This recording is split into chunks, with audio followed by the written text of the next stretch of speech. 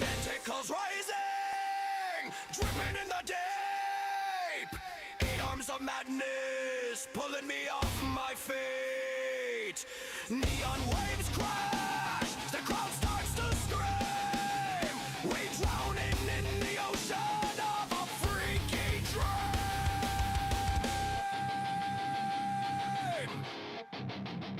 Spray me with that idol, tsunami of chaos, salty and juicy. Spray me with that idol, ride the current wild, electrify me.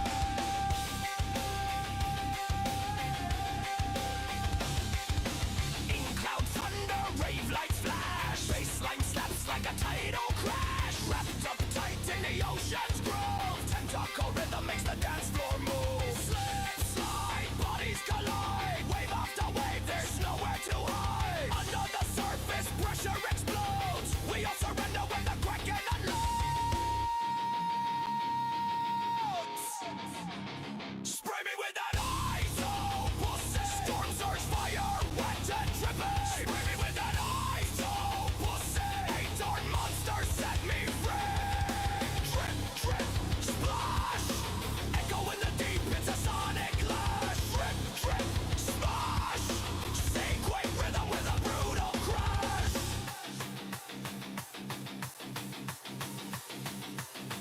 Bioluminescent glow in the night. Liquid fire dancing in the strobe light. Salt in the veins, fever in the tide. The ocean roars louder than the sky. Spray me with that ISO pussy. Throw me in waves, chaotic and I am the CVZ slop content creator. rave till the dawn, electrify me. I accept that title. Alright.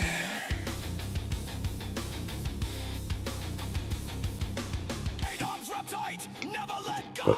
Drag me to the abyss where the wild beats flow. It's a pussy storm, hear the battle cry. Spray me one more time before I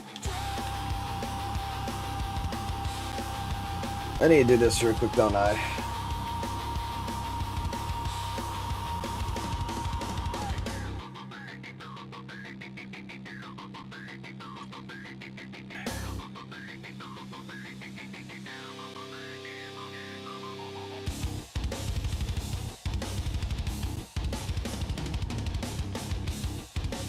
Need a fortune. I am. Officer 148. Don't look at me. I'm sorry. I've got your back. Starlight, it's time to shine. If we're gonna do this without that, then we're gonna take off 2 things up here. Hold a gun, and I hold a gun. Your fortune seems. Want my? It's up. Don't just think ahead, Mick. I I have. Wanna see the. Today's reading. This is the. Is it? Zokaku. I'm. You ready and wait? You know. I really like. Take a deep. Got it. Ready for If you need help, I'll help you with. I shall follow your orders. Hey, don't look. Waiting for. Yahoo! Let's do something summer. I'm here, so we.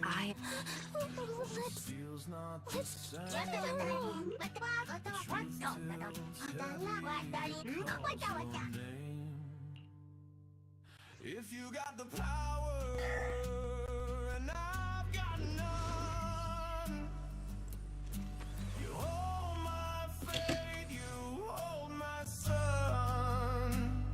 Do this real quick. Gripping just cold steel.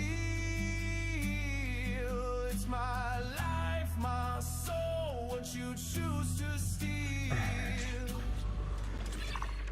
Empty hands meet, and reason can rise, but a weapon speaks louder than 1,000 cries.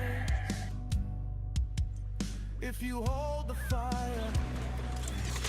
and I hold the flame, we fight for survival in this wicked game.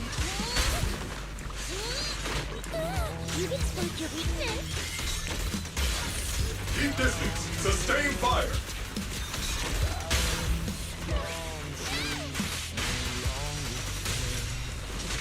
If you got the power,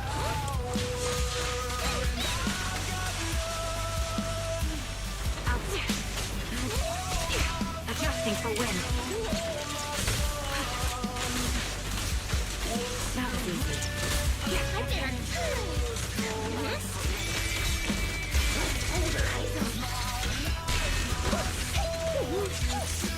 Treat him to that. one trigger pull, one choice tonight, one shadow falls, one story. This might work. Need a shower? It's raining too. Hey, genius. Lock on.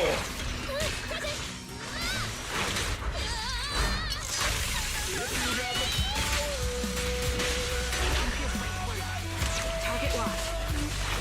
My bullets are one with the wind.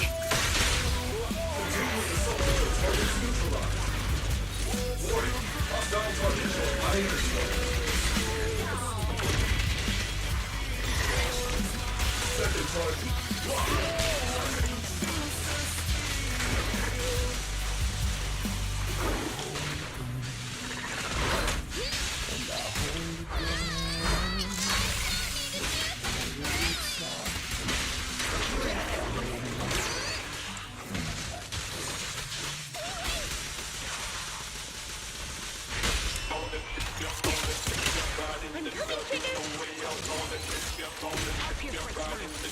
Trigger.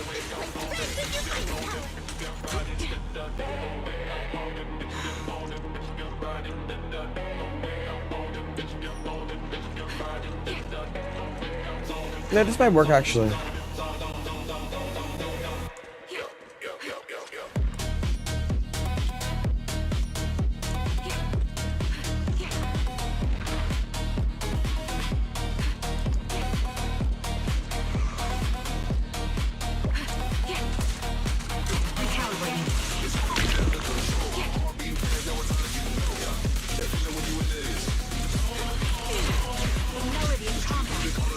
Sniper's Creed.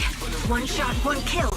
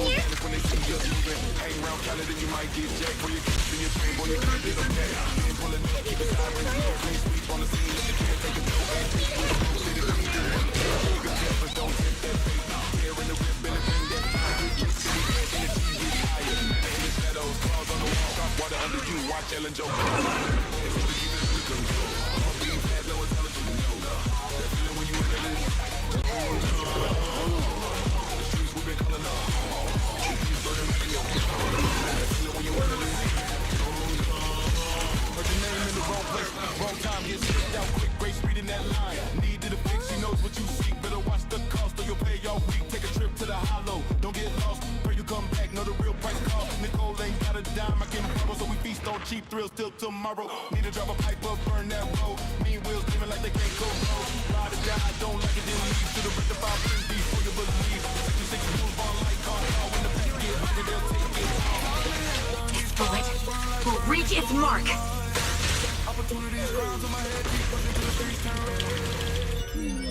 Definitely not my type. It's going a little harder, won't it?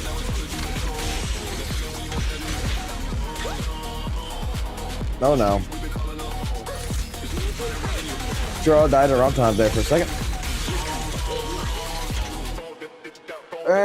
Give me a cable. Where's my cable? Where's my fucking cable? Give me a cable. I need to fucking charge it. Come on.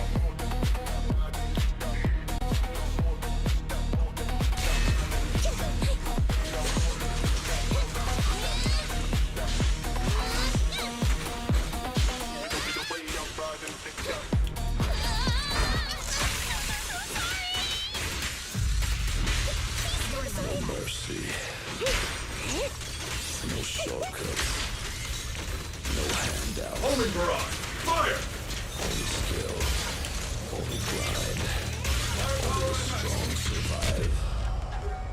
Gundam, bitch.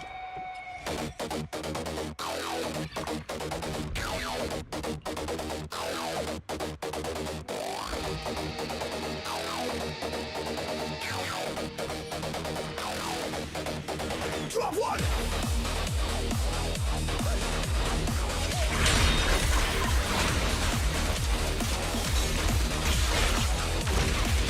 Need a shower? It's raining shower. Get good! Get going! GachaWars time with the skill is on! My grips are one with the wind.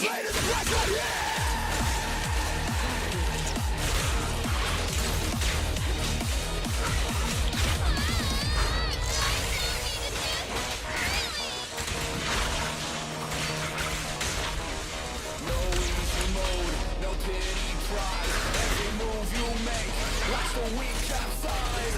Learn the patterns, sharpen the blade. One mistake, and you're in the grave. Give him a full salvo, senior.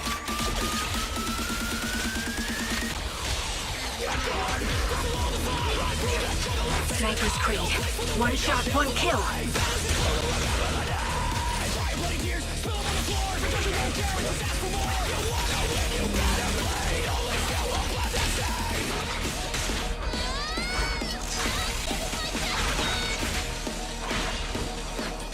Push the combo, dodge the blow, miss one step in, down you go. Cry for mercy, beg for aid. Telescope that next skill that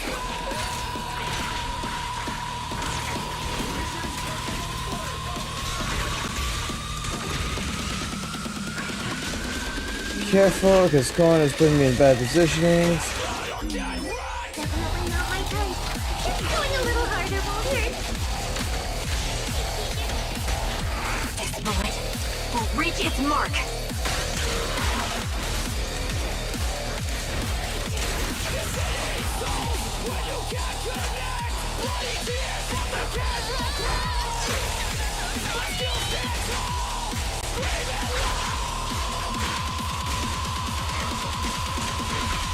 every frame counts, every parry's true. This world don't care, it's all on you. So sharpen your hands, let the rhythm flow. Zenless only loves those who know. Need a shower? It's raining shower. Only sharpened minds make it through the grave. Casual cries echo through the night. Let the skill My grips are one with the wind.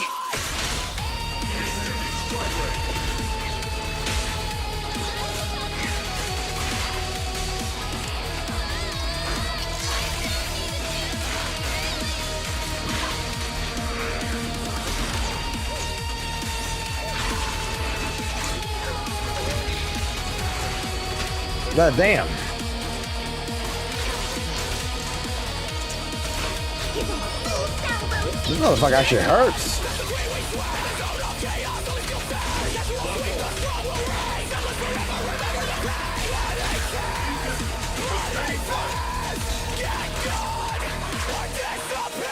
Sniper's Creed.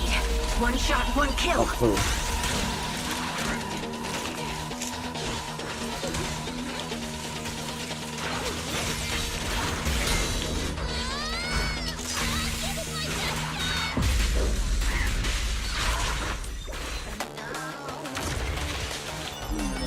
Definitely not my type. Just going a little harder won't hurt. Did not realize how hard that was gonna hurt. Holy shit.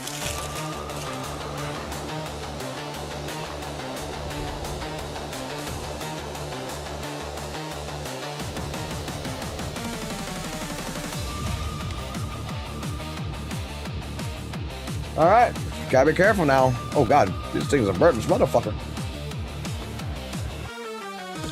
Rolling sirens, lights go red. The defilers coming, better play dead. Chains rattle, shadows creep. Once she's inside, there's no We'll take it, let's go. hide your ass. Yeah, don't look back. She's loading up for a midnight attack. Oh, fuck me. Tits bounce with a devilish grin. The night Cherry fucking coke. Ah. no escape, no place to hide. She's got a I ain't doing this shit. Hold on.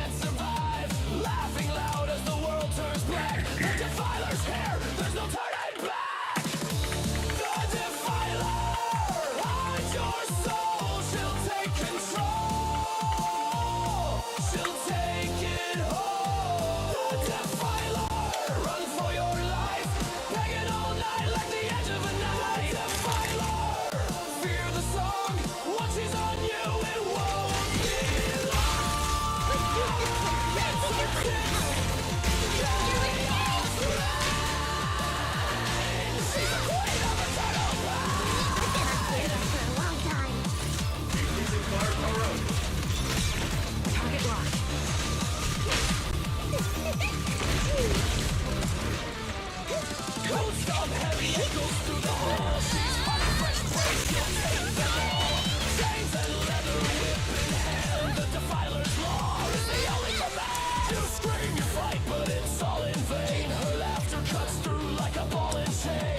I learned to play corn if I'm gonna do this shit right.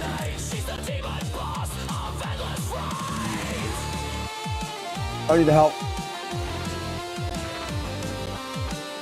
We definitely need a health increasement.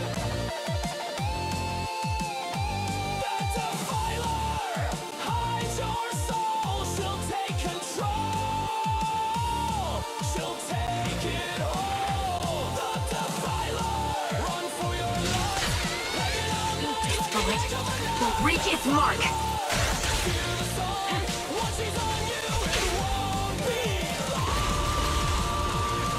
Need a shower? It's raining shower.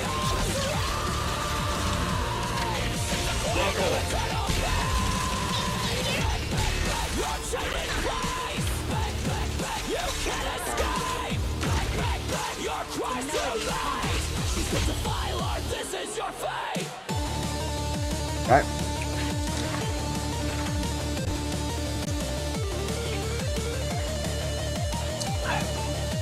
Adjusting for wind. Evasive formation. Try.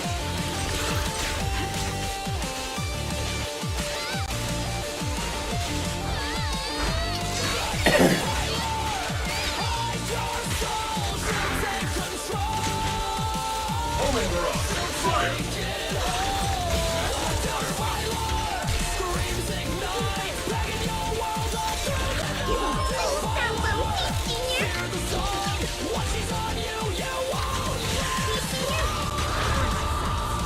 Evasion activate. My threats are one with the wind.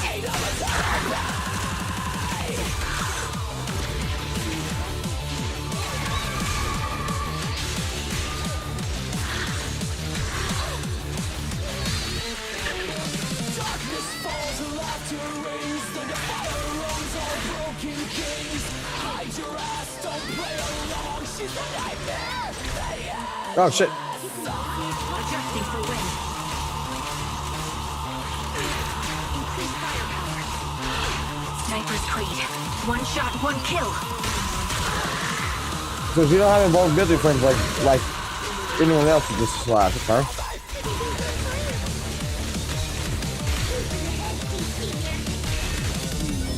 Definitely not my type. Just going a little harder won't hurt. That would be better using that one Joe then. No mercy. No. Copy. I'm here. Moving speed. It'll be okay. I had to make it speed.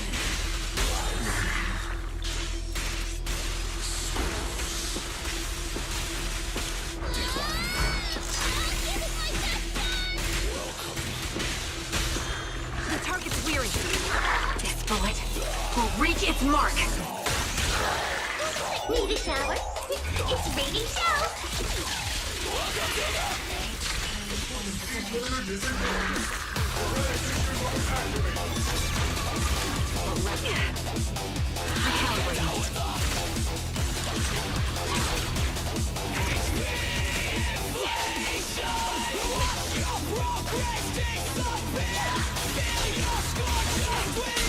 My bullets are one with the wind. The boss won't die, that bar won't break. Every hit you land, they just regenerate.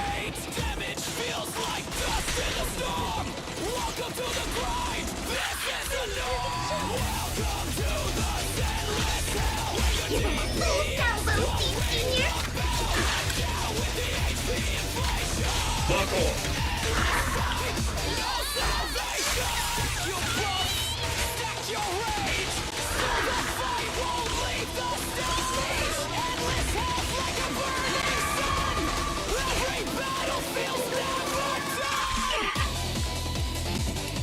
Corn died.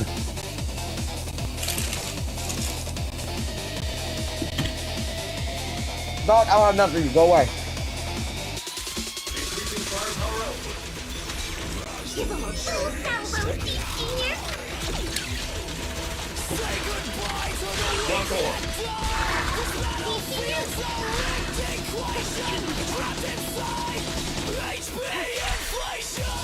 My bullets are one with the wind. I'll use it for another thing then.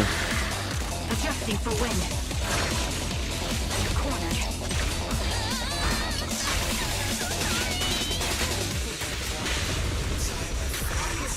Lost inside these endless raids. Your quips explode. The numbers lie.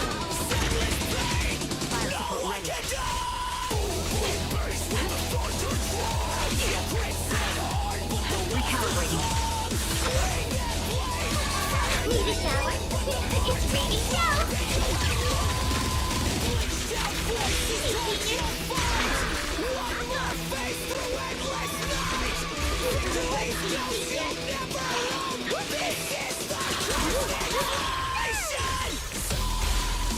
Sniper's Creed.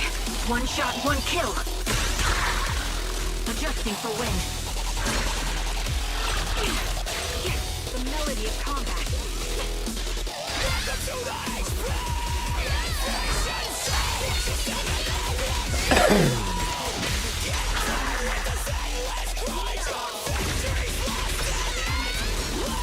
Keep distance. Sustain fire.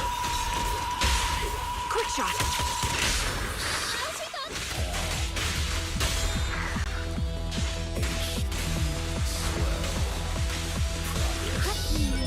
Definitely not my type.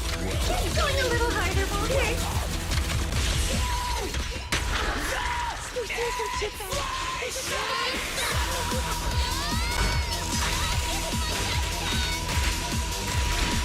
This bullet will reach its mark. Try this instead.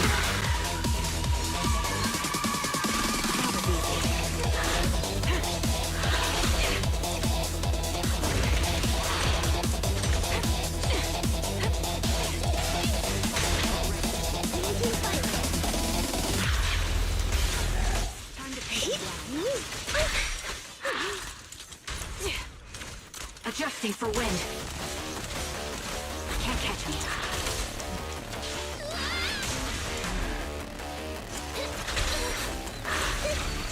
Hostile target is hijacked. Stimulating attacks. Give him a full salvo, Senior. I am never gonna operate this thing again, that's for sure.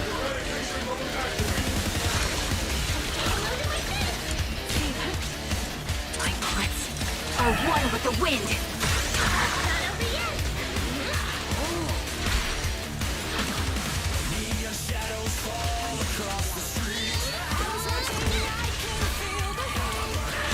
God damn. engines roaring deep inside my chest. Every heartbeat pounding through the test.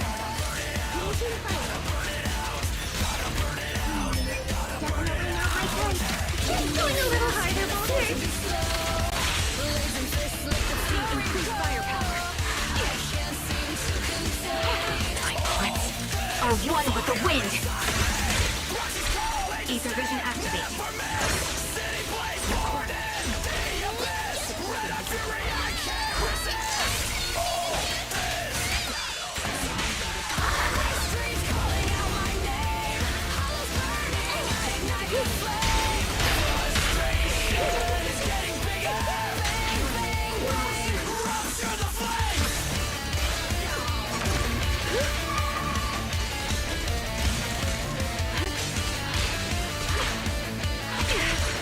What? Controller! Oh my god. Don't die in the middle of this shit, please. I can hear the call. I am fighting with a fuck controller dying at the same time. This is not working. Need a shower? It's baby shower. Actually, can I do this with a fucking dying controller is the question. Keep distance. Sustain fire. My bullets are one with the wind.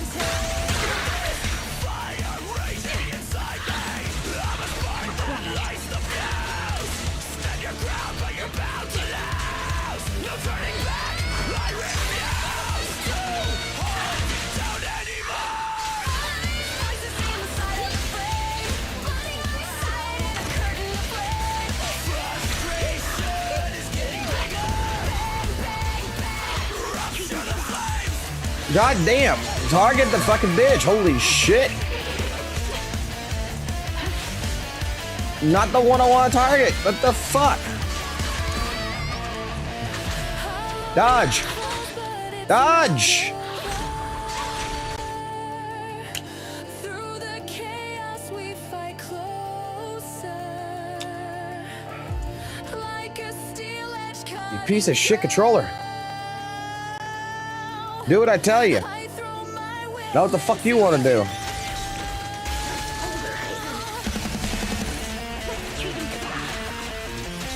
Give him a full salvo, senior.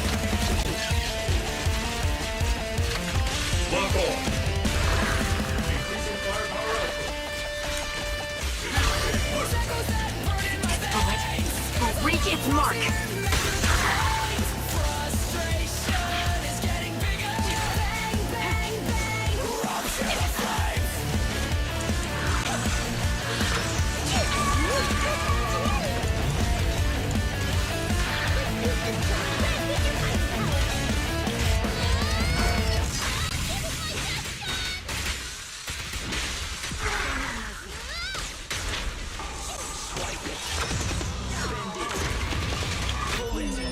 Definitely not my type. Keep going a little harder, Boulder. Hey, senior. Target locked. Dodge.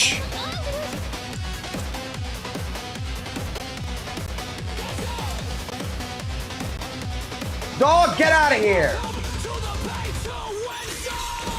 Stop knocking him into my chair.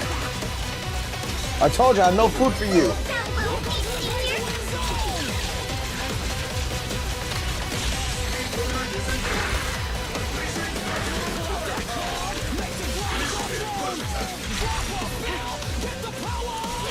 Adjusting for wind.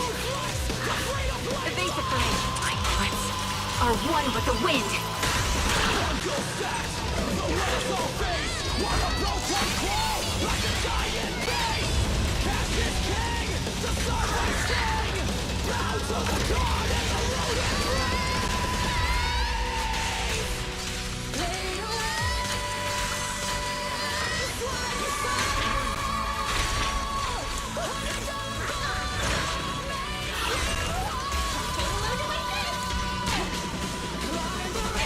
The melody of combat. Need a shower? It's baby shower.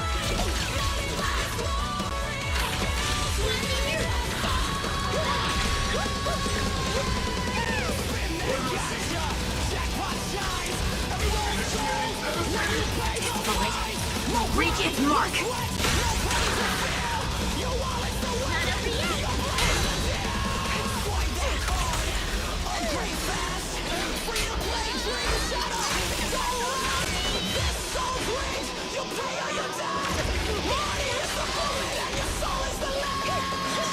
yet.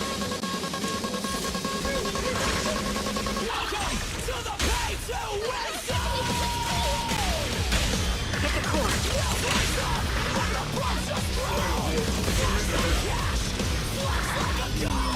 Definitely not my type.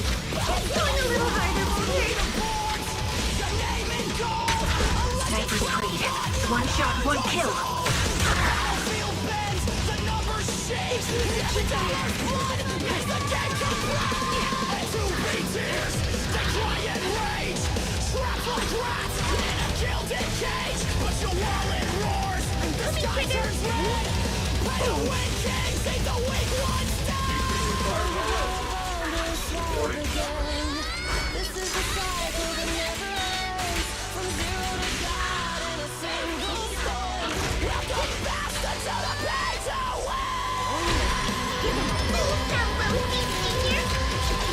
Keep popping the alts, baby. Lock on.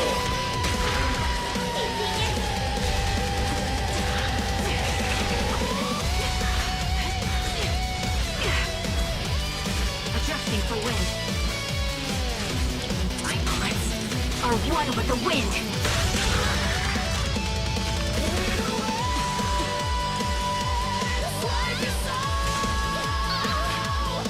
Why is it not targeting shit the way I want to? Oh, motherfucker. I give up. I give up on that team. Nope, nope. Corin, I'm sorry. You're not for me. I don't like you. I'm better off using fucking Ellen Joe.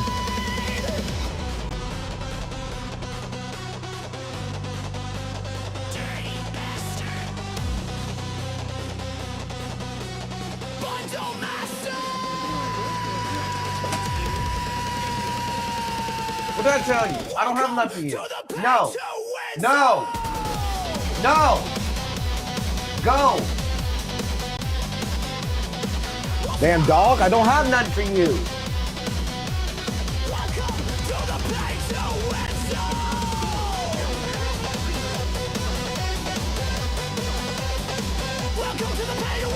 No dog, I don't have nothing for you. Goddamn dog fucking annoying the shit out of me right now. Time for some dope. Officer, I own one. Pick me. What else are on here? You know what? No way. Fuck this shit. I'm doing this the right way. I'm using a fucking team I can do. You're right. Where are we going? I'm doing a goddamn guarantee team.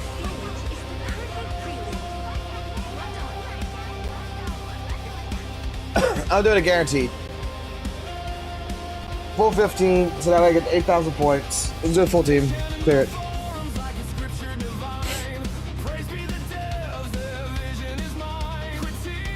Back to difficulty, let's go.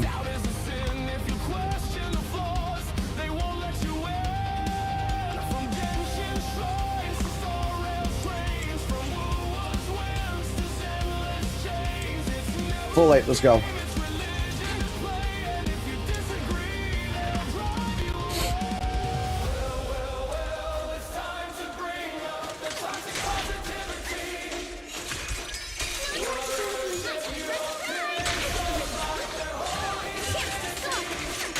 This way I don't have to worry about fucking dodging. I got iframes to worry about.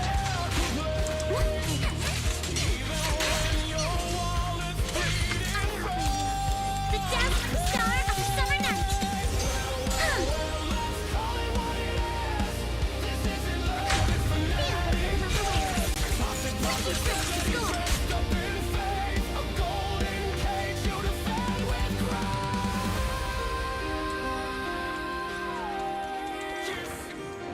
You say the bugs are featured.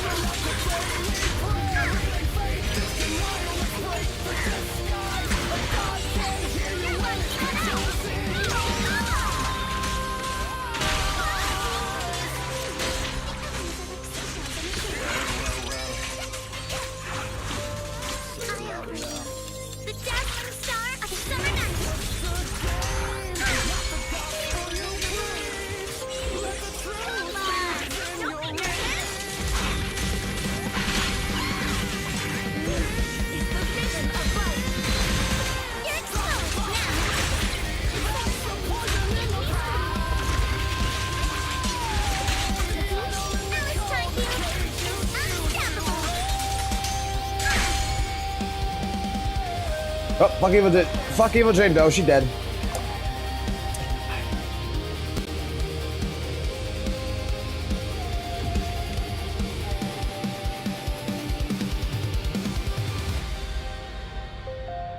I need to clear all this out before we can do any of the fucking talks, because there's a lot of shit that we gotta talk about. I want to play a little bit, that's why I'm ignoring the chat, I'm ignoring everything, because I don't want to get distracted. I want to finish when I want to finish, clear what I need to clear. Because tomorrow is Seed Day, where I play nothing but Seed. We build Seed, we do a store, we do everything with Seed tomorrow. And don't care about that. We dig deep and we pave the way.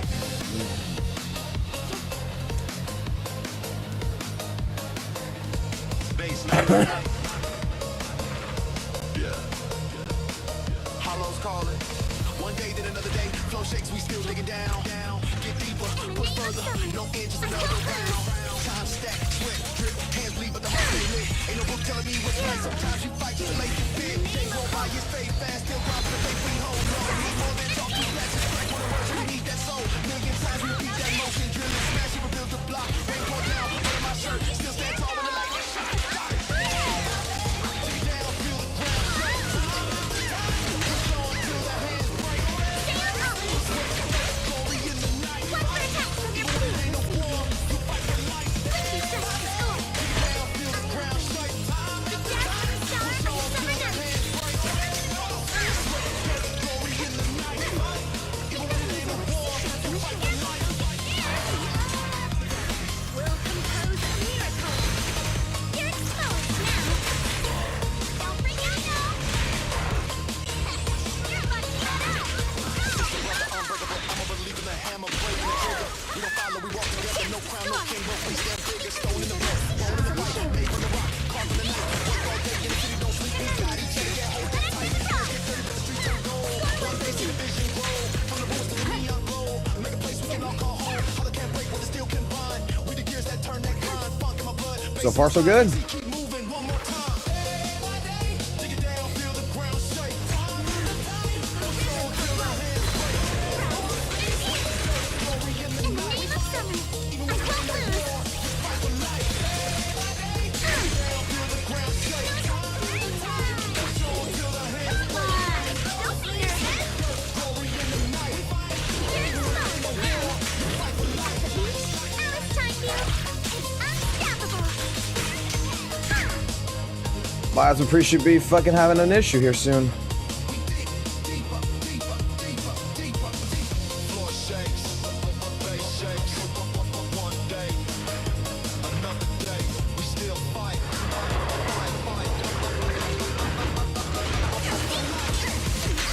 Feel the rhythm of the waves. Time for a surprise. Sword technique for summer nights. In the name of hope, trust, and peace. How about this? You're getting scared. Don't get scared, no. Alright. Chance to score. The dazzling star of summer nights. Quickly stretch to score. This. That's a menacing Pop this in. Pop this in.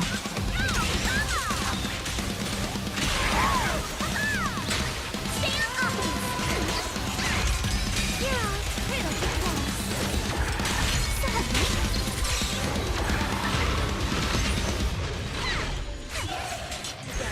Will compose a miracle. You're exposed now. You can't don't freak out now. Come on, don't be nervous. Chance to score. In the name of summer, I won't lose. In the name of summer, your health is almost fucking gone, motherfucker. The rhythm of life. Press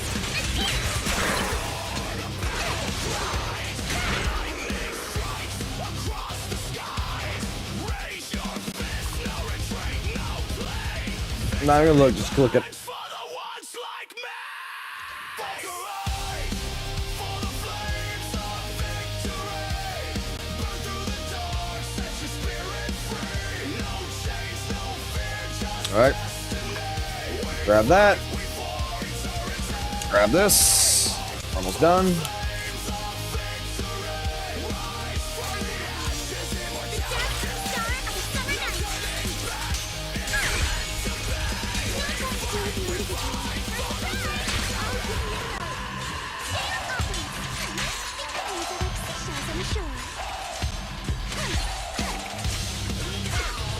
Oh. 3, 2, and 1.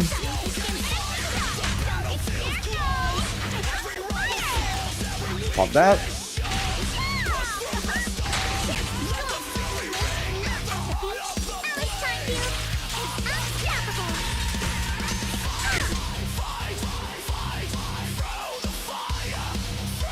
Control's not dead yet.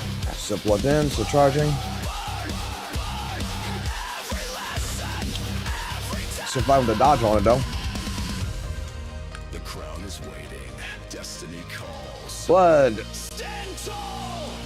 Rise strong. Never fall. Alright.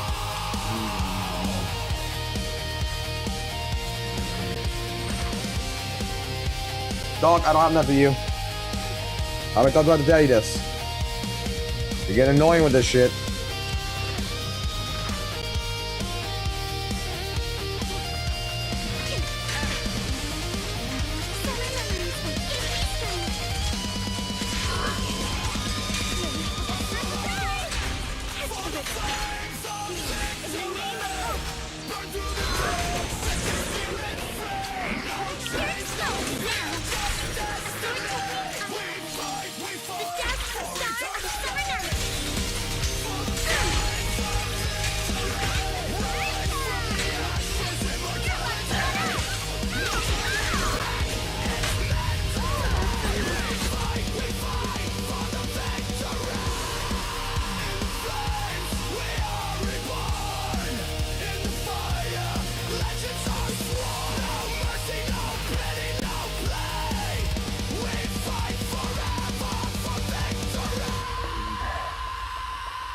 Alright, final fucking goddamn crucifix here.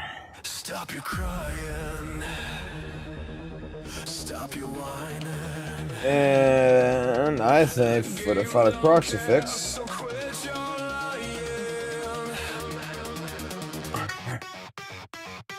I'm gonna load this song.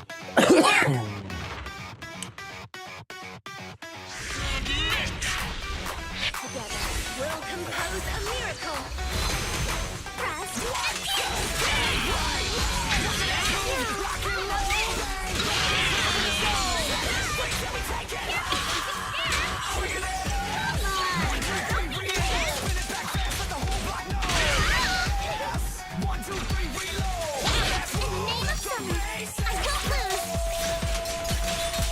Get that fucking shield off, motherfucker.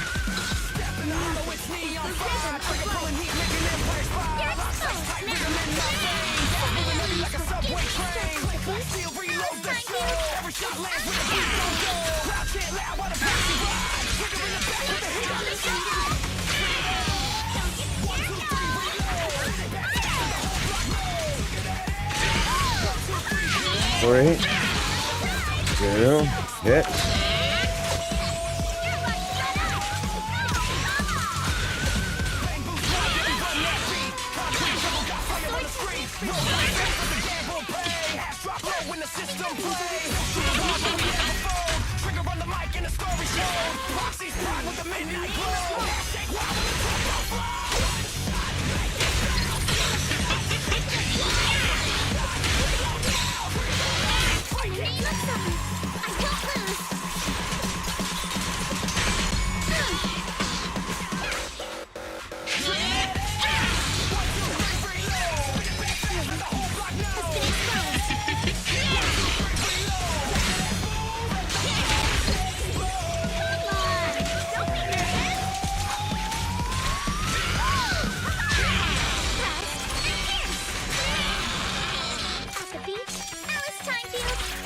Do I have enough time to do, son?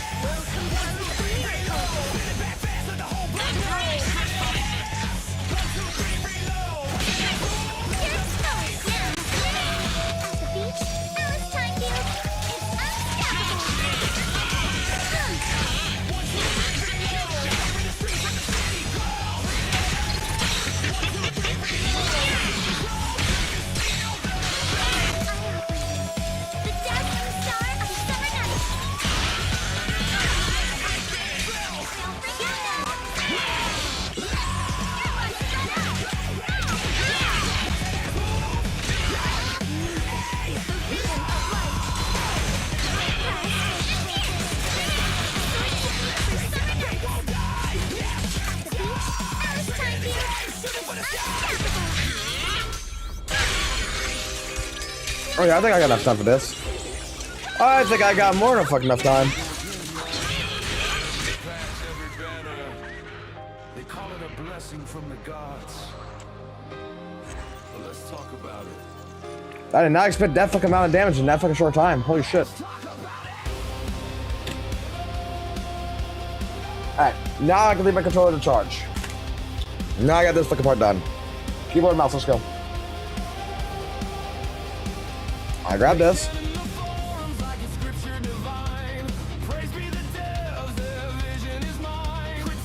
Claim all this. Back out, back out. Don't claim yet. What's that claim? What's that claimed?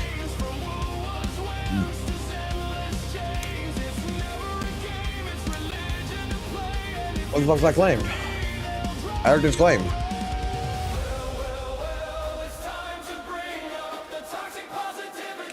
I heard it's claimed.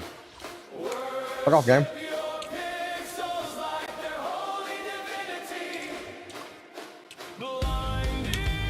I got my 1,000 there.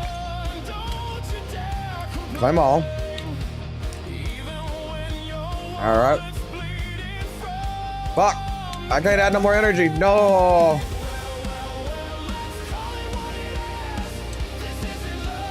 Alright.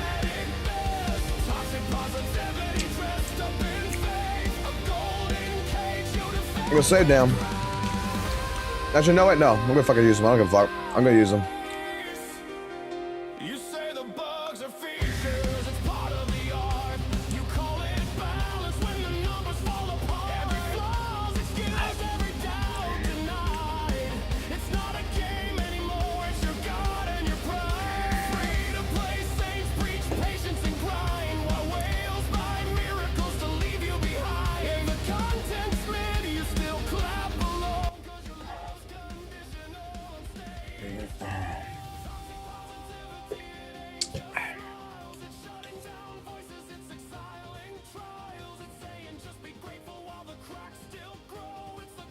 Why the fuck y'all talking about WUWA? Why the fuck are y'all discussing WUWA?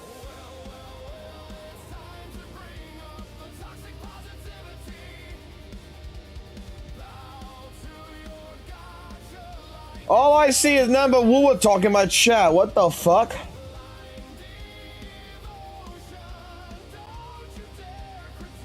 We're just here chat. I'm ignoring the fuck out of y'all. Y'all talking about nothing but goddamn fucking WUWA right here.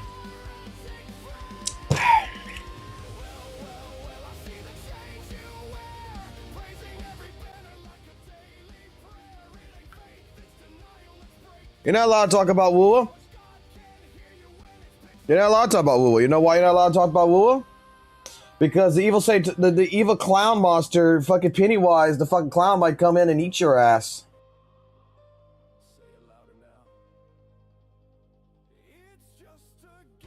Aren't y'all worried?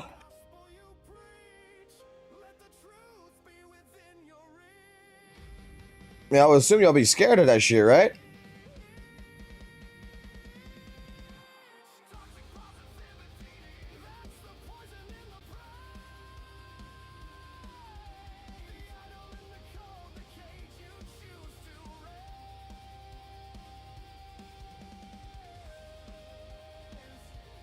Now, why is this not showing up?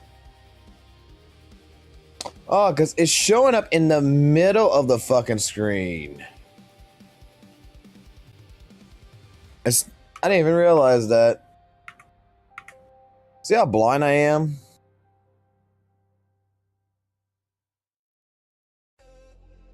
Like, I turn on this shit and be like, yo, why the fuck is the thing? And it's in the middle of the fucking screen.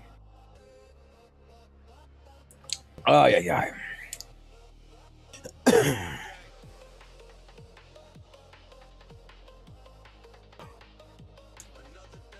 No, you might have a fucking clown monster who's gonna come in and tell you they're fucking wrong. Like I gotta give credit where credit is due. The sad part is that I gotta give credit where credit's due. There is some WUWA content creators right now that is actually noticing the shit that has been talked about, and that's like they're finally realizing, like, bro, there's no fucking real end game right now. There's a lot of fucking plot holes to the fucking story. Where's the old characters? Like, but the thing is, at least they all, like, they're optimistic. They're completely optimistic that something is going to happen. Like, this can't last forever. That Kuro's going to cook. That it's going to get better. It's going to get better in the long run.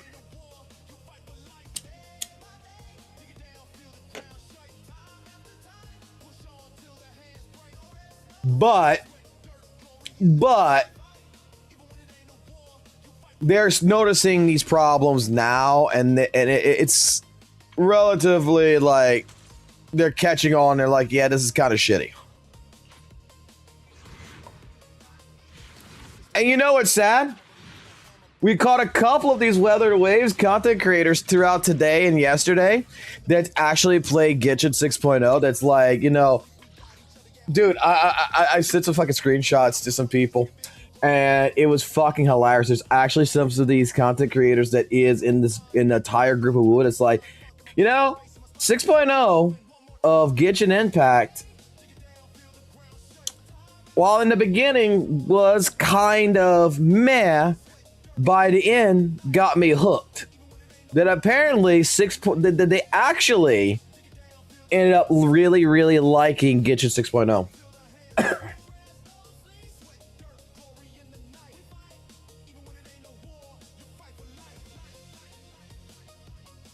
What's this? Oh, we already watched this. We were already watching this morning. I mean, we can rewatch it. I got a few videos I gotta watch.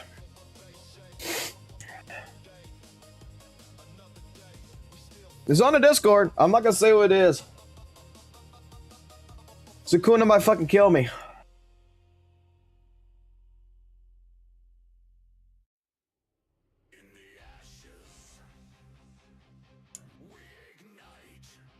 Well, I didn't get to finish this. Like, we got right here in the video. I didn't get to actually finish the entire video. So I don't mind rewatching this all over from the beginning. There's actually some people in here. You know what's fucking hilarious? You guys mind if I call out some people real quick? There is actually a couple of people that's in this chat right here that's talking in his chat. Now, I'm not going to call them out. I'm not going to call them exactly out. But there's a couple people that is in his chat that legitimately, I was reading his chat more, and then Vincent came in, and then I had the conversation with Vincent. But there's a couple people in his YouTube chat right here that I was like noticing that these are some of the people that was in my fucking chat that when I started playing ZZZ, that they fucking called me a traitor and all this other shit, that they were at my ass. They're on my fucking balls, fucking telling me to go, basically to go fuck myself. And I'm reading them in here, and they're agreeing with his fucking points. They're agreeing with a WUWA content creator telling you that the end game fucking sucks. And when I talked about it, I was wrong.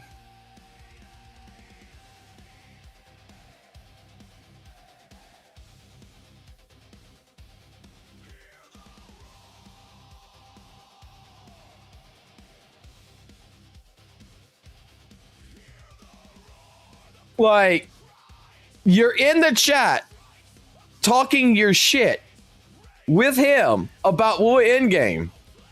But 2 months ago, not 2 months ago, but like 4 months ago or whatever, you're in my chat fucking telling me that I am a fucking bad person, that I am wrong about WUWA, that the end game is great, all this other stuff that I don't know what the fuck I'm talking about. No, it's not noisy. It's other people.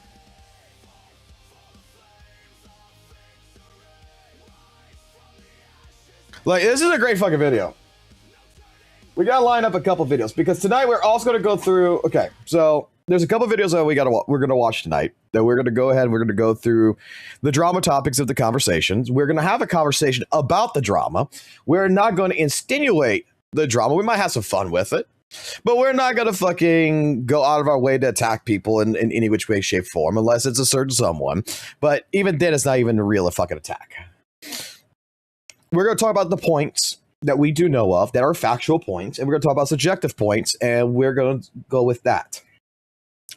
At the same point in time, we're going to handle, like I said, we're going to handle a couple videos.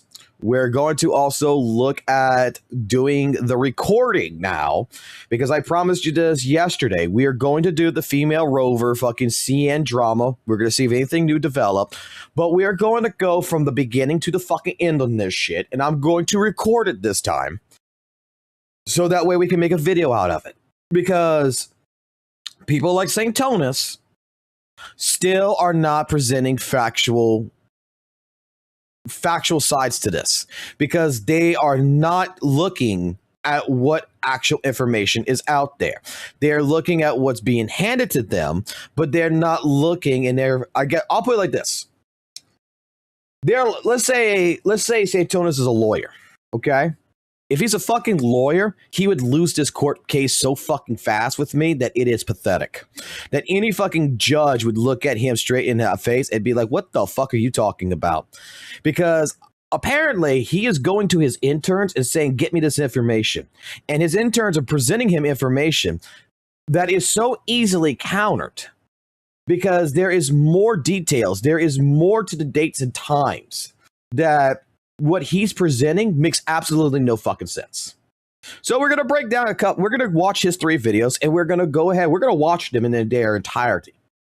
And then we're going to do the rover fucking information that we have. And I'm going to start from the beginning to the end, and we're going to do exactly what the fuck we did last time. We're going to break down each section. We're going to record it so that way I can post a fucking video on it. There is other videos that and some other screenshots and some other information that has came in light with an ex-ZZZ content creator that switched to the Weather and Wave side. That if we're gonna watch some things that some of you guys have presented in the Discord, we're gonna look at that because blatantly, well, actually, not blatantly, it's bluntly on this one. This actually makes it to where it seems like he lied in his videos. Because new information came in light about someone talking about how great the Weather and Wave story is and everything else and how shitty ZZ is now, but admits that they bought an account and they did not play the story. And they're claiming that they have a second account that they're playing the story, but when asked questions about the story, they haven't gotten far into the story. Kind of funny, huh? It's kind of funny that your very first video about saying, hey, look, I'm going to drop ZZZ and I'm going to play Weather and Waves because the story, the world, it's interesting to see how these characters and everything else comes into the world and how they make up the world. And then you're on a live stream caught in 4K basically saying, yeah, I didn't play the story. I just bought this account. But don't worry, guys. I do have another account, and when I get a chance, I'll play the story. So how can you make that factual statement in a video if you don't know the story? Like, Dude, when I first switched over to ZZZ, yeah, I didn't fucking play the story originally. I played the end game and stuff and everything else. And after that, within 2 or 3 days, I got into doing the story because I said, okay, let me get the different aspects of what Zenless Zone Zero has to offer in order for me to actually properly make a review whether or not I'm going to like this or not. And holy shit, the fucking story is really fucking good. We sat here. I had fucking Dr. Medical, I had Musical Skull, I had several different people, Chris and them, that was sitting here in my chat while I was playing the entire story. That's when I first started. We had like 10 people in the fucking chat. And straight up, I sat here, instead of talking and bitching about CCs, I dedicated 2 fucking streams to doing the story of Zenless Zone Zero. And that's the reason why, like, you know, I wasn't interested in Trigger, but holy shit, after doing the companion story and technically for Trigger, I had to get Trigger. Like, I'm sorry, the story sold me on fucking Trigger so fucking hard.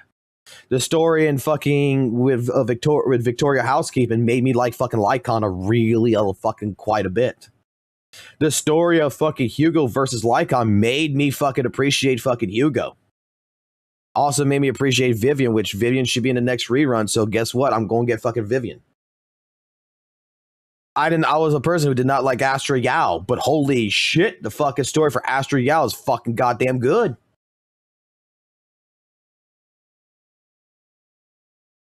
I wasn't one that really cared for fucking Caesar, but holy shit, I'm not gonna lie. Even though it was a little corny, I'm not gonna lie, it's a little corny.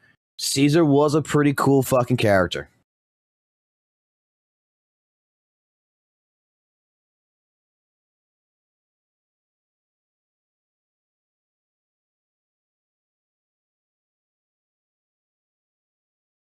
So that's why, like, I'm going to say tonight, let's just go ahead. Let's talk about all of it. Let's expose everything that we need to expose. Let's discuss a couple of different problems that we see. Let's have some fucking fun. It is the fucking weekend. I'm not allowed to drink because, you know, I have medical conditions with my fucking liver. I have no more gallbladder. I have a lot of fucking medical problems, but it doesn't mean you guys can't drink. So go ahead and be some alcoholics tonight, guys. Because apparently my personality is always that of an alcoholic. And you shouldn't trust me in any which way, shape, form, because I'm a little crazy. I'm a little mentally disabled. It's theorized in the community that I might be gay. So, first video we're going to watch. I did not get to finish it yesterday. You can all thank Vincent, our resident. Actually, Vincent's also got a video too that I want to go watch too because of some stuff with WUWA that he's got going. So let's go ahead and let's watch this. And oh boy, we got some more videos that's out. Yeah, why not? Let's make it a great fucking night. How's that go? You know what? Let's make it a great fucking night. I need to adjust the volume though. I think I'm gonna need to adjust the volume on this so that way for when we do recording purposes, it makes it a little bit easier on my ass. So let's bring this up to about 45%. So first video we're going to end up watching. All right, proxy. So the first video that we're going to end up watching is from Skull, CJ, and apparently the video he's got is that WUWA in-game sucks. Now, I'm going to say it like this, is that I've already pre-watched this video. I've already got to a certain point and I got distracted with something else and I had to go to work this morning, so I couldn't finish watching the entire video.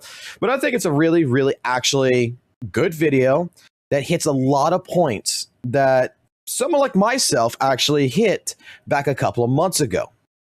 And we'll get through it. We'll talk about it. I will pause here and there on the video, but let's go ahead and let's let Skull CJ start with what he needs to say. What's good, guys? So today I really want to talk about the state of endgame in WUWA, because I'm gonna be honest with you, I play this game a whole lot. I love this game. I invest a lot of time, a lot of money. We theory craft before a character comes out. We do tons of hours in our Discord, chatting it up, theory crafting, testing numbers, doing everything revolving around Withering Waves, team building, optimizing synergies. And I'm gonna be honest with you, I am tired of the end game or lack of end game in WUWA. There is absolutely jack shit to do in the end game of this game. And I'm not just talking to y'all from the perspective of someone that has S6 R5 units. I'm talking in general, bro. There really isn't jack shit to do in the end game of Withering Waves. Every time tower resets, if you're somewhat of a veteran player or you've been playing for a few months, you clear tower the day it comes out and you're done. Whimpering Waste, reset, and let's just be honest, that game mode is an absolute dog shit pile of steaming hot trash in terms of endgame. It is absolutely just garbage, bro. How is it possible that when you look at a game mode like Tower of Adversity, right? You have all these characters that are so good, so fun, that you could use so many different comps to clear Tower of Adversity. There are so many DPSs that you could use to clear this game mode. So many different teams that have great synergies that can do so much work in Tower of Adversity. You have, you know, Augusta that came out recently. You have Furlova that can do work. You have the Mono Fusion team that can do work. You have Cardathea that can do work. You have Zani. You know, you have Brandt is doing work. You have Phoebe in there. You have Carlotta. You have all these teams that can do so good in Tower of Adversity. And then we move on over to goddamn Whimpering Waste, which is the one of two game modes that we have for Endgame. And it's so trash. Like, you literally have the best character right now for Whimpering Waste. That Let me go ahead and pause it right here, okay? Because he's going to talk about how Furlova here is the best character for Whimpering Waste. Can I be honest? You know how trash, honestly, Whimpering Waste is, in my personal opinion. Okay? And this is going to be a subjective, but also a factual take that I'm going to give you.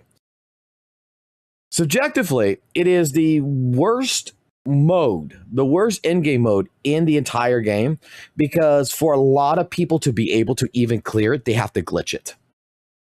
They have to use the spin wheel fucking glitch method to execute additional damage, and they can cheese the fuck out of it.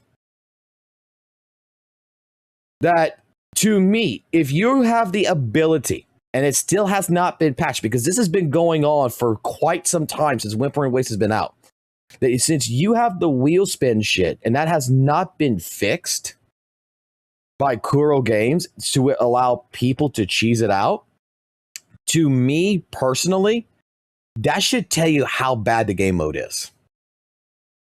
That basically a game-breaking glitch like that still exists that allows the players to fucking get like 7K fucking score. You guys showed me earlier, like last night's live stream, whatever, a video of like the Camellia, not the Camellia team. It was a 4-star team with like Verana, Sanwa, and I forgot what the other character was, but straight up, they're just going in. No, it was Yuhu, and just pausing it and going, and you see the time phasing coming out and everything, and it's just doing, Yuhu is just doing extreme amounts of damage, just like the Brandt's thing. So that, to me, subjectively, I will put, kind of tells you that the game mode might be kind of a little bit kind of shitty. And that is to me, it's factual that it is a glitch.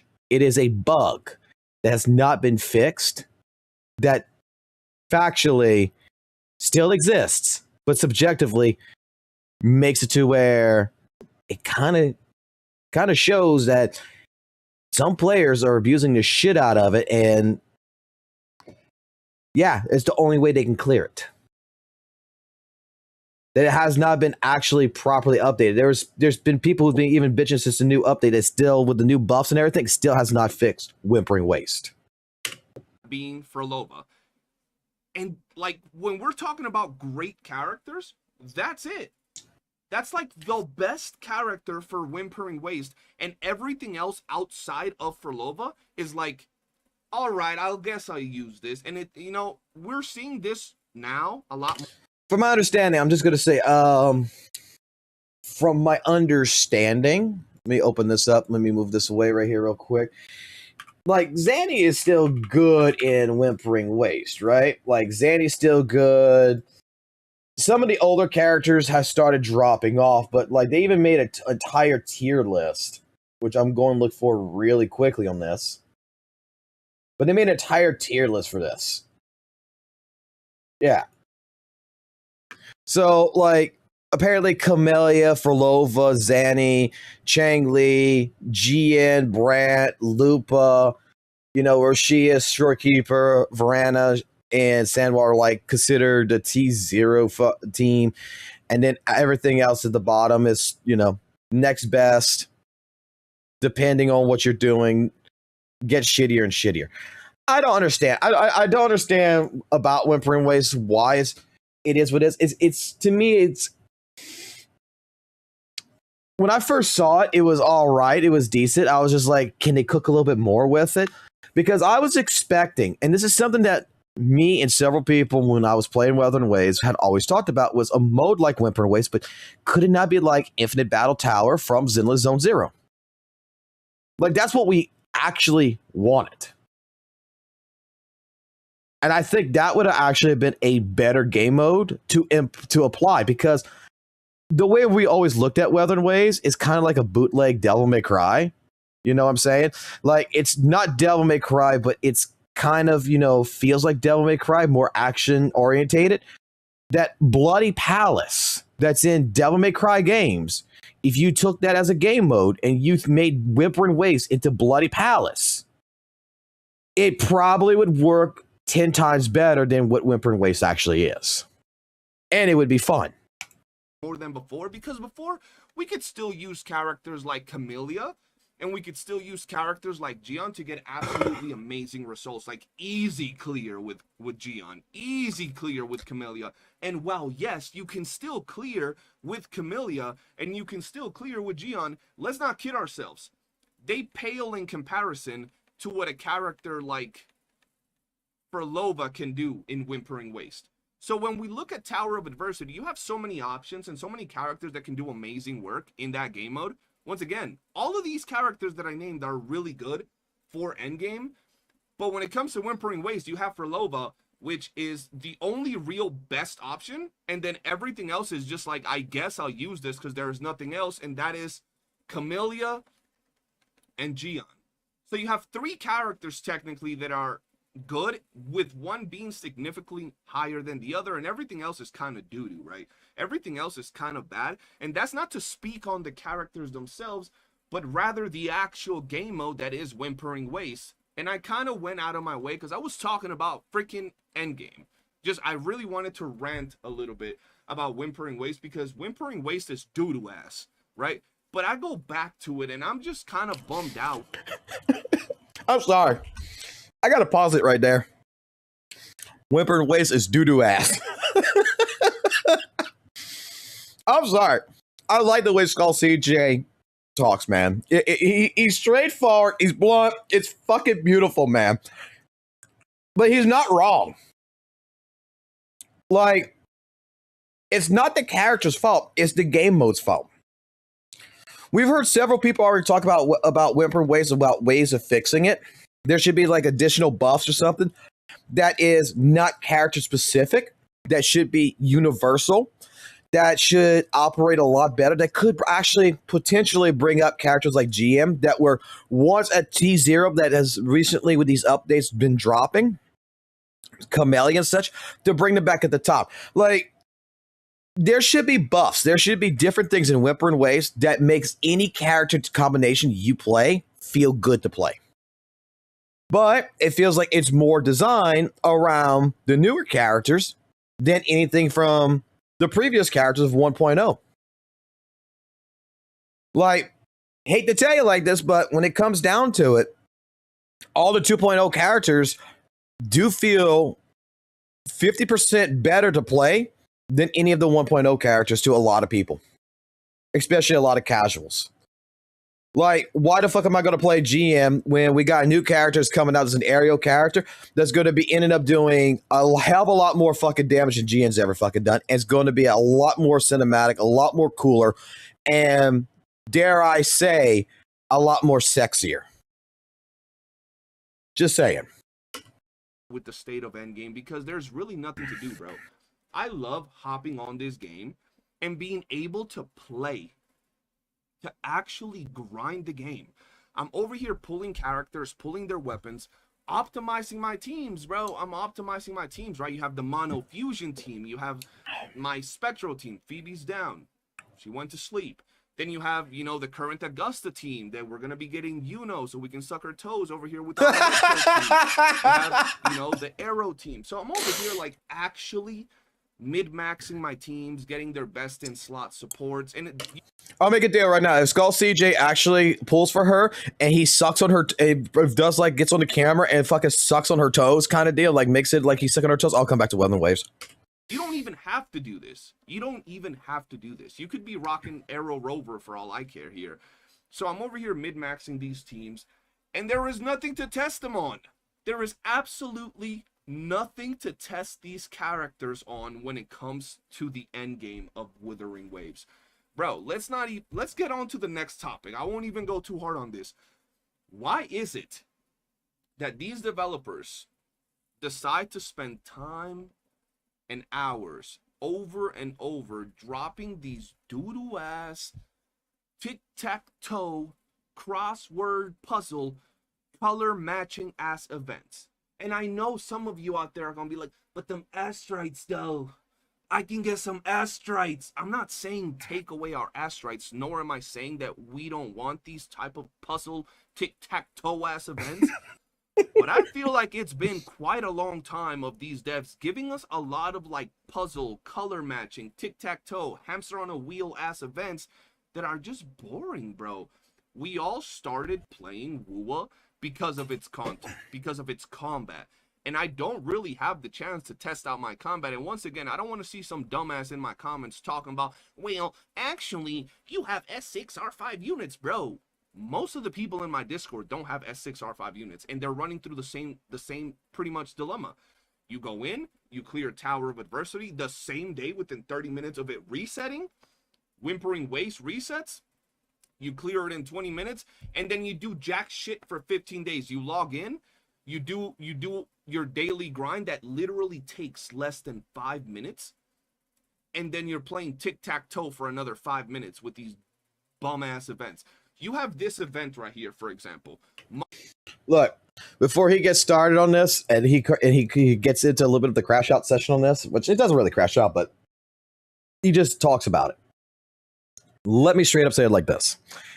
Every single gacha game I've played has these types of events, but even in Zenless Zone Zero, okay, which Zenless Zone Zero has these types of events too, right? Like go take a picture or something, go ahead and do like the little puzzle deals. It does have it. It does have it. I've seen it.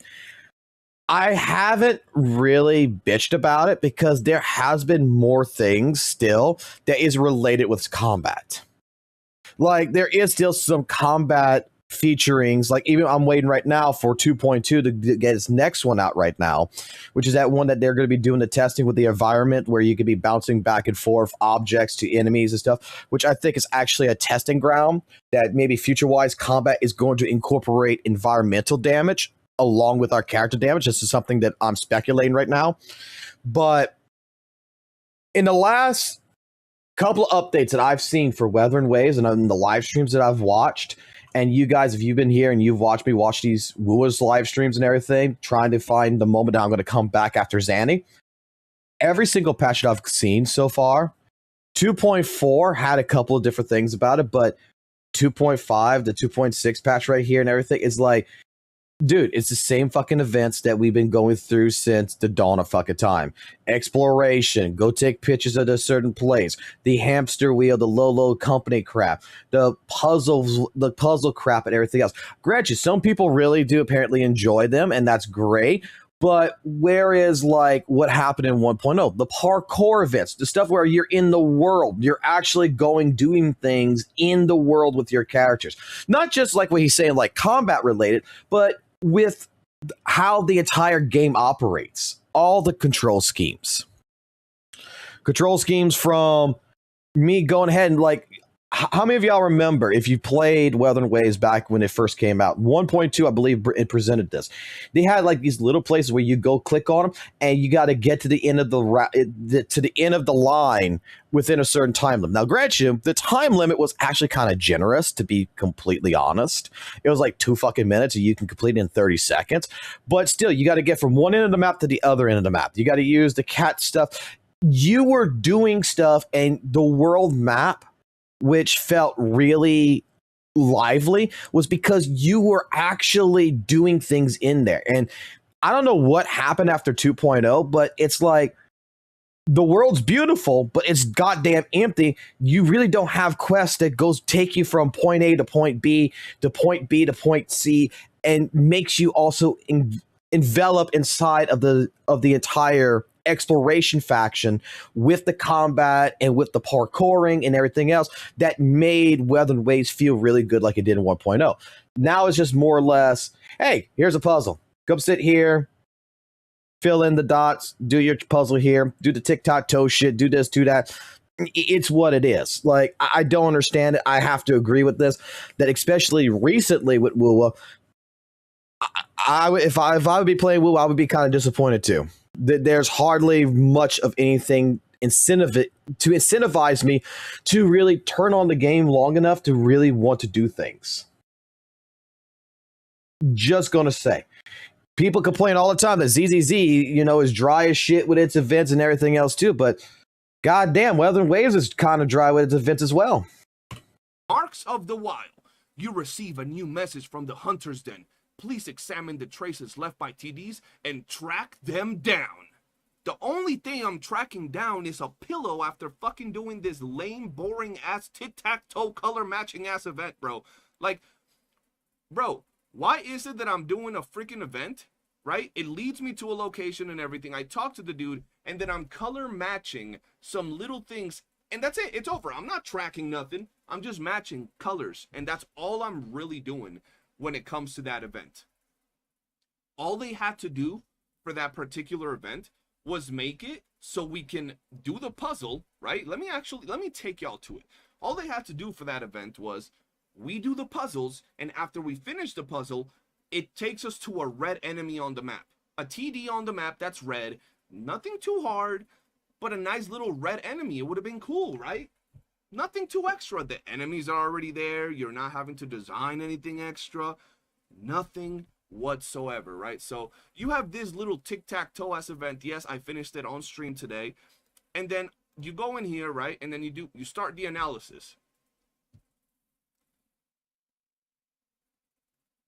What are we talking about, bro? Like, what are we talking about right here, bro? Like, that's it.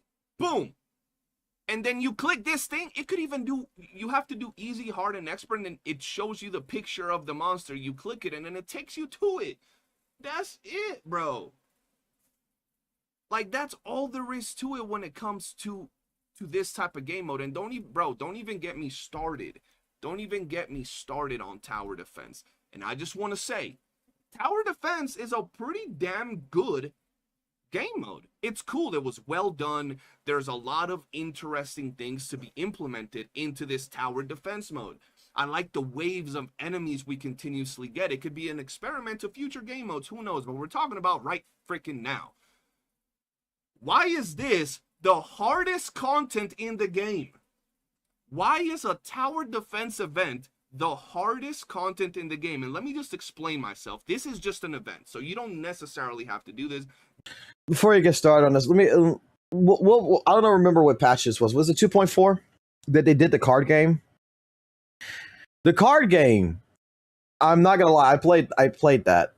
I actually played it. It was like played fucking Yu-Gi-Oh in WUWA, and it was actually really fucking fun. And my biggest complaint about it is once it's done, it's done. There's nothing else to do with it. Like, why couldn't I be PvP? Why can I not play against other people with cards? You're introducing, like, I'm pretty sure even the tower defense in this, which is a permanent event, and I'll play it later on, it's probably fucking amazing. It's probably really fucking good. The card game was actually, in my personal opinion, really fucking good. And it's a permanent game mode.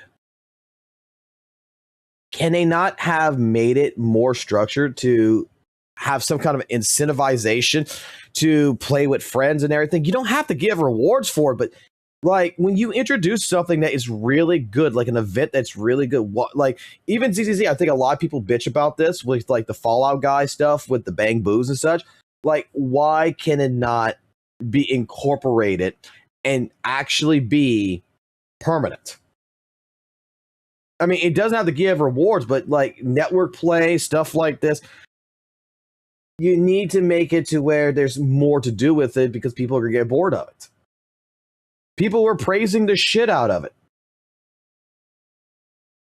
Kuro should be taking a look at something like that and being like, okay, let's implement network play. Let's make it to where you can play with friends. Make it to where when you got a dry spout like this right here, you have something to do with friends. You have something to do. Put a leaderboard on it, you know? Make it to where people are going to fight for the highest score.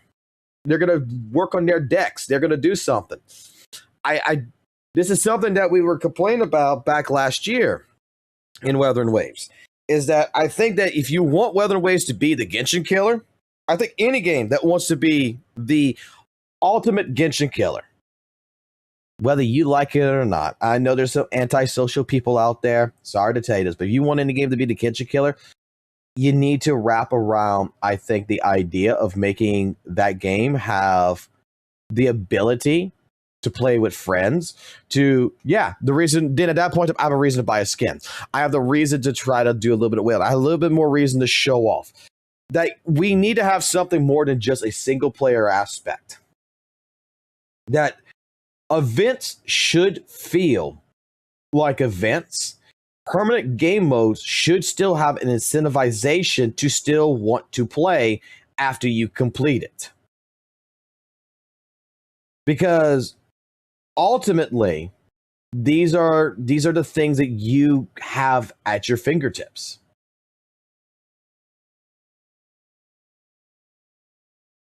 But it is what it is. I mean, all the gacha games are falling through this. I'm just waiting for the first gacha game to actually go ahead and, take a look at these types of flaws and say, you know what, we're not going to do this. We're going to make it to where we want to incorporate, we want to make sure that we incentivize, we want to make sure that we're going to give content to players that you feel good playing and that you want to play, that you have something to do, especially when all the new stuff comes out, you do all the new events, that you still have incentivization to still want to play. It's like, dude, say what the fuck you want. Elusive Death Realms was fucking amazing. And they butchered that. This is not endgame whatsoever, but there's a freaking challenge in here that you get a little challenge card for beating 99 waves of this event. Ask anybody that's actually beat those 99 waves how long it took them to beat those 99 waves. Bro, they were doing this event for days, hours, and the day that they actually beat the 99 waves, it took them hours on end to beat it. Now, what did we get? A little title. Nothing serious at all, but they got a title. They could spend the time in the tower defense event that they enjoy doing to get a little title, which was cool, bro. Stuff to do, bro. Actual stuff to do. But why the hell is this game mode giving players more time, more of a challenge, more difficulty, and more of a learning curve than literally any other freaking game mode in the game? And once again, it's not even a combat event, bro. And I know I sound like I'm pissed. I know I sound like I'm raging. I love WUWA. I love Withering Waves. It's been an amazing time, but I want it to keep improving, right? And I feel that not a lot of people really talk about this or make a video about it. And I'm making this into a video, guys, so go ahead and tell me how you feel. I wonder why people don't like to criticize Weather and Waves. Like, there is people who criticize it. Don't get me wrong. There is people who criticize Weather and Waves. But typically, those are people that I feel like they're in a dark alley. They look both ways before they're crossing the street. They go into a dark alley with a group of people. They make sure that no one's around, and they standing there in the underneath of like this one mysterious light talking to their friends and be like, dude, man, I don't like this shit, man. Like it's a great game, but man, they could do better. And then all of a sudden, somewhere out of the fucking night sky jumps down a dark figure with a snowman head and says, "Did you try my burger today?" And I feel like that entire legendary dark clown of a snowman has legitimately scared off people from wanting to criticize it. Because again, I gotta bring up St. Tonus on this, man, because he has made it to where when people criticize the game, it's a 50-50 fucking shot. Actually, not even a 50-50 shot. It's more like a 75% shot that you're gonna get attacked for making some kind of a criticism to Weather and Waves. I've always stated this. I respect a person who can see the pros, who can see the cons, and who can legitimately, not worry about the repercussions from it. Because there is one man in this world that it feels like he has to own every single bit of criticism, that you need to go through him and be like, Lord, Savior, Jack in the Box, please, can I make a criticism video on Weather and Waves? And I want to talk about this. And he's either got to approve it or disapprove it before you can make that fucking video. So yeah, I'm sorry, CJ. A lot of people probably don't talk about this because they're absolutely, on pins and needles because of this, because of certain traits of the Weather and Waves community and who has been fostering that. I want the game to keep improving, and maybe 3.0 is going to bring some amazing things. I feel that big updates like 2.0, for example, brought a whole lot of change. So maybe 3.0 is going to blow our minds. But right now, God damn, am I bored of playing Withering Waves when it comes to endgame. And I know other people are going to be like, well, just play a different game. You know what? Shut your dirty ass, stank ass mouth. That's what I do every day. But I'm doing this video with the intent of, maybe reaching out to the devs, maybe reaching out to other people that feel the same way. I'm not doing this to doom post WUWA. I'm not doing this to shit talk Withering Waves. No, you're not doing this to shit talk Weather and Waves or anything. What you're doing is that you're trying to find like-minded people who think like you do, and you want to have that conversation with them. If, for example, St. Tonus does not agree with Skull CJ, right? They can agree to disagree. They don't have to communicate with one another.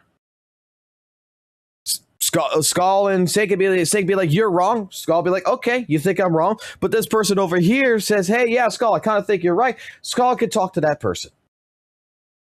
It's about, like, we don't have to be, and this is the problem that I've seen with the WUWA community in regards to this, is that they want to be a hive mind scenario. They want to be like Mass Effect with the Legion, with the Reapers and everything. They want to have a hive mind consensus. Bro, the game's not bad. The game's not going to EOS just because a couple of people who love the game want to criticize it. It's all right. It's good. Let the conversation flow, man. It ain't going to hurt you none. I'm doing it because we want to have a chat. Oftentimes, we praise WUWA. I've literally dropped like 8 videos this week praising Withering Waves and how good they do, how good Kuro has done, how the devs listen. Y'all know what it is. But nothing's perfect in life. There's always things that could have improvement. And I feel that this is one of those things that could definitely improve. Because the endgame feels so boring. I feel like they have so much potential with so many things, but they really want to go the Genshin route. And I'm not throwing shade at Genshin, but it's the same in that regard, where their open worlds just kind of feel pointless after a while.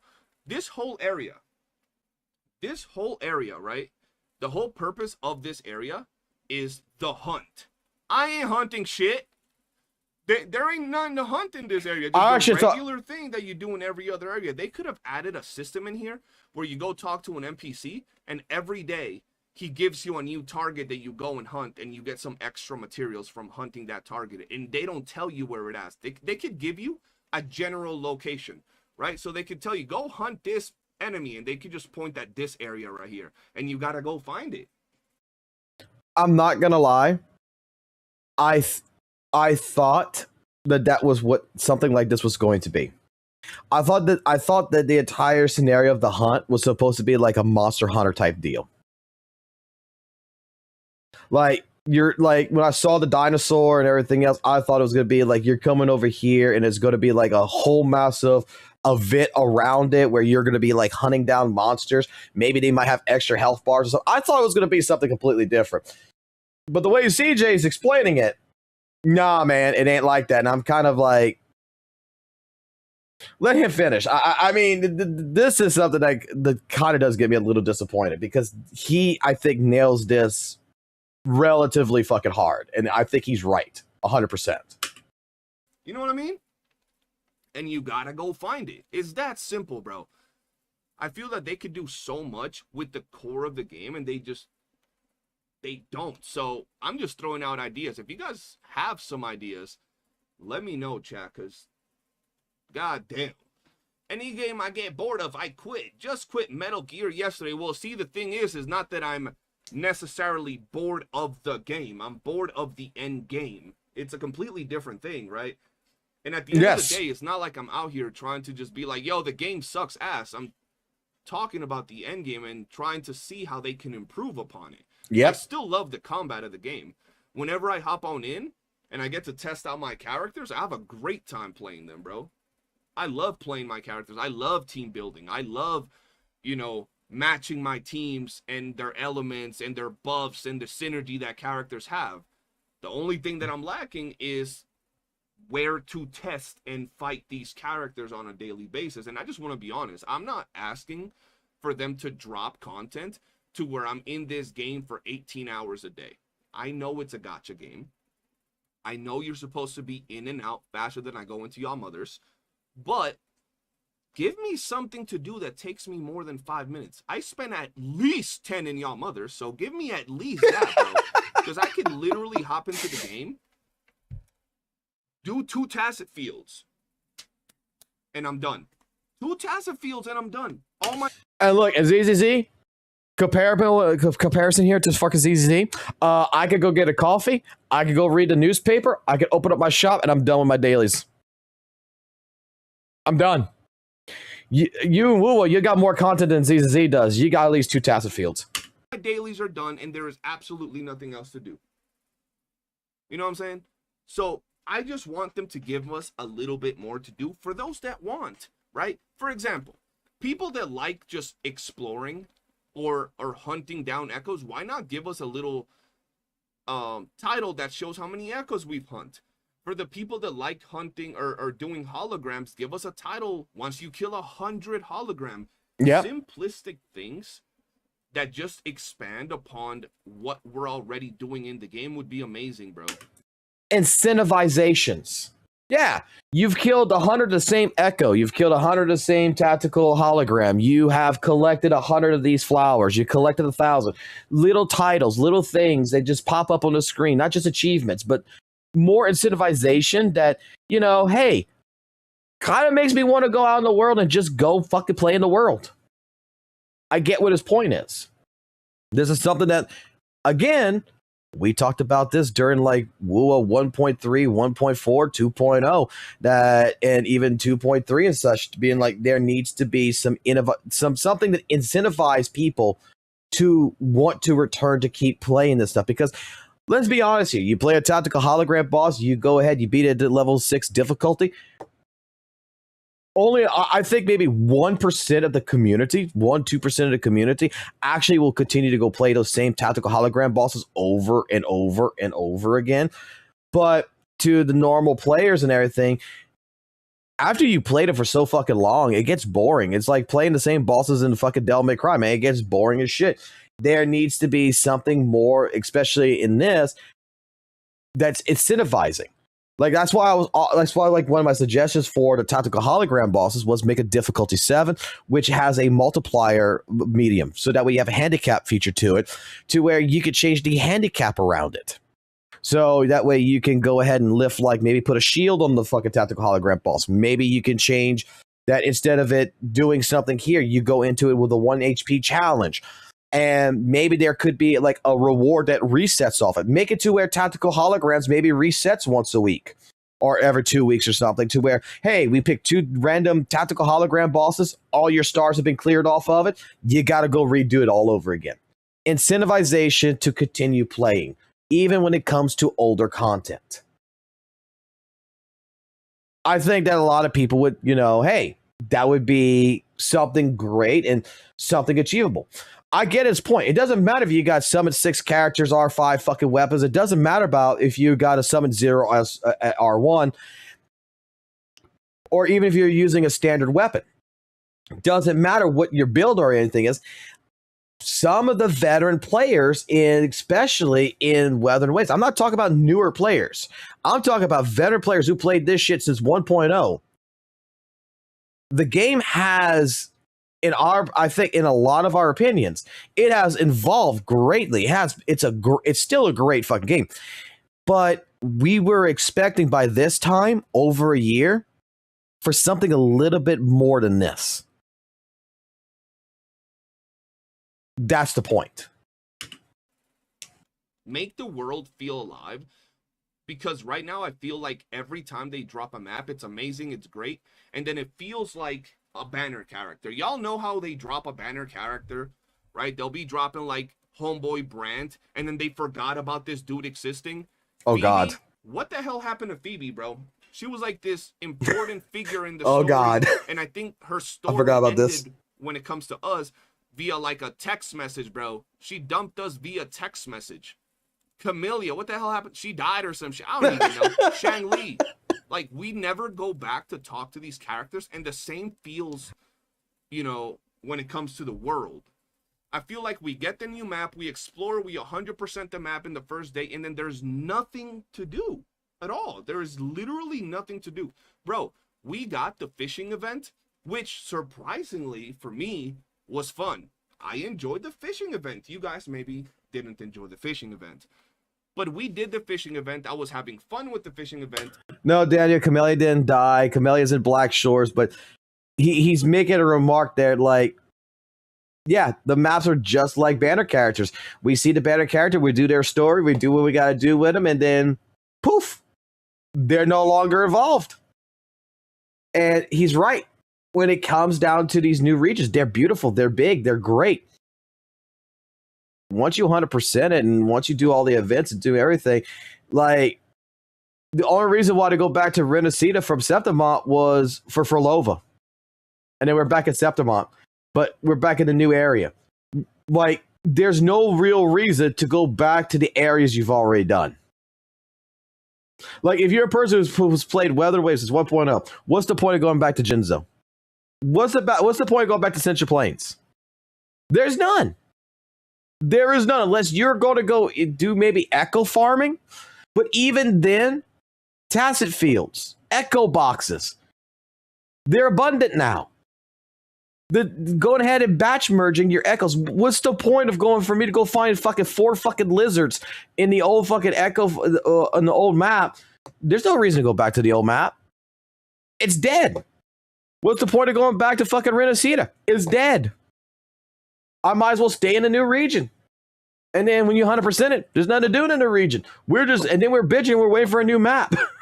He's not wrong. They're treating the areas like they're fucking banner characters. He's not wrong. And you can still go and fish, but there ain't shit to do. You don't get nothing important from fishing. There's no real reason to go and fish, and it's a whole mechanic that's there. So why do we not take advantage of these maps and features that you're already adding? Bro, you added a whole map that the whole purpose of this map was the hunt. The freaking hunt in this entire map. I ain't hunting shit, bro. I ain't hunting nothing. It could have been like little areas with outbreaks, right? That's the whole concept of this area. It would have been dope to have little areas with outbreaks. Like, you came over here, an outbreak has appeared, and there was like 20 freaking echoes. Like the nightmare things, you know what I'm saying? Like the nightmare things, but just areas like this. Yeah, there you go. You guys are talking about co-op, clans, things like that. All of that could expand on the game, right? I'm not necessarily talking about raids, but a clan system would be amazing for this game, right? Mm-hmm. A clan system, you go into here and it says guilds, right?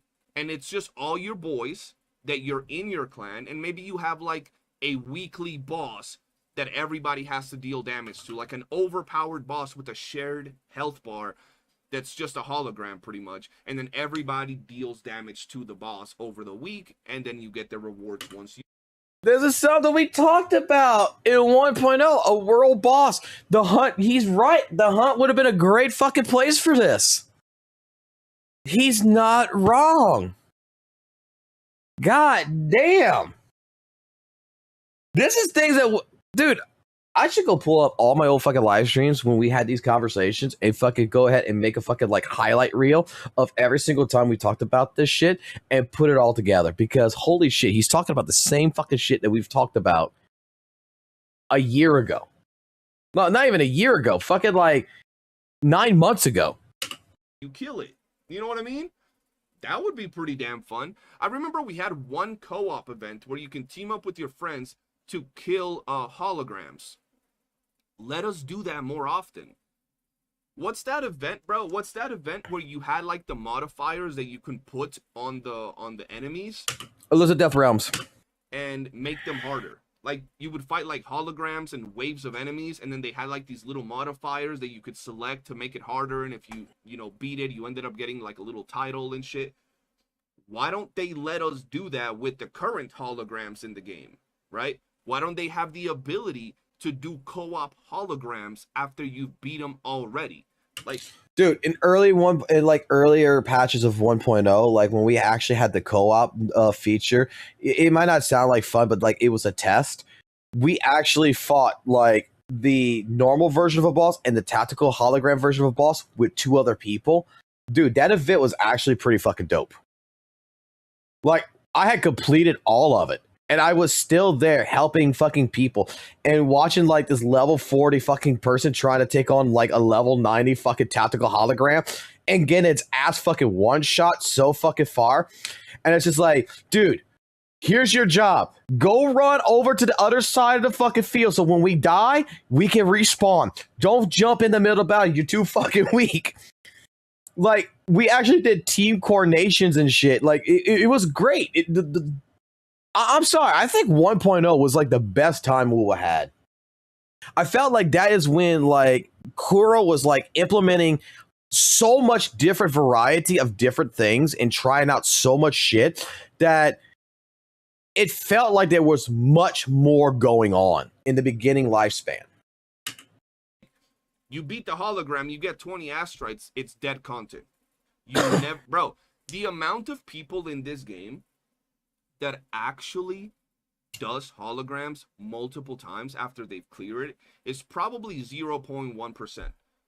Most people, hey, he's saying the same thing I said. Don't go out there, sweat their balls off doing a hologram, beat it, and then just for fun go out and do a hologram. But it would be pretty damn cool if you could just go in there, put some modifiers, invite your friends, and all sweat together while you fight a hologram. Seeing little Bobby on the side get one tap, little Billy get choked out by Hecate.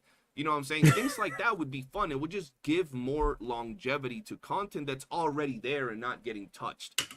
You see, that is why Devil May Cry Pick a Combat is still alive to this day. It's not for the single player fucking mechanics. It's because it actually has network play that you got to fight bosses. That what he's talking about is basically Pick a Combat. It's Devil May Cry Pick a Combat. And it's still got a good sizable niche of a community that plays it every single day because all they want to do is play the bosses. They want to get the rewards that you have. Whales are helping free to play, and they're just all working together to complete it. We used to live stream that on this channel where, okay, someone would say, I can't complete it. Say, come into my lobby. We got you. We have 3 fucking whales plus a fucking F2P player who couldn't complete it. And we would carry his ass through so you can get all the fucking rewards. Not gonna lie, that shit was fun. That shit was fun. And then you have the 3 whales all competing to get the highest score. Who's going to be first on the fucking ranking of this? Like, it was actually... We didn't get shit out of it except bragging rights when I would beat Drax or I would beat this person because we all played fucking Virgil and we all have 3 different builds of Virgil and we were trying to see whose Virgil build is the better Virgil build. And you know what's funny? You know what's funny? These were motherfuckers that had summoned 6 fucking characters, and I had to summon fucking 3 fucking goddamn fucking Virgil. But my Virgil was doing more damage because I had a fucking energy build. While they were doing a crit build, I was fucking just doing nothing but fucking straight up fucking judgment cuts. It would take them like 30 seconds to build up a judgment cut. I would do it in fucking 10 seconds. And I was just popping judgment cut, judgment cut, judgment cut. And judgment cut does a whole hell of a lot of fucking damage. So I get what his point is, and I don't think he's wrong. Because Every time they add a that's game what people mode, I want. feel that they don't really do much, bro. Like they just add it, you finish it, and it's over, bro. You know what I mean? Outbreaks. Yeah, outbreaks. That's what I was talking about. An outbreak would be absolutely insane, bro. I would love outbreaks in this game. Especially in this area, bro. In this area, like, I get it making no sense in, like, other areas, but, dog, this was the whole purpose of this area. Why is there no out? This area is exactly the same as every other area. Look at this, bro. They could make it so they just start walking out of the goddamn Ebola fields in that water right there, bro. You know what I mean? Like, there is so much potential for Endgame, and I feel that anybody that doesn't share the same, you know, things that I'm saying right now is simply, they're just being weird, bro. Because let's be honest, Endgame is dry. I don't think that they're weird. Like he's saying right here, I don't think they're going to be weird. It's going to be more the fact it depends on the type of person who has played Weather and Waves, okay? Because I'm going to put it like this. Weather and Waves 2.0 brought in a lot of new people. Weather and Waves Anniversary brought in a lot of new people into Weather and Waves. And if you're a person, especially if you're a person that came in to Weather and Waves for the anniversary, you started then with Carthia and everything else. Here's the situation. Here is the absolute situation for you. You, as a player, have more shit to do. So you're gonna hear someone like CJ, myself, or other people who's gonna talk about this and complain about this, and you're gonna think that we're fucking crazy. You're gonna think that we're stupid. But if you relatively started off in this game in the last 6 months, you got so much shit you can actually do in Weather and Waves that this does not apply to you. This will apply to you later on down the road when you complete everything, you level 90 your characters, and you're 100% the map. This will apply to you at that point in time. So, I think that honestly, for the case of CJ, when he's going to say people are weird about this, it's not that people are weird, is that you got two demographics. You got veteran players like himself and myself and everything, and you got newer players. That's the reason why I'm holding out going back to Weather and Waves right now, is because I feel like if I wait till like 3.0, by that time I should have enough content that will hold me out for a good bit that I have missed, that's permanent events and everything else, that will carry me on through. I'm going to have a bunch of story that I haven't done. I'm going to have a bunch of the permanent events that I can go back and I can go ahead and do. I got a lot more for when a dry spell happens that I can sit there and do. So that way I'm not at the point where I'm sitting here being like, God damn, there's nothing to fucking do. And then I'm looking at the flaws of the game. And I'm more pissed off that why is there not nothing to do?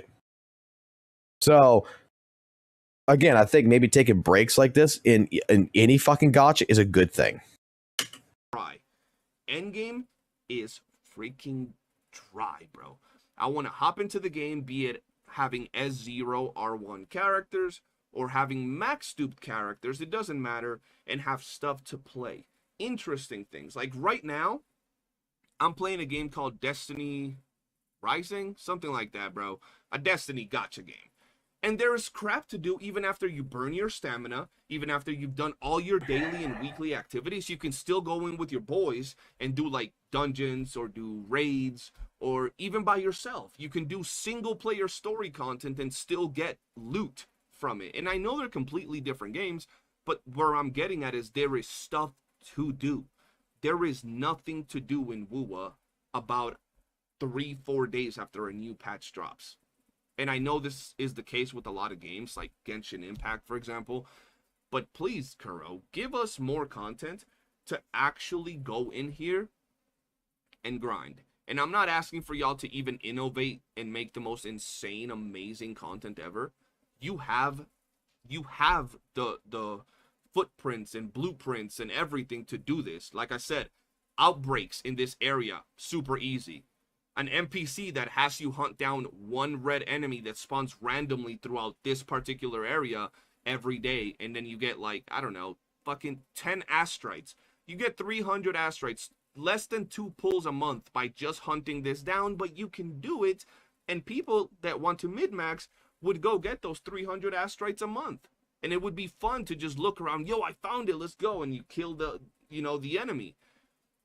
That's it. And I feel that for a game that we all love so much and we want so much for it, the developers have been improving it in terms of quality of life. The characters have been so much better as time, you know, has gone by. The graphics, animations, everything has gotten better. I feel the one thing that is not getting better is the end game of WUWA. When it came to Whimpering Waste, it's progressively getting more and more shitty, and they've done a little bit to like kind of make it better, but it's still a shit show. Tower is Tower. It's just simplistic. It is what it is when it comes to Tower, and that's it. But yeah, man, I've been honestly ranting for about 20 minutes. And I know somebody is going to get some sand in their vagina when they watch this video. So make sure you guys tune on in, go check the video, and go have some arguments with the people that want to yap some dumb shit in the comments. Because I know there's going to be some dumbasses. There's going to be some hillbillies up in there, some cousin fuckers that are going to comment some dumb shit. But for now, guys, if you've enjoyed the video, if you enjoyed the rant, hit the like button, subscribe, turn on bell notifications, and I'll see you guys on the next one. Peace. God damn. That was a fucking ending. That was an ending. Look, I fucking love Skull CJ. I'm not sure how he feels about me, but this is a guy that I've been subscribed to that, like, I like his bluntness. I really do like his bluntness. And I think he hit it 100% with this video. I really think he did. And again, I think that a lot of the problems that is going to stimulate from this, that the reason why people are going to come at him on this, and there's going to be probably people in this comment section, which we could probably look at, you know, oh boy, there's 169 comments in this. Let's go to the newest first. This is why gacha games shouldn't be played every day.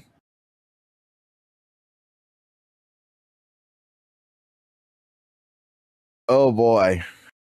Hey, look, there's people who agreed 100%. Gacha games are empty.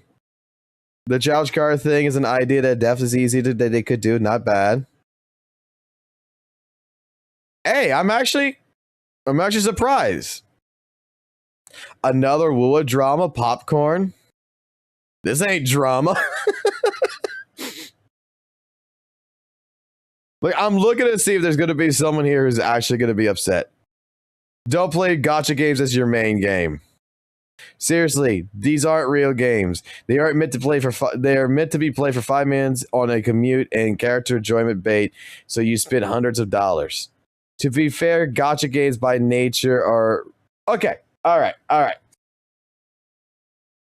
I know my recording on this is going to be a little bit long on this, but I'm just going to say like this.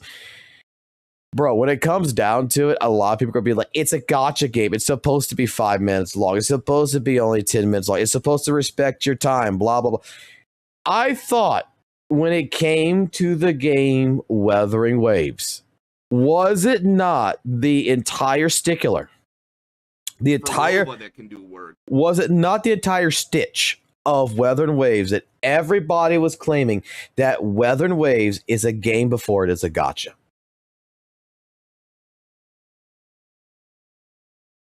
That was like the entire fucking standing point, that so many people were trying to push that agenda, that this is the ultimate gacha game, that it feels like a game, it plays like a game before it plays like a gacha.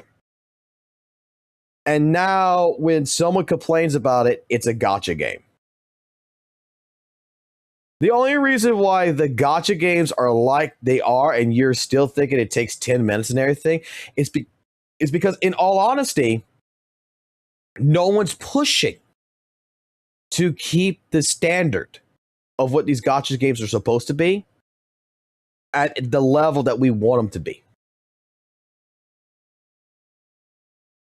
So, which one is it? Is Weather and Waves, is ZZZ, is all these games a game before they're a gacha? That they present this entire philosophy that you like it because you know it's not a gacha game, or you just want to use that terminology, oh, it's a gacha game when someone's complaining. I don't get it. So, any which way, shape, form, I'm done. Think it's a great video from CJ. We'll talk about it here in the chat here in a second, but otherwise than that, I'm out. Peace out. All right, that's done. I mean, that's the thing I got to say, is that you're going to read these comments, right? And you're going to have a lot of these comments that's going to be like, well, it's a gacha game. It's a gacha game. Dude, I've heard for over a fucking year how, like, Weather and Waves is not a gacha game, that it's a video game, that it changes the standard of what gacha is, right? That it changes the entire standard of what a gacha is supposed to be.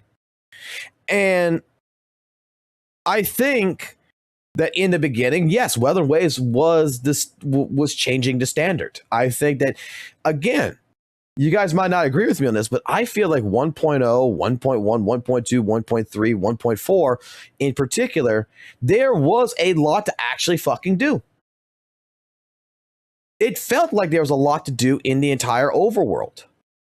There was a lot of little mini side quests. There was a lot of different things. Dude, I had fun going get all the bolt flies, go and get all the little butterflies to the little thing, 100% in the map. I spent so much time just enjoying playing an open world game, sitting there watching two NPCs fight, sit there watching a big fat motherfucker with a hammer beat the shit out of a fucking rabbit and eat its fucking meat.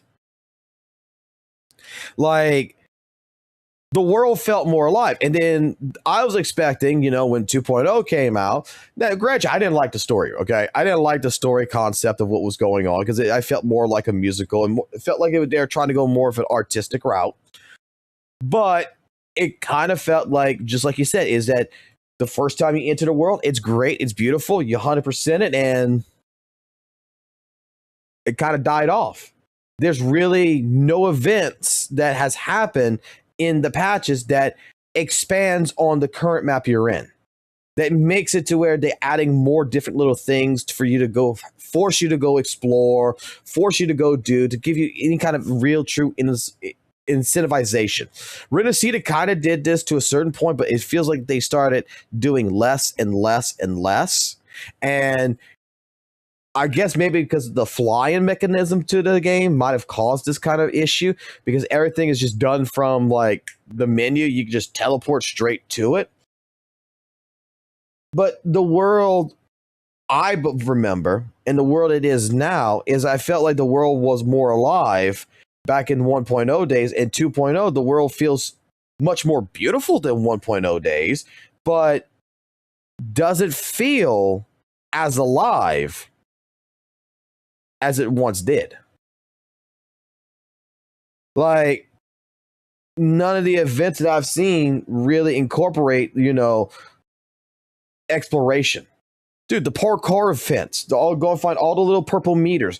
Even when you go to Black Shores even had the little Kubots that you had to go find at even the older locations that you've already explored to go complete this like straight line where I got to jump over here, not touch the ground, and I got to get to the end of the line type deal. They had all this kind of stuff. When they added the other events to go ahead and help people out with getting more resources, they added more parkour events. They added more of the gliding events to try to get from point A to point B. It was great. Like, how many of y'all played Weather and Waves back in the day and would remember exactly what I'm talking about? Because they had a bunch of these, just like the shooting puzzles and everything else.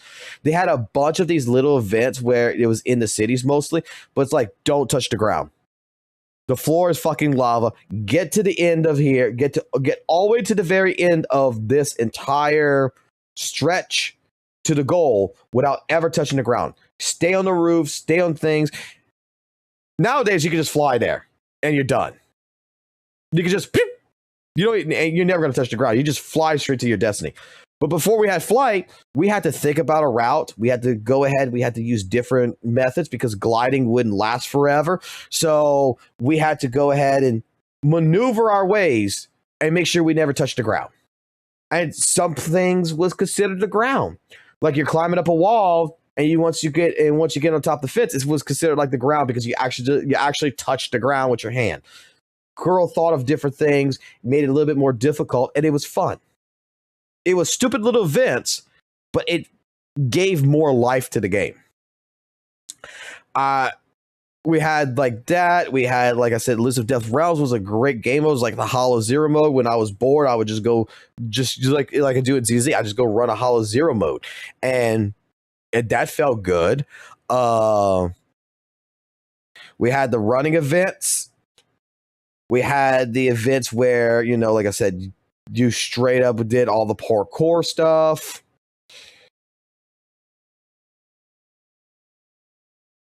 Oh, gosh, there was a lot to fucking do. The world was breathtaking. The world felt like everything was like the shooting puzzles that they took out of the game was absolutely great. Like Weather and Waves, in order to 100% 1.0 maps took forever because not only did you have to do the shooting puzzles, you had to go find all the fucking little butterflies, you had to go kill all the bolt flies, you had to go ahead and find all the chests. They had hidden chests and everything. The world felt more alive. And when like 1.1 came in with Mount Vermont, you had to go kill all the fucking I want to call them the worm, the trimmer worms that came out the ground that you had to sneak up on them. You still had the bolt flies. You had, like I said, you had a lot more interaction in the world than what it feels like it is now. That was one of the main selling points that I fucking loved about WUWA. And I'm sure Kuro's gonna cook with 3.0 with their AI system. I'm sure they're gonna cook. I mean, come on. You got Weather and Waves is made in AI. They have to be able to fucking come up with something now.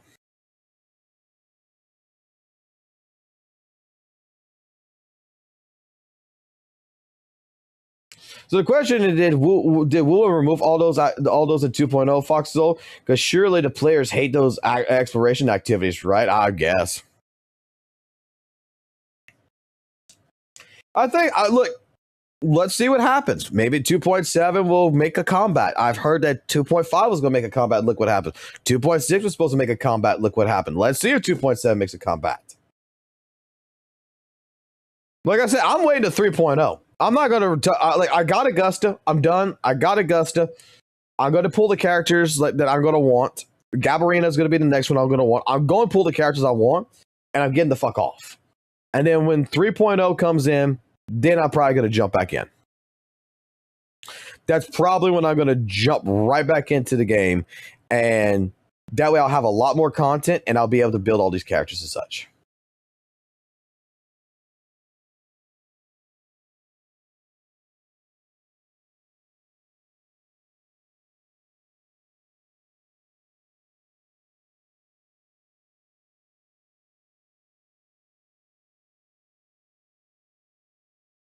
The backflip challenges, I forgot about that. Yeah, you had different little things. I just saw that. That's actually another one I forgot about. That there was little things like that just it gave more life to the game.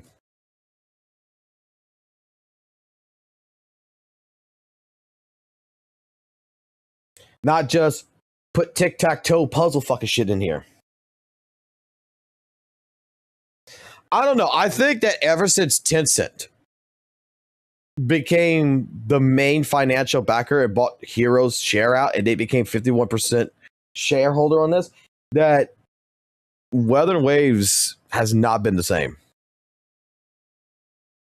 Like, coincidentally, all my major problems that I have with Weather Waves came after Tencent. I'm not sure if anyone ever. I'm not sure if that's just a coincidence or if anyone else noticed that. But a lot of the complaints that's been happening with WUWA is ever since we found out Tencent owned 51% share. The moment that 51% share went there, it's like the game is, I don't know, it just hasn't been the same.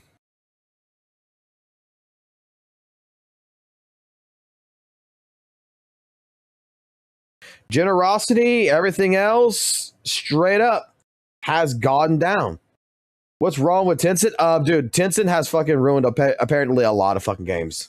And I was warned about this. I was warned that you do not want Tencent in your games. And then apparently, I was one of those people who's like, oh no, it's just a fucking financial backer. But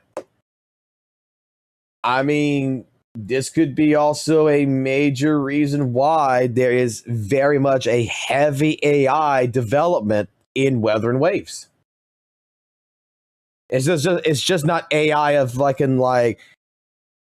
it's just not AI in the sense of, you know, character behavior or, you know, some of the world generation. Dude, everything, the cutscenes, everything is done in AI basically now in Weather and Waves. Almost every single aspect of Weather and Waves is handled in some way, shape, form now in AI. That the engine is now developed in AI. And who owns the AI system? Tencent.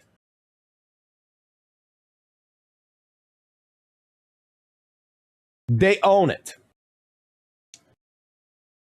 I don't think it's a 99.91% AI. I don't think that. But I think if I would have to give it a number, I think 60%, at least 60% of Weather and Waves is AI. I think a good 40% is still manually handled. The other 60% is still AI.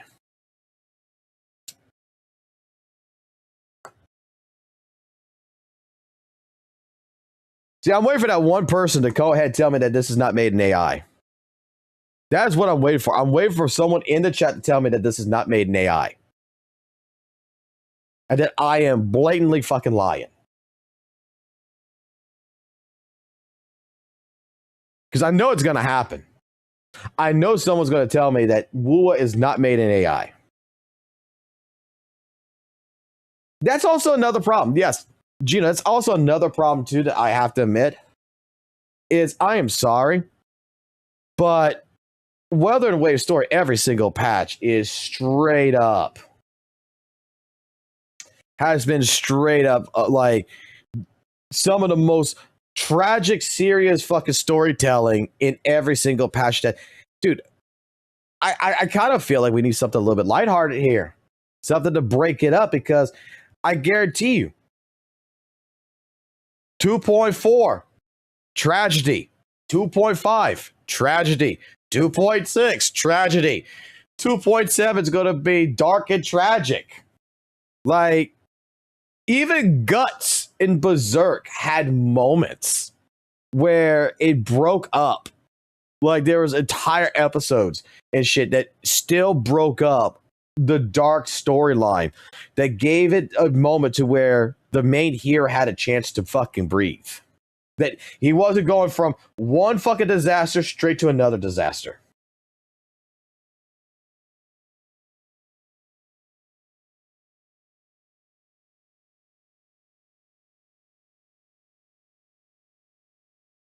But it is what it is. So, again, I think it's a great video from Skull CJ. I think it's a great video. What was the other video you guys wanted me to react to? It was ZZZ scenario, because I put it in the recommended daily recommended. And look, I'm gonna show you guys. Anything you want to showcase, just dump it here. If you want my opinion on it, just dump it here. I'll take a look at it. So that's what tonight is. I'm just going looking at the shit that you got right here. So let's see. Apparently we got Helldivers and fucking ZZZ. What the fuck kind of mod is this shit? What the fuck is this shit?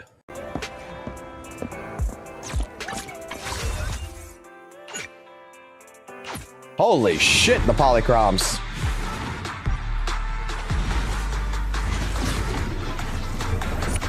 Yeah, the shining golden signs. Reporting to the front. Fat and treasure, growing bright. Reach your phone way and take a flight. Lucky enough, at least you tried. Shame love that's in yourself confined.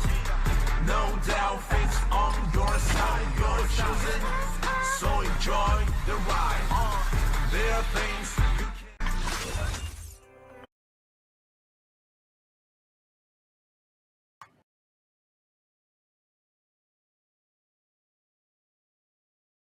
The fuck, man, boy.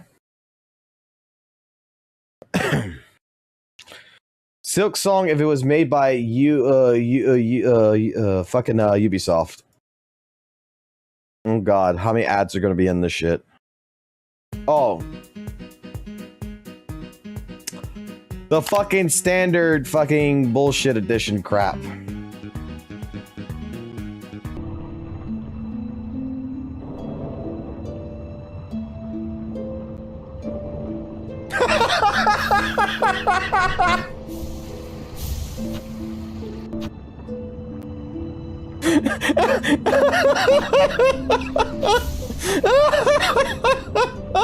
Oh my god.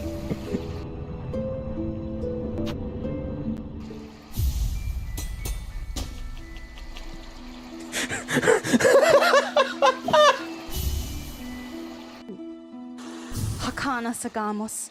Bren! La Fenu Venido.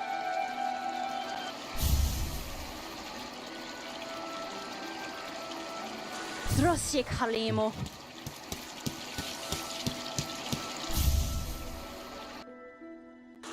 La Negosa. Gamos Fenu Venido. La Fenu Venido. Garama! Gala Negosa.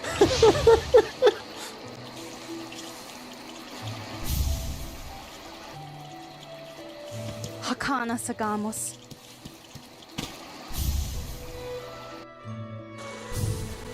Hegare! Get go! Get go! Gala Negosa. Dros. Hakana Sagamos. This is the most accurate fucking portrayal of a Ubisoft game. La Fenu Venido. Hegare! Shaw! Hakana Sagamos. Hint, heal. Egale. Bren.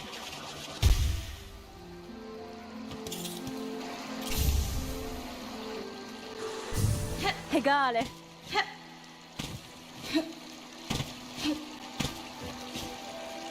I want to see. Like, it's got like that. Hakana Sagamos. Gala Negosa. Shaw! Shaw! Get go! Shaw!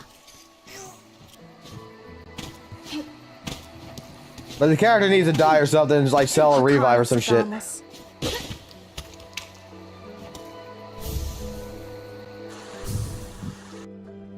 Gala Negosa. Dros. I'm reading the tip right here. Money can save time. Buy XP boost. Hakana Sagamos. Money can save time. Buy XP boost.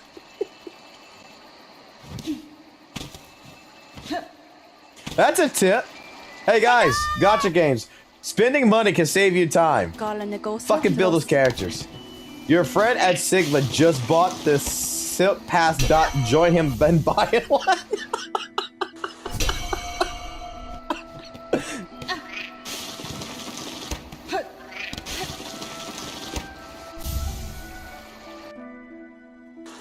Garama! XP boost helps level up much faster. Hakana Sagamos.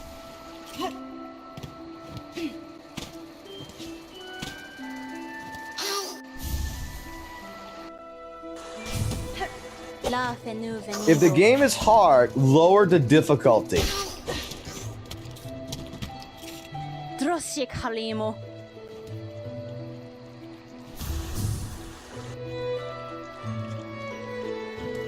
If you're lost, follow the marker. Hakana Sagamos.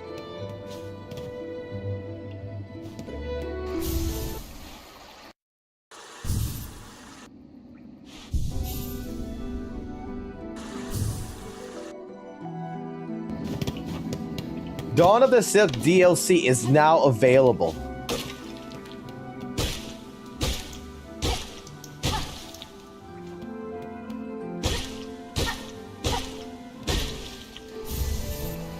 Under level if you're currently too low to proceed. Attack the enemy to deal damage.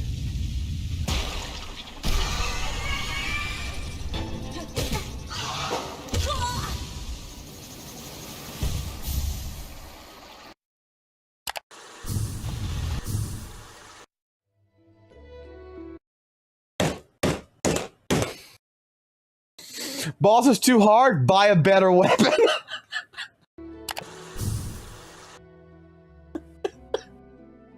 Dude, that's what gacha games need to do, man. That's exactly what the fuck gacha games need to fucking do. You just lost in a fucking boss, like you just lost your DA, right? You just lost in your fucking deadly assault. Hey, is it too hard? Maybe you need to get an extra dupe.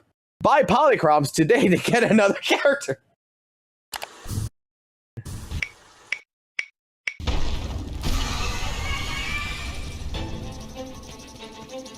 Droshik Halimo.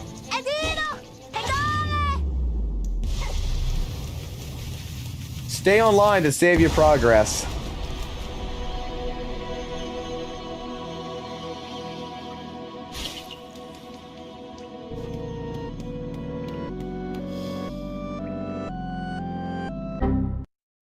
Failed to synchronize achievements. Why are we still here? Your save file's gone. Start over again.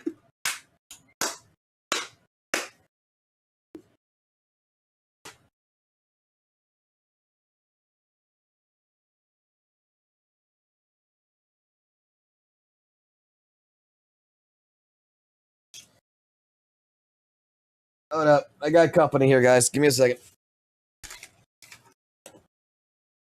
Yes. I am not drinking this diet fucking Coke shit. Nope. Hell no. Sorry. They do it all the time. I got distracted. I'm sorry. Is that for him? That's for both of you.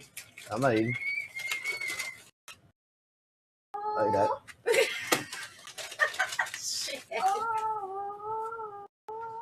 Okay. Apple pie? I'll get the dogs out of here because me and Smokeman have fight. Dance a pile of the way. Dance as long as there's a little sacrifice. Well, thank you there, Skull, for becoming a proxy yet again for another month. That is totally fucking appreciating. I fucking appreciate it very deeply, sir. See, look, I still recognize my homies, man. I still recognize my homies. I don't care, man. Y'all say what the fuck y'all want to say, but that's actually the most realistic fucking goddamn shit ever. Alrighty. Characters versus real life. What is this? Let's take a look.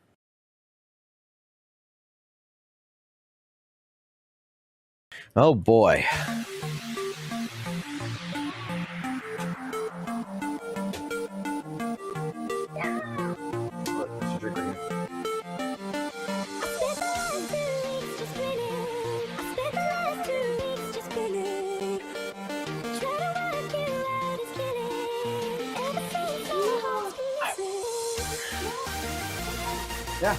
Yeah. I got one too.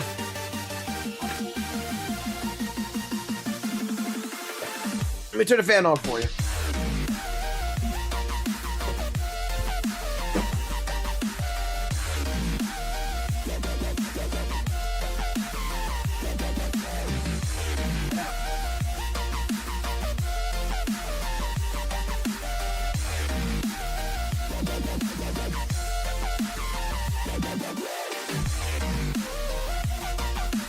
Wow, I never thought that fucking goddamn Lycon was a goddamn fucking, a fucking wolf.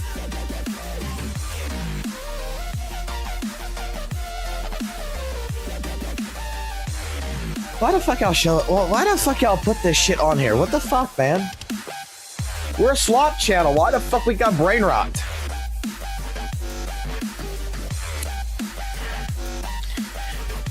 You're gonna make it weird for people. They're gonna start looking at these animals and be like, is that Paltra? Okay, I'm just gonna say that there is a lot of fucking people in my Discord. I do not know what the fuck is wrong with y'all. I really don't know, but you know how many fucking people in my fucking Discord say they want to make cubs with this? They want to breed this. And I'm just like, okay. I have no fucking clue. But I guess it must be the big old fucking bazookas on this shit. I don't fucking know.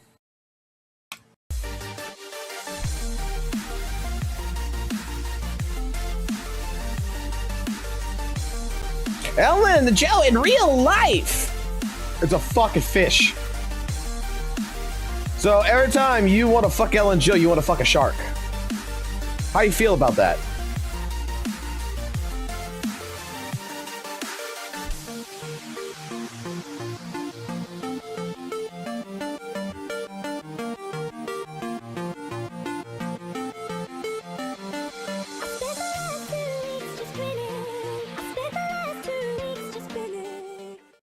All right.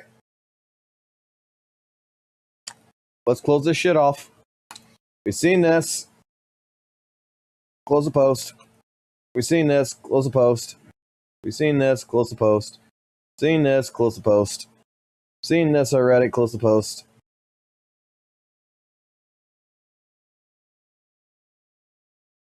Not too interested in that, to be honest.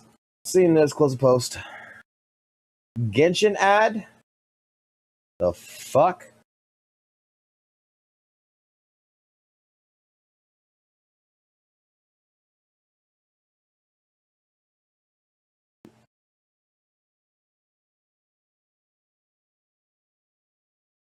Let's go start.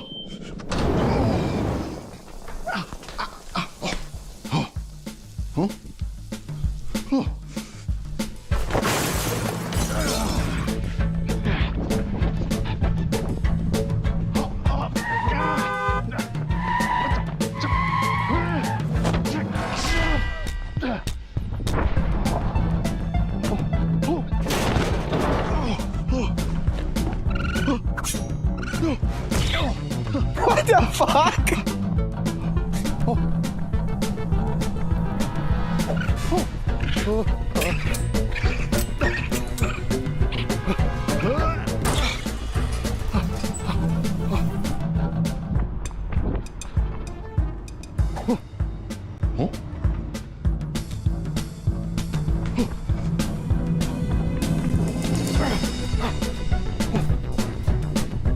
I am so fucking confused.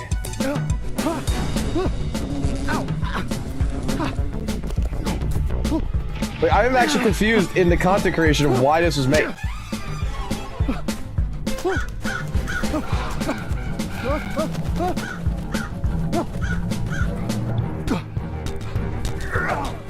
Two birds with one stone.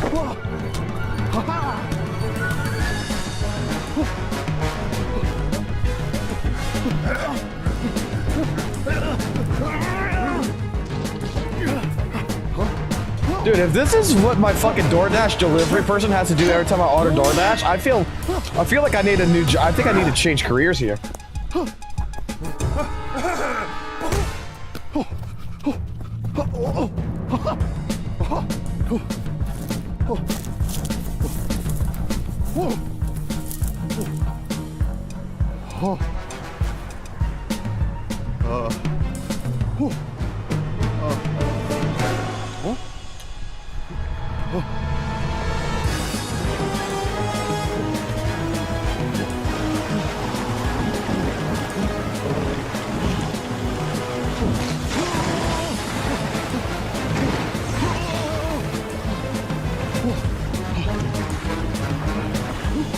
Oh, look, it's Ellen Joe.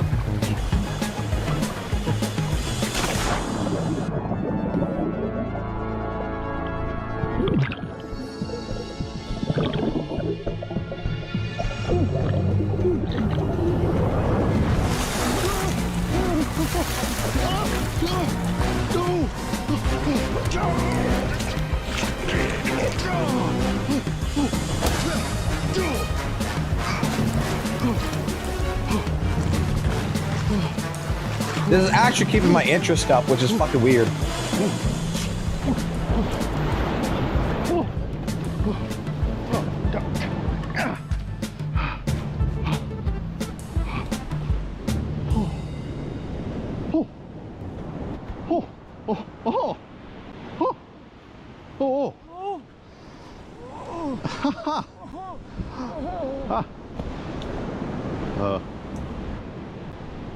I want my tip, motherfucker. Oh.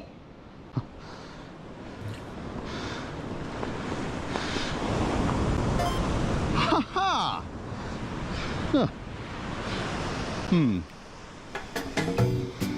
Hey guys, thanks to Genshin Impact and McDonald's for sponsoring this video. They're doing a collaboration right now, offering you in-game rewards through purchases made using the McDonald's app. Snag an apple pie of your own and score 40 Primo Gems, Mora, and more. Or grab yourself a deluxe McCrispy meal and unlock the Wings of Delicacies Wind Glider. There's not much time left, so start earning those rewards while you can. Promo ends September 29th. Big thanks again to Genshin Impact and McDonald's for sponsoring this episode. So yeah, that was 100% related to Genshin Impact. Gotcha. All right, this right here. I think we need to watch. Okay. 5 minutes. We can make a reaction to this. That's what we're gonna do. We're gonna make a reaction to this video here. Okay. So, alrighty, proxies. We're gonna go ahead and record this one for YouTube, guys. So if y'all want to spam in the chat, whatever, at this point in time, go ahead. I have not seen this. I've heard about this from several people. Because I'll be honest with you, I have not seen much of Average Lux Gamer's content before. But apparently, Average Lux Gamer has some thoughts about Zenless Zone Zero, so we're going to take a look at it. So, let me take a drink right here. Alrighty, proxies, how's it going? So, I'll be honest here, first and foremost, I have not watched too much when it comes down to Average Lux Gamer. And looking over different feedback that I've seen with my community in Discord, there is some people who have heard of some different takes when it comes to Zenless Zone Zero and have remarked a few things from Average Lux Gamer. And, well, this video was put into my Discord to take a look at, so let's see what Average Lux Gamer has to say about his thoughts on Zenless Zone Zero's endgame. And, yeah, let's get started. I love Zenless Zone Zero, but recently it's been feeling a little less fun. And I did a very unstructured stream the other day, and I want to apologize, not for anything that I said, but for the unstructured way that I said it. So what I'm going to do is I'm going to distill my points in a few minutes, and then you can make the call as to whether or not you agree with me or not. Please do remember to like, subscribe, leave a comment down below, for the algorithm. Anyway, first things first then, let's start talking about why Endgame feels less fun. So, Endgame currently feels less fun because it's harder and harder to play the way that you want to play. And part of the cause of this is HP inflation. So, this graph here is showing the HP from where it was and when Deadly Assault started back in 1.4 all the way up to now. And you can see it started under 200 million, like 190 million-ish HP, and it's now over 330 million HP. So it's a pretty big increase. And pushing the HP up like this is making the game a little harder each time it happens. And it's a little bit difficult sometimes to call it out when this is happening. And we have been saying for a little while that, it's something that we need to keep an eye on. And I think now it's reached a tipping point where it's like, okay, this is definitely a pretty big problem now. It's not just HP that's the problem, though. It's also the boss design. And I'll explain. So the bosses are being designed in a way where they work with very specific characters or very specific teams. And what this is doing is it's limiting player creativity, flexibility, and expression by meaning that you have to run certain teams into certain bosses. Now, stay with me here, because right now, at 330 million total HP, I think the Defiler specifically has like 99 million HP, and you can still brute force the Defiler with anomaly teams. However, the boss does not exist in isolation without the context of this history. And the history here is telling us that the HP is going to go up on that boss, and it's going to go up on Fiend, and it's going to go up on Priest, and it's going to go up on Dead End Butcher. And that means that as that boss HP goes higher, it gets harder and harder for players to express creativity and to play the game the way that they want to play it. And it forces us to use the specific teams that the game wants us to use against these bosses, which for me feels less fun.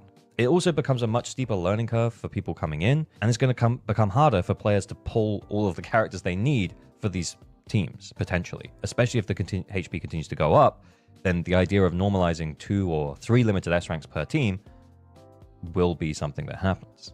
And that's where I am about the whole thing. So what I'm going to do is I'm going to share with you here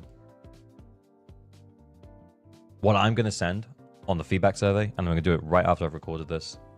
You can open the game, you can go in, you can leave feedback at any time, and I'm going to go in and I'm going to send. All right, so what he's going to send really quickly, I'm going to pause it right here. HP inflation has been aggressive recently, and it's happening too fast. There is a necessity for it in gacha games, but it needs to be slowed down in ZZ because it's limiting creativity and team building and making the end game feel less fun. I understand the current rate of HP inflation is to turn low spenders into dolphins and dolphins into whales. However, we will likely lose many players that can't or don't want to invest more real money from the speed of HP increase. If the amount of HP inflation is lessened, more players will be likely to stay, resulting in longer-term players and overall higher returns. Okay. This, and I'm going to leave it pinned down below, and you can do what you want. But I'm going to read it out. HP inflation has been aggressive recently. It's happening too fast. There's a necessity for it in gacha games, but it needs to slow down in ZZZ because it is limiting creativity and team building and making the endgame feel less fun. I understand. I was going to say that I didn't think it was going to read it since it's a 5-minute video. And that the current rate of HP inflation is to turn low spenders into dolphins and dolphins into whales. However, we will likely lose many players that can't or don't want to invest any more real money from the speed of HP increase. If the amount of HP inflation is lessened, more players are more likely to stay, resulting in longer-term players and overall higher returns. I feel like talking about money might just get through. I want to echo what I said at the start. I love this game. I want it to get better. I want to carry on playing it. And portions of the player base might very well think this is just skill issue. Except the numbers are going up, the direction is clear, and we could all end up playing the same teams against whatever bosses they design for those teams. And that just sounds way less fun. ZZZ is a skill-based game that rewarded player expression and skill. And I feel like that could go away. ZZZ deserves better. Anyway, like, comment, subscribe. If you don't have anything to add, then just drop your favorite emoji down below for engagement. I'm not going to say he's wrong. Not necessarily he's wrong. Okay? We were talking about this for the last, since the DA reset on this channel. Okay? My personal thoughts upon it is that we know HP inflation is something that's been existing in here long before even I started in the game. Okay? And I'm going to be honest. All right? This last DA compared to the last couple of DAs, was more running into a brick wall than running into an iron fence. Okay? It was pretty much a hit. But I don't think that it limited in any which way, shape, form the type of teams you could use against the Defiler or the Fiend or the Priest in particular. I mean, even for myself, yeah, I had to do like 30-something resets, and I had to change up the team a little bit here and there to characters that I had built and not built and change some of the building qualities on some of the characters. But with Lighter, Hugo, and Trigger, I was able to get through the Defiler. I don't think that necessarily creativity in team building is something that is going to be the same for everybody for the longest time. I mean, even in Weather and Waves, there's people who play different types of teams. The HP inflation, I don't think is necessarily the entire problem that's going on in ZZZ. I don't think it's truly a problem right now.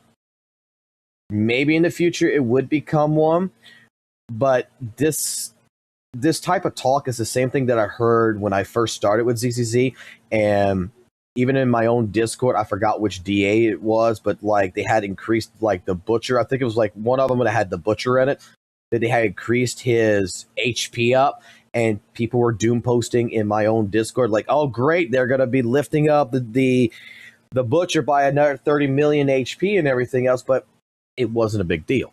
The buffs were there. We had different advantages that we had. We had different teams that took advantage of the buffs at the time, and it worked. To me, what this last DA run did, because I'm gonna put it like this: at least the 3 to 4 previous DA runs before this one, I didn't have a problem at all.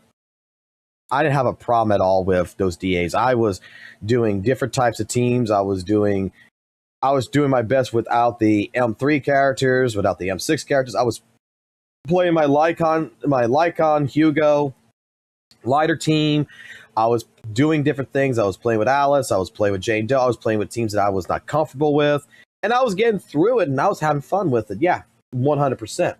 But I was also getting bored with it. The last couple of ones, I was stuck in a comfort zone. I would be, for example, what I think that this DA did is it took people out of its comfort zone is the best way I could describe it. Is that, to me, when I built my Alice, I showcased it on here where, hey, look, I can come here really quickly, I can show. Got a new ghost story to share? When I did it and I had my Alice right here, Would you like to take and you look at the stroll on disc, beach with me? I didn't care about the substats. 2 defense, plus 1 HP. Like, this is a bad disc for someone like Alice. These discs, in all honesty, could be a lot better. A lot better. A lot of my characters, the discs can be a lot better than what they are. I mean, in general. But the last couple of DAs, I was killing the bosses. I was mix matching. I was putting different types of teams together. I was having fun. I was throwing them in there. And after a run, I would clear the boss like 60k plus, or get close to it around 50, like past 48, 50k, almost to 60k. And it was fun. This one, yeah, this last DA run right here in particular has been one that has not been so easy. And I think that's actually the fun part. I think like the Defiler, the way it plays, it's actually fun to play against it. And it just made me realize that, okay, hold up. Maybe my comfort zone has been attacked, if that makes sense. Maybe I actually need to start worrying more about substats. Maybe I need to start working more on optimization. And when I looked at it, I went through Hugo, I went through Lighter, I went through Trigger. I went ahead, I looked at different team building. I looked to see what I had built, what I didn't have built, and like Defiler, I've completed it with Lighter, Trigger, and Hugo, and I got past 20k points. But it's just like, the hard thing about saying like this is that I just feel that it's more that, yeah, we hit a brick wall, but it's more that we hit past our comfort zone. We've been comfortable, like I've been comfortable for the last couple of DAs. Like I haven't worried about building my characters to the most optimal build I could possibly do. I've been playing with my discs for scraps, you know, and just leaving them be. Just say, hey, that's good enough, and move on. Now I'm in more consideration that I need to actually look at how I need to build.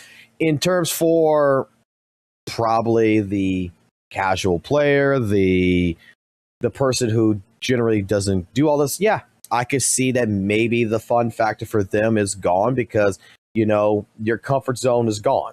You were having fun before, and it's such.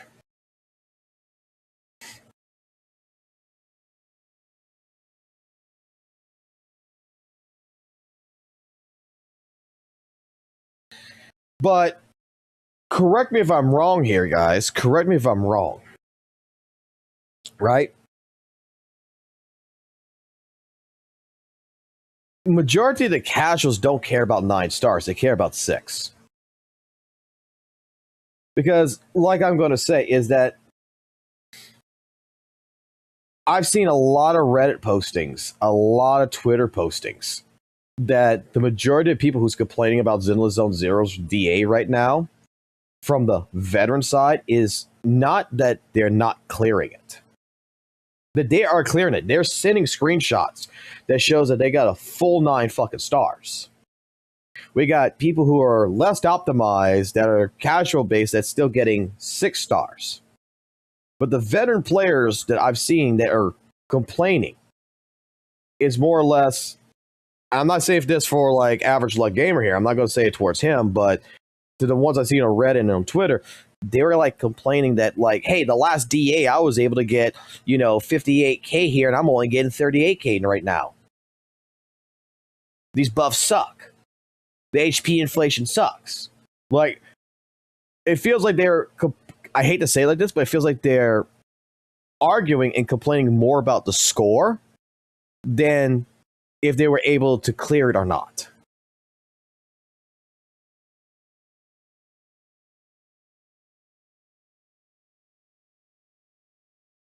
That's what I'm seeing.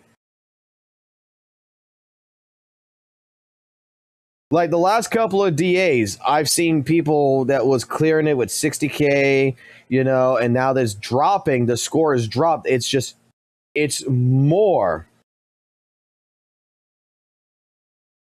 the factor where it's like they're upset that their characters aren't clearing like they used to, and they're not seeing 60k no more. They're seeing, like you said right here, like 55k, 45k. They're seeing a lower increase in the score with the same team they used in the last DA run.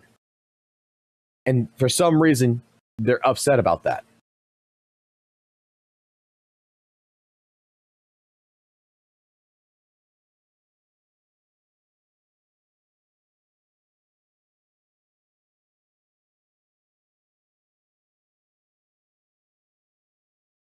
I think that with the buffs, with the performance points, that what DA should be about, right? And I think you hit it right here, Gino. I think you hit it perfectly nail on the head on this one.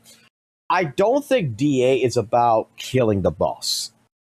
I don't think DA should be about, in all honesty, doing a shit ton of damage.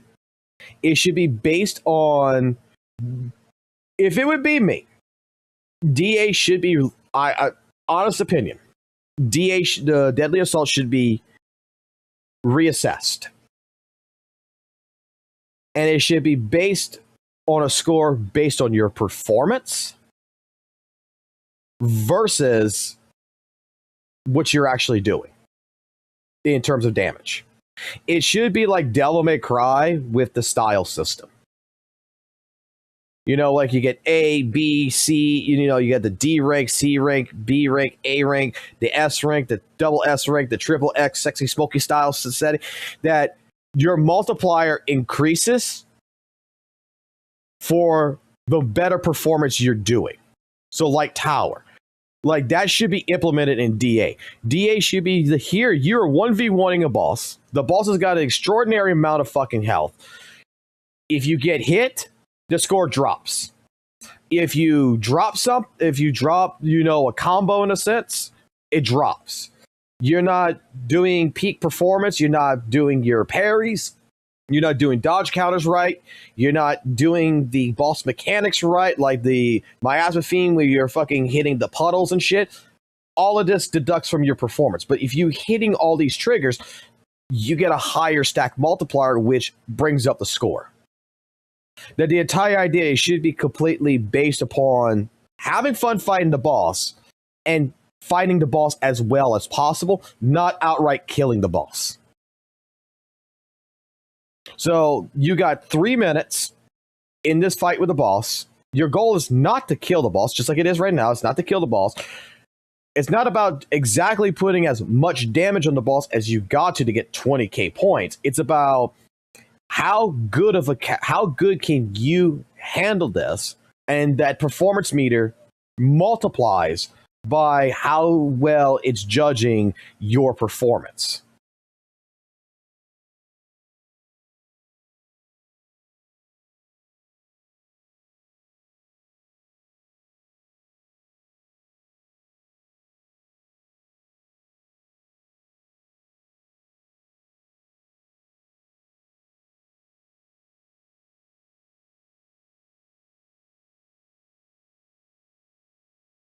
Exactly. I think Priomax has got it right there. It should be like one in PGR. More score for parrying, dodging, damage in SS rank, not just using ultimate and etc. Yes, I could completely agree. That's what I think.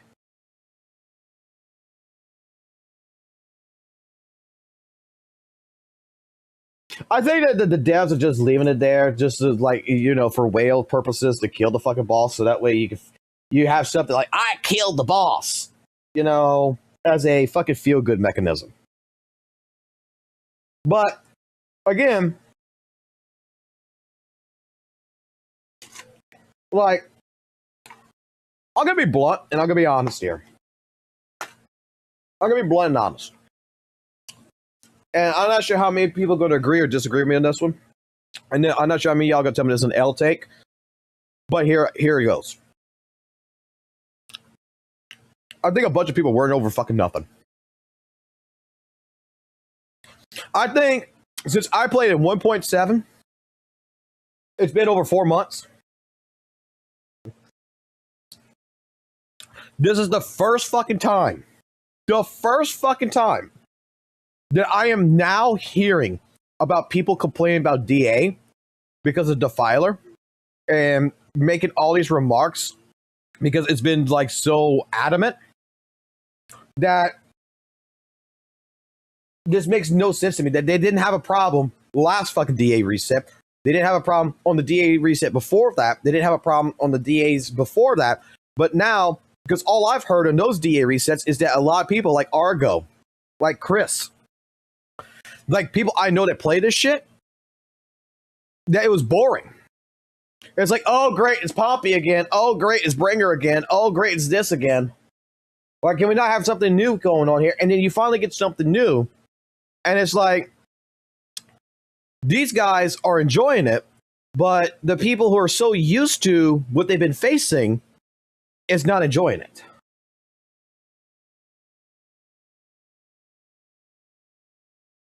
Like, I don't know, like I said, I'm sure y'all gonna tell me it's an L take. I'm sure a lot of people will tell me an L take. Something new happened. You just don't like something new that happened. And instead of sitting there and learning it dare I say, it feels like some people just want it given to them.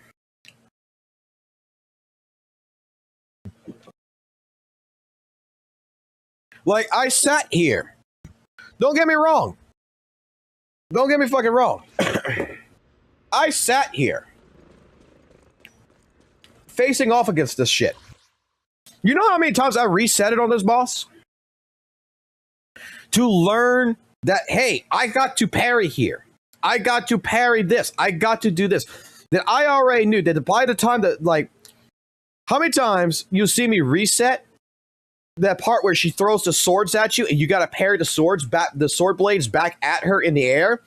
That if I'm under it and I don't have the ability to fucking parry it because, oh shit, I fucked up, I got under her, it's going over my head and the parrying mechanism is not catching that I can parry it, it's an automatic reset. Now, I got to realize that here at this point in time, I got to sit back. I can't just go in and brute force it. I can't go in and go in her face the entire fucking time. I got to play her mechanics. I have to actually play her mechanics. And if I fuck up in the mechanic department, it's like, my bad. Let me go ahead and restart and let me redo it again. Because the boss is giving me opportunities to stun it faster. Goddamn apple pie. God, fuck me. Hold on.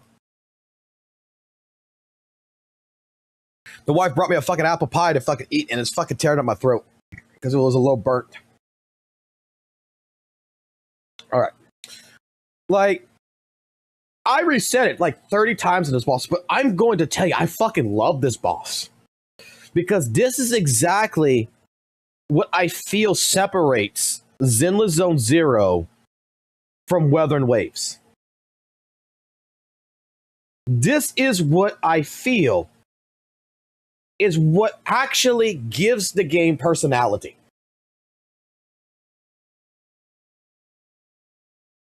Is because the argument that I've had for the longest time, and this is before gacha games, that it's not even an argument, it's a conversation that I've had with many friends and everything else about different games, whether it be a Souls-like experience game, whether it be, in general, some kind of open world game that we would play, not just gacha games, and it also carried into Weathering Waves. I don't like it when a video game that I even spend fucking $69.99, or back then $59.99 on, does not provide me a challenge that I have to provide myself a challenge. What I mean by this is that I'm not sure how many times you might have played a fucking video game that, you know, take for example Lords of the fucking Fallen, right? Lords of the Fallen is a game that at first when we played it in co-op, me and Valk, and we first played it, we thought it was hard as shit, right? We thought it was fucking hard. We went through it. We played the entire thing. We had fun. But it got to a point in the game where the game no longer challenged us. It got to a point in the game where, hey, we basically give you the sword of God. We give you the fucking magic of God.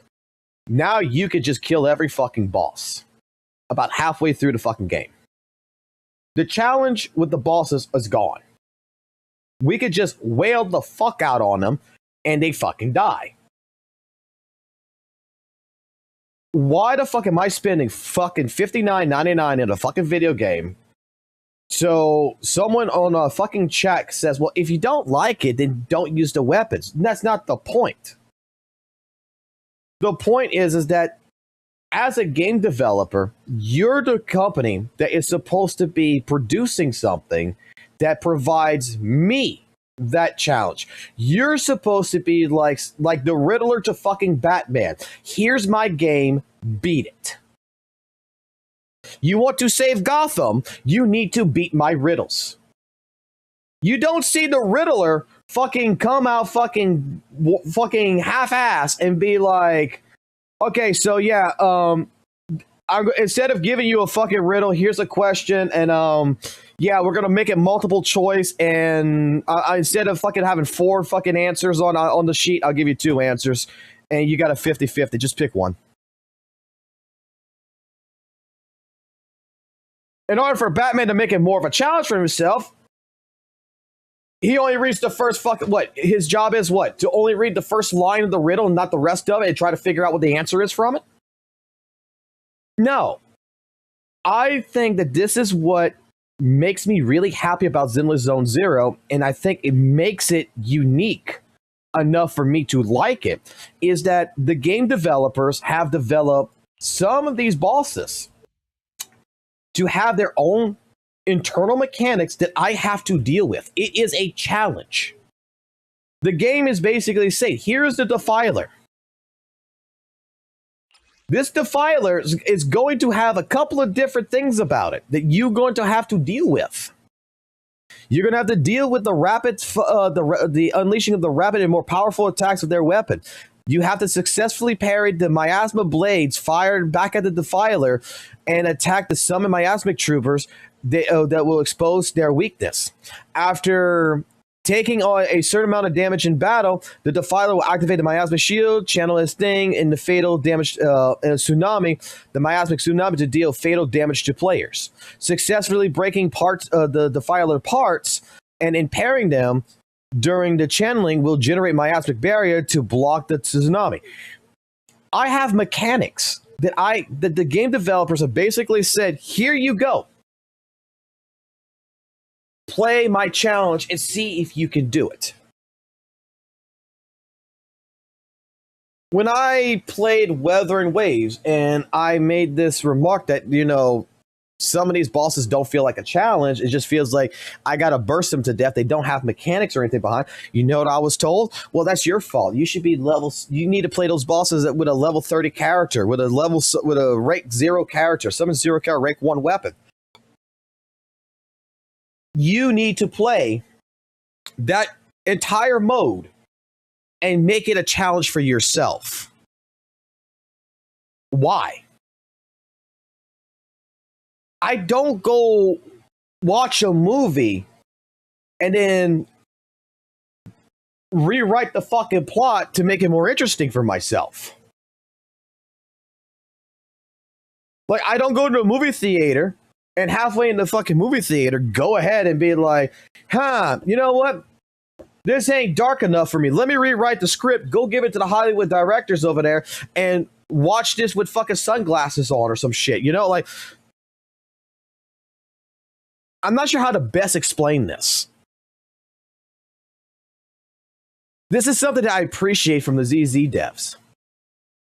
Is that I like the fact that these bosses, even with M6 characters, I can't just blow them the fuck up. I can't just blow a fucking boss up. I have to play by the boss's rules. This is where resource management, this is where timing, this is where you have to remember different things comes all into effect. And these things give you advantage over the boss.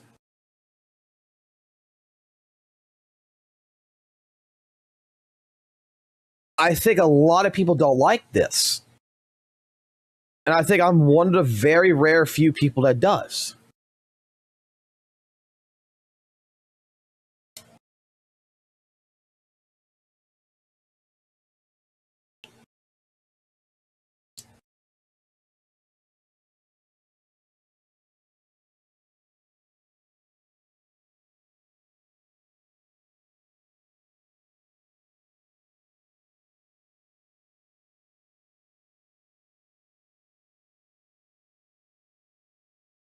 DA after 2.0 felt like an MMO raid to me. There's so much scripted things that's happening in a span of 3 minutes, and I'm trying to figure out my ideal flow to clear the fight. Yeah. And that's something I like. You might not like it particularly, right? A lot of y'all might not like this. But this to me is what makes ZZZ unique. It's the devs. It gives me 3 minutes, and the devs are basically saying, you know, we're not limiting your creativity per se, okay? But we are going to have to tell you that you need to play into one part of this boss's fucking mechanics. You can't just go kill it. We want to make the boss fight feel like a boss fight. You want to go fucking burst things down and go kill things out, go play Zone Zero. Go play Tower. You got a bunch of enemies in there. You can just go do that. That's your mode for that. That is your burst down mode. That's where your builds and everything else that you can burst things down and you kill things as fast as possible is going to showcase itself. In DA, in particularly, in Shiyu defense, I see that it's more of where, yeah, I'm going to say it like this. The buffs suck. The buffs are kind of poopy. Okay? These are kind of poopy, right? The boss mechanics. Not everybody's going to like the boss mechanics. The boss mechanics might be kind of poopy. Okay? You may consider it kind of poopy. What I'm looking at is that this is a challenge that the devs have put onto me. It might be a hit. It might be a fucking miss. It is up to me to figure out the answer on how to solve the problem. I am fucking Batman. The Joker has a fucking time bomb that's going to go off in 3 fucking minutes. I got to get 20,000 fucking 20,000 points in this fucking 3-minute time limit. I have unlimited resets. How do I save Gotham? What's the best lineup? What's the best bang boot? What should I do? What utilizations do I need to change on these characters? Maybe, just fucking maybe. Please forgive me. Maybe I need to come here and optimize some of these discs, because I mean, like, seeing a defense and an HP on on this fucking disc right here in particular, this disc was kind of shitty. I think we could all agree this disc is kind of fucking shitty. Maybe I need to upgrade this disc and see if I could do it and get a little bit more damage out of fucking Hugo that will actually help out. I've been proposed a challenge. I've been proposed a fucking challenge. It is up to me to find the answer. And this is where the argument that, well, it's a gacha game. It's not supposed to be hard. It's supposed to be a gacha game that respects my time.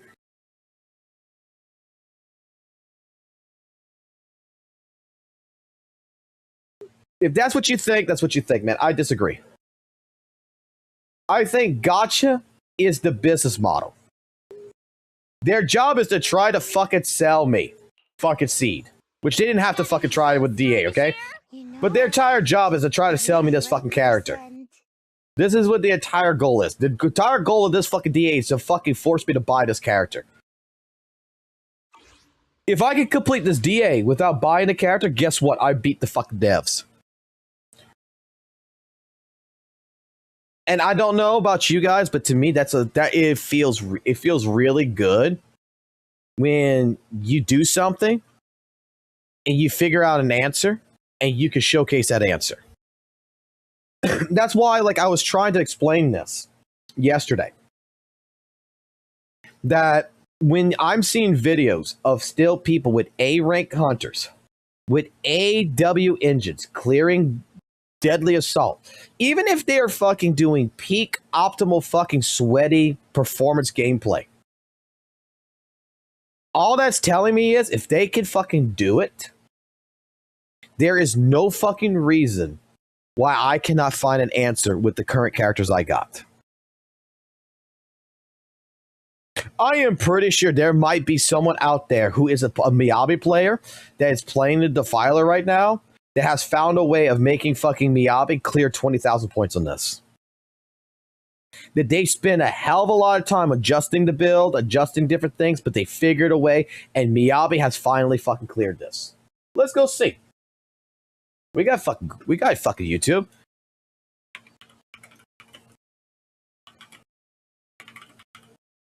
Is there a fucking Miyabi that cleared the Defiler?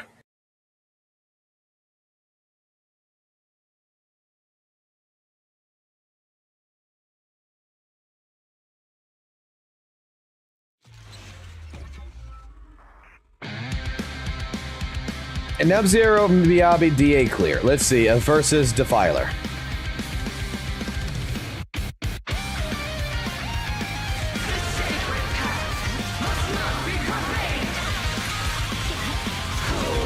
Because Miyabi's going to struggle in this.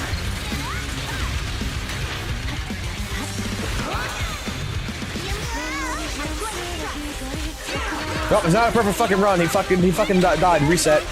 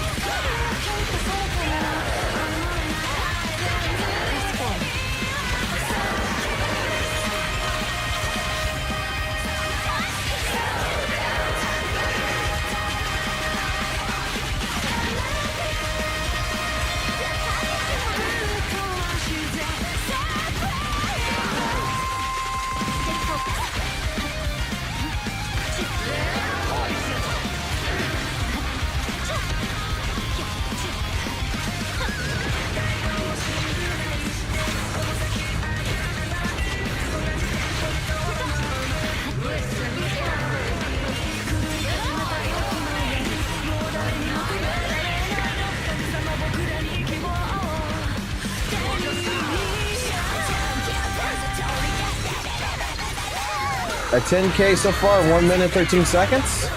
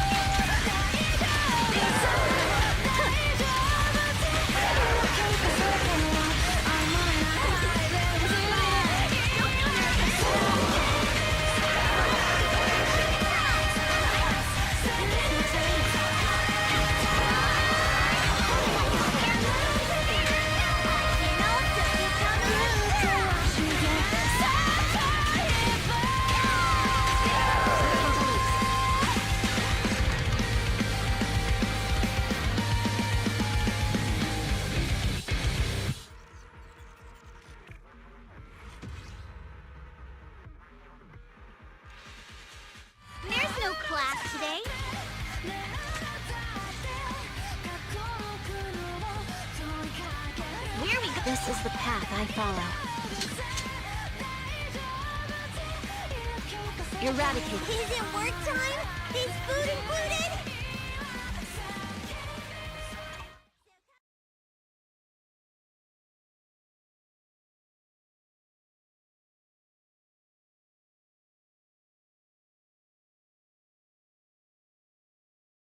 So, just gonna ask a question. Just gonna ask a simple fucking question here. How come my M1 Miyabi can't fucking do that? Got a new ghost story to... This is the path I follow. What's it? Why did that person was able to clear, but my M1 Miyabi can't clear it?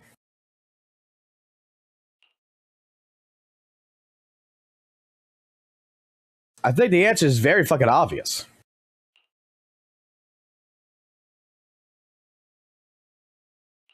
I got an M1 Miyabi. It's a skill and a build issue. Because I don't fucking play Miyabi. Because I'm in a comfort zone. It's a build and it's a skill issue. It's both.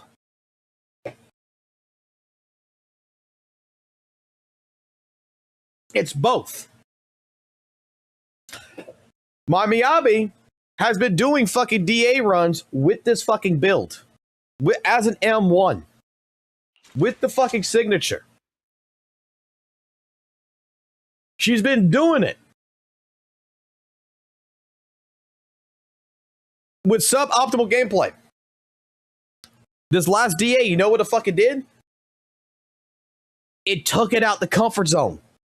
This build will not fucking work. I want to be able to do it. I guess I'm gonna have to fucking really look at optimizing my fucking Miyabi. I'm going to have to look at fucking optimizing how I play Miyabi. I just don't give a fuck about Miyabi. I really don't give a fuck. I don't play fucking Miyabi. It's on the account. I just don't fucking play it. I don't play Virgil. Sorry, anyone who loves Miyabi, you love Miyabi. But the difference between me and this person is two different sets. It is a skill issue. It is straight up a skill issue. It is straight up a build issue. And I'm sure that if I had a better fucking build with the fucking M1 and the M2, the M1 Yuzuha, excuse me, because I got an M1 Yuzuha. So my M1 Yuzuha and my fucking M1 fucking Miyabi, I'm sure I could clear this.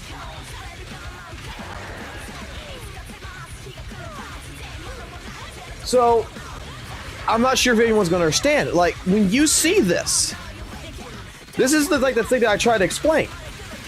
You see a random channel with 3 fucking subscribers I'm subscribing to. Yeah. In case y'all want to subscribe to them. And you want to leave some comments about fucking, yeah, this guy's great and everything. All this shows me is that anyone who's bitching that Miyabi can't fucking clear this shit, they're wrong. It's just that someone else did it. So that means that you should be able to do it. You might have to redefine your build. You might have to fucking optimize your gameplay. You might have to change a couple of different things up. But someone found an answer.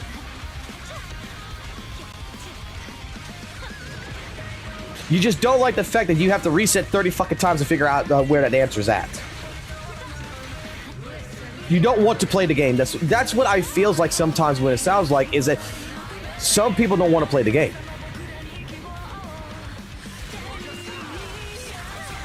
I think this has been the most fun DA. I just think that the only problem is that I agree with I actually agree with ALG on this. That I do think personally the DA ramped up a little bit too fucking fast. It blindsided a lot of fucking people. Okay? It wasn't a gradual increase to let you, you know, slowly prepare yourself. No, from the last couple of DAs to this DA, it was a car wreck. You hit a fucking wall. You didn't just jump the hill, you hit the fucking wall. Now, I get that. But I think the saying goes is that at this point in time, either you nut up or you shut up.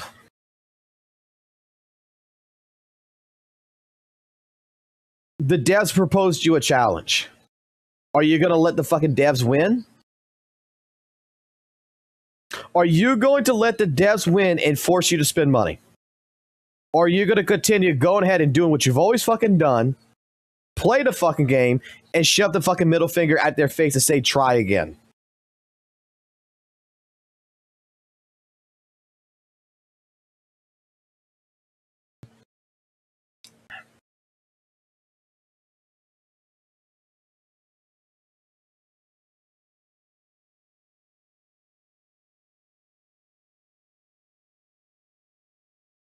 Mama didn't raise no quitter.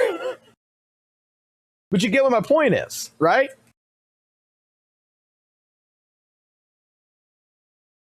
I like it when developers make shit like this. I like it when they propose challenges. I think this challenge, well, yeah, it caught people off guard. They blindsided them. And some people are a little upset about it. But the next couple of DA resets, we've already looked at it on the fucking data mining. It's going back down. It just seems like it's like the last time it happened, is that it went up and then it went back down. I think like the beginning of every single one of these patches, it seems like DA gets like a massive increase of HP and then it levels off. And then the next patch comes in, it comes back up a little bit higher and then it levels off. And then people don't talk about it for a little while. I mean, that's how I feel. But in this case scenario, this is what I like about ZZZ. This is what I think makes ZZZ the coolest shit there is. Is the fact you've proposed the challenge. The devs have set the rules. They've proposed the challenge. It is up to us to overcome that challenge.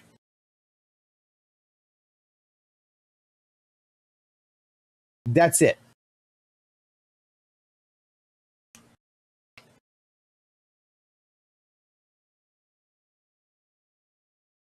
Hey, John. Hey, Vortex.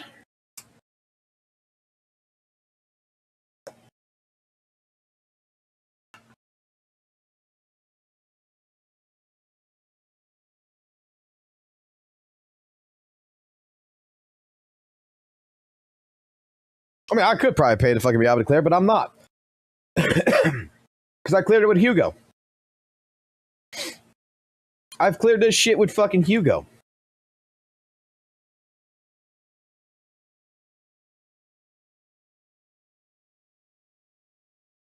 And that was satisfying as fuck.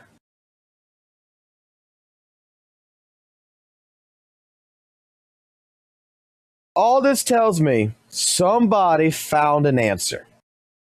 Everybody doom posting that they can't clear the defiler. Well, some motherfucker fucking said, fuck you, I can do it.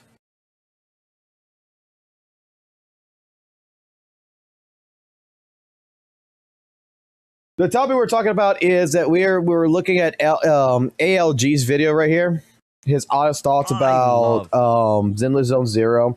And the too long don't read version of this is basically he says that HP inflation has been aggressive recently, which he's not wrong. It has been, and it's happening too fast. I can't, like I said, this is the part that I cannot actually disagree with. I think he's right about this. That it's been aggressive. It's not necessarily a problem, is what I'm going to say. Like, this is my argument to St. Tonus and several people so far. While HP inflation exists, and it's been aggressive, I have yet to see it actually become a massive fucking problem that prevents people from doing what they need to do. But he goes on and says that there's a necessity for it in gacha games, but it needs to slow down in ZZ because it's limited to creativity and team building and making the end game feel less fun. This to me is very much a subjective statement. Okay?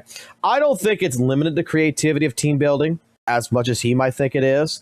And I sure in the hell do not believe it's making the end game less fun. If anything, I think it's making the end game much more fun because I'm spending more time than just clearing it in fucking, in 10 minutes. Right now, my 10 minutes. Listen, hear me out. Eradicate all evil. I'm not sure how you guys are going to, if you guys agree, you probably got to tell me it's an L take on this. The last couple of DAs, this only took me 10 minutes because each one's like 3 minutes, right? So it took me fucking 10 minutes to fucking clear all this shit. I'm done. They were kind of bored in the last couple of DAs. This one, oh, dude, I put a solid good fucking 2 hours at least, minimum, into this DA. The first time to clear it. With all the resets that I had to do on the defiler and shit, I actually had to change what I do. I actually had to think. And that to me is a respect of my time. Because now I feel like I'm playing a fucking game and I feel like I'm playing something longer that this should only take me 10 minutes to complete, but you've made it to where this took me over 30 minutes to figure an answer for this. And these two weren't too bad afterwards, but still, this in particular was the most fun because, yes, resetting to me is fun. When I fuck up and I'm bitching at myself and I'm saying, God damn it, I fucked up here. I know what I need to do here. That's when you have invoked the gamer side of me to say, I'm going to do this with fucking Hugo because I see 18,000 points right at the fucking end. All I need to do is figure out how to make that 18,000 points 20K.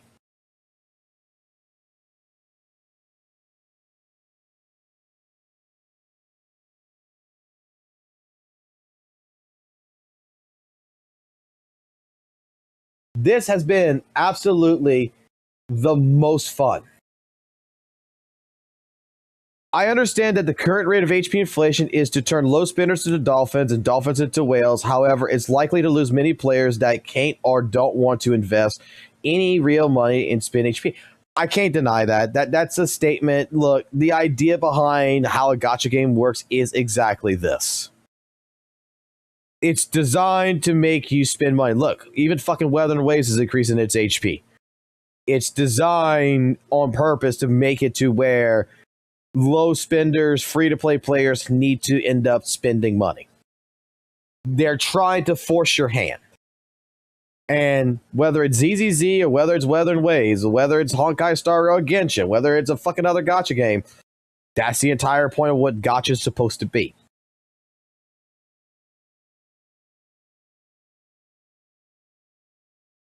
If the amount of HP inflation lessened, more players would be more likely to stay, resulting in longer-term players and overall higher returns. That's also a good business strategy. It really is a good business strategy as well. The last two statements, he's not wrong. The only thing that I am disagreeing with is I don't think this is limiting the creativity of team building. And I don't think it's making the end game feeling less fun. I think, again, this has been the most fun in a fucking Deadly Assault since I played since 1.7. When I first played in 1.7, I did not know jack shit of what the fuck I was doing. That was the most fun. Learning the game was the most fun I had in ZZZ. And then over the last couple of months of learning it, and learning different things, I got comfortable. I got comfortable with my teams. I got comfortable with what I'm doing. Guess what? I'm good. I'm done. I'm done. It's over. I'm in a position right now where all the fun bullshit is no longer there. You know what this DA did? You know what this fucking did for me? It's made me come back and have to relearn.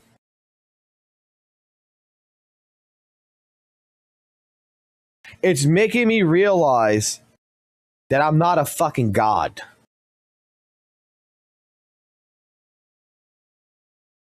And that to me is the niche community inside of the Zenless Zone Zero community that I think exists that would agree with me that when you faced a defiler, you weren't upset.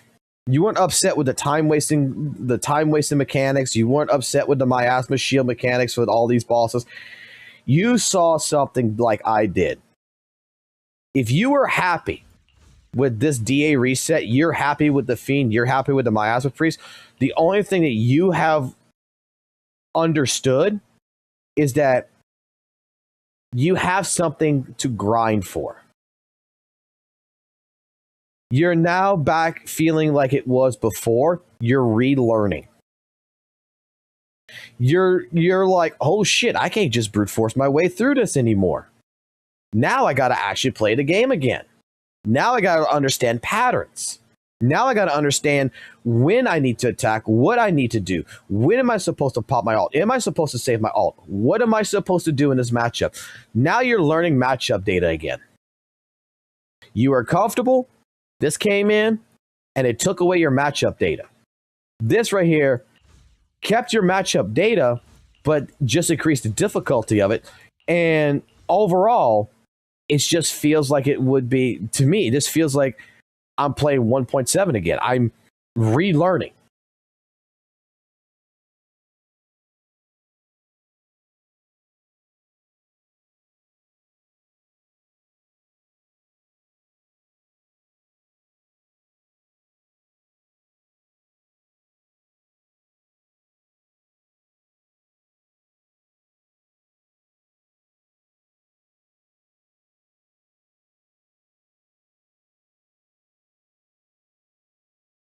When it becomes routine, you will make a video like Skull CJ. Yes, when it becomes routine.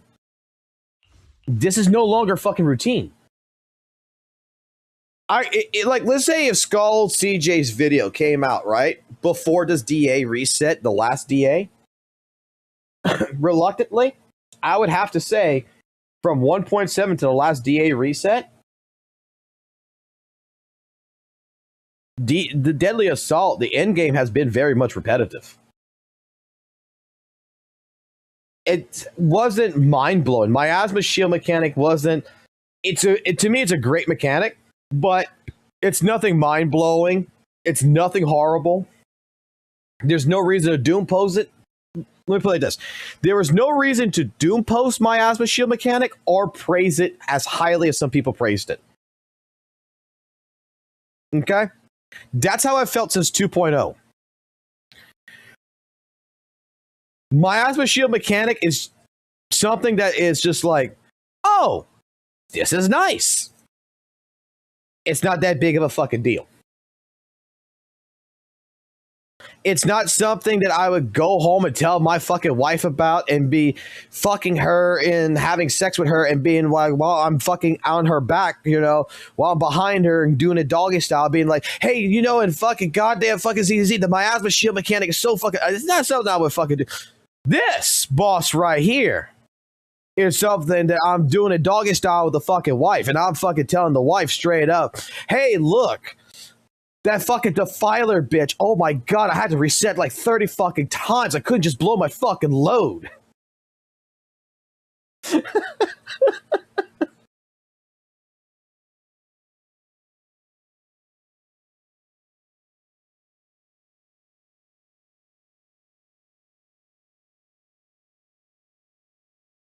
I'm not doom posting WUWA.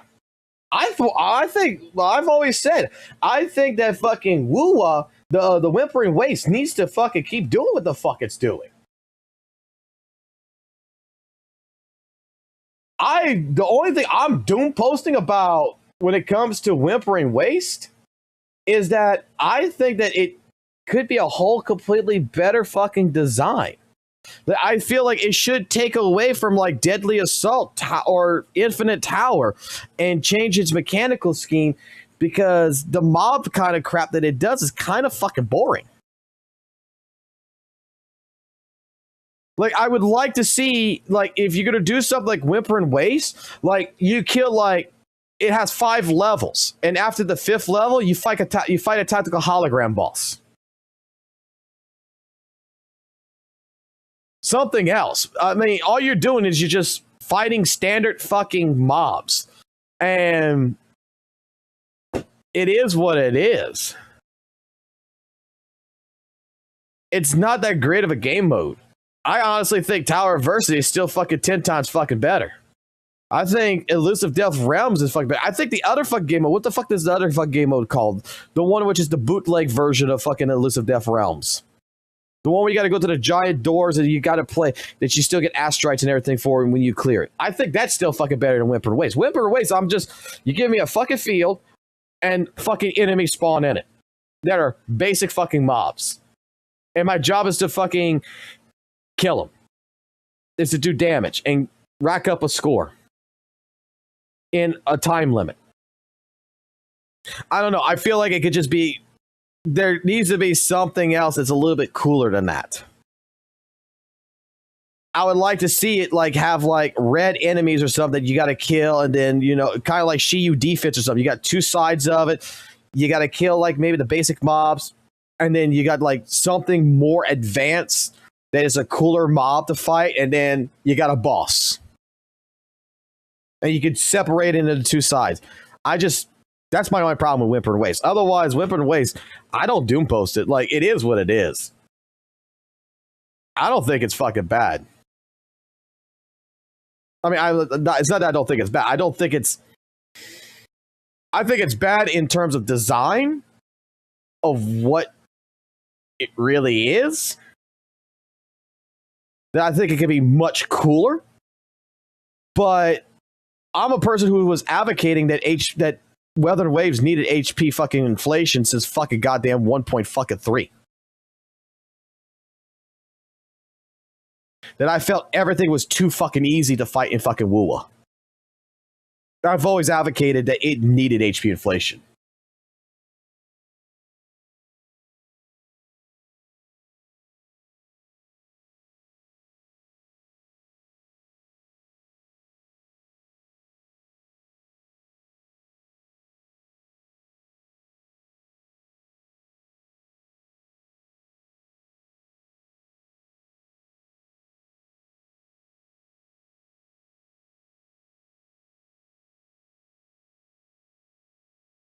And kid, a lot of people are saying that the reset for Whimper and Waves is not so fun either.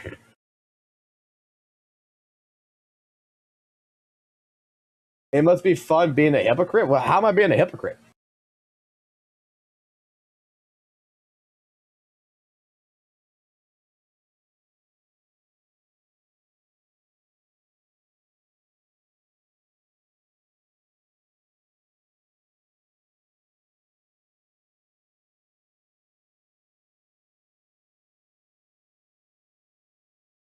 Oh, I thought you were talking to me being a hypocrite. I'm like, how am I being a hypocrite? I'm the guy who's advocating that there needs to be HP inflation in fucking WUWA. I'm the guy who's advocating that I've always felt like WUWA was a little too fucking easy. That the only hard content that does not need HP inflation is the fucking tactical hologram bosses. But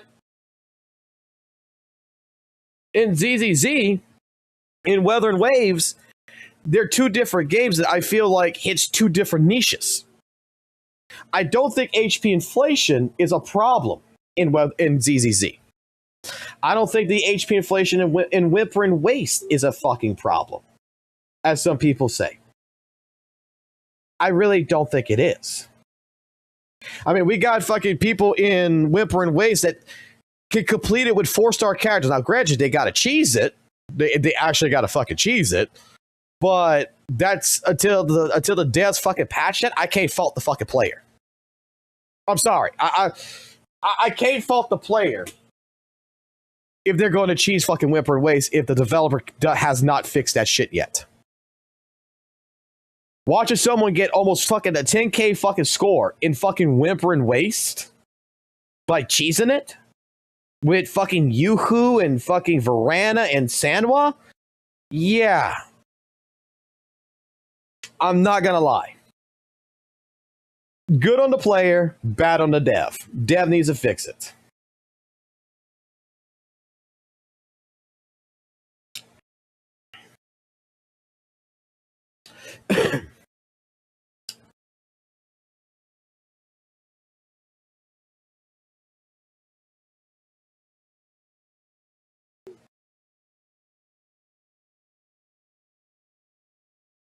Like,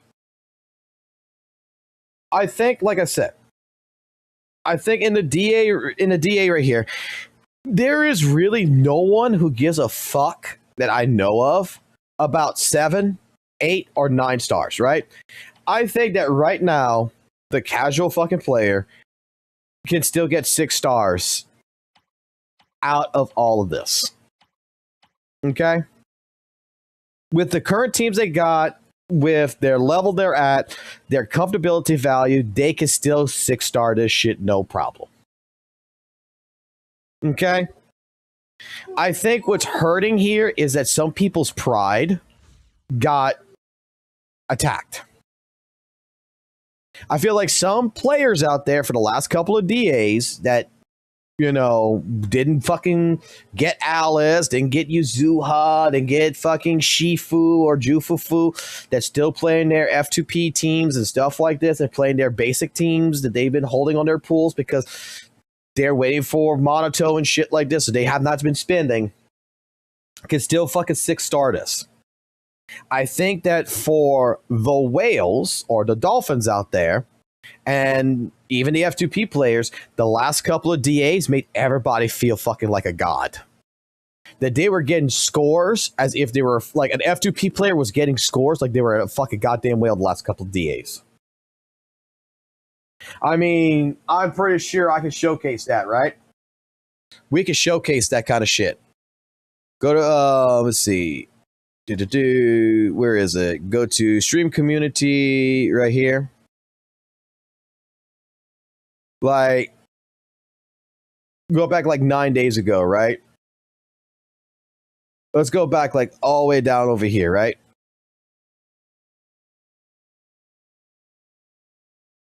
I am pretty fucking sure that this DA, for example, right?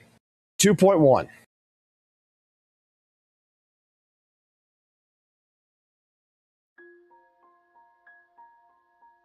It's got an M3 Astra, M6 Nicole, and an M3 and Musical Skull's got an M3 fucking Caesar that he's going to use as a fucking DPS.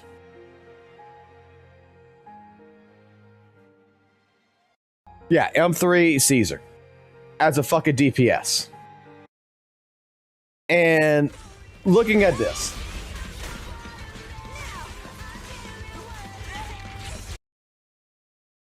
he's already at 21,000 with 58 fucking seconds on the fucking clock with the Fiend.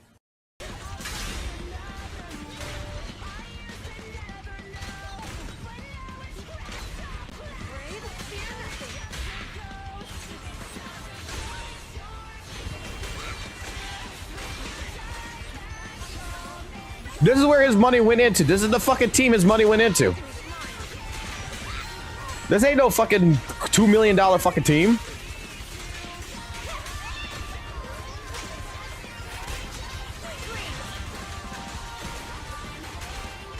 He's already at 30,000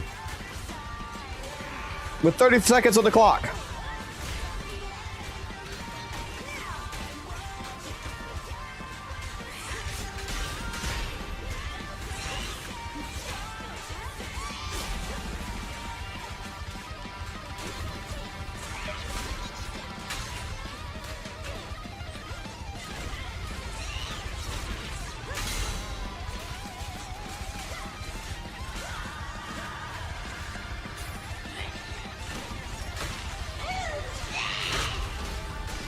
I am sure at 35,000 on that score right there, he felt really fucking good with DPS fucking goddamn Caesar.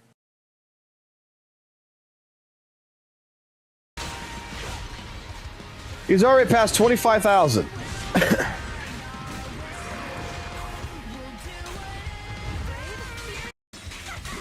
Past 30K. I'm sure he felt really fucking good with that. 33.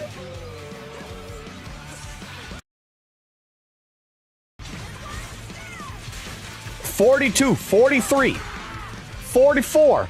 I am sure he felt really fucking good Let's see. I know there's a worse fuck. I know there's a fucking team that was fucking worse than this shit, right? That did fucking good. Sons of Caledon, A rank only. Let's see. I got to probably pause it here. Let's see what this one did. Oh, this is Shiyu defense. This don't fucking matter. This is Shiyu defense. I need deadly assault.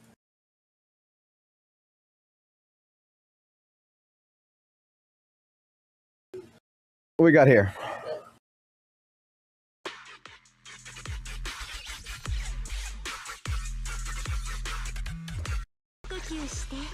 We got an M0 Astra, an M1 trigger. Wait, yeah, M1 trigger, and an M0 fucking police girl. And going against a marionette.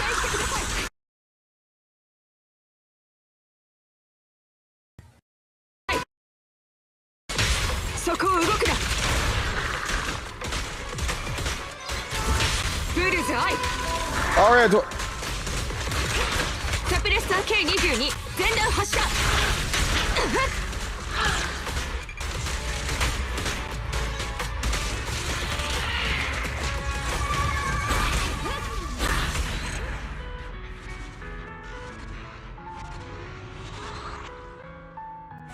Just having fun. Probably got 25K. Just having fun. Let's see.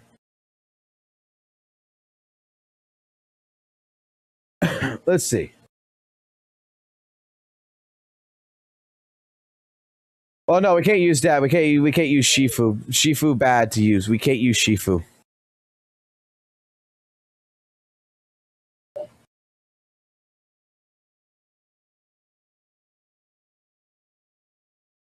We got a fucking Miyabi again.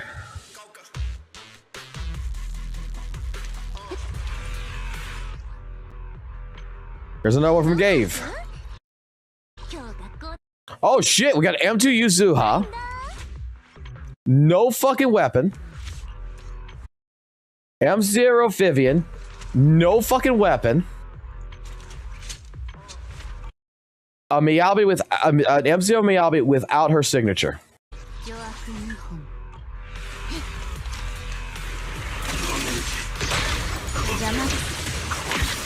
And this ain't deadly assault. This is Shiyu defense.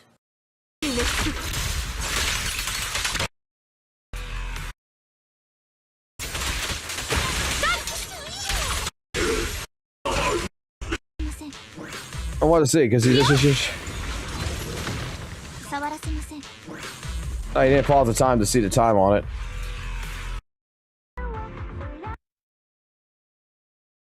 Three minutes and 55 seconds.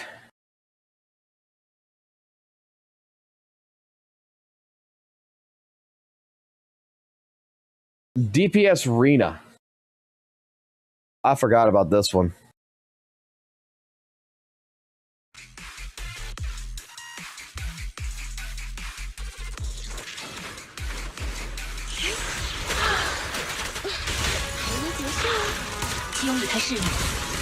Let's get towards morning end. I want to see what a score comes into.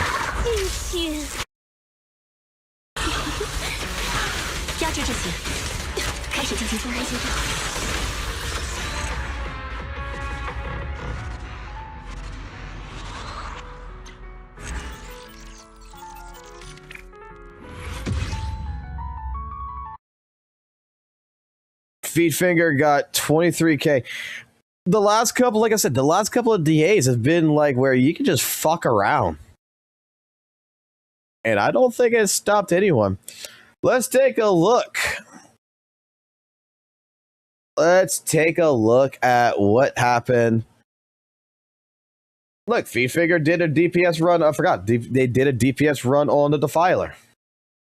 We'll see Caesar here in a second. We already saw this one.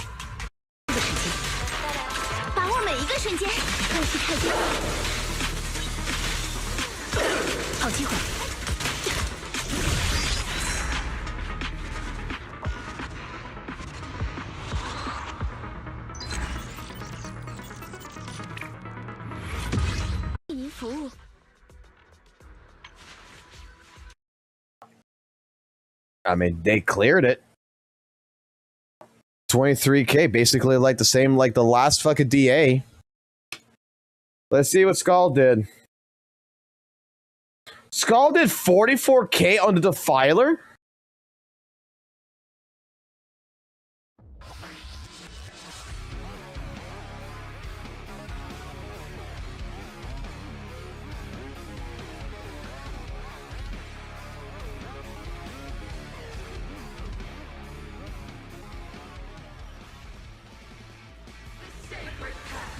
Must not be profaned.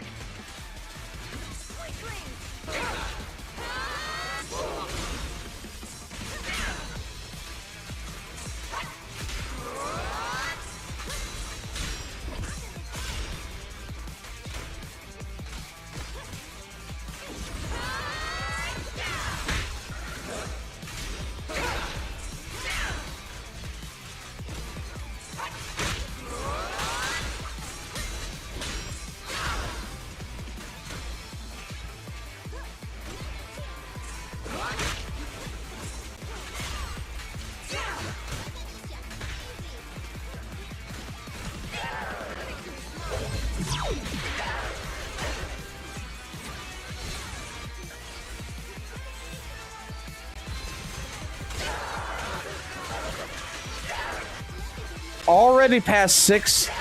Already past 1 star before 2 minutes.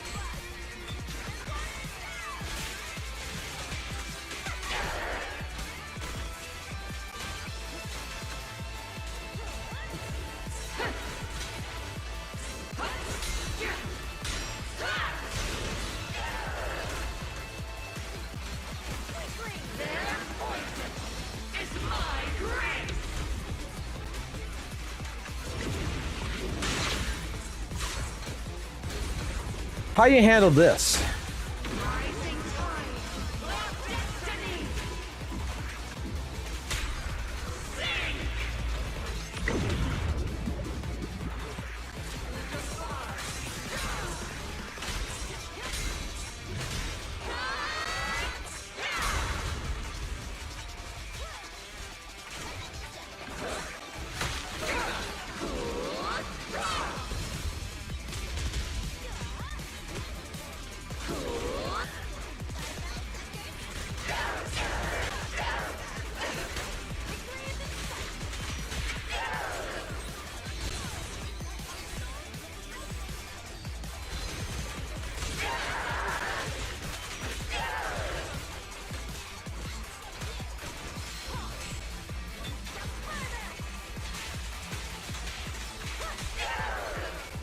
Musical Skull, you're my chat buddy?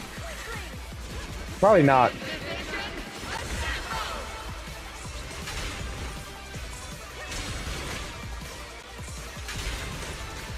I'm gonna make you a fucking deal.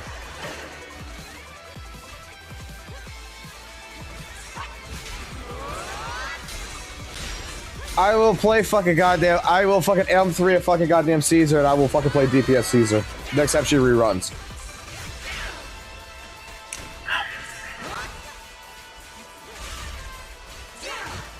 You make this shit look fun as shit.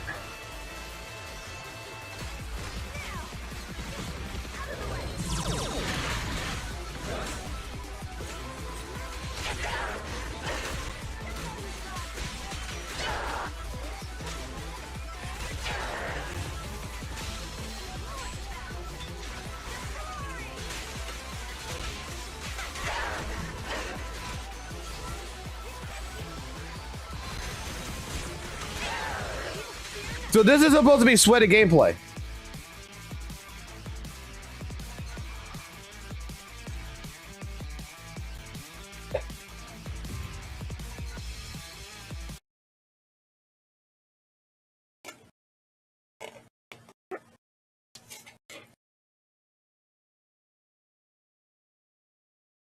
You remember how Average Luck Gamer said there's no more, like, he feels like there's going to be no more creativity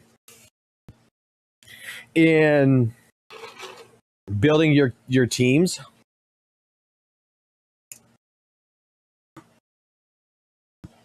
Remember that? That's what he said, right?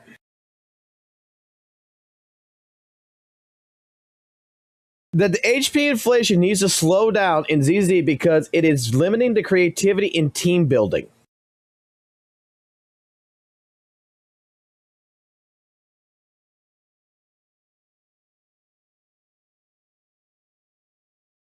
Yeah, but that's all musical plays. That's all musical saved his fucking ass strikes for.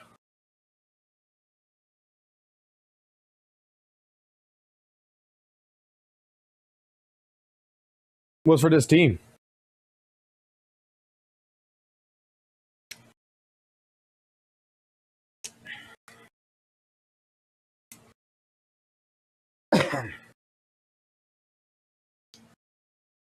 Like, he's completely free to play.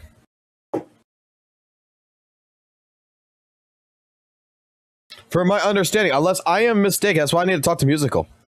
From my understanding, Musical is completely free to play. He knew the value in Astra. He got himself his Nicole and everything. But when it came to Caesar, he was fucking so in love with Caesar that he fucking M3'd her.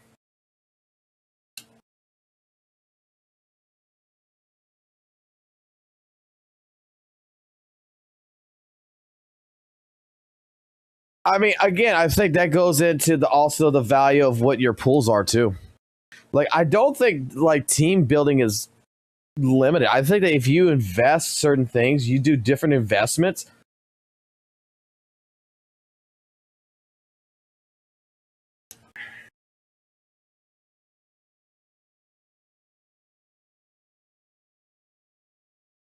Let's see.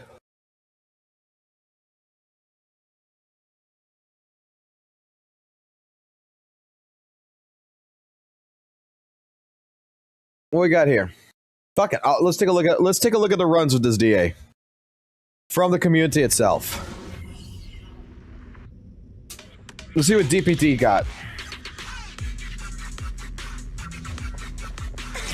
They'll probably show the build after. Feel the rhythm of the waves. Hey, do that boot. Might be a whale team.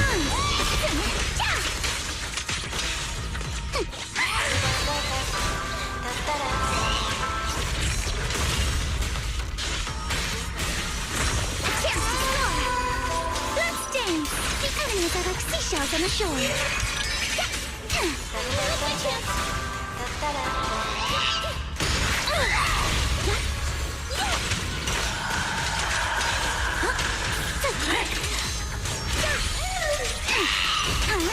Feel the sea breeze. Sorry for stealing your spotlight. I offer you the dazzling star of a summer night. Together, we'll compose a miracle. You'll regret choosing me as your opponent. Your weakness has been exposed. Full spin!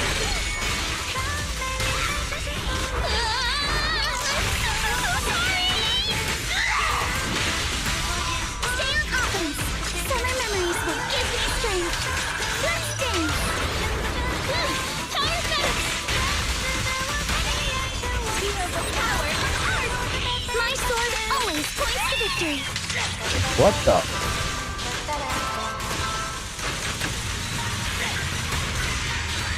Keep going.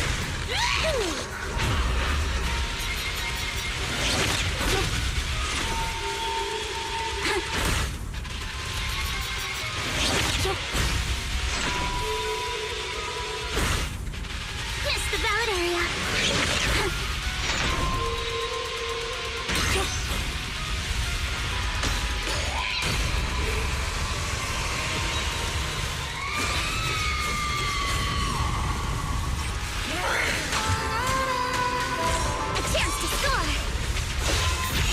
Sea breeze.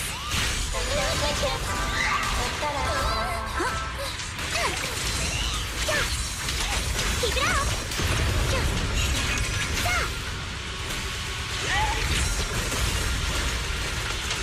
Summer memories will give you at the beach. Alice Timefield is unstoppable.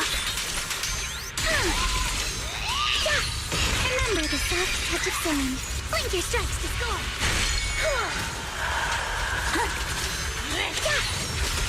You can't run! Leave this bit to me! Or you get fucked up there.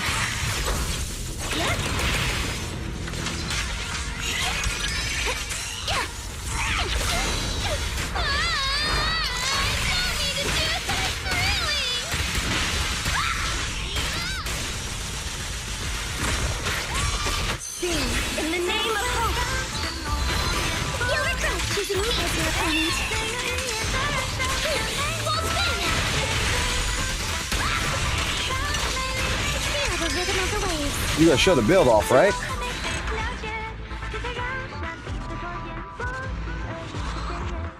I'm not gonna see what the build is?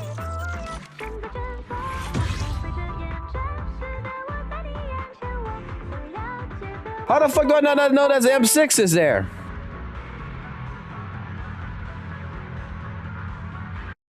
Asshole. Full Shiyu run, Rat Killer.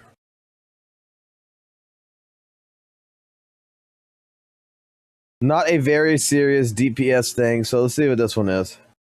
The worst DPS clear in Shiyu defense. Okay, that's Shiyu defense. I was looking for Deadly Assault.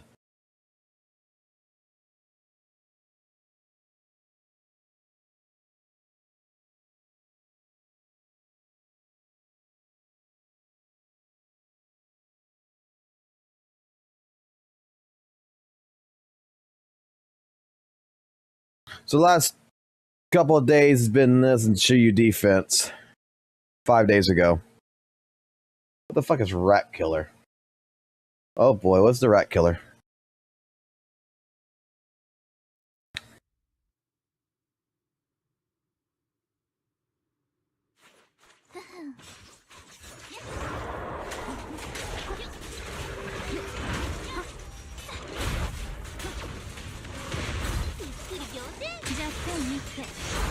This is from the last Shiyu defense.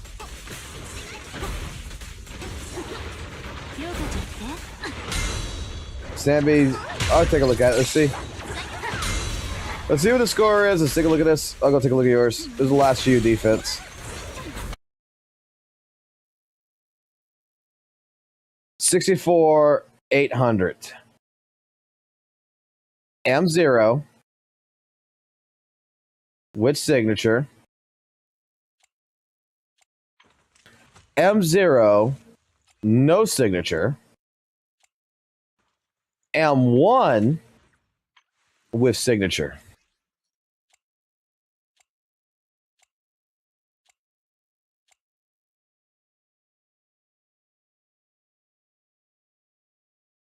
And you wipe out the boss.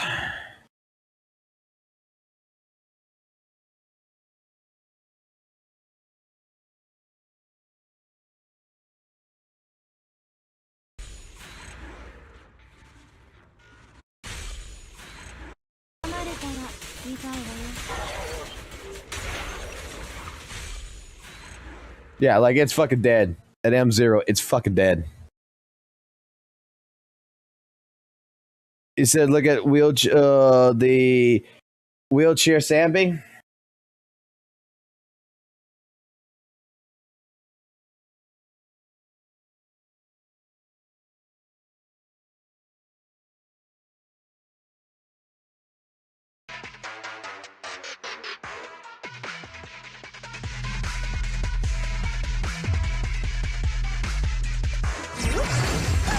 Oh god, it's a mobile player.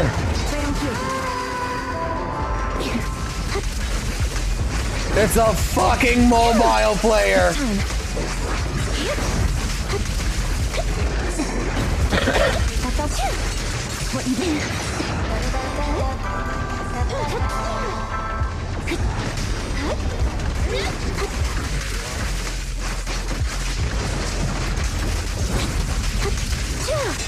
Now you pay.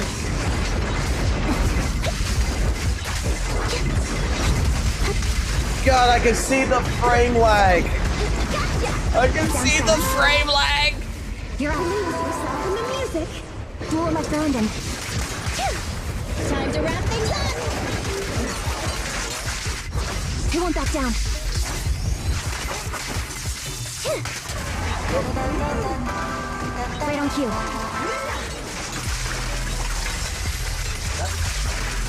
Get ready. Now you pay. Remember to smile.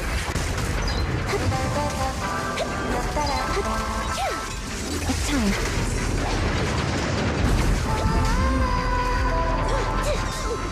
That felt good. Sound strategy.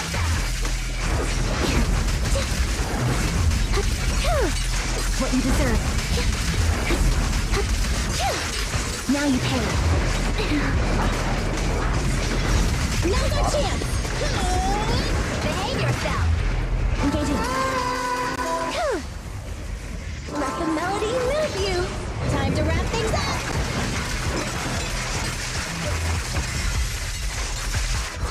I won't back down. All right, we'll start getting you pickles in your burger, okay?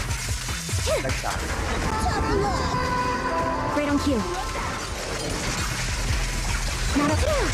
It's time. My song is with you. Roger that. Some of them look like a manga, not a fucking video game. I love that one. What you deserve. No, I mean, let me put it like this. I have nothing against mobile players. I really fucking don't. Good. Okay? But Engaging. let me put it this way. Machinima had a video. Now you pay. Who remembers old fucking Machinima? Like the old YouTube channel Machinima. And I look at mobile players nowadays, like this old video they used to talk about fucking arcade stick players. Sound strategy.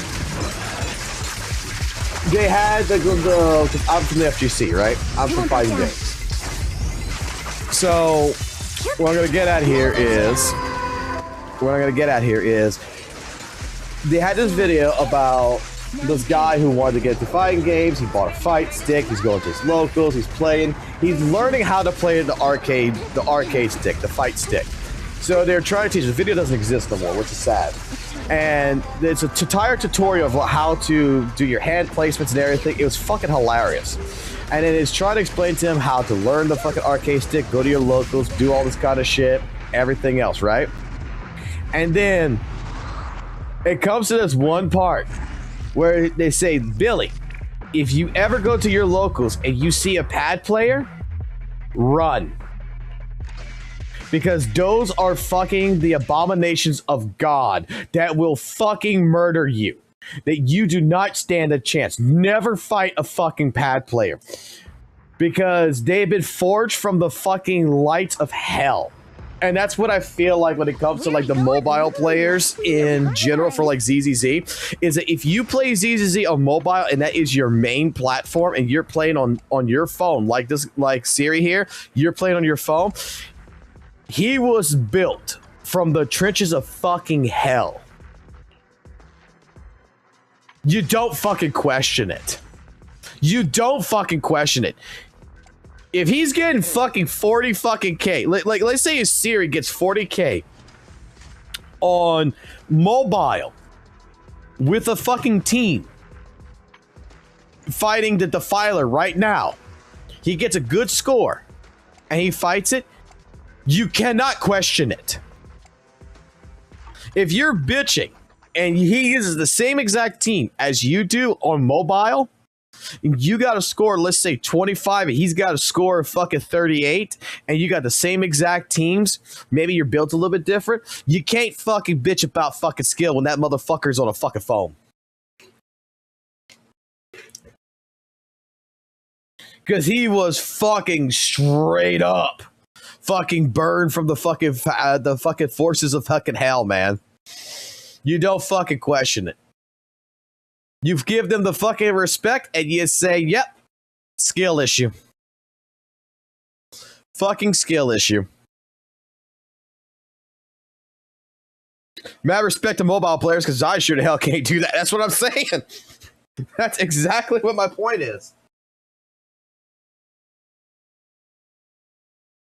Mass fucking respect, Siri.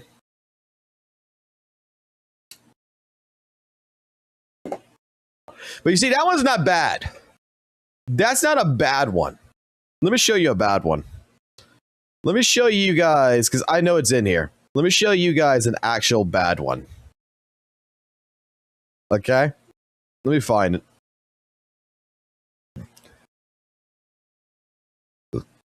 Let's see, where is it? I know the motherfucker posted it in here.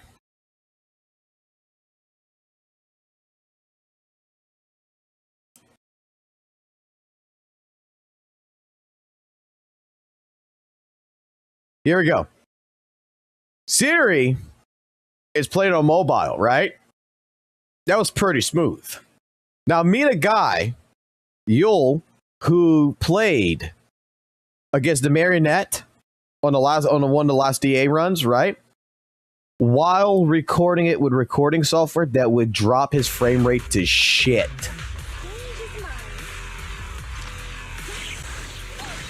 This is not 30 frames per second that he's dealing with.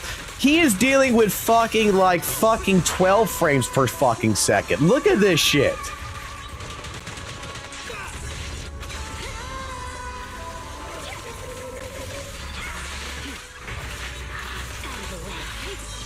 Like, I legitimately feel that there is one major fucking feature that fucking ZZZ needs to have.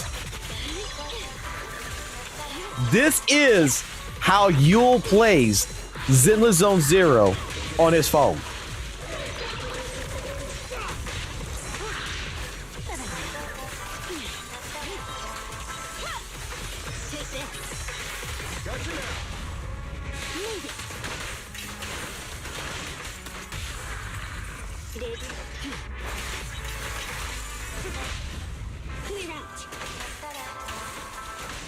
And it's even worse because he's recording it. He's got recording software in the background, which is eating up the frame rate as well. So he's not even getting 30 frames. He's getting like fucking 12 to 15, and it jumps to like 20, and it jumps back down to fucking 12, 15. You can see the fucking lag.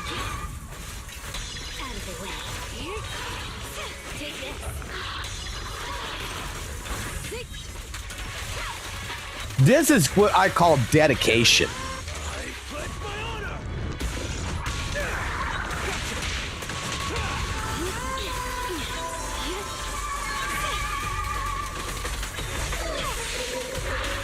This motherfucker was playing on the fucking beta PlayStation fucking 1 fucking copy of ZZZ.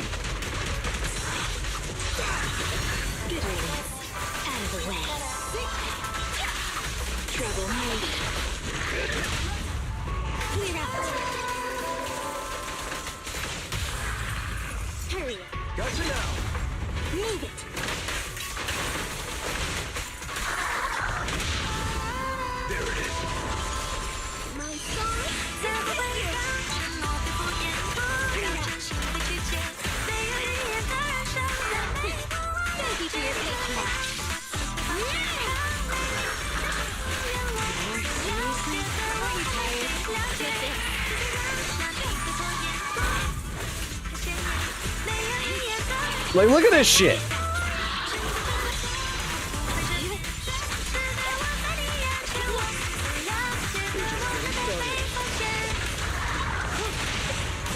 Make way for the undefeated champion!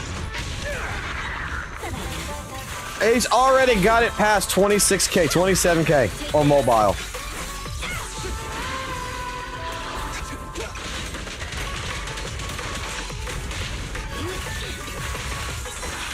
With that shitty frame rate.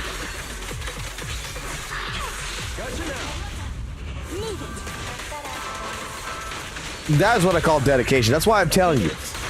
This is a person that was forged in the fucking limelight of fucking hell. In brimstone itself.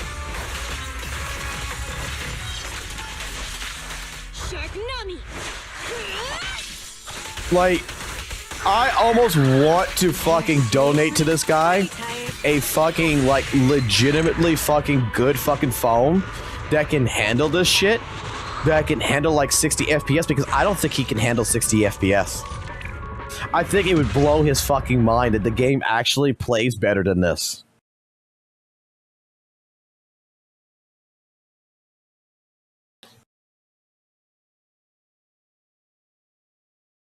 Let's see what y'all guys got here. When you fire all the animators. I've seen that one. Buenas a todos, bienvenidos a otro reinicio del Deadly Assault. El día God, the quality looks so fucking bad in fucking mobile. I'm so fucking sorry, man. Para este reinicio del Deadly Assault recomiendo utilizar a 3 personajes atacantes. Denle like. Además de que, como pueden ver, voy a mostrar las builds de todos los personajes que fueron utilizados en este ciclo. Espero que lo disfruten. Just give it to Deadly Assault. I'm not worried about the builds. He's mobile. Builds don't fucking matter. I'm sorry. Builds don't matter. I want to see his frame rate. Dude, the fucking loading screen's not even fuck. Oh, look at this shit.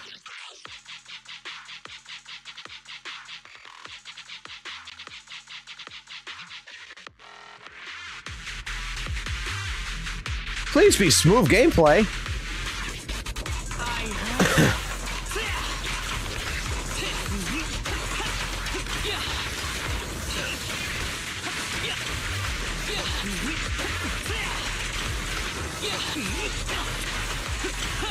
That's already better than fucking Yule. That's already better than Yule's fucking video right there. I'm sorry. Holy shit, that's fucking better.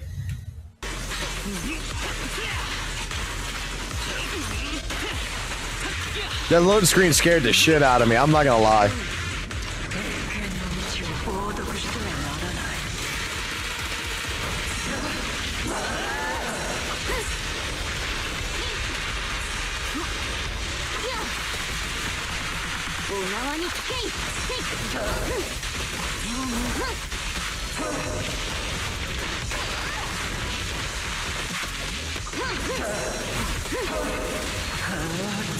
See, this is why Genshin Impact is going to be superior. I'm sorry.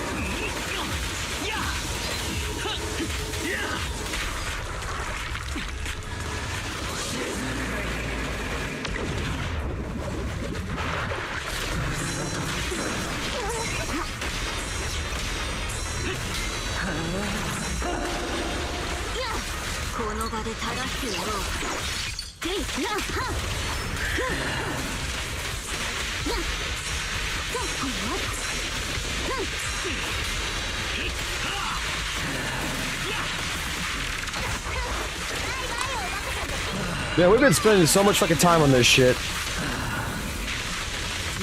This was not what my plan of the content was tonight, but I'm fucking interested in this shit.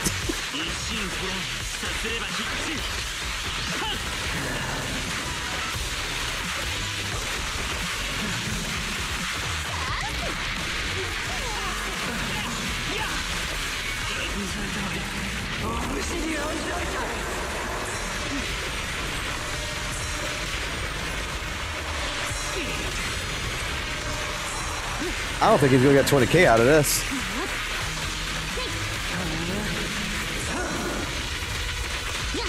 Maybe like 18.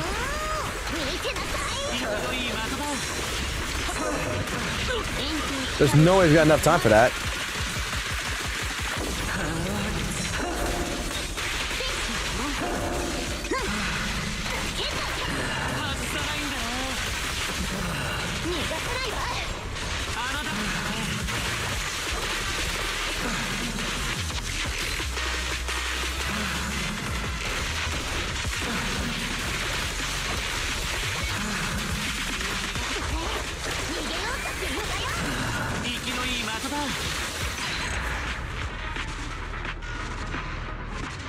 Now, if he was able to play a little bit Por lo more in the general, beginning, este tipo de contenidos para mí suele ser un poco más difícil, o mejor dicho, estos bosses suelen ser más difícil para mí porque yo because no he suelo did jugar he did muchos mess up quite a bit in the personajes beginning. atacantes. Generalmente prefiero jugar equipos de arma. He's gonna get 3 here.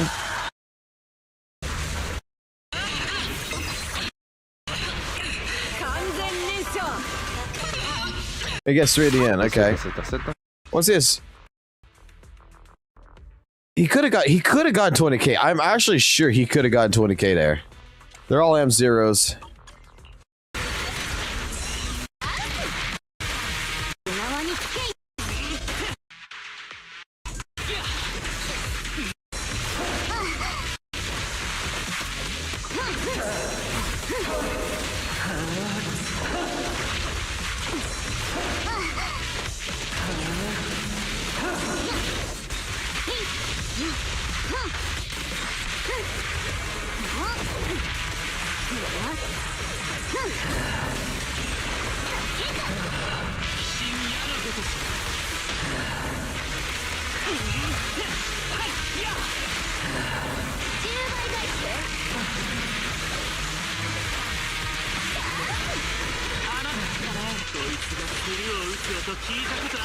I want to see something here.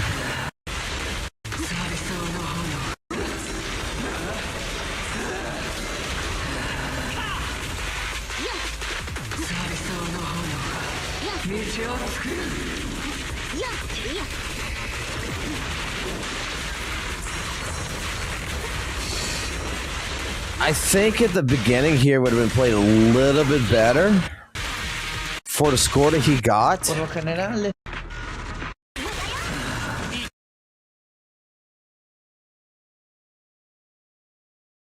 Yeah, I think I think that if he could have gotten just a little bit, yeah, he could have gotten this. por lo general, este tipo de contenidos para mí suele ser un poco más I think, yeah, even with this fucking team here, he could have gotten this right in the beginning.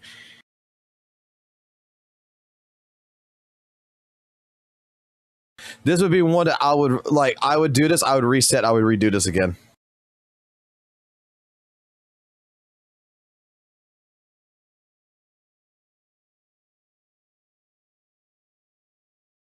Like, if this would have been like 15,000, yeah, I would say no. But since I'm seeing 17.5, I'm sure he could have gotten 20k. I have to look at the build on it too.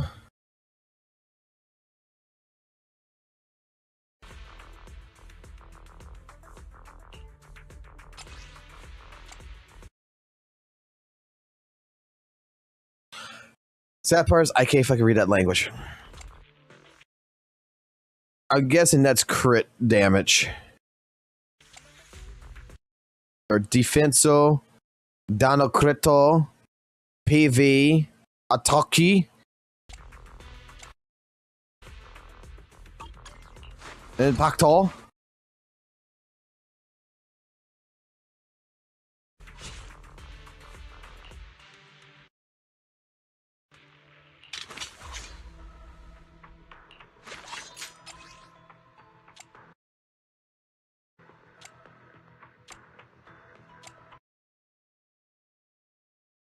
What the fuck PV would be? HP.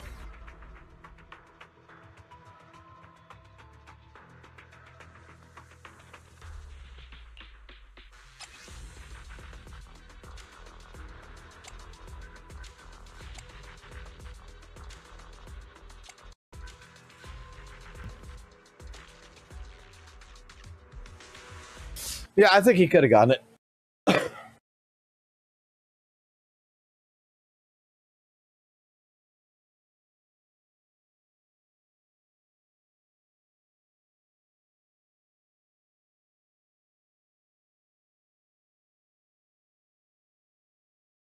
Oh. Sorry, just cracking my back there for a second.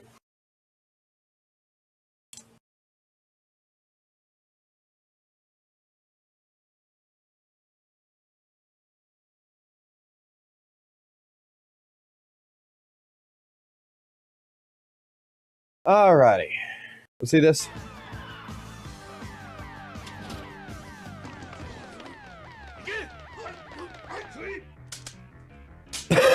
This is like, okay, I see what you did. Welcome to the mobile version of ZZZ.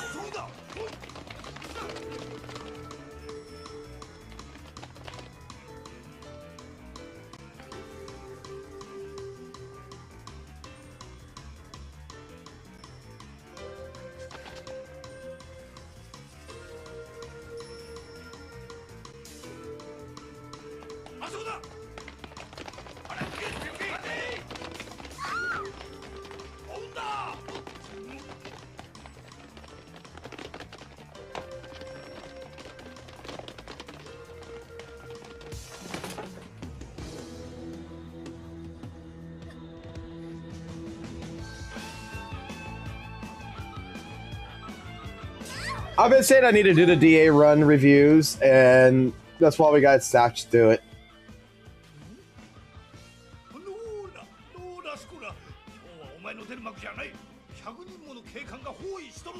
Oh, look, someone animated the lips there better.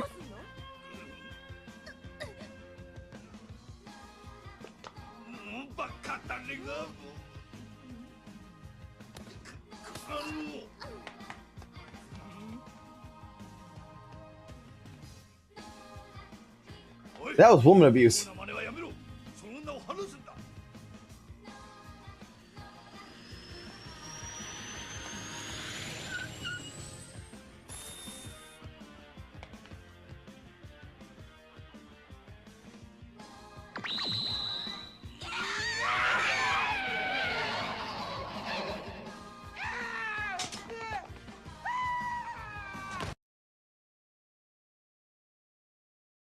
What the fuck?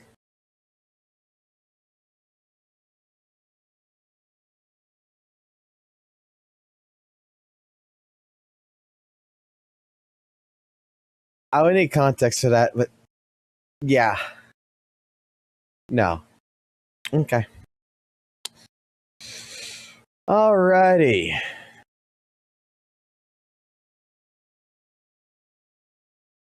We're gonna need to look at more of the stuff. We'll do that later on. What you got in daily reacts here? Oh, some people fucking putting this stuff in here. Deadly Assault A-rank characters only. Yeah, we've seen this one. I've seen this one. We're gonna keep that one though, but we've seen this. What the fuck is this?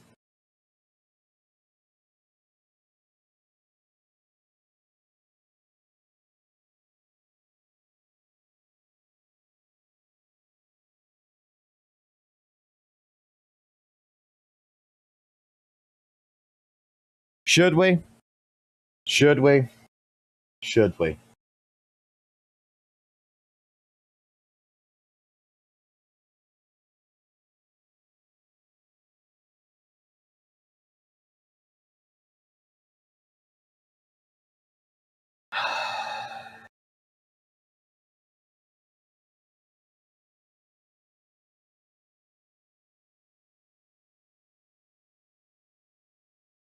It was such a good fucking night. Oh well. Apparently Satan wants an apology. Let's find out. Ladies and gentlemen, today's topic of discussion is going to be about something that I like to call accountability. And in the content creation space, accountability is something that you don't actually see very... Why don't you take accountability? All right, before we start on this shit, before we start on this goddamn dumbass fucking bullshit, because I already know what it's gonna be. I think that it's best that we take a break, guys. I'm gonna go use the fucking restroom. I'm gonna go take myself a fucking goddamn piss, possibly a fucking shit. Empty out the bowels to digest what the fuck we're about to hear. Let me throw your commands up. So while I'm gone, y'all can fuck around.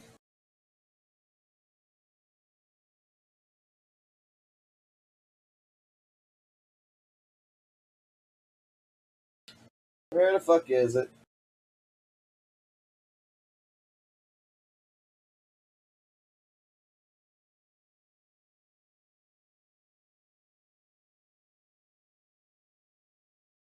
All right, try the command. Try commands now.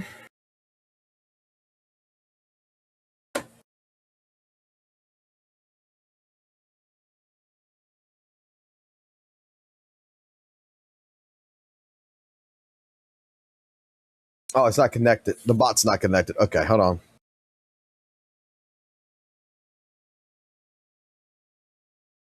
Let me close it out. Let me reopen it. It needs to be closed and reopened in order to work on this. Give it a second.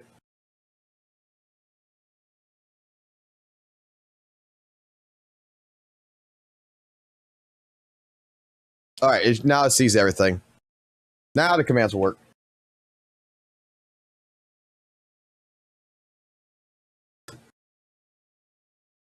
Yep, commands will work now. Heavy responsibility.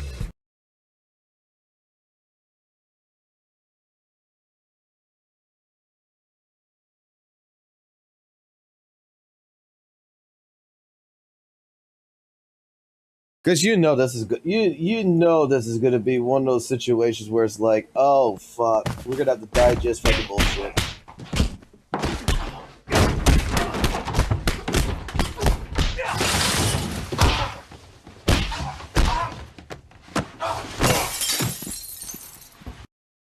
All right, let me go use the restroom. Let me leave you with this real quick, and we'll be right back.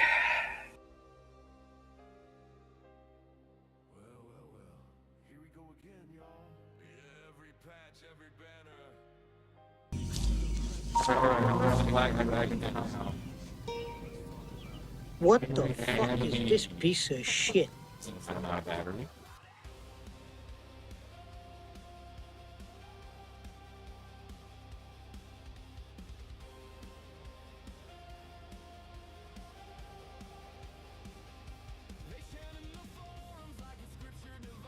Who asked?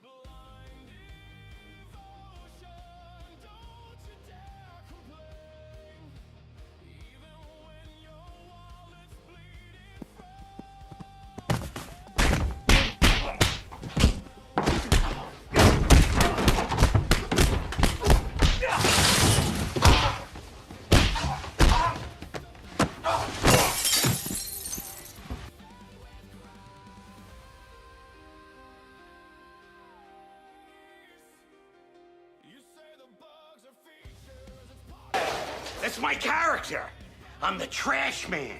I come out, I throw trash all over the ring, and then I start eating garbage. And then I pick up the trash can and I smash the guy on the head.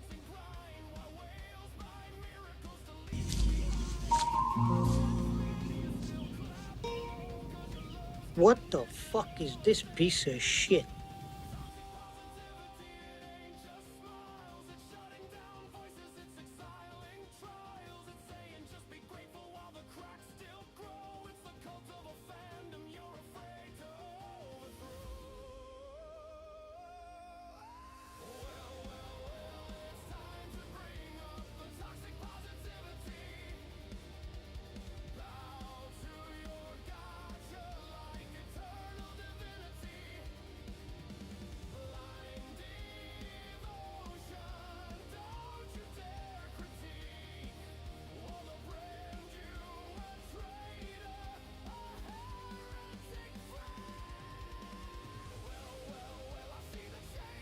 Son of a bitch!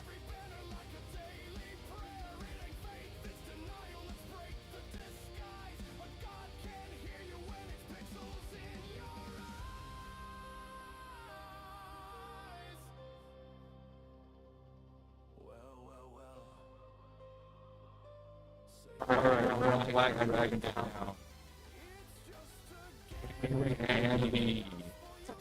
Since I'm out of battery.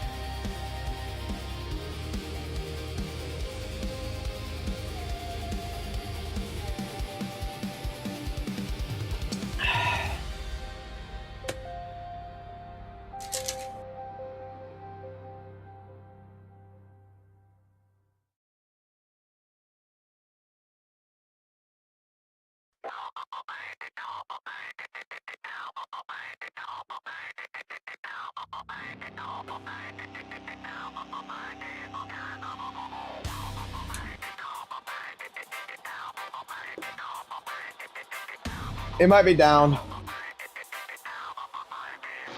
It might be down right now. I'm just playing music. Let me go take a look at this posting.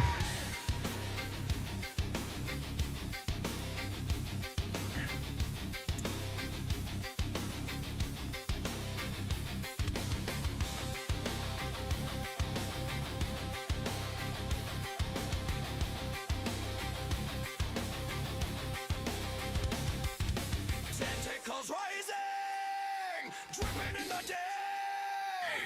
8 arms of madness, pulling me off my feet. Neon waves crash, the crowd starts to scream. We drowning in the ocean of a freaky dream.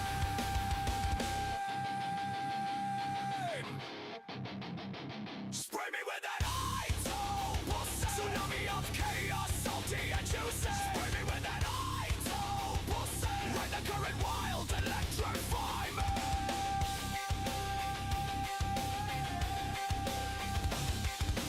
In cloud thunder, rave lights flash, baseline snaps like a tidal crash. Wrapped up tight in the ocean's groove, tentacle rhythm makes the dance floor move. Slip, slide, bodies collide, wave after wave, there's nowhere to hide. Under the surface, pressure explodes. We all surrender when the kraken unloads. Oh, I might be in this one. Spray me with that idol, pussy. Storm surge fire, wet and dripping. Spray me with that idol, pussy. 8 dark monsters set me free. Alrighty. Let's see if ZZZ deserves to give St. Tonis an apology. Ladies and gentlemen, today's topic of discussion is going to be about something that I like to call accountability. And in the content creation space, accountability is something that you don't actually see very often done by somebody's own individual will. Oftentimes, something needs to occur in the space. A video needs to be made. A take needs to be refuted. Some feelings need to get hurt for a lot of people to actually start taking that accountability. And this is a situation where, unfortunately, I'm going to have to go ahead and start doing that. There's been a debt that needs to be paid, to me in particular, and I think it's time for me to collect it, and also, you know, a little bit of interest as well. So let's start providing a bit of the context over here. If you guys are actually familiar with my channel, you're familiar with the type of content that I make, if you just look up ZZZ in my history, you'll see that I have a lot of videos talking about what's wrong with the game. It's going all the way back to 5 months ago, where I said the game had a massive amount of HP inflation, that it was slowly and surely becoming a lot less inaccessible to players, and that the decisions that the devs were making in this vid were really bad and were going to lead to a lot of problems later down the road. I then proceeded to talk about how all the new features that they were adding in versions like 2.0, so on and so forth, miasma, the new types of enemies, invulnerability phases, mechanics, not very good for the game either. The end game is getting a lot worse. It's getting inaccessible. They're walling off people from being able to get polychromes for literally no reason when the game already has a sweat endgame mode called the Endless Tower. Yes, ZZZ basically has holograms. And the situation is, ladies and gentlemen, well, there were a lot of creators a lot of big name creators who have a pretty decently sized community that decided to directly oppose the viewpoints that I was making. They decided to go ahead, make countless videos mocking me, saying that I was doom posting the game, that I just hate it, and that I was the biggest source of issues in the community. In actuality, ladies and gentlemen, those same exact CCs that said those same exact things are now echoing the exact concerns that I had with the game months ago. Except this time, it's not about things like Shiyu defense. It's about deadly assault. The same things they're...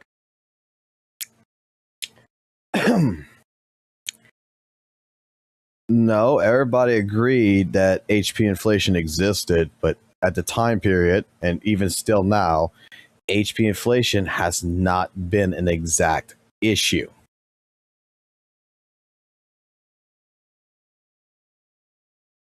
That is what Loki Gacha, Rezi, myself, Hako, Kate, Muzzy, and several people have pointed out. We know HP inflation exists, but there is things that are happening that happen around it. This DA is still not an issue.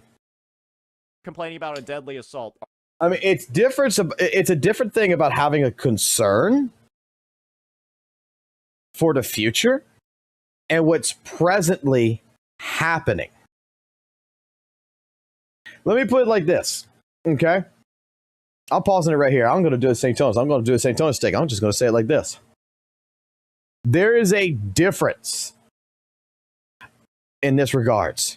When St. Thomas was talking about ZZZ's issues, he's talking about, well, 6 months down the road, it's going to be that right now, and all the way down to 6 months down the road, there's going to be a fucking house fire and it's going to burn the fucking, and ZZ is going to burn down. Where at the present time of the game, there's no house fire. The game's fine. Everybody's clearing shit. Everybody's doing okay. Miasma shield's not an issue. The HP inflation is not an issue. Everybody themselves are saying, hey, maybe in the future it will get that way, but what you're saying right now is not happening. That was the point. Bro, the DA is a disaster. I don't think it's a disaster. I think it's the most fun that we had. I cleared it with an M0 Hugo with the Defiler. I'm still able to get all my points. I'm still able to get everything done. There are several people we just finished watching who is clearing it. We got a Miyabi that cleared it. There is a couple different things about it that sucks. Just like it sucked in the past to a couple of things with when it comes down to the buffs. A lot of people in the DA, the buffs didn't quite work out well in what? The first version of 2.0, everybody was hating on the fucking buffs. The buffs weren't good. But then it got better. It's a miss on the buffs. It's not been an issue, though.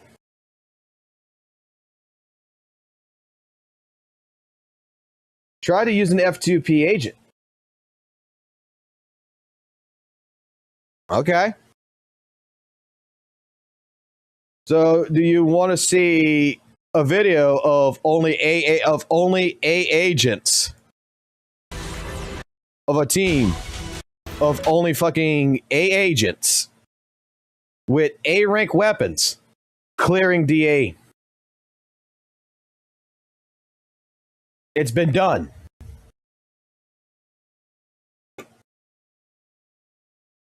And if it can be done by a team of nothing but A-rank agents with AW engines,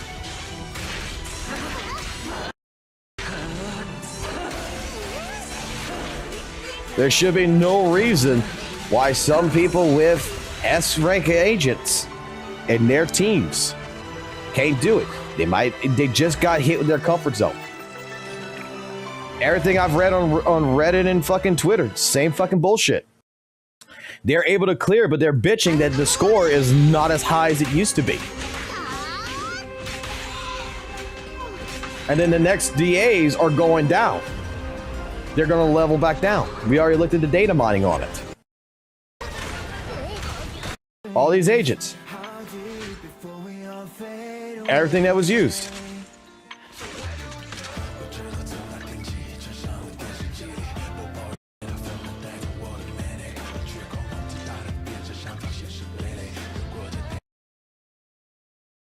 Don't say someone clear it, say I clear it. What kind of argument is that? Oh, we're going to use the elitist. We're going to use the elitist argument as an elitist video. I've cleared it.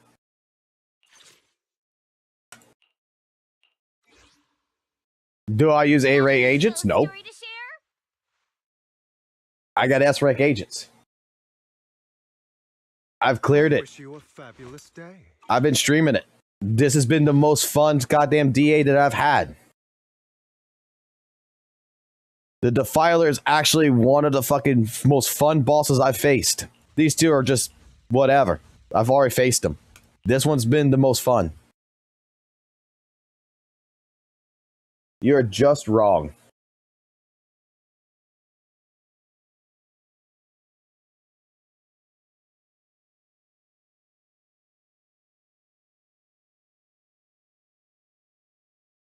My perspective is of a whale.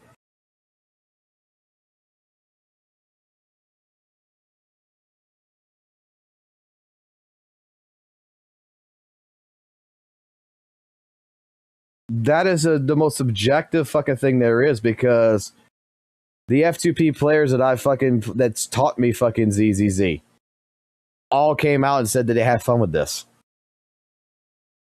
Musical Skull, Argo, Chris. I got people who's sending videos about this.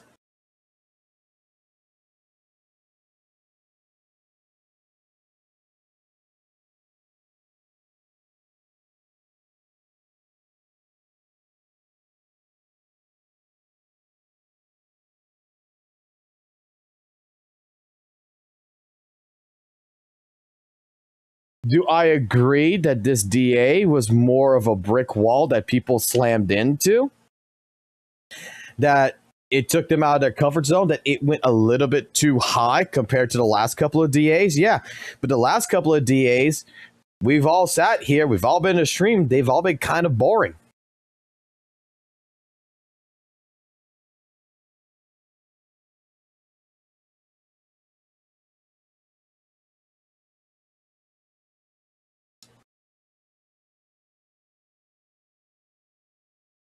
Use A rank and A support. What A rank do I have that's built for this?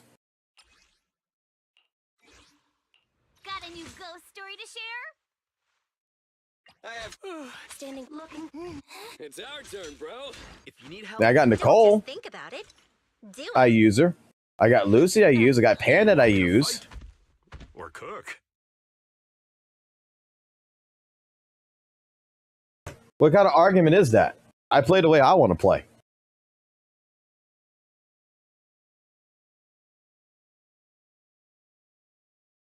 Like, what kind of argument is it? Use A-rank characters with A-rank engines and do it.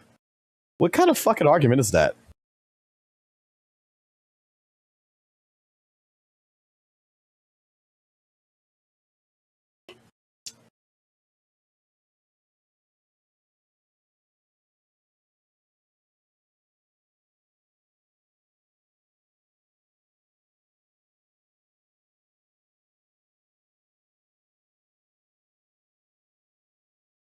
Two 3 cost is more relatable to a regular F2P.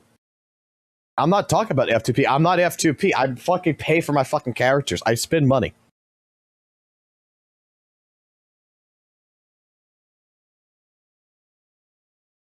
There's other F2P players out there, Jade and them, who are F2P. That's telling me they're having fun with it.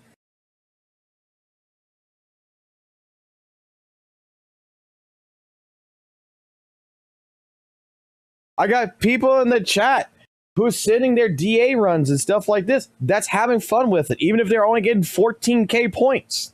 Because 20k is not a necessity. They're not getting all 9 stars. That they're still having fun with it.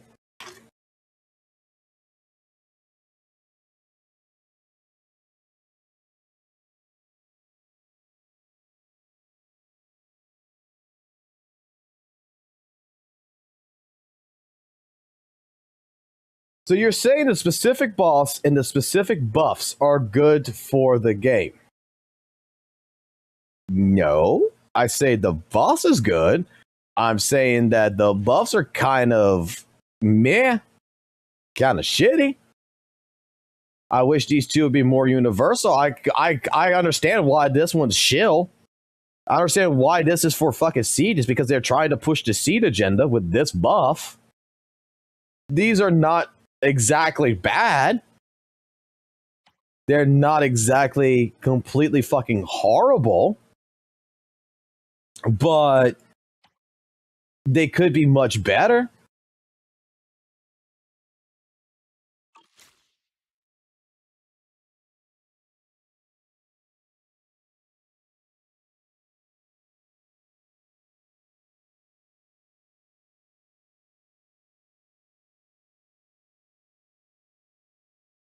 What's this?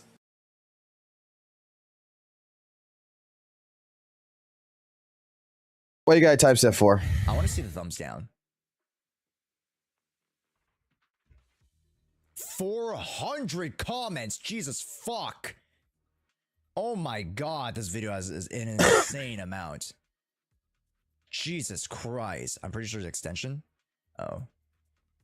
YouTube thumbs down extension. The fuck is this about? I have to switch to Chrome. Fuck me.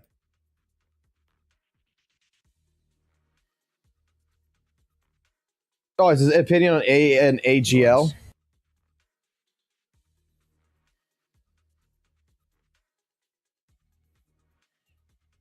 Okay. That's great. That's a great ratio. Yeah. I wasn't expecting anything like drastic. I just wanted to see. Just because, you know, again, HP inflation is a it's a very tough topic, right? So I did want to see how people like genuinely like reacted to, whether it was like interactions with the thumbs up, thumbs down. I want to see some of the chats. ALG catching some heat. Catching some heat for his honest thoughts on Zenless Zone Zero's endgame. Let's take a look. I love Zenless Zone Zero. That's a lie. Absolute cap. I love Zenless Zone Zero. But recently, it's been feeling a little less fun. And I did a very unstructured stream the other day, and I want to apologize. Not for anything that I said, but for the unstructured way that I said it.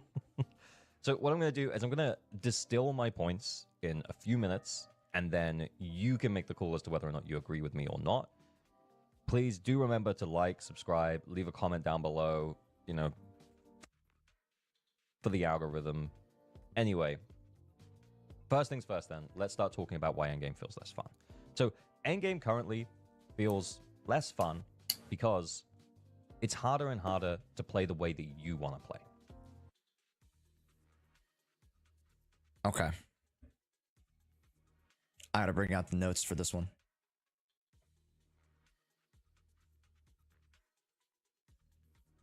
Endgame is less fun because it's harder to play the way you want to.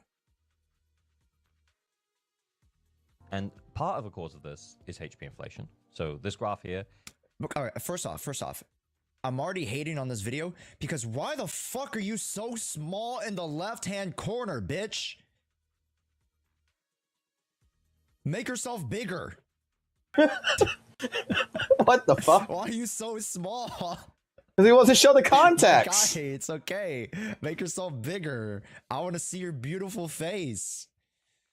It's because he wants to show the context. Jesus.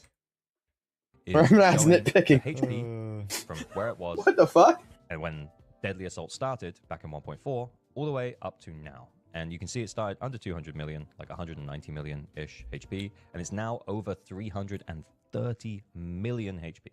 So it's a pretty big increase.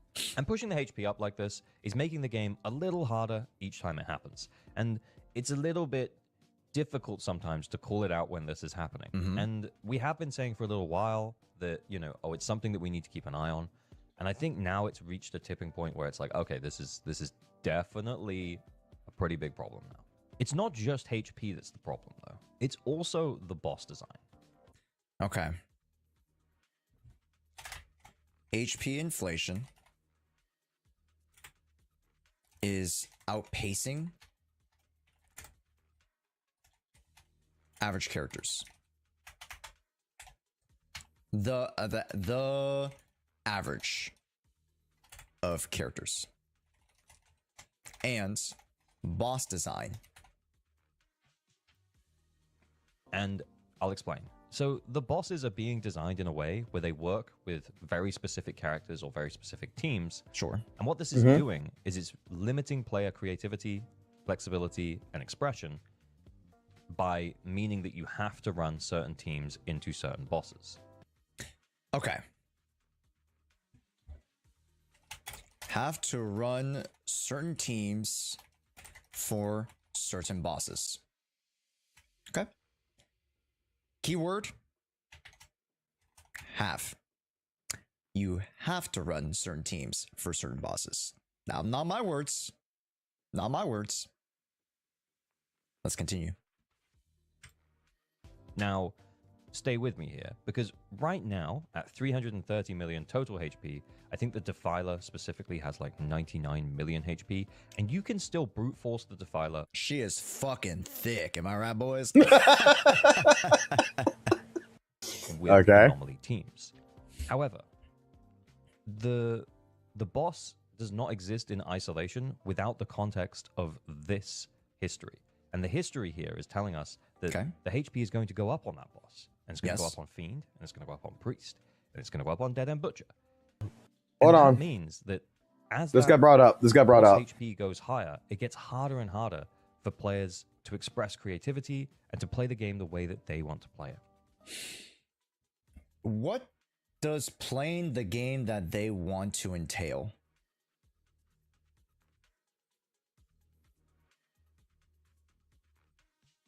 Right? Because this game clearly has a level of progression, right?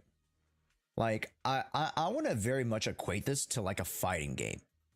Let's equate this to a fighting game. Let's bring in Smash. Everybody knows Smash Bros. I can play. Okay, he's an elitist. We're not gonna be able to listen to this anymore. He's EO. He's turning into EO. Oh God. No. We're not supposed to bring fighting games into this. Why you're doing fighting games? No, bro, no. People are gonna get upset with that take. Any way that I want to play. I can play with Fox, I can play with Mario, I can play with Kirby, I can play however I want to play, because at the end of the day, the way I want to play is indicated by two things. My input and the enemy's output. Those are two factors. Very, very generic overall two factors. It is determined by my input, my autonomous input, and what I deem the enemy is giving back to me. Correct, chat? So when it comes to a fighting game like Smash Bros, right? I can kind of input whatever combos I want. Yet if I'm facing another person, aka PvP, then I'm getting that, you know, different human feedback. But when it comes to a PvE game, are you supposed to always be able to play that the way that you want to play? I pose this question to you, chat. Should you always be allowed to play the way that you want to play? Because this game allows for a lot of creative expression when it comes to team compositions, team builds. And I mean by creativity in the sense that, like, you still need to build the characters.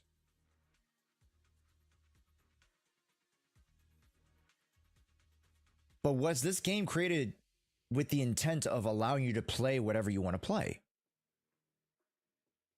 Random question. Does watching YouTube and Twitch count towards the raffle? River. In terms of which raffle? Because I have a couple. I have a couple of raffles going on. Continue your thoughts. Some players' agency should be possible. Feeling that you're forced into a specific team, especially as an F2P, is not great. Well, how many teams do you have as an F2P for him? How many teams do we have as an F2P player? Not many teams. Right? It's still a gacha game. So if you're just saying it's because of the entire model and structure of the game, you know, that's tough. Granted, there is something to be said that content should technically be accessible by the F2P squads. I have to agree. I think a good baseline is that content should be accessible to all F2Ps. Meaning that I don't need to reach a certain level to be able to attempt something. Does that make sense? So let's say in other games, right? I think the better way of expressing that is that when it comes to F2P teams, that the content should be accessible, but not guaranteed. Like, when it comes down to, for example, I'm just going to mark this right here, like this video right here, right? This one that y'all made me look at before and everything else, and we saw this before, where each of these teams right here is F2P teams, and they were able to clear the DA. It's accessible to them. There is a different structure of how to play the teams, but it is accessible. It does not necessarily mean that you as a player, it's guaranteed that you're going to clear it. There's still multiple other factors that is involved. Building the character, the way you play the characters, understanding the matchup knowledge that you're going against to get your better performance points. There's different other structured points that you still need to take into consideration. The F2P side of things, when it comes to these teams, and you talk as an F2P player, it should be accessible to you 100%, but it should not be guaranteed that you're able to clear it. Like, it should not be a complete guarantee. There's a 50-50 shot depending on how you build, how you play. It's not something to where you could just throw on a couple of discs, not optimized, with shitty substats on it, and then just go jump into a DA and, for example, a Deadly Assault and expect that you're going to get over 20,000 points. There's still some manual input that needs to be pushed into it. Say Stygian Onslaught in Genshin. I need to finish level 5 in order to even get access to level 6, which is dire. Right? As a clear example of what I'm talking about. I cannot access that thing at all unless I finish 5. Level 5. Or the Fearless mode, whatever it is in Stygian Onslaught. in Zenless Zone Zero, you could say that Tower in some ways is restrictive, but Tower, I mean, is holistically just linearly progressive. But when it comes to Deadly Assault, you get access to all 3 levels straight up. Shiyu Defense might also kind of fall under the umbrella. If you don't finish level 6, you can't get to level 7. Understandable. But Shiyu Defense is very, very accessible at the F2P level. Very. Hollow Zero. There's no real gatekeeping there. They have a lot of buffs, and if you play right, then you can access everything. Zenless Zone Zero holistically is very accessible. Like 99% of the content is accessible. And to me, I think we're holding the standard a little bit too high in the sense that content should be clearable. Shiyu defense is not very accessible to F2Ps. What are you talking about? This last Shiyu defense was like the easiest Shiyu defense. Like, Shiyu defense right now is much easier than Deadly Assault.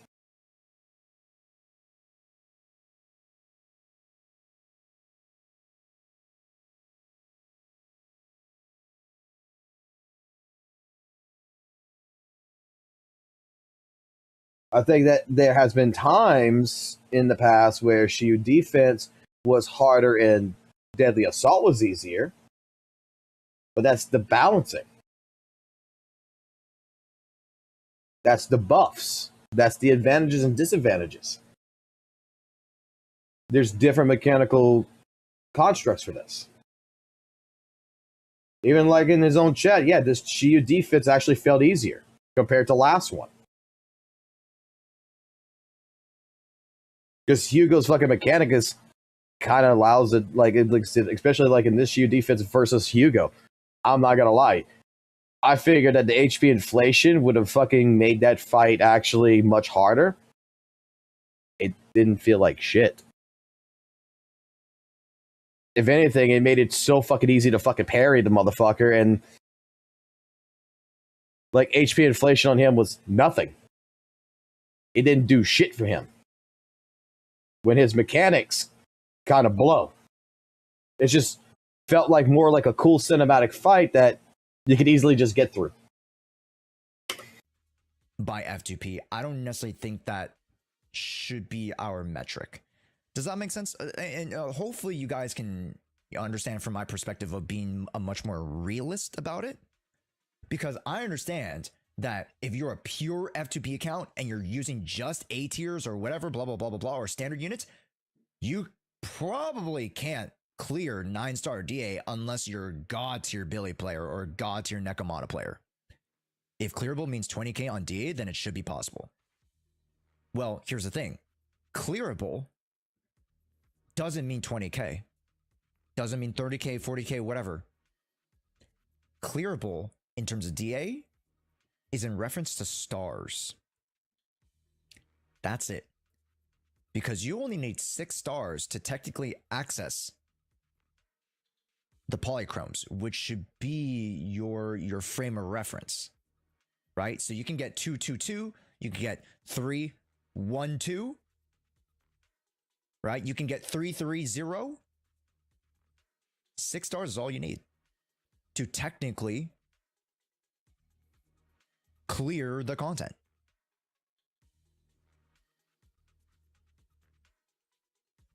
Can we agree on that, chat? And the way in which they promote certain aspects or certain achievements in the game shows you. Let me ask this question. Actually.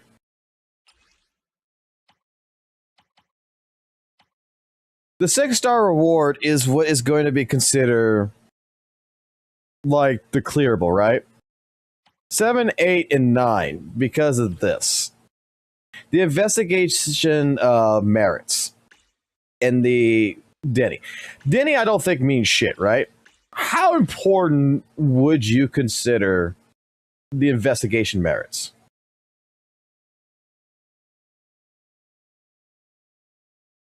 Like, truly, how valuable is this?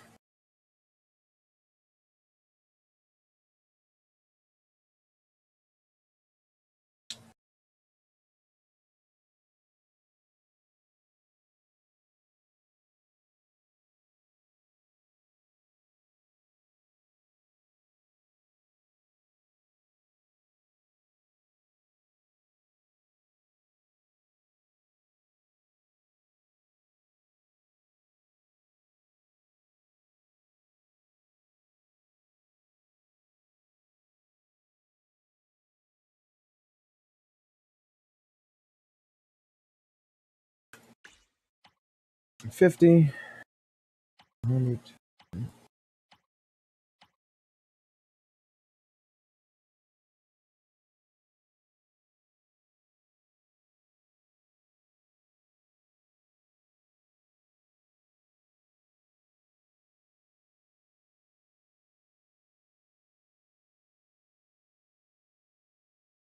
I can actually see your point now, Argo.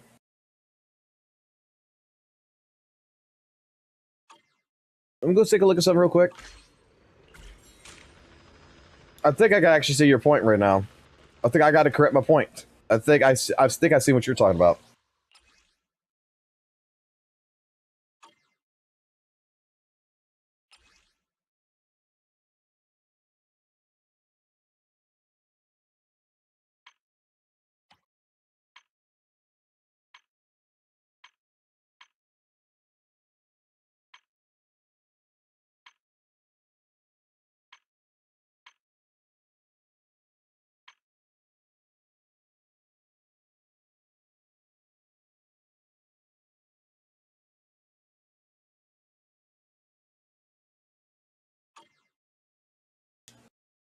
You actually are 100% more correct. Yes, it would be more accessible for DA than it would be for Shiyu defense.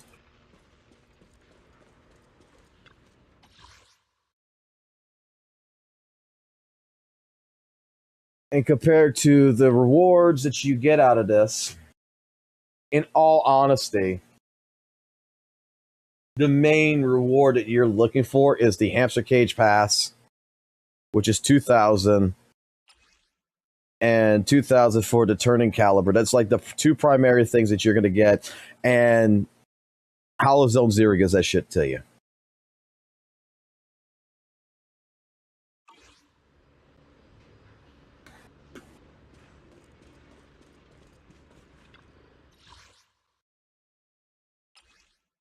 So the argument here in DA, for example, in DA is going to be clear versus full clear. Rights versus bragging rights.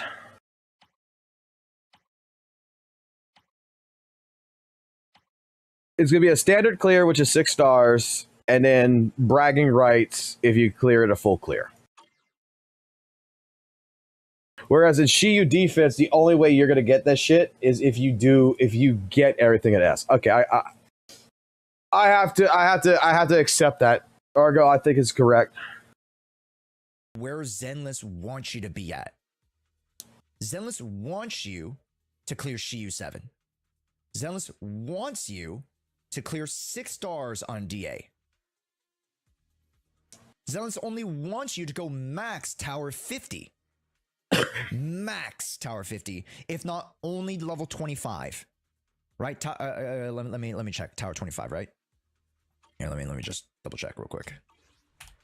It's only Tower 25, right? Go over here. Dude's going through all this shit. You can go just straight to fucking press the fucking N and just go straight to it.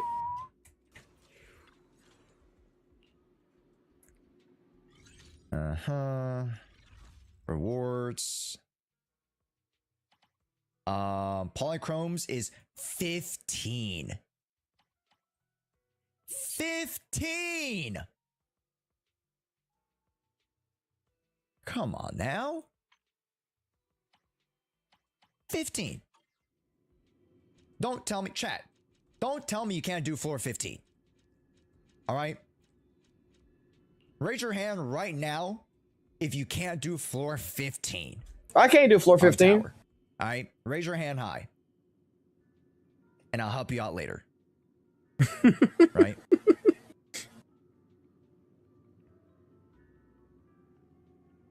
I did up to 15 and never touched it again. Well, there you go, Woodrow. That's all you need to do. Not 50, 15. 15. DA is the issue, not tower. Is DA the only endgame mode? No. Tower is just as much of an endgame mode as Shiyu, as Hollow Zero. It is all endgame, reoccurring. Do we agree with that? Because I kind of disagree with that. I don't think Tower's in game.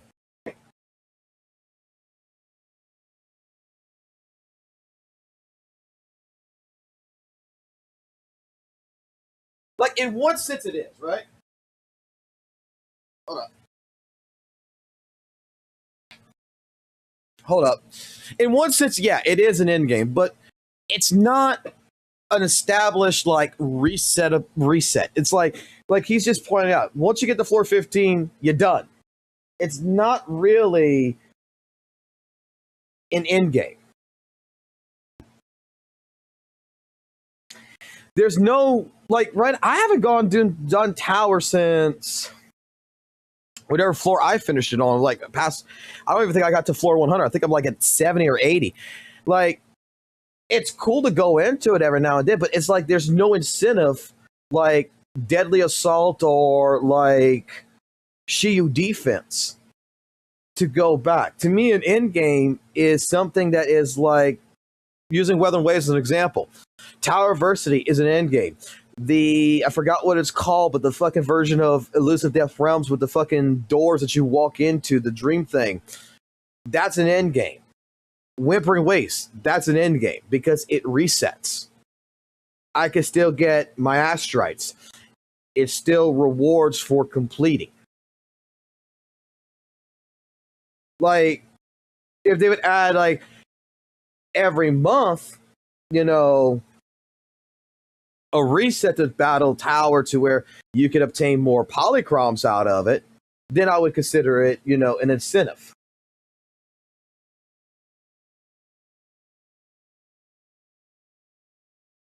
Yeah, like Tower would be more of a side game that would be people who are hungry for combat. It's not exactly what I would consider an end game.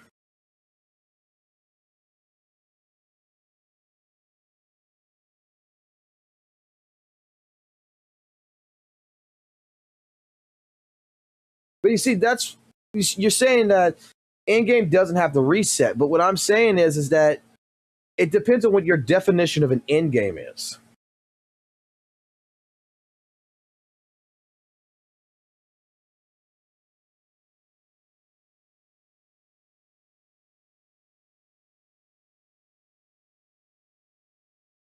That's the point.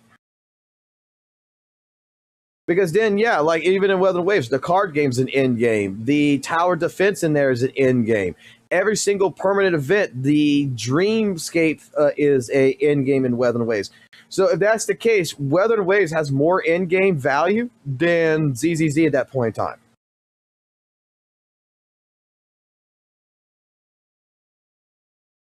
So your the definition end game activities is going to be something that takes part once you finish the main core activities.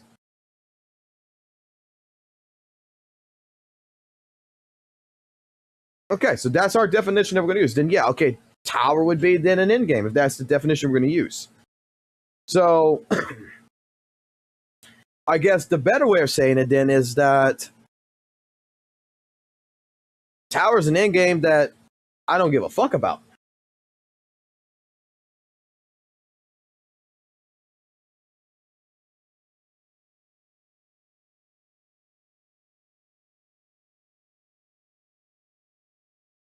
I just don't care. Refreshing game modes. And if the argument is strictly only DA, then it is a very, very narrow mindseted argument. But again, in reference to ALG, right? This argument is for DA. Let's continue. Okay. And it forces us to use the specific teams that the game wants us to use against these bosses, which for me feels less fun. It also becomes a much steeper learning curve for people coming in, and it's going to become harder for players to pull all of the characters they need for these teams, potentially. Okay, that was a lot of points. Let's roll it back. Feels less fun. It also becomes a much steeper learning curve for people. Okay. 1A. Steeper learning curve.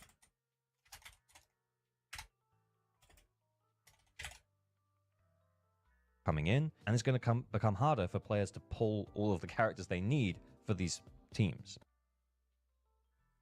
As game progresses, it gets harder to pull for the characters designated for the bosses.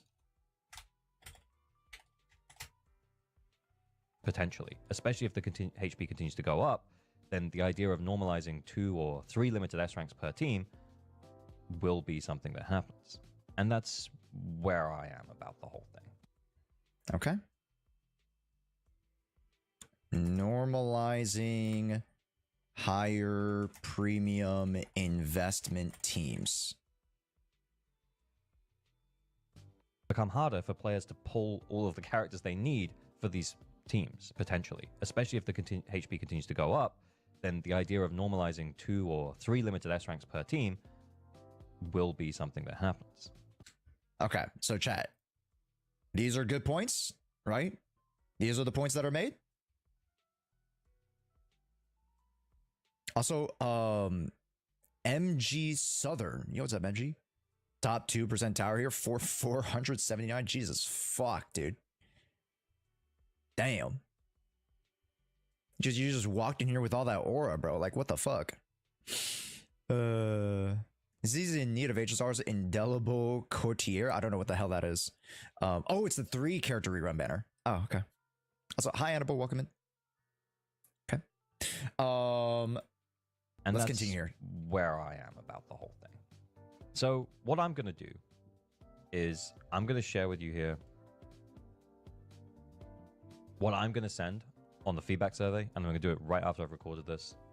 You can open the game, you can go in, you can leave feedback at any time, and I'm going to go in and I'm going to send this, and I'm going to leave it pinned down below, and you can do what you want.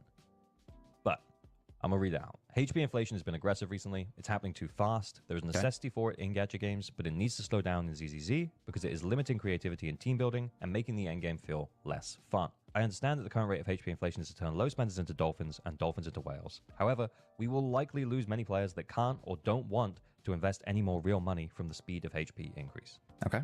If the amount of HP inflation is lessened, more players are more likely to stay, resulting in longer-term players and overall higher returns.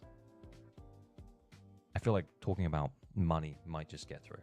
I want to echo what I said at the start. I love this game. I want it to get better. I want to carry on playing it. And portions of the player base might very well think this is just skill issue. Except the numbers are going up, the direction is clear, and we could all end up playing the same teams against whatever bosses they design for those teams. And that just sounds way less fun. ZZZ... What did he just say? Skill issue. Except the numbers are going up, the direction is clear, and we could all end up playing the same teams against whatever bosses they design for those teams.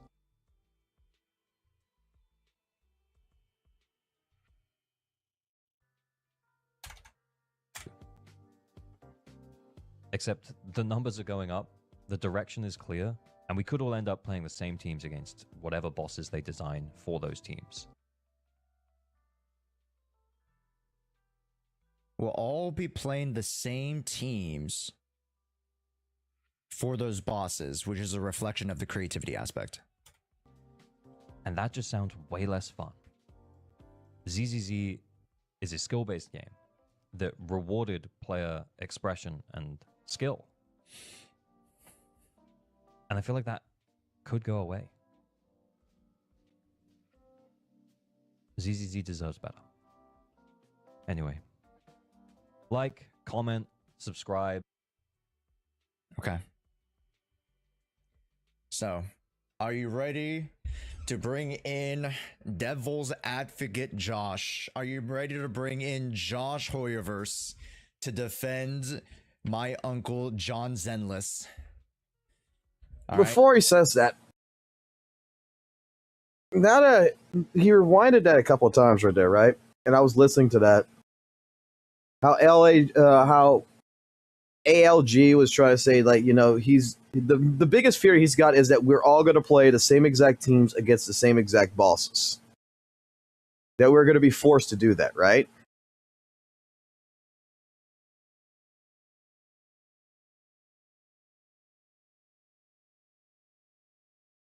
This might be a hot take. This might be an L take to a lot of you guys. Okay.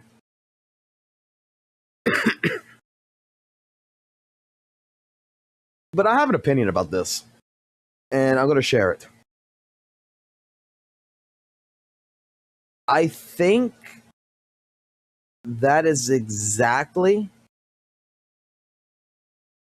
what the devs are already doing and have been doing. Is I think that when a creation of a boss happens, in particular, that boss's design is to reflect certain team compositions, not everything. That in particular, there is going to be, that boss was designed in particular for one character specific or one team specifically versus the rest. Like, that's my thought process. And it is players who has fought against that narrative and done whatever they wanted to do. That I don't think that the developers in their mind thought about F2P teams, thought about different combination teams out there, like Miasma Fiend or Miasma Priest, right? Rupture characters. Shifu. Miasma Fiend. Alice and Yuzuha. The latest boss, the Defiler. Seed. Trigger. It is primarily designed with those characters in mind already. Like, I know I joined ZZ in 1.7. I don't know shit about it from the beginning, but I am pretty fucking sure that Bringer was designed with the core aspect of Miyabi behind it. Not Billy. Not other ICE agents. It was designed in core to certain characters.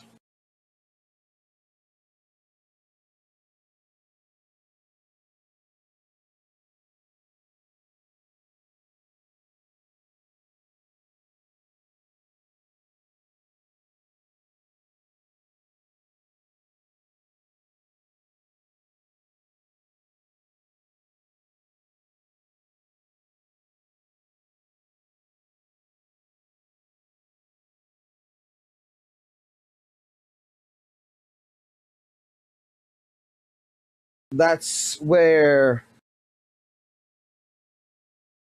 I'm gonna see what Josh says here, but like that's where like I don't understand that statement because look, I'm still a youngling in Zenless Zone Zero, right? I'm still in the honeymoon phase here. I'm still fucking enjoying it, but I honestly like. I honestly feel like that's the approach of any of these gacha games. Even fucking Weathering Waves has bosses that is practically designed with the core banner characters that it is representing. Doesn't necessarily mean that you have to use it, but that's what the core design of that boss is based around. Then the latest one with the, I forgot what his name is, but the fucking black fucking monster one that you gotta fight, it's for Augusta. That's her boss.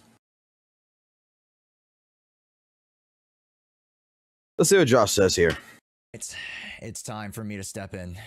It's time for me to step in now. So, Endgame is less fun because it's harder to play the way that you want to. Let's talk about that first. Let's actually bring in some fucking music for this, so that you guys aren't fucking, you know.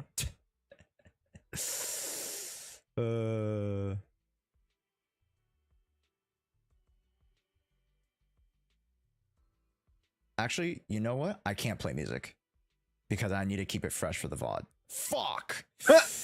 Talk about it later. God damn it, chat. All right, just think of a song in your head while I'm yapping. Okay, just think about it. Just think about one in your head. Okay. I mean, I can play a song, but that's not the point. Endgame is less fun because it's harder to play the way that you want to, and there are a couple ways you can kind of take that angle, right? Because, hey, what if I want to use Grace, It's our turn, bro. Pan Yi-Hu, Rice is steel. and Make a mean chitlins meal. Lighter. I'm here, so we're good. Those are my three favorite characters. Those are my three favorite characters, chat. Grace, Lighter, and Pan Yi-Hu. Okay? They're pretty cool characters. Okay? I feel like a lot of people, you know, are fans of Grace. A lot of people are fans of Lighter, and Pan Yi-Hu's a fucking panda. Okay? What content do you think I could clear with a team of Grace, Lighter, and Pan Yi-Hu?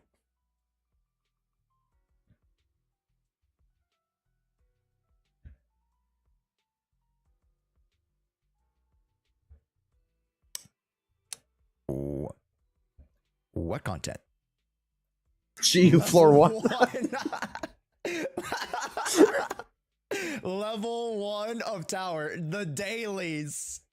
The problem is you use S characters in this. I could clear my dailies. Oh my god, you guys are so right. GU floor 1. I can clear the story. Yep. Beautiful. Beautiful. Hollow Zero only story mode. I love it. I love it. Clear your battery farming. Yep. Yep. And even then, you'd probably still have a little bit of struggle. Right?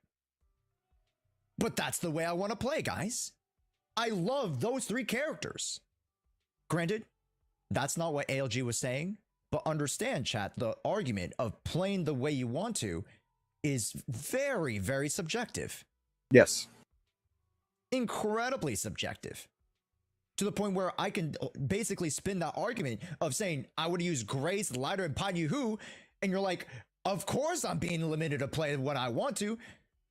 There's no content that would, you know, these characters don't even go together in the first place. But that's the way I want to play. That doesn't make any sense.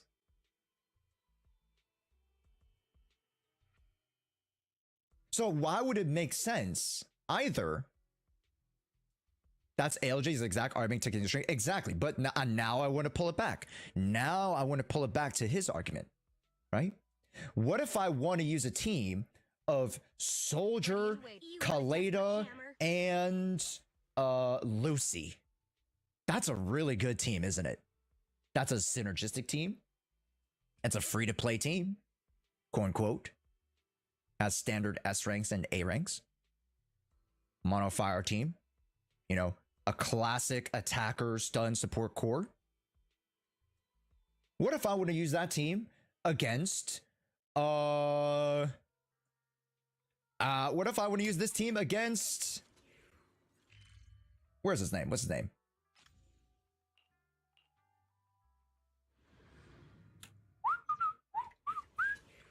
What if I want to use against the Miasmic Fiend? How good do you think I'm going to do? Probably not that great either, huh? You should be able to get 14K. Especially when the fact that he is she is resist to fire. Try it right now. I don't think I need to. I don't think I need to prove my point. I think it's fun to say I like the design of the character. I want to use the character, and the game is designed to punish me for using this character that I like. Ooh. Sugar Peach. There you go. That's the argument, right? That's the argument used for ALG. I like this character, but the game won't allow me to use the character. So chat. Or let's say Sugar. I don't mean to one guy you, but I love the way you brought that argument up because that's the exact point that ALG is making. I was taking steps to it. But since you're already here, Sugar, what is your favorite character? Who's your favorite character? Let's just use one person as an example so we don't flood the chat. Sugar, what's your favorite character?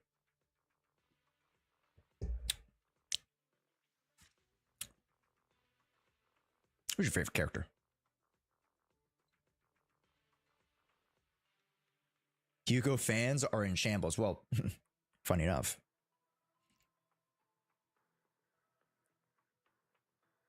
Blue Sugar doesn't respond. Did I use Evelyn Collated Astra against Shiyu 5-week enemy and I could get the S rank?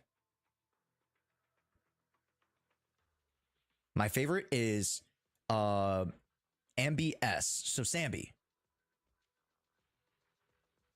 Joshua. Or Sambi Stun.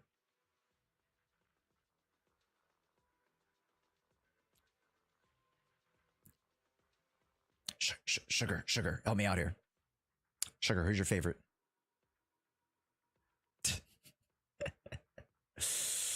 Of course, the team has to make sense. There's a difference between being able to play a synergistic team that respects boss mechanics and being forced into playing one specific team. But here's the thing. This argument, endgame is less fun because it's harder to play the way you want to, in respects to synergize with the boss,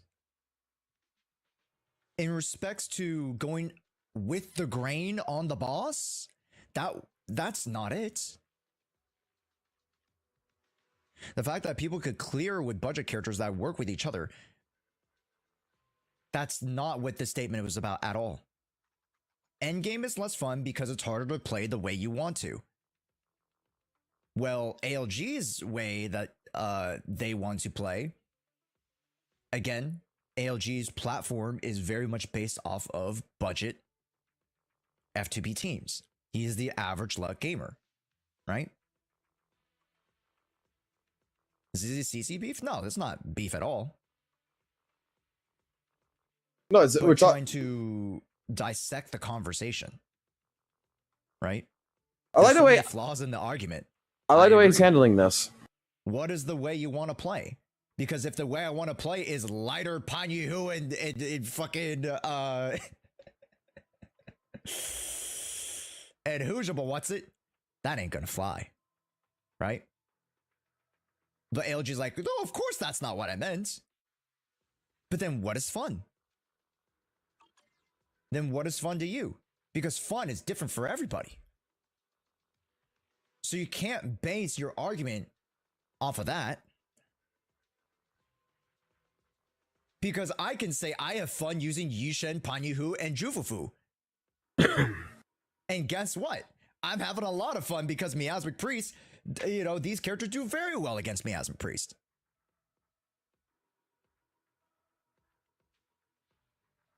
And these characters that I find very fun respect and go with the grain of what the enemy is providing. Right. Does that make sense? That does.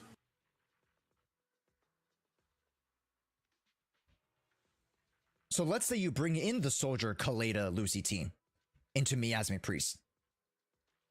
Okay. Can you still clear? Oh, hell yeah. Yeah.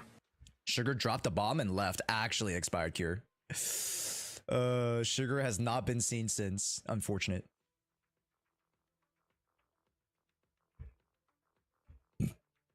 I mean, with his example of that F2P team with Soldier Love and Coletta and fucking Lucy, depending on what you're going to face against and everything else, and depending on which part of DA, yeah, and depending on what your definition of what clearing content is, if you're talking about getting the 14k points within the time limit, there should be no reason why that team right now can't fight my Miasmic Priest, for example, and get 14k points.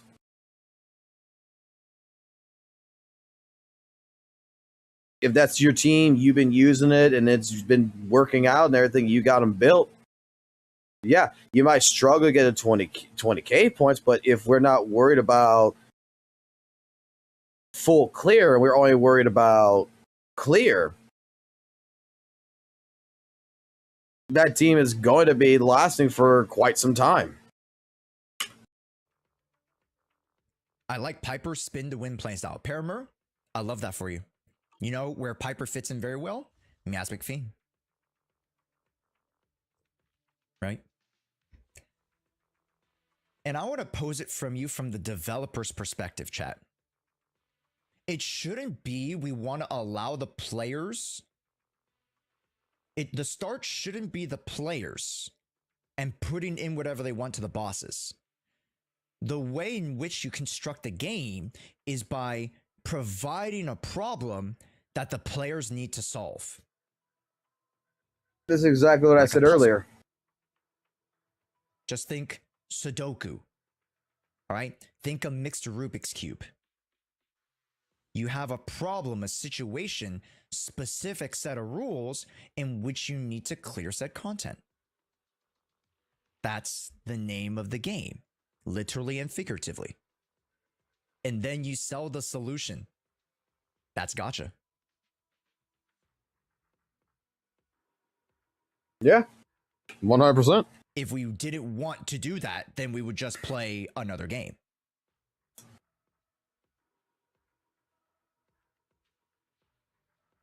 You can still love the game. Oh, thank you, Mac. I appreciate it.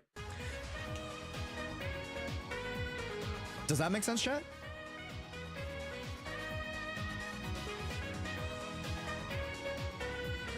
That's the way I play. I'm one of the few still use Anton. I don't wheelchair comp. If I try hard to play my favorite characters, I will. And Myzen. Anton can clear Defiler, yes? Anton can technically clear Miasma Priest 20k. Probably not Miasmic Fiend, but the other two for sure. And Anton's actually usable in Shiyu right now because they're electric weak, right?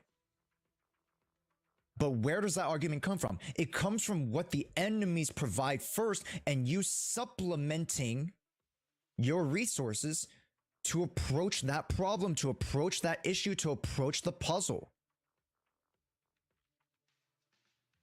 And find a solution.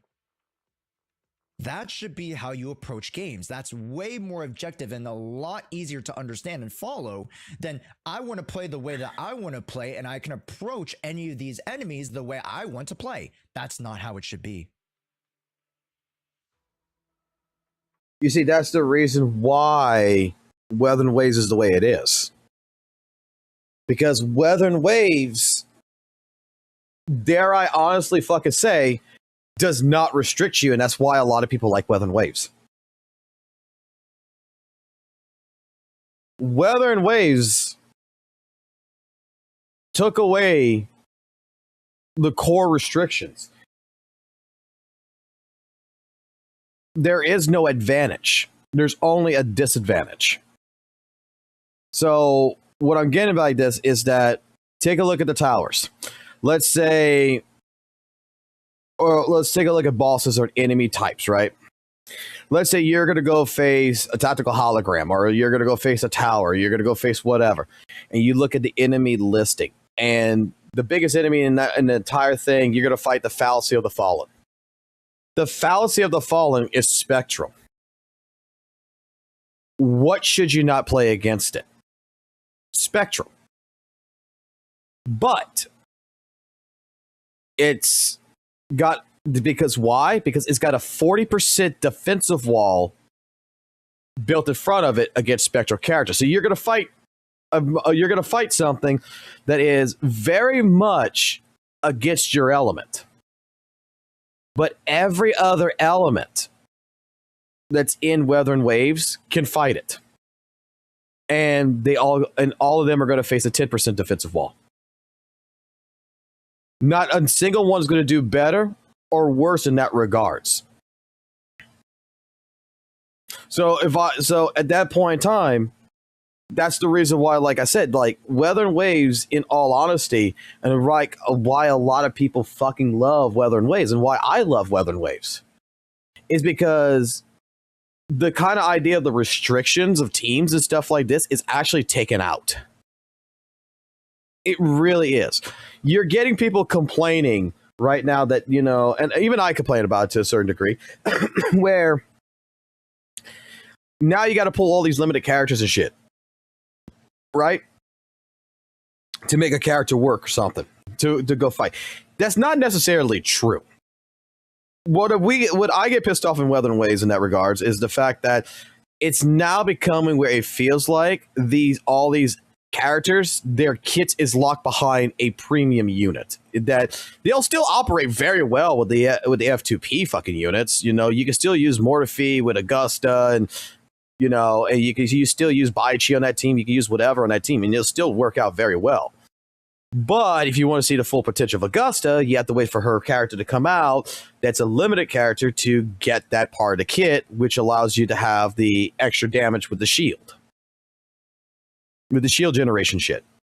That allows you to really harness on Augusta's abilities.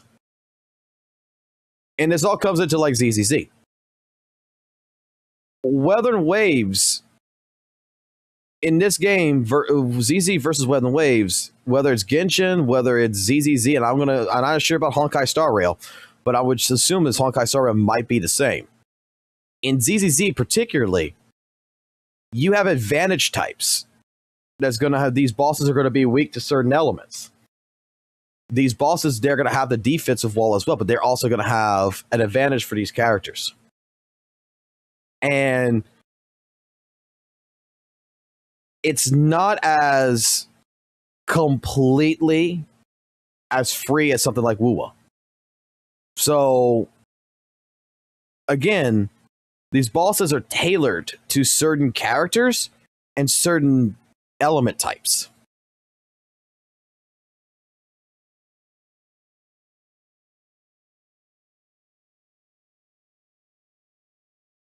This is why, like I said, a lot of people like WUWA, because you don't have to worry about all that other shit. Granted, yes, if you want to be creative with it, let me go fight Nekomata with all of these bosses, and I should be able to clear. No. Technically, you can.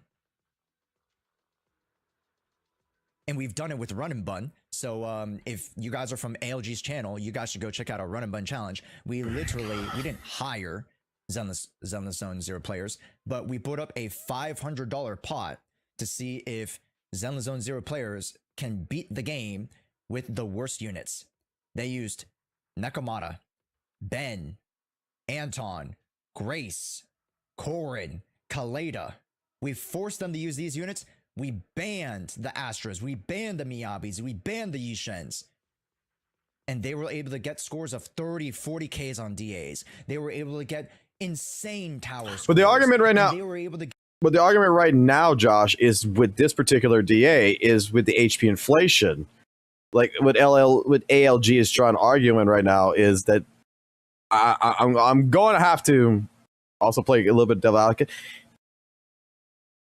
Would that work in right now? Get 2-3 minute Shiyu clears with some of the worst performing units in the game. I invite you guys to go watch the Run and Bun challenge, because that's my honestly, that's one of my huge arguments against this. You can use units that are F2P in budget to clear all this content 100%. But I'm thinking about 20K too. 110% if you want to go past 20K clears, right? And you don't need to spend money. All you need to do is play the game in which they set you up. Play the game the right way. It's like saying, at the end of the day, chat, and again, this goes to the extreme, endgame is less fun because it's hard to play the way I want to. It's like, here's the example. Soccer. There are rules in soccer. What if I were to play soccer with my hands? I can't unless I'm a goalkeeper. Right? That's There are actually restrictions and rules in place. And you need to find the ways and creative solutions around that. Run and Bun is a good example, but many people don't bother building the agents. Well, then what the hell is the argument? If we're not building the characters the right way, if we're not, at least using the mechanics the right way. If you use mechanics the right way and you approach the bosses the right way, you build the characters the right way, you can clear any content. No? Yeah. Damn, bro, it's got a point. Right? Now you guys see the whole argument of if I were to play soccer with my hands, I can't unless I follow the rules. It is, the game is here. And I you get need his to I get approach his the point. game. I get his point. Not I'm here and the game plays towards me. This ain't Roblox, this ain't Minecraft. I can't do whatever I want.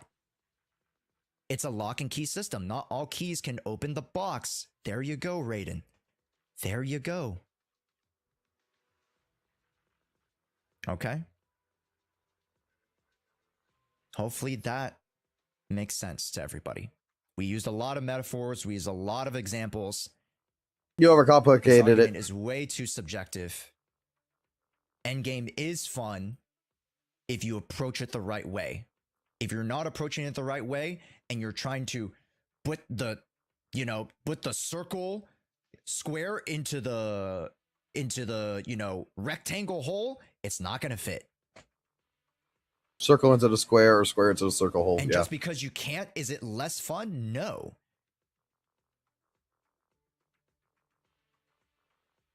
How does that make any sense?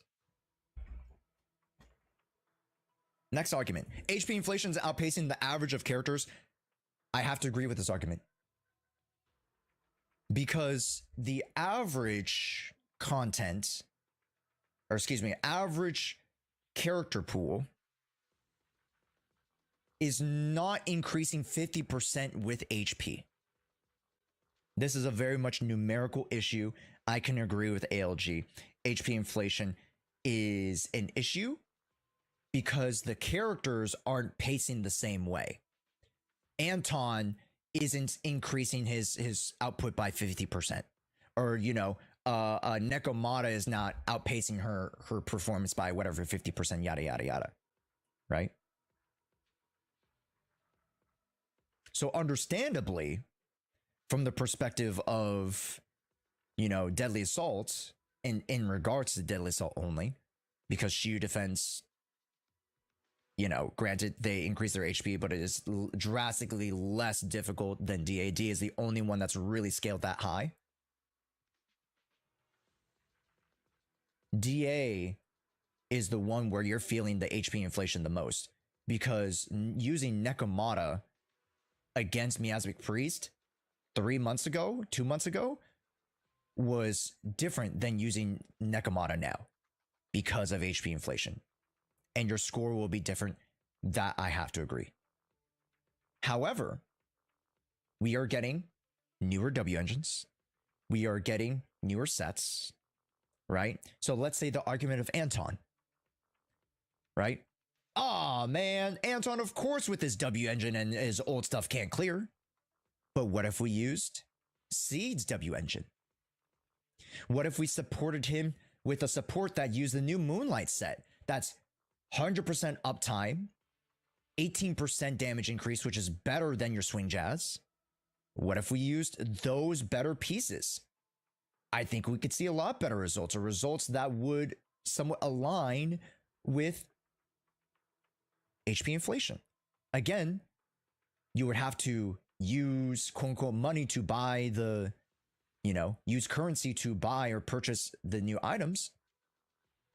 But that's just the progression of the game. So you have to. So at that point in time, like an F2P player that's saving up their polychrons, whatever, that's looking at characters and weapons and such, if you're not going to go pull for seed, maybe you might want to pull for the W engine to make your Anton better in that regards. I see what his point is there. He's not wrong. He's definitely not wrong. I mean, we've seen what fucking Musical Skull did, and why he's using like Miyabi's fucking weapon to make fucking Caesar fucking DPS. Again, now that comes not to the game's fault. That comes to the player's investment. That comes to an investment issue. That comes to choices. That comes to luck. Again, the terminology of gacha, that comes into a whole nother slew of arguments that could be made in favor and in disagreement when it comes to that.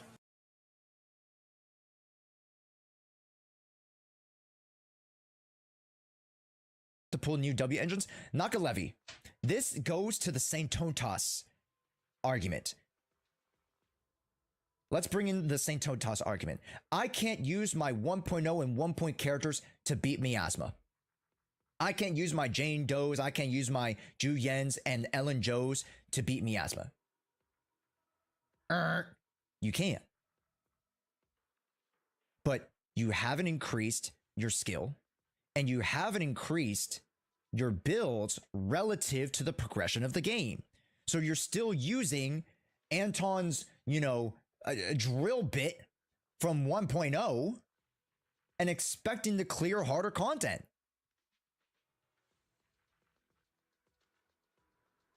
Huh?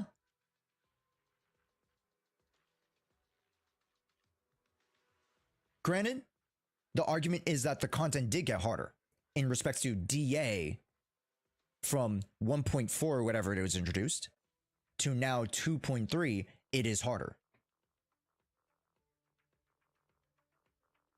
Right? Just the sheer fact of when DA was introduced till now, DA has gone harder.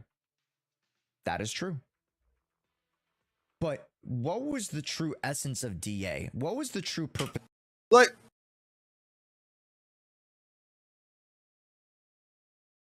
I never thought of that argument like that. That's actually a really good argument.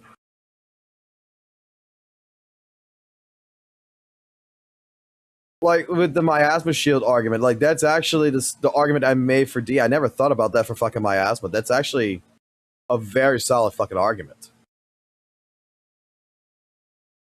If you're expecting a 1.0 character with 1.0 equipment basically to compete in 2.0 content, you're going to have a much harder fucking experience. But even some of the characters that I got, I've changed their W engines. I've changed their disk drives to new shit. You get better results. That honestly is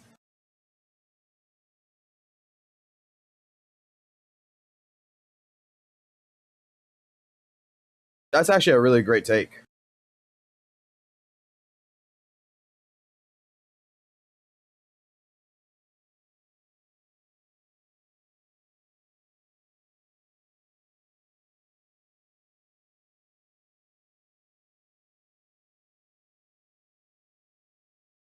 of DA? Was it for you to use any character that you want? No, I don't think so. I don't think so either. And you look historically with Hoyoverse games, just Hoyoverse games in general, these types of game modes, you aren't supposed to use, or you aren't supposed to be able to use every single character with the grain. Right? That's why it's hard for me. I pulled Seed's engine for my Anton. I look at a Sig, but it ain't clear. Sorry, but it can't clear. I would love to use Anton's. I don't have a built Anton, and I don't have a built CW engine. So I would love to like tinker around with that. I just don't have the resources, right? Because I spend my resources on other things, like just pulling for Sambi, right? DA is supposed to be the harder endgame content. Yes, it is supposed to be the hardest content in the game. Correct. But here's the thing. If you have Anton with W engine, can you at least get 6 stars total? I believe you can. Because Anton's not the only character that you have to use. Can you use Anton on one of the teams and use your other characters on another team to get 6 stars? Riddle me this. You probably can. If the argument is, oh, but I literally have no characters, then how are you supposed to do it in the first place, right? What time is it? 5 o'clock? I might go get a coffee and come back. For Juyen and 25k at the priest with Juyen, Chini, Cole, but the score isn't too high. But Claudio, doesn't matter. You cleared it. And you did amazing. 25k? Honestly, great. Do not get it twisted by the amount of media, by the amount of quote unquote external pressure by the community to say that, oh, these are average scores. 50k, 40k, 40k here. This is 0.82% of players. That is not average. My scores here are nowhere near average. This is 0.82% of the player base. People don't want to do endgame immediately with no investment. Or sorry, people want to do endgame immediately with no investment. That's exactly it. And then now we just turn to Raid Shadow Legends. You know? That's what time does. It keeps moving forward, and eventually things will degrade in quality and service, both in games and IRL. Sorry to hear PS4 is getting discontinued. Yeah, true. Yeah. But back to the argument. This is a live service growing RPG game. Action RPG game. Right? The characters are going to get more restrictive. The characters are going to get more difficult. Yet, they are giving us resources to tackle that. Newer characters, newer W engines, newer drive disk sets. They are giving us ways to build on our accounts to be able to approach these problems. And the reason why I collect every single character is so that I have the permutations to be able to approach that. Even though I don't have all the W engines, I can still use every single character to at least clear the game. Right? The game is gaming. The game is gaming steadfast. So HP inflation, I have to agree, it is outpacing the average of characters. But is that really an issue? No. Because we're going to get more new characters. We're going to get Monato pretty soon, who is probably free. We're probably going to get a free W engine. That's probably pretty good, like, you know, the Marcados. I would hope that the F2P engine is pretty decent, right? For now, the game is just getting more difficult because the game is growing. I would hate to see my game move backwards. Because that's not what you want, chat, is it? And I don't think that's what ALG wants. An M0 player here, I can get all stars and Shiyu and Assault. I prefer collecting more characters than doing vertical investments, which are more fun to me. I just use the newest and best units to clear, collect my rewards, and call it a day. And do you find that fun? Because if the argument here from ALG is that using the meta characters isn't fun, then that's not it at all. Which I don't think that's what he's saying. He's trying to defend those who are FTP in budgets who are using the Antons to try to clear, you know, Defiler, who are trying to use the Nekomatas to clear Miasma. But sorry to say, those characters can clear Miasma. That's what the run and bun proved. Nekomata can clear Miasma Priest. Corrin can clear Miasma Priest. You know, Piper can clear Miasma Fiend. Grace, okay, Grace is kind of shitty. I do admit, Grace got shafted, right? But Defiler, a lot of characters can clear Defiler. More than you think. And I even tested out the Yanagi team. The Yanagi team clears Defiler. But to my argument, chat, can I bring in Grace, Lighter, and Pan Yu and expect to clear content? No. I make a mean chitlins meal. So you shouldn't be basing your experience off of the fun of using any character to clear the hardest content. That's not it. Right? Then you're playing, you know, maybe like a Dark Souls game. That's already clear, set in stone. You're playing Smash Bros. You're playing a PvP game. That is different from a live service RPG game.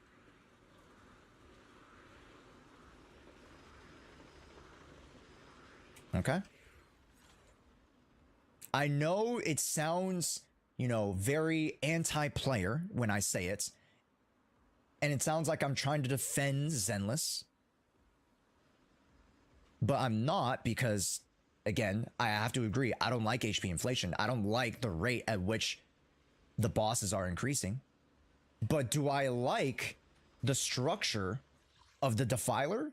There are some really good parts. There's some really bad parts.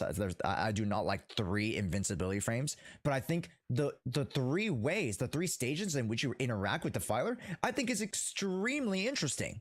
Yes. I agree. I think it's extremely interesting, the Defiler, Unfathomable, Miasmic Fiend, and Miasmic Priest. These are some of the most creative enemies we've gotten in the game. I think the concern is that weaker units won't be able to clear as HP goes up.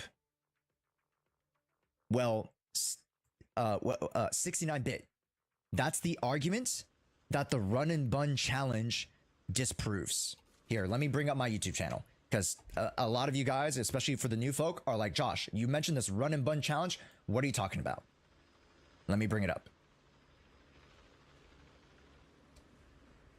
And I hosted a new... I technically hosted a new version of the challenge. Game currently, then with each side. I love a good Zenless Zone Zero challenge. But more than that, I actually love seeing other people go through challenges. Man, I'm making myself sound like Mr. Beast over here. But recently, I'd come up with an idea from Pokemon.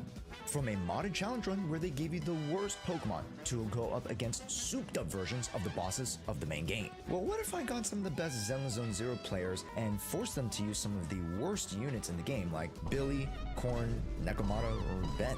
Let's put the argument of ZZZ being power crept to bed with the newest challenge run in Zenless Zone Zero, the ZZZ Run and Bun Challenge. Now, the rules are simple. There will be 2 stages. First, and let's bring in some teams here.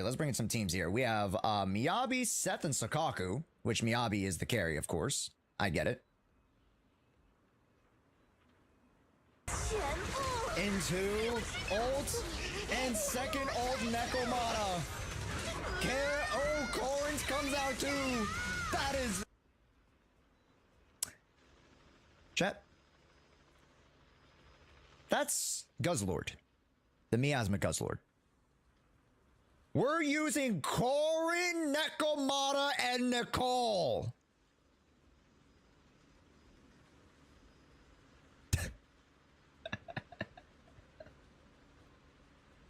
Look at the damage on that shit too. Here is Nicole, Corin, Trigger. Where's the Billy squad? Where's the Billy team? I think Billy's right here. Billy, Polkra, Astra Yao. Surely the bosses won't have 100% HP in 1 year, Kluge.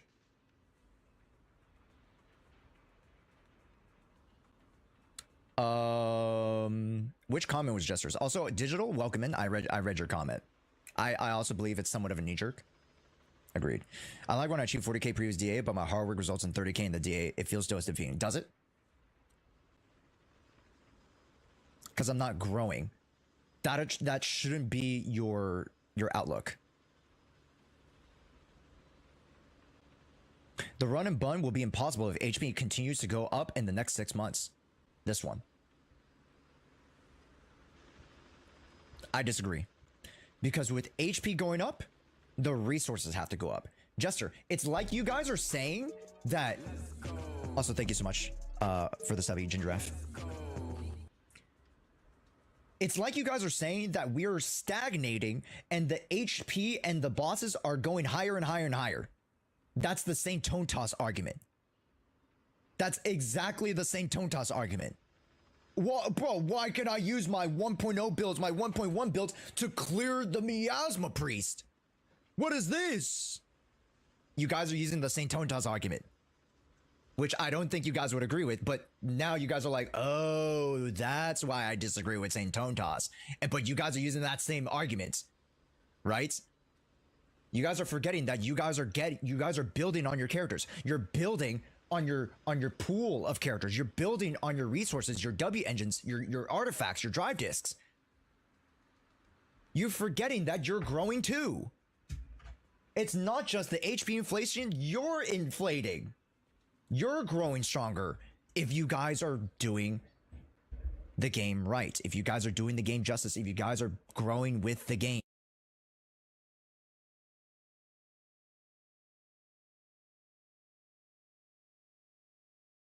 He's 100% right. You want to be a person, right? Let me play it this way. I'll use an analogy on this one. Okay, not sure how good the analogy is going to be, but I got something in my head that I can express this. So, 1.0 and 2.0 of ZZZ is here. We went through 1.0. We're at 2.0. At 1.0 was, let's just say it like this. At 1.0 was when you were a person that was not in shape, yet you were younger and everything else. And by the end of 1.0, you were able to clear the content, everything else. You got to the point, you got a little bit in shape, you were able to get through it. Well, no, that's kind of the wrong way. That's kind of the wrong way of saying it. Well, no. You were in shape, everything else. You're able to handle everything. You got some muscle reflexing and everything else going. You were training every day. You were doing the same regiments. You were getting there.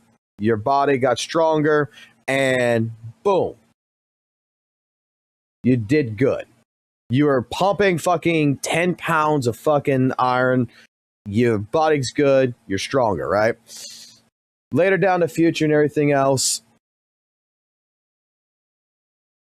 if you don't maintain your body, you don't maintain,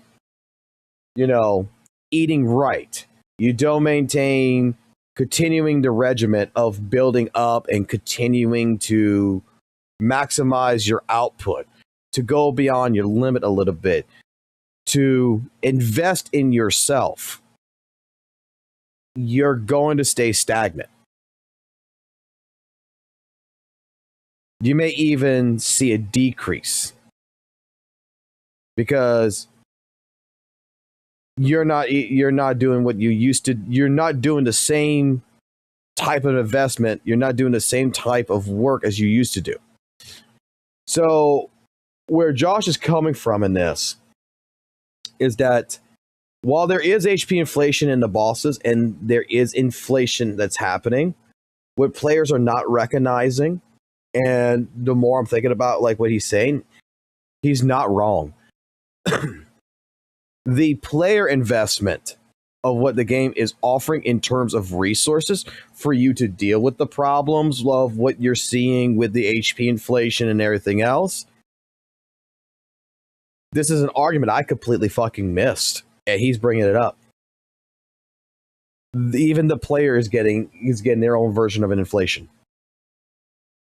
You're getting a resource inflation. The difference here is that are you pulling for that inflation? Are you actually working to get to the point to pull those resources so that way you can see an influx?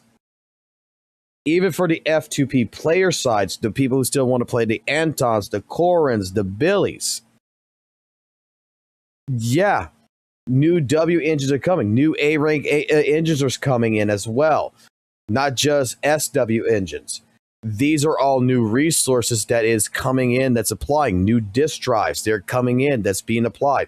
Are you taking these elements? Are you adapting them to your 1.0 character, for example, so that way your 1.0 character can still be in line for 2.0 content?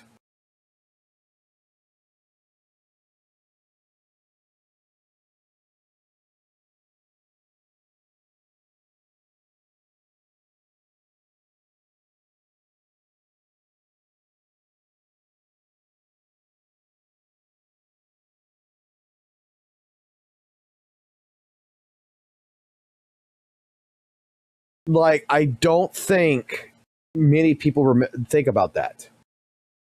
You're thinking in terms of what the problem is, but you're not looking at the resources in front of you to deal with the problem. You're so focused, and he's right. He's 100% right. Most people are tunnel vision and focusing in one direction. Oh my God, HP inflation, bosses are getting stronger and such, but they're totally missing that there is new shit that is available to the player, whether in terms of W engines, the disk drives, new characters are even considered a resource. Now, objectively speaking, are you adapting your account to meet the needs for this new content?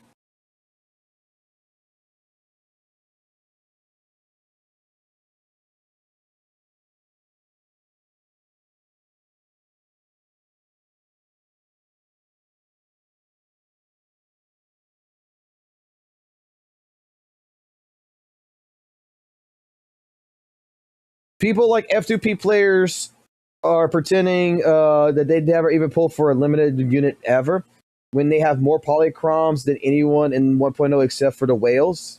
I mean, if you're an F2P player, you've been saving up your polychroms, you've been storing your polychroms, you've been doing all this shit with your polychroms, and you've been holding it out and everything else. Yeah. I'm sure the F2P player has won multiple, especially if they're a veteran player that's played since the day of dawn, that they've pulled for the units they wanted. The question, though, is, now here's the question. Did they pull investment in their units correctly? See, I don't have that fucking problem. I spend fucking money in the game. Okay, I don't have that problem. I can't go into that route. But I can understand that the F2P player side of things, the question now comes down onto them. When you went into investment in your account, did that unit that you invested in, was it a unit that actually Miyabi? Did you invest in Miyabi? Did you save all your polychroms, miss so much content, miss so many different banners, and went for something like Miyabi? Did you go pull for like an Evelyn? Did you pull for Astra Yao? What did you pull? Did you pull for good pulls? Did you pull for W engines for them? Did you splurge it on everything, and then when the time came for you to get a solid character that would carry your account for a good bit, that you fucked up and you didn't have the polycrons for it because, oh shit, I like Alice. And then, or let's say, like, I like Jufufu, but I didn't get Alice, I got Jufufu. So at that point in time, it's not the fault of the game, it's the fault of the player, because this is the way. Now you got to use your own mental mentality here to figure out, okay, did you cause a problem for yourself? And if you did, how do you get yourself out of it?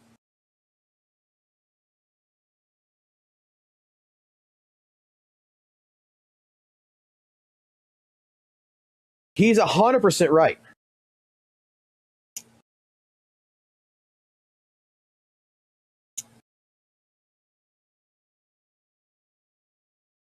Josh is 100% right.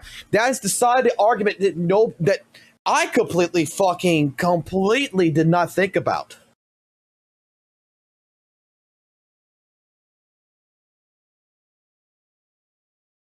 No one is seeing that the player themselves is getting inflated along with the HP.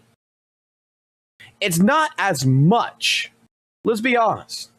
Boss inflation is going a lot faster than what the resources are being provided. That is, I think, an honest to God good take there. This last DA that a lot of people are complaining about, the resources that was provided so far in 2.0 to this DA, for example, is kind of shitty in terms of, not kind of shitty, but it's lower compared to what people would expect. But the thing is, those resources are still available in different ways. The question is, are you trying to utilize the new resources? The new disk drive, like he said, this new support one, which is better than Swing Jazz. The new disk system is better than Swing Jazz. Did you pull for a W engine that would be, appropriately able to be utilized on another agent? The new A rank engines that we've seen, the new S rank engines. Did you pull for that instead of a character to make your current team feel better? To be a lot stronger, to see different results. This would be like Weather and Waves, and Weather and Waves would introduce, you're playing GN, you're playing with his signature weapon, you're playing GN with 1.0 equipment, but you take fucking Augustus weapon, for example, you pop it on him, and maybe you put like Jianshin, the monk girl, on the team to pop him a shield. The difference between between Augustus weapon and Jian's weapon is that, in terms, if I'm not mistaken, because I had this conversation with someone and they brought it up to me and I wasn't too sure about it. I gotta double check this.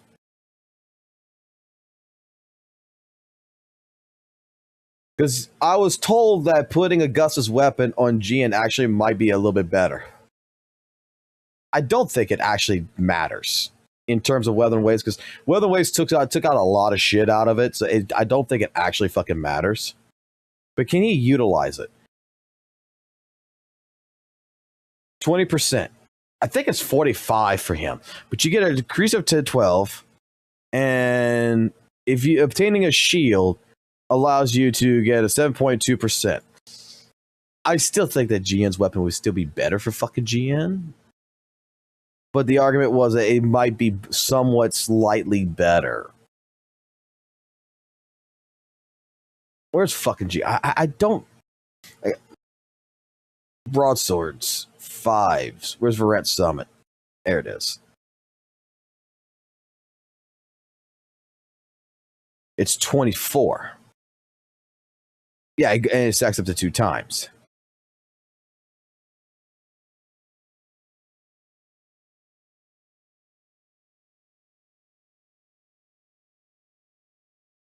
I mean, GN would see an increase of 12% of his attack. Res skill, he would see 20% for 15 seconds.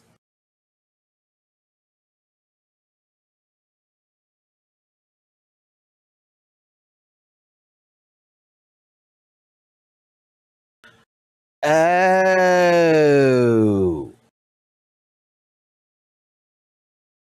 I see why he said it might be a little bit better.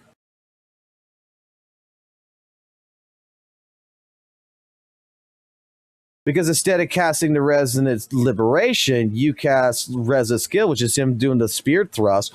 You're going to get a 20% increasement on straight up for the next 15 seconds for heavy attack damage. With GN, it goes up to 48, but it's got to be intro skill like this, or it's got to be Res Liberation. So, technically speaking, yeah, you're losing out you're losing out an extra 20-some%, but if I hit Res skill, I could be in basic battle, not just worried about my alt side of things, and I can get 20%. And then if you could pop a shield on fucking GN in some way, shape, form, with like Muck Girl popping it on him, you can get an additional fucking probably 7.2% of the target's defense right here. And then you also get a 12% attack increase. I get what he was saying now. I mean, it could be slightly better.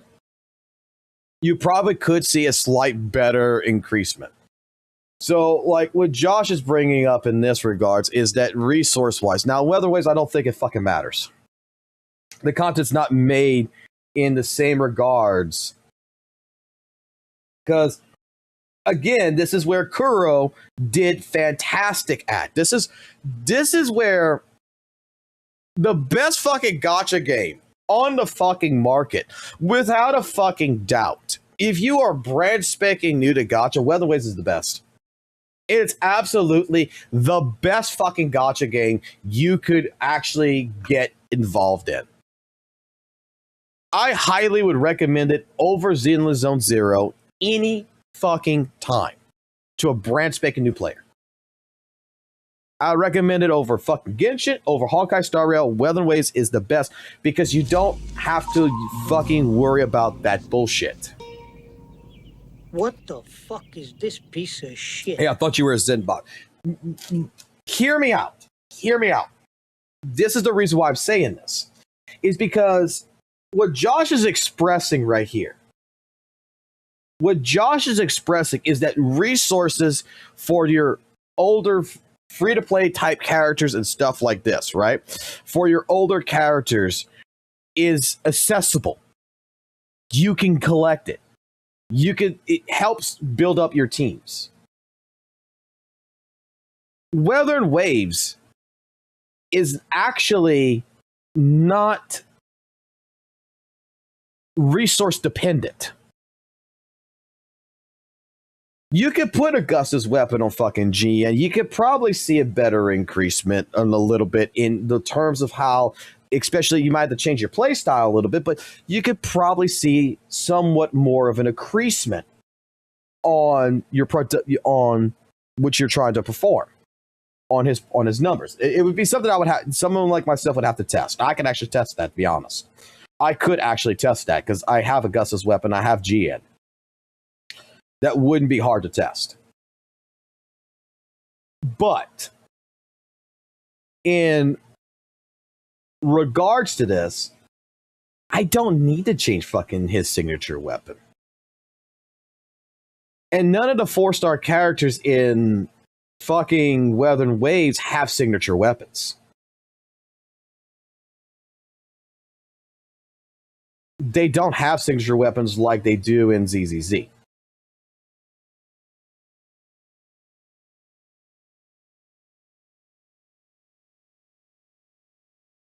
So, in regards to all this, new players in Weathered Waves do not actually have to worry about upgrading their units except for basically echoes. And even then, what was the upgrade to the 1.0 character echo scheme? Nightmare Echoes. And that was only a cost for elite, a cost for boss. So like GN, like Chang Li and everything, like Chang Li, all I had to fucking do was all the rest of my echoes were good. I just had to go fight the new Infernal Rider Nightmare version, kill it, and get its echo, pop it onto Chang Li, and she got. And the only really big change in it is that now I don't have to activate the echo to get all the properties from it. And it's a slight increasement, but it makes her stronger. I don't have to worry about anything. There's no massive, like, I got to change all my echoes. I got to do all this. It's so brain dead. It's so easy. In Zenless Zone Zero, I think we could all fucking agree, right? Like, I think we could all possibly fucking agree on one thing here in particular. Because everybody's gonna have their different opinions about this. 100%. But the new disk drive, right? I think that doesn't matter even new or old. But like, these are new disk drives right here, right? And it's the Moonlight Lullaby right here is a better fucking, it's better than Swing Jazz. 100% active, it's better than Swing Jazz, just like Josh said, right? We can agree with this, right? Let's say you got a fucking killer fucking Swing Jazz set on fucking Nicole. You back 1.0, you fucking built your fucking Nicole off of Swing Jazz. You got all of it. You got it perfectly fucking done. They're all God tier. How long is it going to take you to fucking God tier the fucking Moonlight Lullaby to get to here?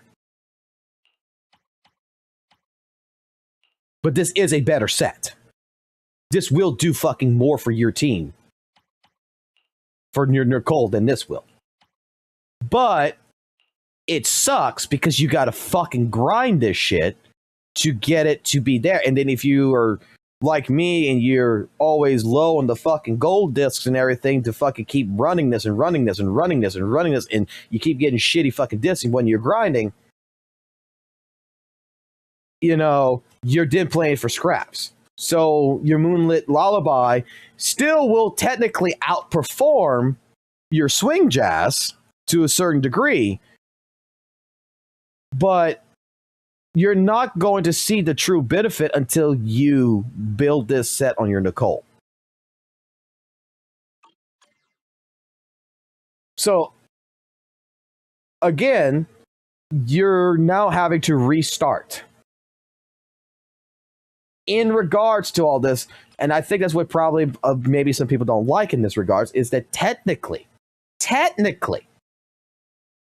because there's new gear, there's new resources to build up your F2P, your older units that you want to fucking utilize, that you want to play with.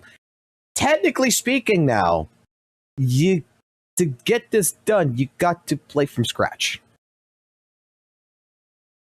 And that's probably what kind of makes a lot of people feels really sucky, is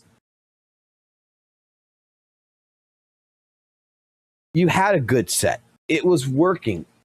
But now there's a new set that's a little bit better. And you can see a better performance with it.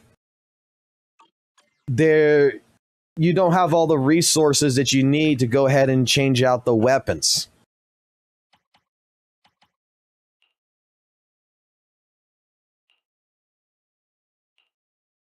Like, let's see.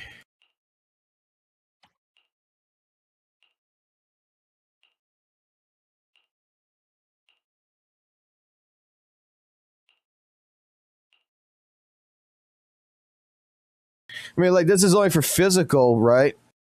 When the equipped of EX special damage or ultimate, deals physical damage and anomaly mastery increases from 30 to 40. With the equipped, there's aftershock hits an enemy, all things. So you wouldn't be able to utilize this, but I mean, you get a 60% energy boost. You get an extra damage modifier on top of this. I mean, technically, you can make it work in that regard. So if you went pull for like a weapon like this, I mean, I wouldn't give a fuck about that, to be honest.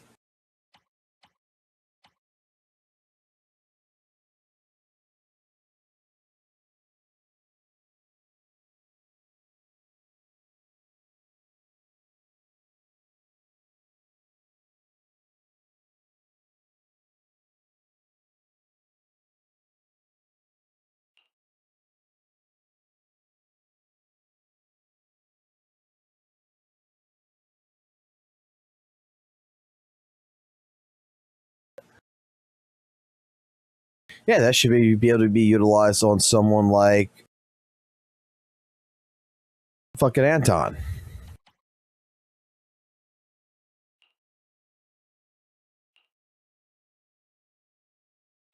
So yeah, there is other resource management. There's other tools, and there's going to be more resources that's going to show up. There's going to be more W engines, going to be more disk drives. The player investment is going to grow. It might not be at a fast pace right now as per like what you might want it to fucking be, but it is growing. And if you are building those resources into your characters, again, this is where, like I earlier said, is that with the new DA that I think a lot more people are pissed off about it is the fact that it hit your comfort zone. The last couple of DAs, in all honesty, I haven't had to build anything. I haven't had to do anything. Like, straight up, I'm not worried about substats. I'm not worried about thing. And then I come into the new DA, and then I'm still able to clear over 20K, but it's not like it was before. I'm not seeing 50, 60 fucking K on the screen. I'm seeing 30, 40K on the screen. I'm seeing on Defiler like 25K. And all it's telling me is that when I go look at my builds, it's like, yeah, I can make my Hugo a little bit better. Yeah, I can make my Nicole better. Yeah, I can make this character, that character perform a lot better if I actually fix the resources. Maybe I need to put the Moonlit Lullaby set on this character now because they're using Swing Jazz, and guess what? This set right here has a full 100% uptime compared to Swing Jazz. So I get his point. He's not wrong. It is straight up, are you investing in the resources into your characters, or are you just upset at the fact that I'm using a 1.0 character with the 1.0 build that I worked so hard to build, and as of now, with the new content in the game, it's relatively no longer optimized. It's no longer designed for the new content. That there is answers to all these problems. Skill is going to be, at this point in time, less of a issue if your resource on your characters, the actual resource management, the resource development here, is not maintained. And let's be honest, maintaining characters is not a bad thing.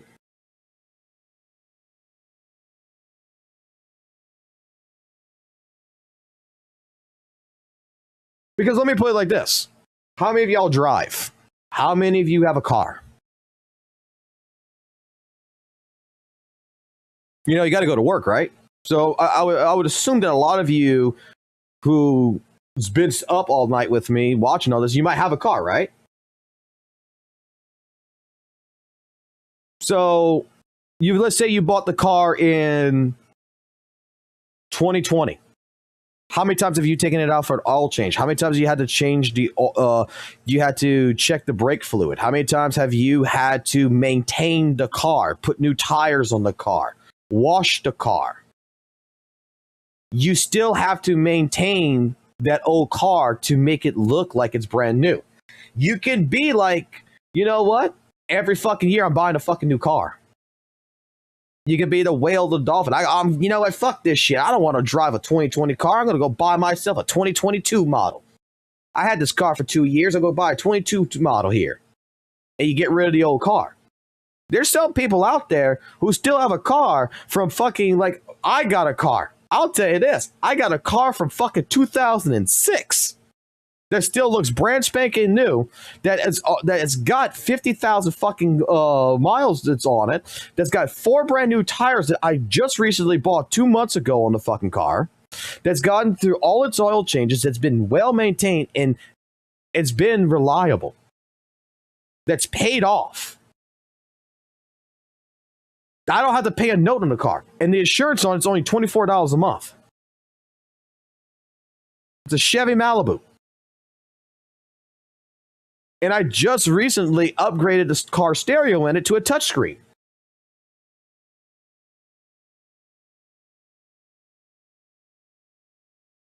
So just like a car, even your characters need to be maintained.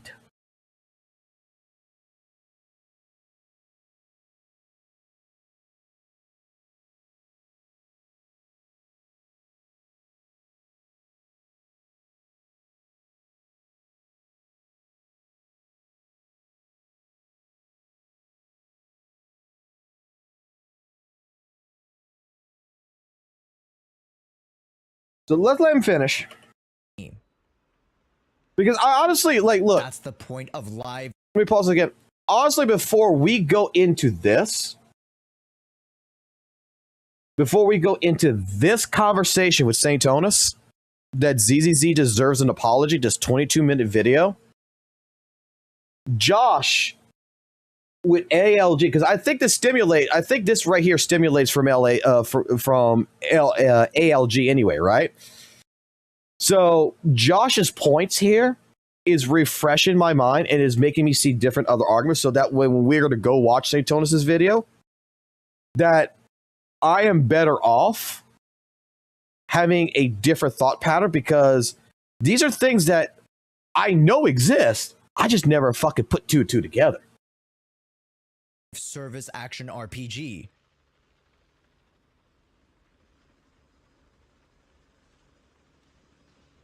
If I hadn't lost to Yushen to Neko, I could do better.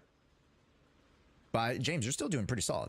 Again, I think you could beat the game with the worst characters, but they need good discs and good substats, which you can't control. You can control Yozura. You can control it. Because there are systems in place for you to recycle and to continuously build off the stuff that you have. And you can get the main stats. And as long as you have main stats right, you can clear. I think you can agree with that sentiment. You can get dry discs proper, use the tuning mechanic, use the bardic needle. And yes, you may not get the dry disc that you want immediately, but you'll get it. Not the substats. You don't necessarily need substats always. Does one roll a... You don't necessarily need the substats in every disc, but I will say that in some of the character builds, when you're playing for scraps, you need to be damn lucky that I would say at least 3 out of the 5 discs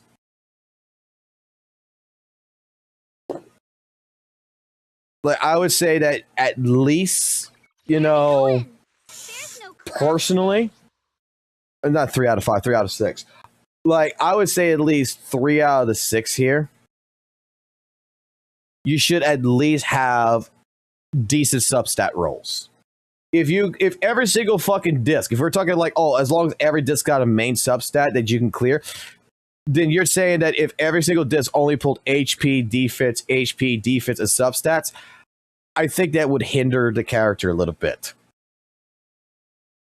I think it would hinder the character a lot, to be honest. Not just a little bit, a lot.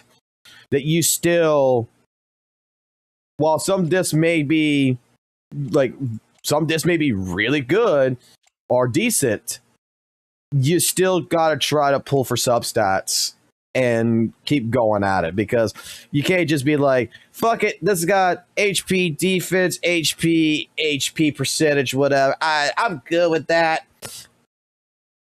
Because it all plays into effect. You still need at least a couple of those discs to have some good substats. Substat prevent you from going from 2-star to 3-star? No. It does not. Oh god, I avoid Saint. I never see his videos unless it happens to come across. On this channel, I quote unquote, I am obsessed with Saint Tonus. I'm the person who likes to disagree with his arguments, because I'm the type of person, RJ, that let me put it this way to you. He makes some very bold statements that I feel is half-cocked. That he does not do proper research. He does not do proper investigation to the other side, and he just takes one side of the story and runs with it. So here, like, before I even look at a Saint Tonus, like before I'm going to watch Saint Tonus, I'm trying to get more adept into the ALG topic, and I'm trying to get more information from different points of views, not just my own, so that way when I finally go watch it, I can actually take all this information that I am collecting and either agree or disagree with his takes.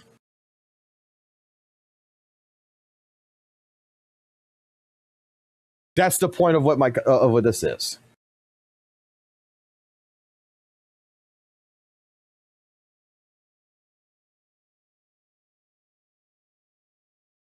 Pretty much, I kind of do the same content that Saint Tonus is doing. I'm doing, not kind of, I am doing the same content that Saint Tonus is doing. But the difference is that I don't want to be, as much as I have, my own biases to Saint Tonus, I have reluctantly agreed to several of his points. I have had to. So I like to at least try to make it as fair as possible. Typically on his end, he goes to a complete fucking extreme. He goes to a complete dismissing of information. So my take is, let's watch the information first. Let's break it down. Then let's go see what his thoughts is. And then that way we have two sides of the story, not just one. Because if that was the defining argument, then I would have to agree with you. If one substat roll changed the entirety of how a character played, one substat roll, one singular substat roll. If it changed the entirety of how a character is played and the team and your overall production of how you performed in DA across all 3 stages, then I would have to agree with you. But it doesn't. One substat roll won't kill you. One bad artifact won't kill you. A bad set won't kill you. Because if you can support your characters properly, if you can create the team that goes against the stage proper, you should be able to clear.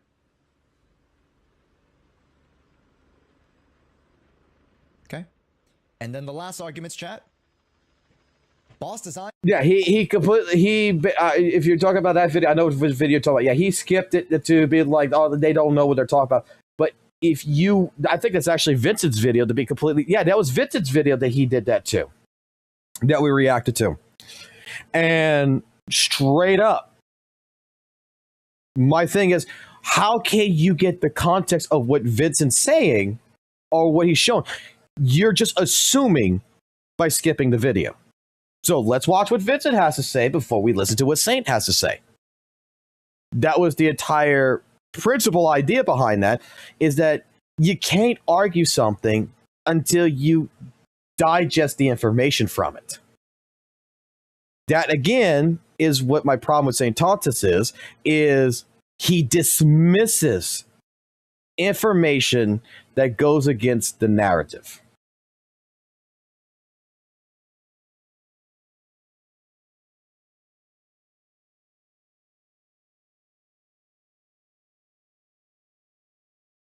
Exactly. Like Vincent right there. Vincent right there. That's the person who made the video right there. He skipped all of the arguments and came to a whole new conclusion that was nothing that what Vincent was even talking about.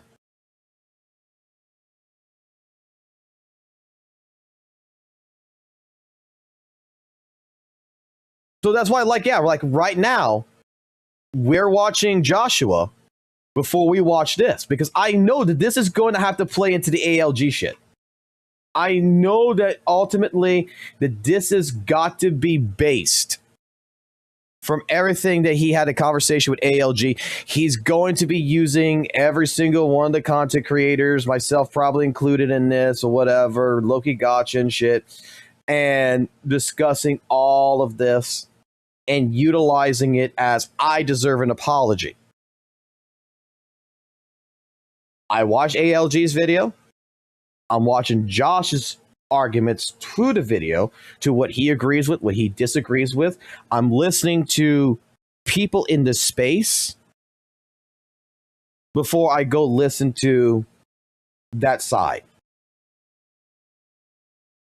I think that is the most fairest way you can handle a debate on a topic. Is you need to understand how both sides are enacting.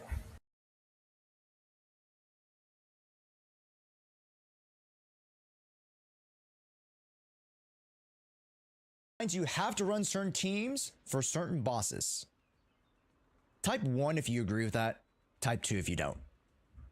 3. I just agree or disagree for now. We'll go into the argument later. Type 1 if you agree. Type 2 if you disagree. We'll go into the arguments later. Just say if you agree or disagree. We got twos. They're all doing twos. Look, I got a 3. But not fully. It's one side or the other. It's genuinely one side or the other. Well, I'm a meta slave.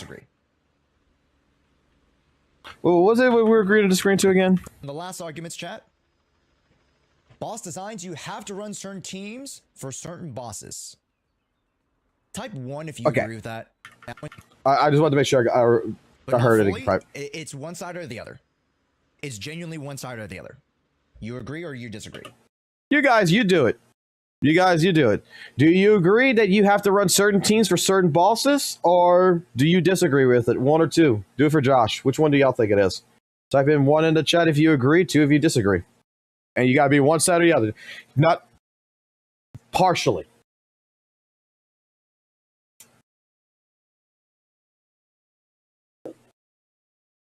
Let's get a complete fucking polling. Let's even include the chat on this. 1 in meta is clear, is guaranteed to clear.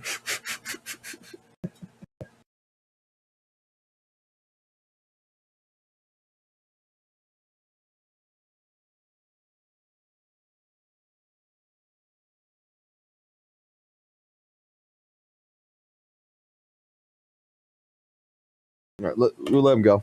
Because I'm sure he's going to wait for his chat to do it too for a little bit. Just take the statement as is. You have to run certain teams for certain bosses.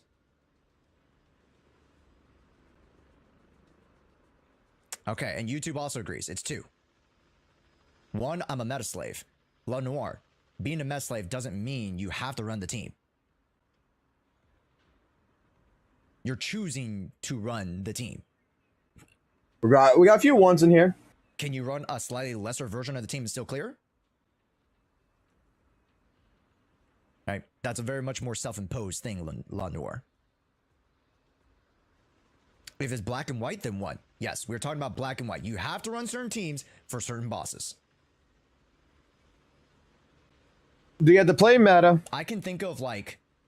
Or can you play on not meta? Holistically different constructed teams for each of these bosses in DA.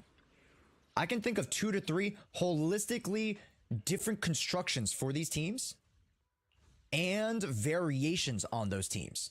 So let's start with Defiler, right? Let's start with Defiler. I can't reset the thing because that's my score. But if I were to go Defiler, right? One of the cores would be Seed. And how can I build around Seed? I can go Sambi Seed. I can go Haramasa Seed. I could go Anton Seed. I could go Juyen Seed. I could go Ellen Joe Seed. And then tag along my support. I can use Soldier. I can use Soldier, Trigger, and Astra Yao as the premium squad. I can use Soldier, Trigger, Caesar as a squad. I can use Soldier, Pokra, Caesar. I can use Soldier, Pokra, Lucy. I can use Nicole and Astra Yao Crutch with any character. Any character with with Astra Yao, Nicole Crutch. Nothing to fear. The cunning hairs are here. With the Ether Crutch, I can use any character. I could bet. And I bet you guys could too. If the characters were properly built. Again, this is all assuming that the characters are properly built. You guys can use any character.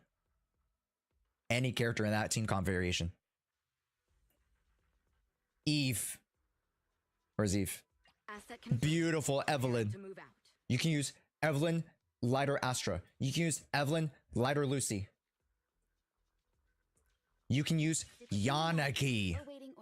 I have used the Yanagi Mono Electric team and all its variations. You can clear. You can clear. Can I use Nekomata? With Trigger? Probably. Can I use Nekomata and Pokra? Probably. Right? You can use Nekomata with Seed? One of the sides. I could go on and on and on about these two. But just an example of one of the most difficult boss fights that are quote-unquote restricted because, oh, this says they are disincentivizing you to use Anomaly. Just because they're disincentivizing you doesn't mean you can't clear it.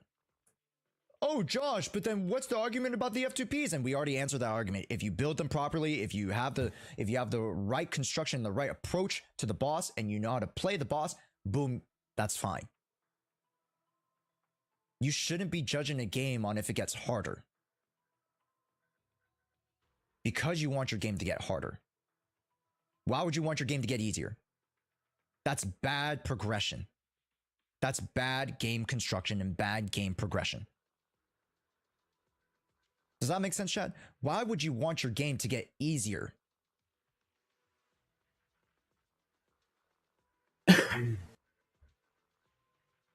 Because you want to incentivize challenge.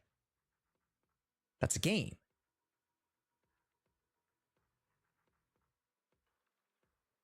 Especially with a live service game that grows every 3 weeks. I wouldn't want my game to get easier and easier and easier. Yes, and they also have to sell new characters. And you could approach it from the business perspective, sure. And, you know, it's a very, you know, easy argument to be like, you know, to be anti-game development. You'd be like, oh, of course, you just want to sell your characters. You want to sell your DLC, blah, blah, blah, blah, blah. But what Hoyoverse has been extremely, extremely solid in, with the exception of, like, let's say HSR right now. HSR is not in a very good spot. They got to find a way out of the hole. But what they've been very, very good at is managing the progression of the game in its lifespans of the microcosms of, you know, 3 weeks, 6 weeks, a month, and even 2 years as live service games. A game is a game because there's a challenge. If you don't want a challenge, you don't want a game. Beautifully said, Cat. Maybe it's Cast? I think it's Cast. Welcome in, Cat. Oh, it's Castle. Ah, I see. Castle, welcome in. Cool name. Welcome in, Castle. I love the way you said that. Then you just want to collect trophies. And at that point, you're not playing the game for endgame. Does that make sense, chat?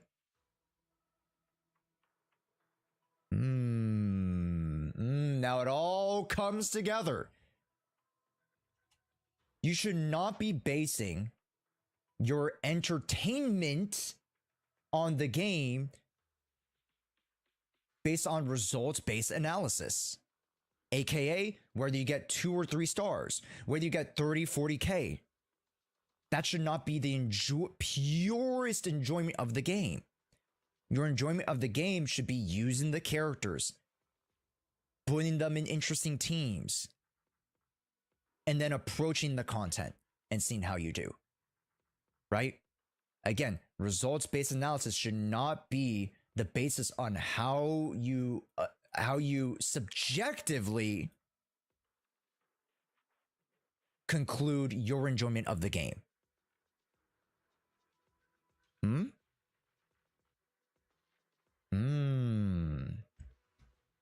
Took me 6 tries to get 3 stars and win DA boss, and it was so fun. Again, the way in which people approach things. And Trash Panda, some people might try 10 times and find it unappealing, right? And that's the subjectiveness of what fun or isn't fun is. We should not be approaching it with a fun factor, right? We need to approach this in such a way that, oh, I need to approach a problem. And, you know, again, I understand that might sound cold and calculated, but that's the whole argument on HP inflation. Because if you're just talking about, oh, the game is less fun because it's less creative. No, the game is as creative as it's ever been. Because now we get to use double attack comps, or it is incentivized to use double attack comps, double anomaly comps, double support comps, double stun comps. The game is as creative as it's ever been from a player side perspective.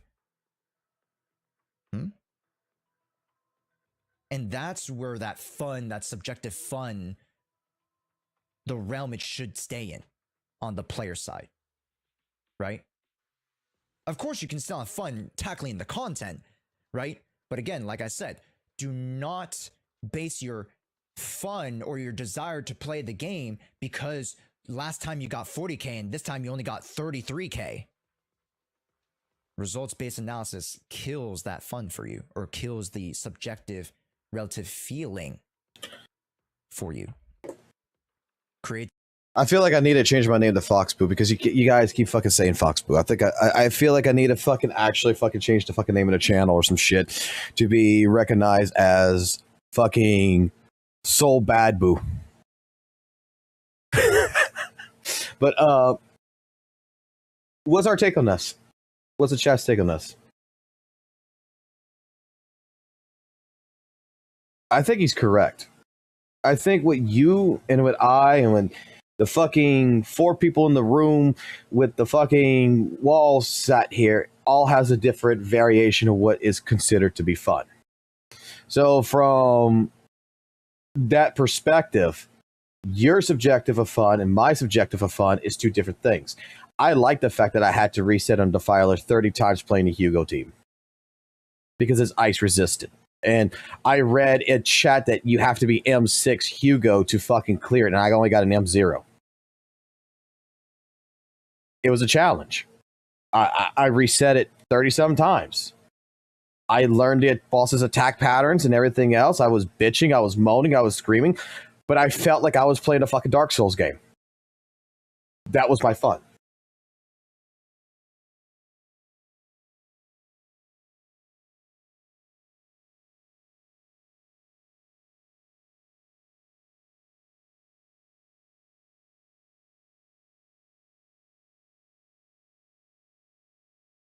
The game 100%. The game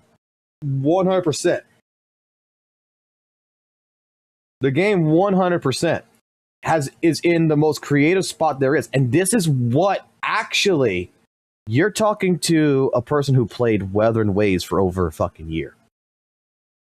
And my biggest complaint in Weather and Waves was the lack of creativity when it came to challenges. Skull CJ made a video about how Weather and Waves in-game fucking sucks. he goes through this entire thing to where the end game now, every time a patch ends so far, the last couple patches, has been puzzles or playing tic-tac-toe. Some of it's fun, but nothing that really allows me to take the teams I have and really utilize them. To incentivize me to go ahead and try these team compositions, to try different things in WUWA. This is one of the main reasons that when I first played ZZZ, just to test the HP inflation and get the fuck off, and to derive an opinion about it, that appealed to me, that made me stick with it over Weather and Waves, is because while I do believe there is a lot of creativity you could do in Weather and Waves, the challenge of that creativity that's being provided, I don't feel is there. Not at this point in time in the game. I think it's coming. It's just, I think Kuro is taking a different approach than what Hoyoverse has done with its games. Like, the people who's bitching about, like, Whimpering Waste and HP inflation, if it would have been a Hoyle game, that HP inflation would have been, like, a month after fucking Whimpering Waste came in. Right? And everybody would have been pissed.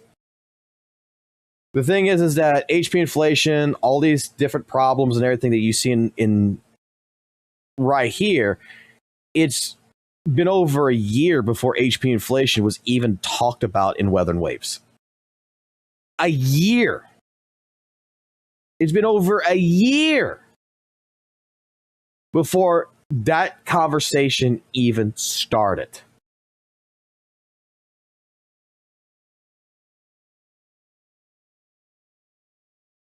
And a lot of people are going to regard that it's still fun to play. Some people regard it as not as fun to play.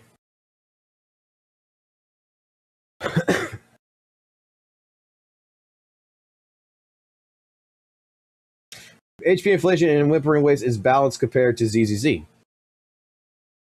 To some people it is, and to some people it's not. To some people, they're having harder trouble clearing it with characters like GN, characters like Camellia, that the new characters are outperforming. They're doing much better. There is 4-star teams that cannot clear it unless they cheese it using the scroll wheel method. That apparently they were able to clear it before. There is different types of arguments. But it's been a year since it's happened. And one of the biggest things is that this HP inflation, when it came in, wasn't like a 20% inflation. It was 120-something percent. It was a massive, even St. Tonus has made several arguments about this, that even he does not like the approach that happened. Even Tontus himself has criticized the HP inflation in Whimpering Wastes. It doesn't mean that the old units can't clear it, but the old units like GN, Camellia, the 1.0 characters, Zhengli Yao, they are, compared to when Whimpering Waste first started and to what it is now, there is some struggle. To where when you look at characters like Zanny, or you look at Frolova, you look at certain characters in general that could just get in there and poof, it's so much easier, which that's how gacha is. It's supposed to fucking be like that. What's the point of a game to be easy? Why do you play a game on? If you want to play a game and it's easy, go play a game that's easy. If that's what you find is fun. If you want to go play Castle Crushers or whatever the fuck it is, fucking Candy Crush, hey, that's for you. But I think that the majority of people who come into games like ZZZ in particular, and into like Weather and Waves, kind of expect, because of the combat systems that's developed around it, that the developers are going to develop a challenge that's going to encompass this.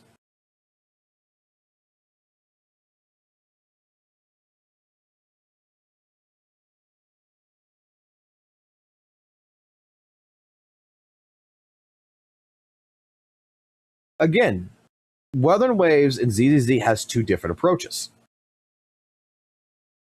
Wuthering Waves in Whimpering Waves with its HP inflation and how its thing is, yeah, older characters are having a little bit of a struggle. Does it mean that they can't clear it? No. They're struggling a little bit, but it's not a huge problem. ZZZ, it looks like it's a huge problem, but like Senpai Josh here is pointing out, a lot of people who might be complaining about it in DA right now is not looking, is so tunnel vision on the HP inflation and how it's growing, rather than looking at the resources provided to them to handle it.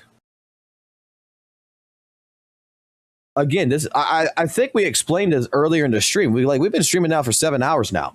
I think that when we were talking about this beforehand, like within the second hour of the stream, we were talking about DA and I was doing the DA runs and everything, that I straight up said it. Did I not say it? That I feel like what this DA did is it hurt people because they were so used to, for the last couple of DAs, getting these huge numbers of 50 to 60K, 40K, like right here. Like basically everybody was getting pretty much in the last couple of DAs the same numbers that you see on the screen right there with Josh.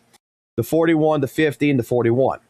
And even higher to some degree. And they were feeling really good about it. And then what ended up happening is a huge spike hit, numbers deflated. And not numbers in terms of like HP. I'm talking about like player numbers deflated because their comfortability zone got attacked. Now, before, and like I made the statement during DAs and doing all this, before someone like myself could go ahead and complain that it's, oh no, the game's got HP inflation, the game's bad, oh no, I can't do this. Maybe I need to check myself, check to see if the couple of different things that I need to look at. Number one, I need to take a look at the builds and the characters. What can I improve on the builds that makes the characters better to be able to tackle it? Is the team composition I was using before still viable?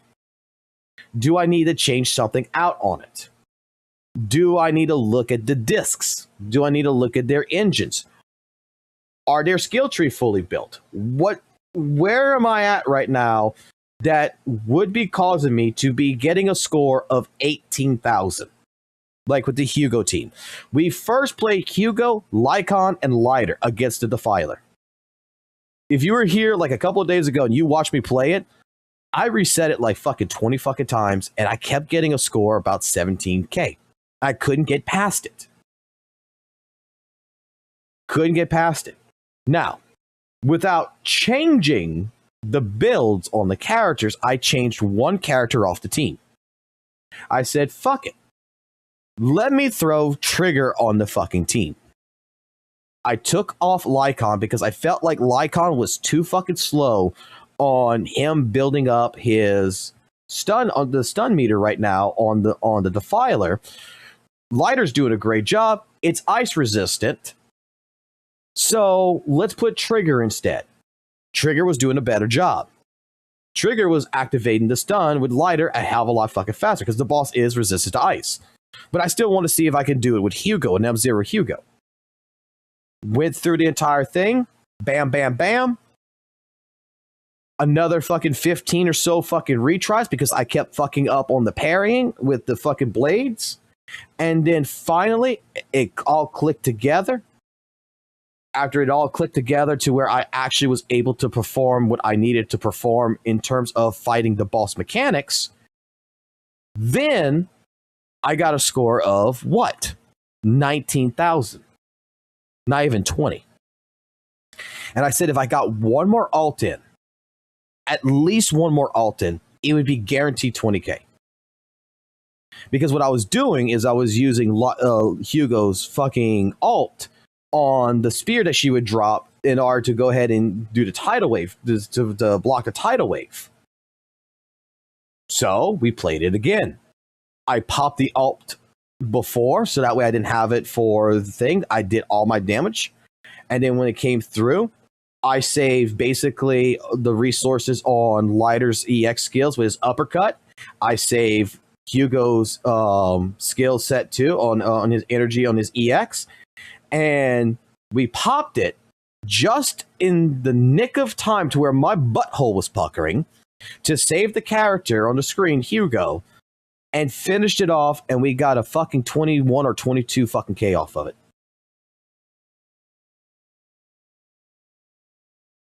There was a problem. We found a solution. We didn't go change everything. If I would have gone change a couple of different things on fucking Lycon's build, I would go look at this after.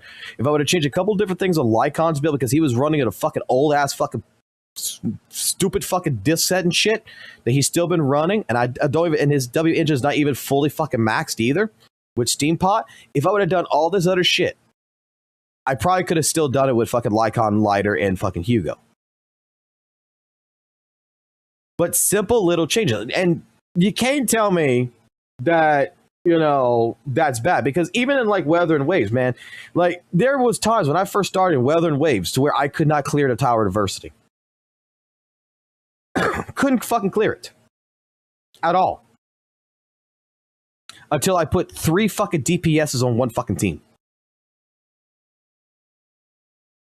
So I would go ahead play the first 4 levels or whatever, because I think it's like 5 on the tower thing, and with the middle tower is 2. So it's like the middle tower, get it over, get done with first with the team that would be associated with. But the 2 side towers, I would play like 2 shit fucking DPSs with no support, no fucking sub DPS to clear out the first fucking waves of the fucking floors. So it's fucking easy. And then I saved fucking all my DPSs for the final floor, and I made a fucking triple fucking team just all through it. And guess what? It worked. It didn't synergize in any which way, shape, form. I just wanted brute forcing. I brute forced my way.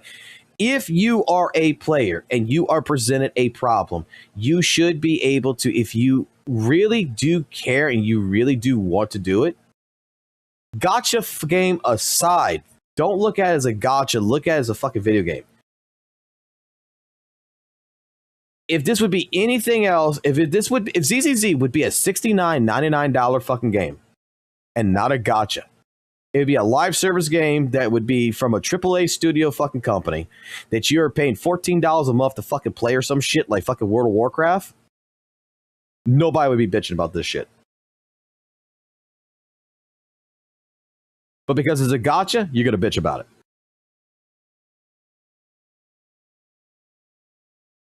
Because automatically your first thought in your head is, oh, they want me to buy seed. Oh, they're shilling the buffs. Oh, they're doing all this shit. The HP inflation, all this other stuff. If it be a Dark Souls fucking game, the Dark Souls community would be sitting there. How the fuck can I fist the bitch?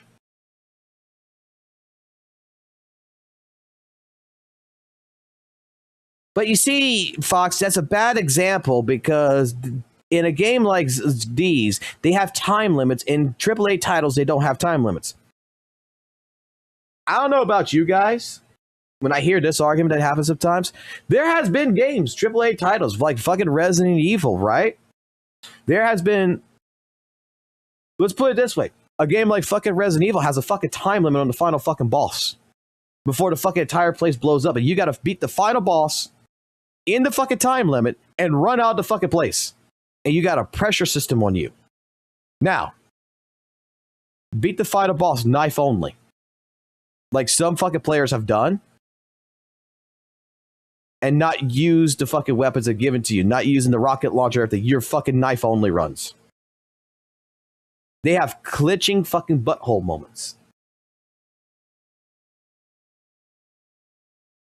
Now, that's them playing at the very bare minimum. They start off the game in Resident Evil 1 with just a fucking knife with Chris Redfield. And they play the entire game free to fucking play, right? Free to fucking play with just a knife only fucking run. They're struggling their ass off. They get to the final fucking boss. This final boss has more health than any other enemy that's in the fucking game. They got a time limit. They got to kill the fucking tyrant while managing a fucking timer that's above them that says the entire mansion is going to fucking blow the fuck up, motherfuckers. We got to hurry. We got to rush. Of course, if the person would have saved their resources and all this other stuff, got their guns, got their rocket launchers and all that shit, oh man, that fucking time clock doesn't mean jack shit. They can clear it because they built their resources, they stored their resources, they managed to have Chris Redfield. But they're playing knife only run, which would be considerable. Like my analogy is that would be considered like the F2P run. They're not using the gun. They're not using the rocket launcher. They want to have a struggle. They're trying to tell the game developers, fuck you. I could beat this game with only a fucking knife. I don't need your handout. Yeah, there's a shotgun on the wall. I'm not picking it up. I got a fucking knife. That's all I need. There's people who've done it.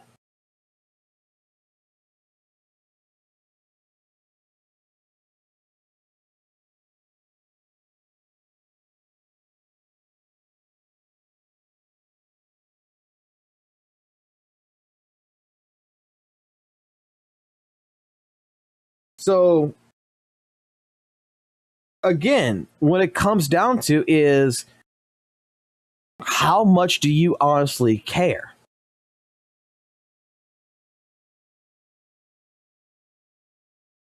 If you really, really, really like Zenless Zone Zero,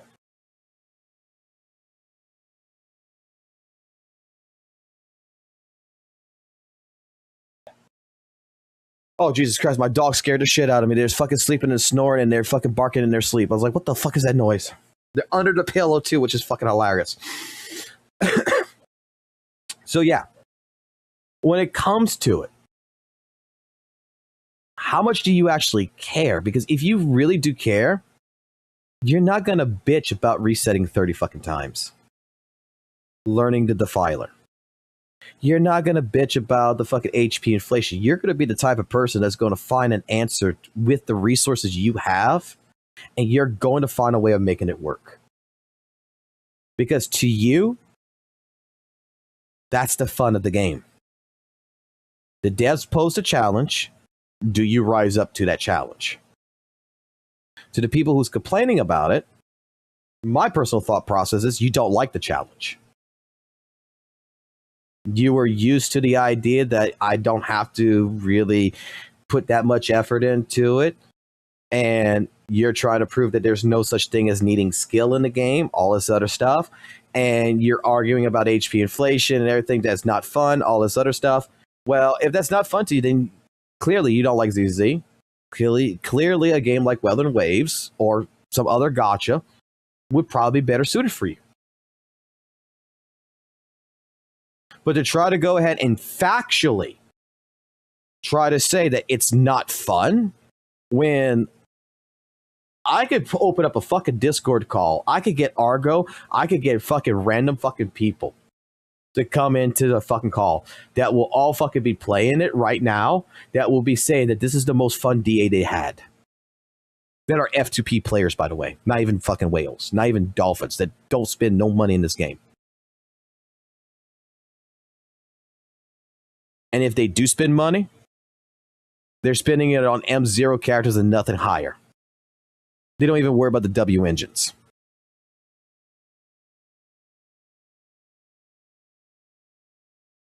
And to them, this has been the most fun DA that they've had in a long time. You might not like it, but your sense of fun, my sense of fun, is subjective. Josh is 100% correct on that.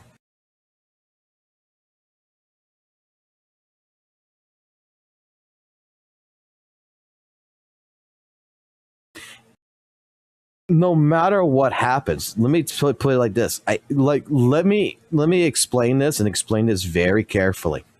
Okay? Before we continue this video and continue to get to his points before we get to the other shit, because I want to order some coffee in. Because I'm not going to go drive and get coffee. I'm going to order it in and pick it up here outside. Let me put it this way to you.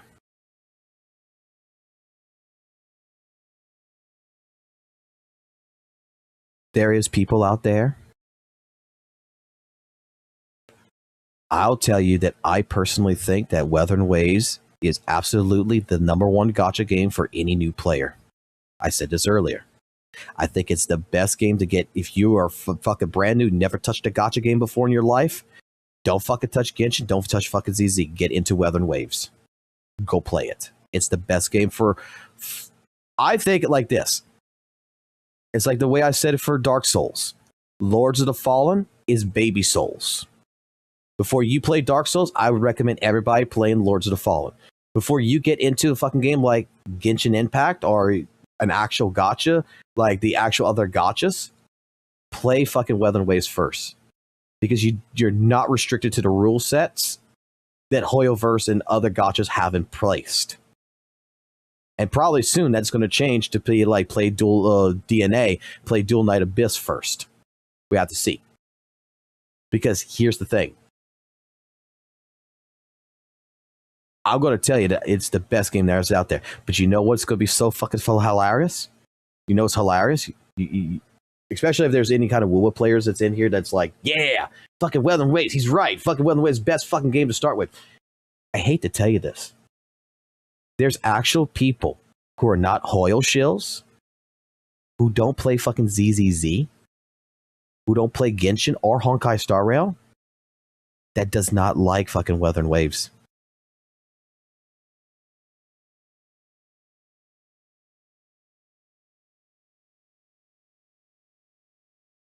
It's not just the Hoyo shill versus Kuro fucking mentality. It's not just the fucking Kuro versus fucking Hoyo fucking mentality. I hate to tell you this. Everybody in the world is different. Some people out there like broccoli. I fucking hate broccoli. My son likes pickles. I fucking hate pickles. I like onions. My son fucking hates onions. There's things that both me and him do agree on that we both like, and there's things that both me and him disagree on that we don't like. My son loves to fucking watch a fucking movie called Jeepers Creepers. I don't like Jeepers Creepers. Okay? It's not my favorite horror film of all time. My favorite horror film of all time is Army of Darkness, Evil Dead. He's okay with it. He likes a few things about it, but he doesn't like the fucking movie as much as he likes fucking Jeepers Creepers. Again, we all have different personalities. We all have different tastes.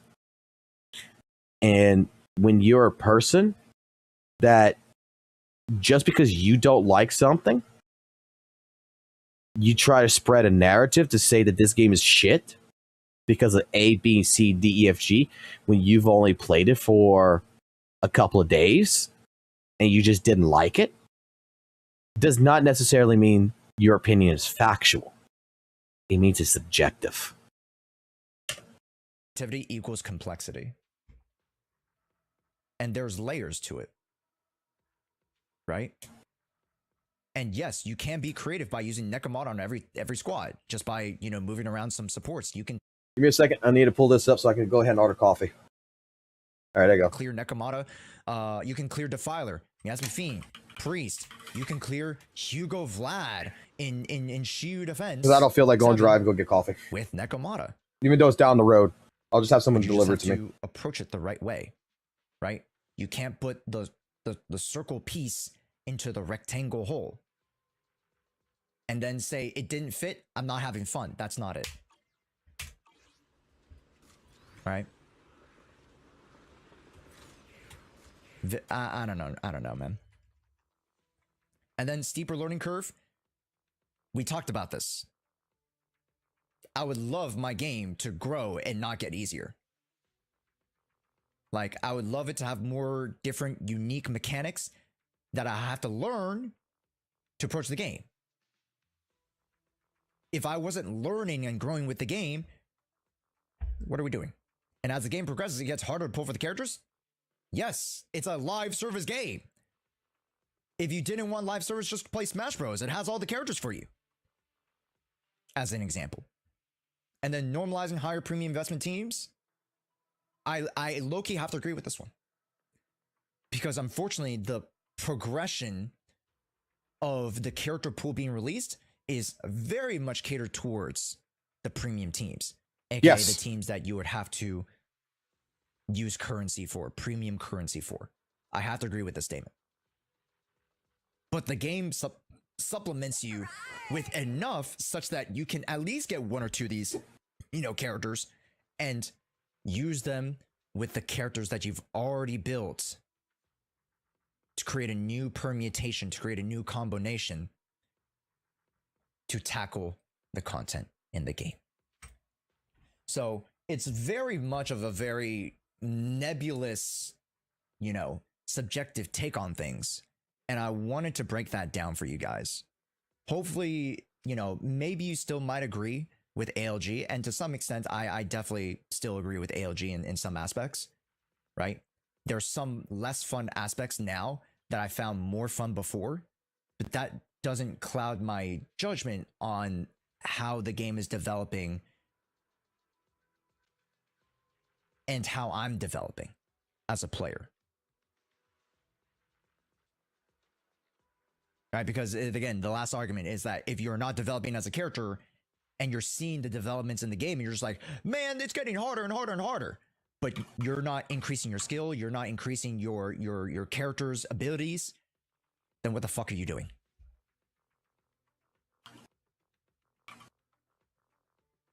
The world is moving and you're standing still. I think leaderboards, esport mentality wrecks some of the fun factor for things though, but that's not due to Zenless, is it? No. Oh. Zenless didn't force that upon you. There's no leaderboards that you have to follow. You don't need to compare yourself. That's very much a community-based thing. And that's more of a self-realization on the environment that's influenced you. Does that make sense? So you got to take that step back and be like, hey, realistically, yes, inflation is going higher, but they're giving us resources to follow with HP inflation. They're giving us more characters, they're giving us more drive disks, everything, right? And there shouldn't be a need or have to compare yourself to other players or other scores. There shouldn't be a have in the game to run certain teams, because as long as you're playing the game the way it is designed, you should be able to clear. And that is a separate argument, of course, from the fun factor, the subjective feeling of the game.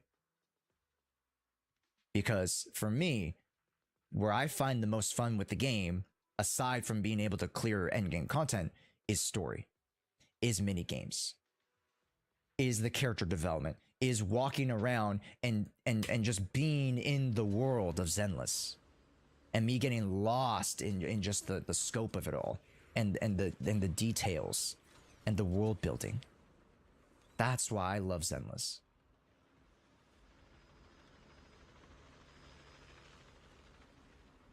So I'm going to cap it off there.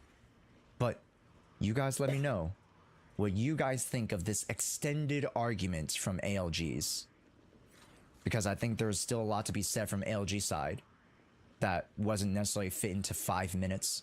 And I had, 30 minutes? I don't know how long this video is going to be. But I had much, much longer to dissect a lot of those things with you guys here.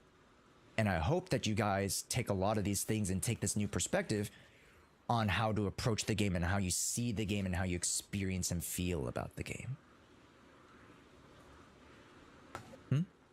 Mm-hmm. All right.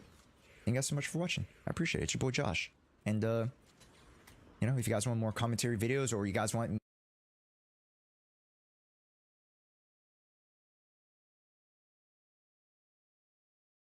You're not wrong, Dean. Humans are competitive in nature, 100%. Like, I've had this argument... Let me bring this up. Dean brought up a good one right there. Humans are competitive by nature. I have to agree with that 100%. Because I come from the FGC. I come from fucking fighting games, right? And one of the biggest fucking moments that ever happened that I had on when I was streaming on Twitch and I was playing Guilty Gear. I used to play Guilty Gear in the beginning very casually. Very, very casually. The game just came out 2014. We were playing Guilty Gear XR. We're playing casually. We're playing in a lobby with 5 other people that we're all in a Discord call, everything else. We're all enjoying ourselves. And all of us don't know what the fuck we're doing. All we know is we're hitting buttons, fucking flashy things are happening on the screen, and it's cool. Okay? We got one person, though, that's in our group that is, and I'm sure you're all recognize this. I'm sure you're going to all recognize this. You have this one person that is in your group, right? That is better than you. That's beating everybody's butts. He is straight up taking us all down with his Potenka. And then every now and then he would stop playing and he would let us play against each other. Then he would come back and he would dominate the lobby. He would be the king of the hill, right? This is how we would play. We had a person that came in that he had stopped taking his turn. This new person came in and started wiping the floor with all of us with beautiful grace, I guess you could say. Like, we did not even get a hit on the guy. This guy straight up comes in and we're like, yeah, Leon, go get him, man, because Leon was beating us and Leon's the better person out of all of us at the time period in Guilty Gear. Leon fought this person, lost. Leon kept going back for the run back, kept losing. We got this guy into a call, everything else, started talking to him. He was a competitive player that actually played for money in tournaments for Guilty Gear. And what was happening here is that we have one person. We're all excited. The rest of us are all excited, but we have one person that's in this group. Can you tell me who the one person in the group was pissed off that they were no longer the chosen one, you could say? Because they were on the stream dominating, and we have one person who's very much jealous. Competitive by right. Okay? And the person who was beating us, his name was Monsu. So we have Leon versus Monsu here. Monsu tells fucking Leon, you're not a casual player. You can shut the fuck up. And Leon was trying to tell him, no, I'm a casual player. I don't care about winning or losing. And he says, well, for all the fucking times you kept coming back at me over and over and over and over again, kind of tells a different story. So the legacy of Leon was, after this day, Leon never wanted to come back to the streams. But Leon would go stream himself. You know what Leon kept doing? Leon changed the fucking character model to Elfelt, which was the character that kept beating his Potenkum, as the training dummy, and kept beating the shit out of the fucking training dummy, learning how to fight against Elfelt. And then one day comes back into our stream when we're playing with Matsu, brings in his Potenkum, says, hey guys, I want to come play casually with y'all. Matsu changes the fucking character over to fucking Leo. And when he changes it over to fucking Leo, fucking Leon fucking lost his shit. He's like, I want to fight your fucking Elfelt. To this fucking day, Leon still holds on to himself that he's just a casual player. But he kept coming for the run back and kept fucking losing.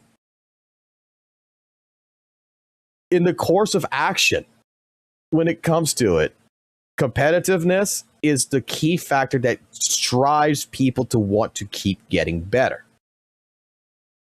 And I think that is like another reason why, like, the niche community, I'm going to say it like this, I think there's a niche community in ZZZ for this purpose. The true hardcore fans of Zenless Zone Zero are not really elitists.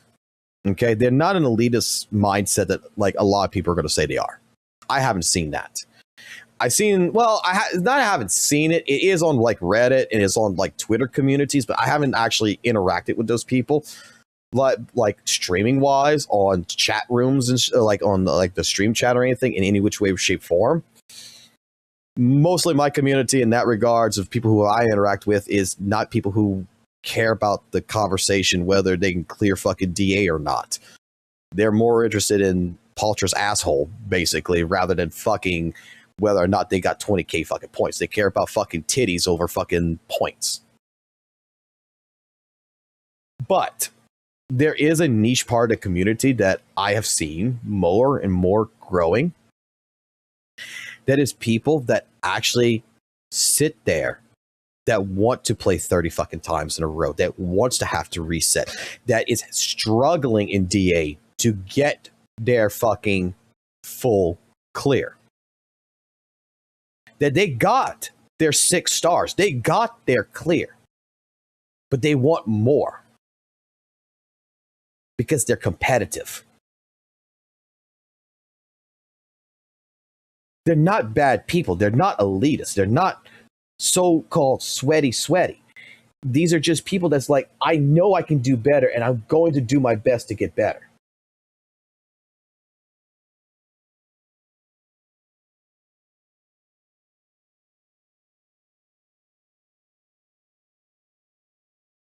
It's the hungry drive. You have the casual people who's got too many gacha games as it is that they're playing, that ZZZ might be their secondary game, right? It's the second game that they're playing. It's not their primary. Weather and Waves is their primary. This other game is their primary. These are the ones that come in that's getting their 6 stars and calling it a day. Because they got too much other shit going on, and that's good. That's good for them. Like, I'm not hating on them. I'm not subjectively saying that they're bad or anything, but the truth is that ZZZ is not their main game. They're casual. They're tourists, right? They come in, they get their stuff, they get the fuck out.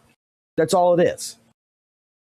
ZZZ maybe one time in the past got them maybe to play for more than fucking 10 minutes a day. They were playing for like 12 hours. They're a little burnt out. So now their job is to come in, just do their dailies and get the fuck off.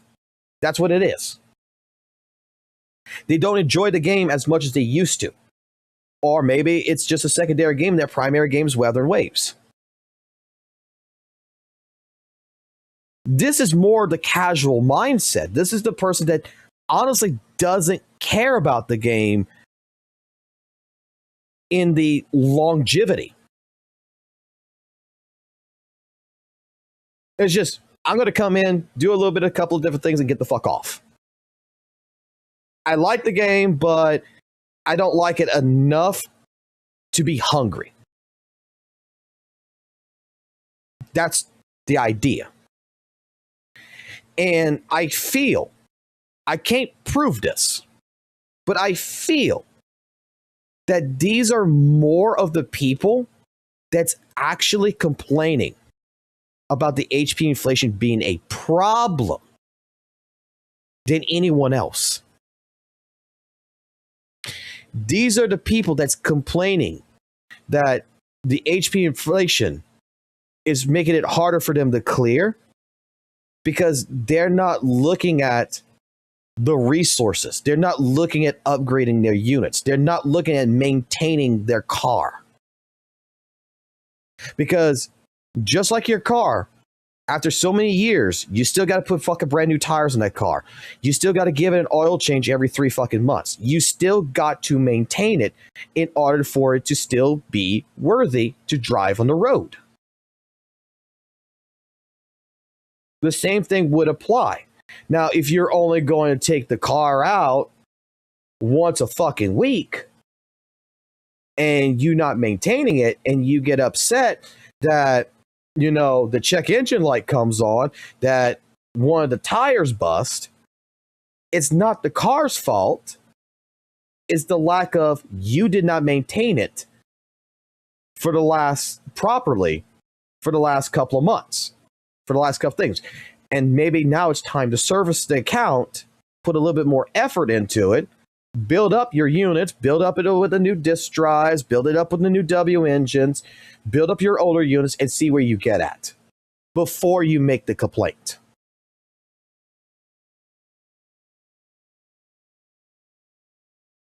At the same point in time, is the game more catering to, you know, trying to sell premium units? Fuck yeah, it is. It's a gacha game. Weather and Waves does the same exact fucking bullshit. Genshin Impact does the same exact bullshit. HSR does the same exact bullshit. Fucking Soul Level and Rise does the same exact bullshit. I don't see fucking Weather and Waves fucking going ahead and fucking giving out fucking free 4-star characters every fucking patch to counteract that statement for free. I don't see any games in general in the gacha space that's not trying to push that you need to buy the premium teams. They're just like fucking Ubisoft. Like we watched a video earlier. Which one was it? It was the Hollow Knight one right here. Like we were watching this shit, right? And I was reading this shit like offer unlock the entire map for $69 only. Defeat enemies to gain XP. Where was it? Which one that made me fucking bust out laughing? Get new weapons for more damage, right? Wait, there's one in particular. There's one in particular that made me bust out laughing. It was like buy an XP boost or some shit. It was like somewhere right here. Yeah, right there. Money can save time. Buy the XP boost. Guess what, guys? Money can save time. Buy the new fucking character.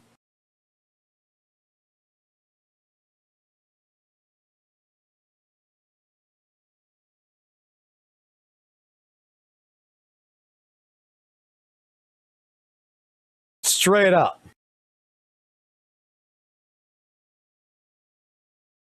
That's why, like I said, I feel. That's why, like I said, like right here, this is the gotcha. This is the microtransaction mentality here.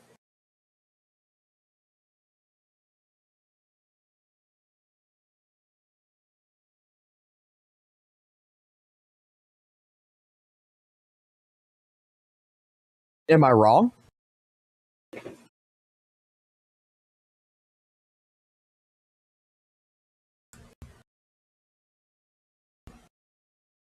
But how many of y'all, even with Ubisoft or with these gacha games who are F2P, still find ways to make shit work? I'm about to tell y'all something here.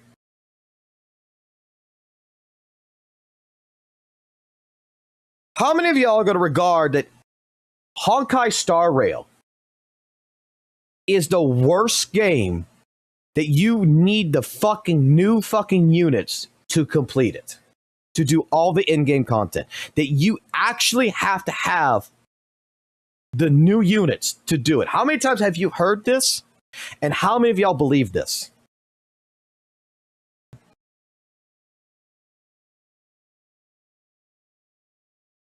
Like, there's no ifs, ands, or buts about it. According to some people, in Honkai Star Rail, it is so fucking bad that you need the brand new units to complete the in-game content.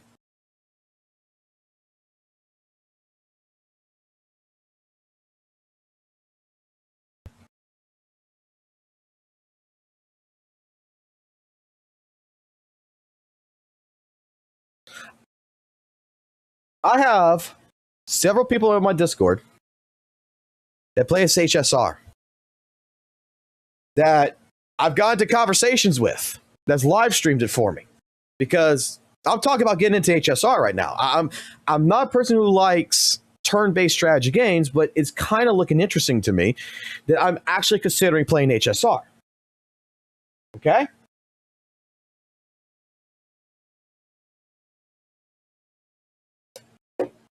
You're not going to believe me. I already know there's going to be people here who are not going to believe me. But these are people who are showing me that they can complete all the in-game content with 1.0 characters.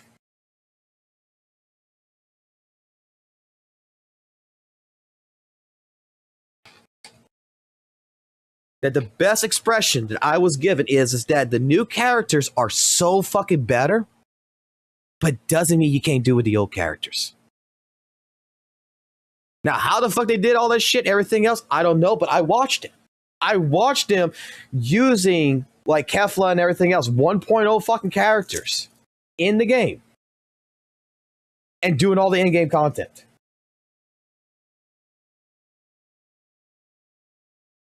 And the way it was described to me is that the difference between the new characters and the old characters is that the new characters is 10 times fucking easier for them to do all this shit.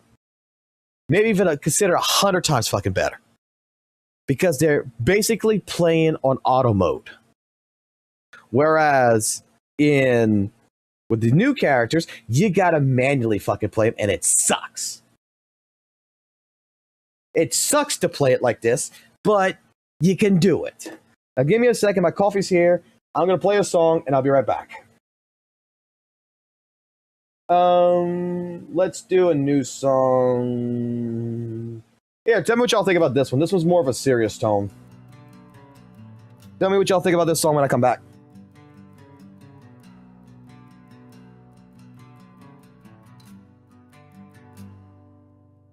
If you hold a gun and I hold a gun, we can talk about the law when the night's begun. If you hold a knife and I hold a knife, we can talk about the rules and the shadow life. The balance breaks when the steel's not the same. The truth tilts heavy, it calls your name. If you got the power and I've got none, you hold my fate, you hold my son. What you grip ain't just cold steel. It's my life, my soul, what you choose to steal. Empty hands meet and reason can rise, but a weapon speaks louder than 1,000 cries. If you hold the fire and I hold the flame, we can fight for survival in this wicked game. But the moment shifts when I'm stripped down bare. The balance gone, truth's no longer fair. If you got the power and I've got none, you hold my fate, you hold my son. What you grip ain't just cold steel. It's my life, my soul, what you choose to steal. One trigger pull, one choice tonight, one shadow falls, one stolen light. If justice is written in the hand of man, then the law is the weapon, not the plan.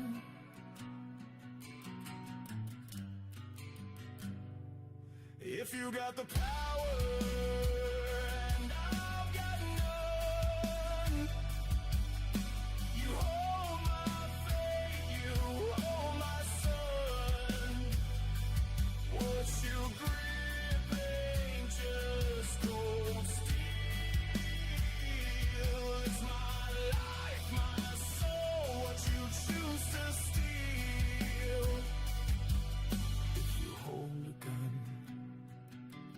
and I hold a gun, maybe we talk, but if I hold nothing, then my life's All right, I'm back. All right, I'm back with my coffee.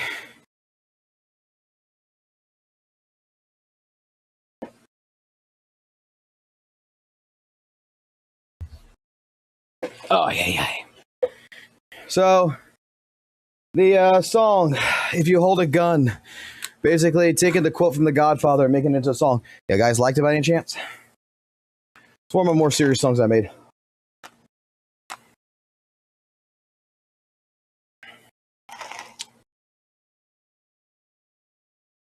Ooh,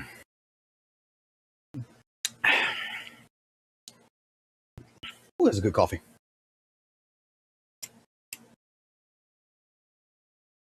Thank God for fucking DoorDash, man. Thank fucking God.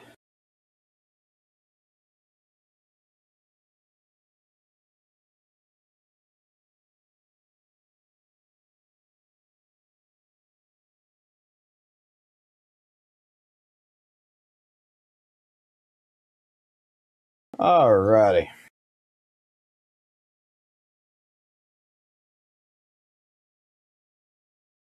Are we arguing about fucking HSR right now? How much was the tip? I don't tip. Well, let me correct myself. I don't tip no more than $5 because it was right down the fucking road. If it'd be like fucking 2 miles, it would be like 2 miles away or some shit. Yeah, I would tip like fucking like $20, but not for down the road. I give him fucking $5. I'm fucking good with that shit. Okay. So we got our idea about Zenless Zone Zero with Josh on this video, right? We got our entire thought process behind it. So let's do a little bit of a recap on it. And he pulled his little spreadsheet to the side, his little thing, yeah. So in-game is less fun because it's harder to play the way you want. Generalizing this statement, this does seem to be factually incorrect. This is subjective, like Josh would say. Because, again, subjectively, it might be less fun for you to play because you feel it's harder. And like I stated before, there's different types of people out there. There's people who are hungry. There's people who are not hungry. And in general, people play the game. We're just doing a recap before we get to St. Tonus' video, because I'm sure all this is going to play into the effect. So, agreeably, I think we could all agree, the end game is less fun to some people because some people feel it's harder to play. That is a very subjective statement. I don't find it's less fun. I find it's more fun the way the EA is. But you might not agree. And same applies to how you feel. HP inflation is outpacing the average characters. That is an agreeable statement. However, if we're talking that HP inflation is a problem, this does not actually, like Josh would say, does not actually result into that issue. Because HP inflation, while it exists, and yes, it is outpacing the average characters, we also have to take into the consideration, what are we talking about here? Because if we're talking about a 1.0 character, whether it's an A-rank character like Anton, Nekomata, or... Hold on. Web camera's getting out the way. Fix this shit right here real quick. Whether it be like Nekomata, whether it be like Anton or whatever. If you're using 1.0 disk drives, 1.0 W engines, and you're thinking that your 1.0 build is going to be handling the same exact results as it is in 2.0, which it possibly could, depending on how you have it built and everything. But still, in future-wise, in future idealism of the game, that is not the case. When the game provides you with multiple other resources to help you with the HP inflation. So while HP inflation is there and it's outpacing the average characters, we're also seeing an inflation of resources that helps to stabilize those characters, to make those characters grow with the HP inflation.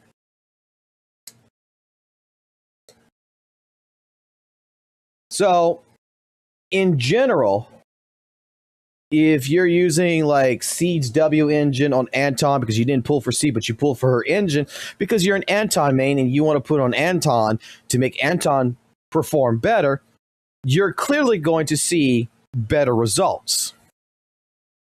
If next patch they have more of an electric set that works better for Anton and you replace it, you'll see better results. With Nicole, if you change her entire disk drive system from swing jazz to Moonlit Lullaby, you're going to see a better performance because it's 100% consistent. It's 100% on all the time versus, partial of the time. Plus, it also does 3% more attack on it. So it is a better option. So if you do the new set, you do this, as long as you're providing resources. Again, the analogy using here is if the characters are cars and you own all these cars, as long as you're maintaining the cars, they will still run very well. They should still clear. In fact, I am going to say I'm 100% sure that your free-to-play teams, as long as you're maintaining the resources around them, will always be able to clear DA no matter, unless otherwise HP inflation drastically goes up to like 900 fucking percent, 800%, 500%, something unrealistic value. It jumps up to HSR fucking values at the most steepest fucking curve to where even fucking the S fucking units are fucking struggling. Okay? To where you pull the newest character banner on the fucking field, the Miyabi 2.0, and it's still fucking struggling. Then at that point in time, the game's cooked.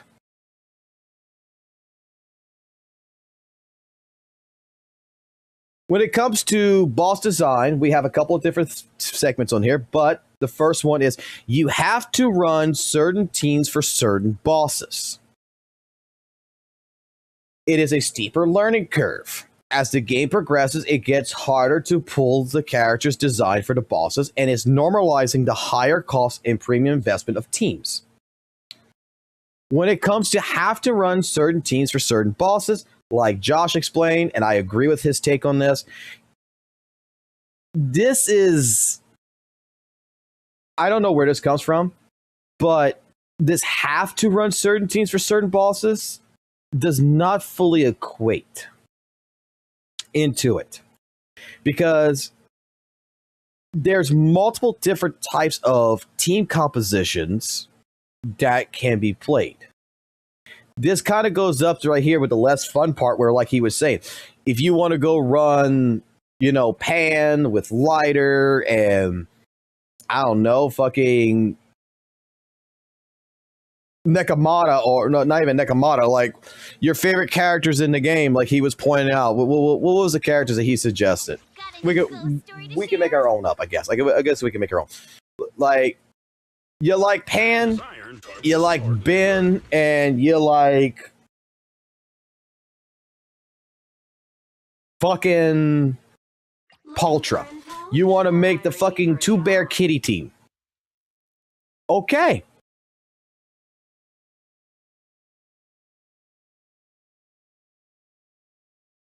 Should you be able to be expected to clear by using a team that does not synergize with each other? I mean, you could do whatever the fuck you want to do. You don't have to run certain teams for certain bosses. You can still fight the DA boss using characters that is not even designed against it, like Evelyn. You can still design a team around Evelyn. You can still go ahead and use Evelyn with Lighter. If you don't have Lighter, right, you can still use the Astra and Nicole fucking team for it. You can probably use Astra and fucking Lucy. You still can develop a segment of characters and do different compositions, which you don't actually have to run certain teams for certain bosses. I don't. I played the Defiler. I beat the Defiler with M0 Hugo, Lighter, and Trigger. It worked.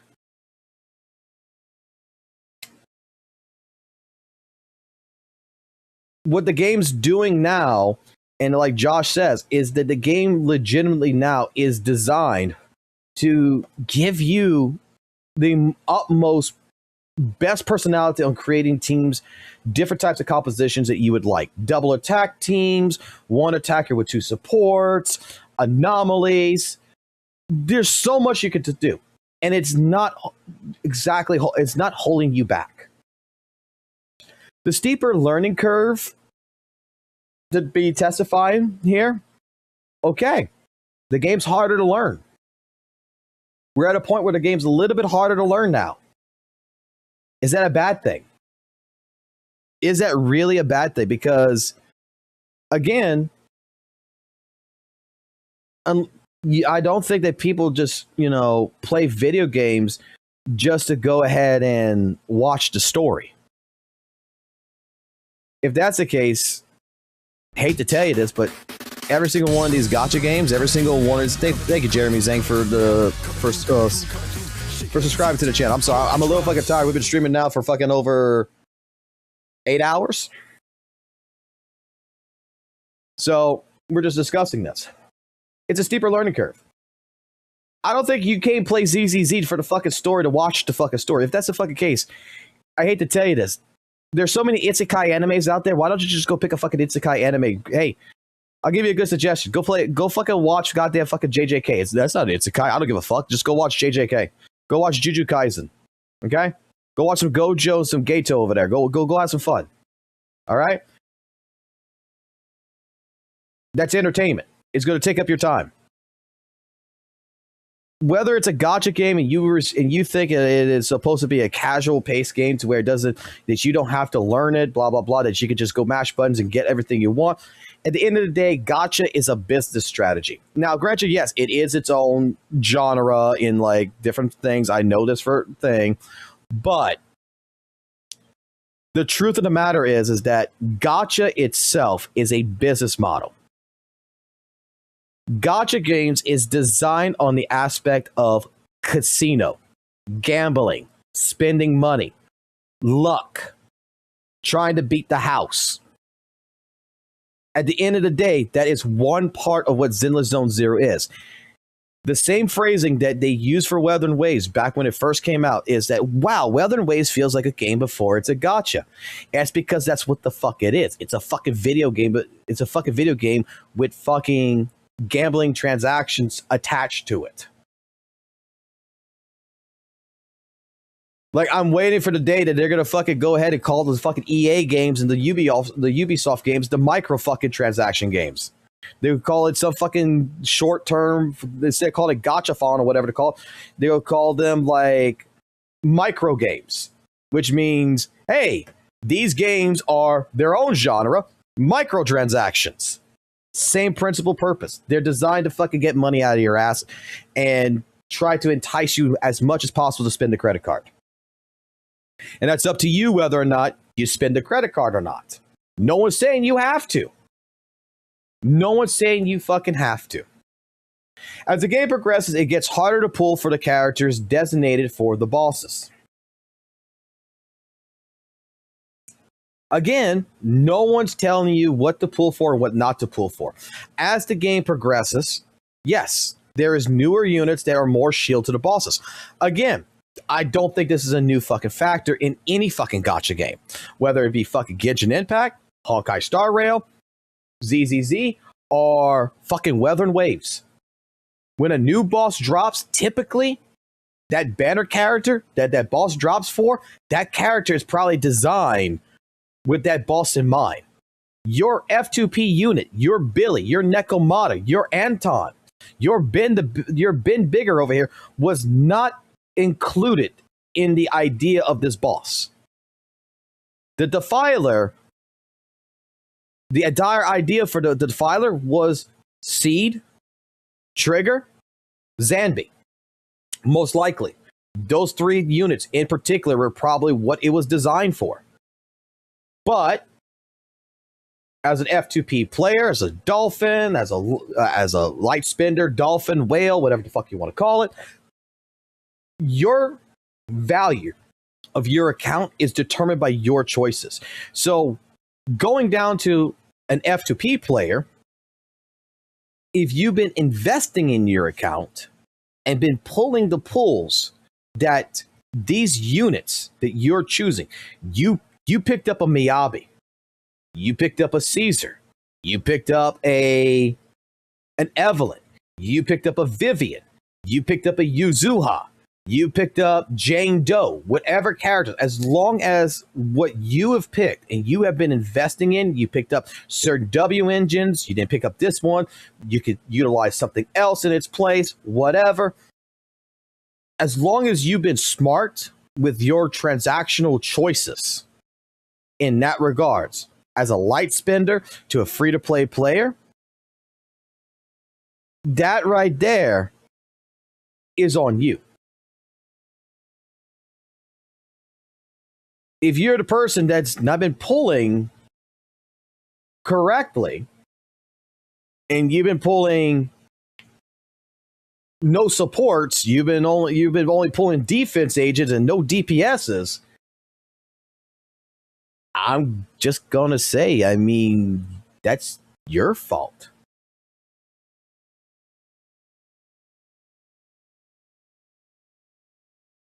Because the value of Miyabi is still worthwhile to this fucking day. Evelyn is still a worthwhile investment, I would believe. There is several characters. Jane Doe is a character that I think is still worthwhile. So depending on where your investment lied, should still be able to utilize with your A rank agents, your S rank agents, and your A rank agents should still be utilizable with this DA and future DAs incoming. Normalizing the higher and premium investment teams. It's a fucking gacha game. What the fuck you expect?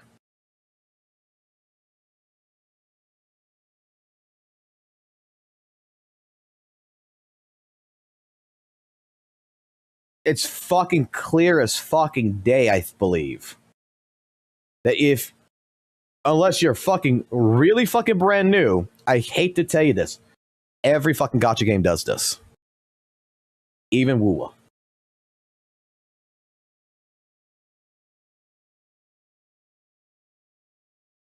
WUWA is,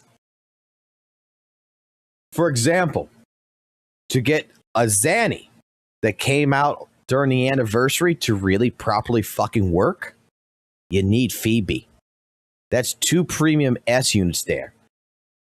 Phoebe's signature weapon helps Zanny with the spectral frazzle fucking damage. Zanny's weapon helps Zanny to fucking do more fucking damage.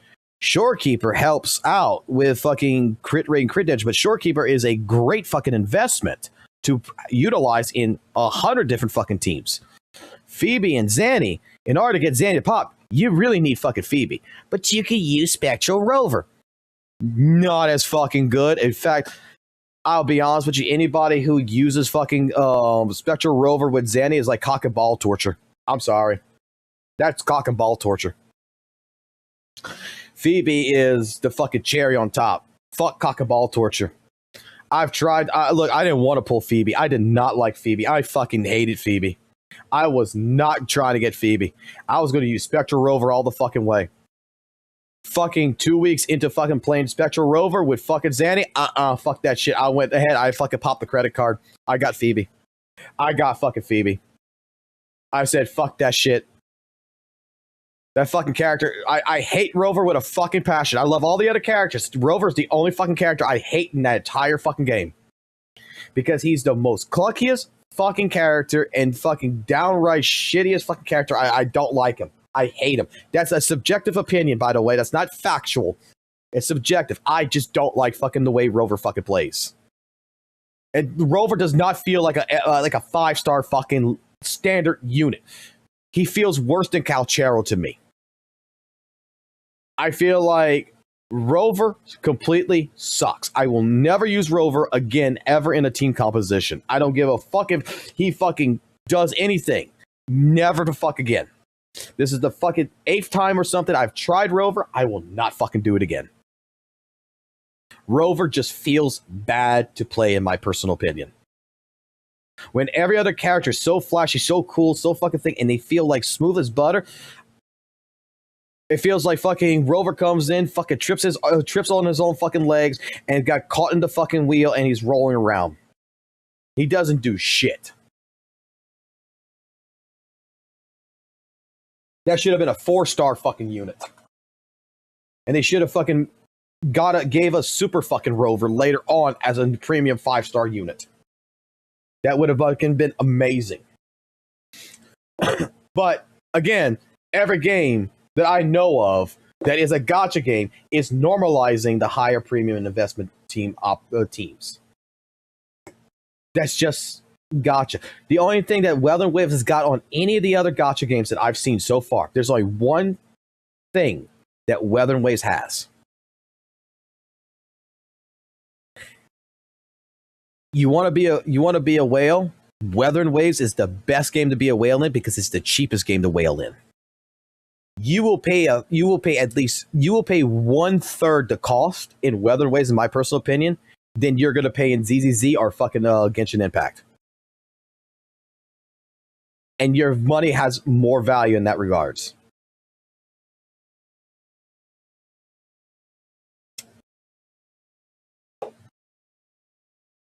Like, straight up. It is the cheapest fucking game. You got a guaranteed weapon, and I have never spent over a character. The highest character I've spent on that was $450 to get it summoned 6th. And there's only 3 characters that I summoned 6th on purpose. That was GN, Chang-Li, and Zanny. Shorekeeper, I don't consider it on purpose because Shorekeeper, we played a game. The game was I'm going to keep fucking pulling for fucking additional dupes until I lose a 50-50, and I never lost a 50-50. And Shorekeeper was my cheapest fucking character when I lost no 50-50s, and I got early fucking things, and I got the double S on it. Holy shit. When I got the 2 copies of fucking thing in one pull, she was $250. She was $250, man. After it was all said and done. Because we never lost a 50-50 and we got a fucking pull that had 2 copies in it. I was like shitting myself. I'm like, I lost all the luck for all the rest of the fucking characters.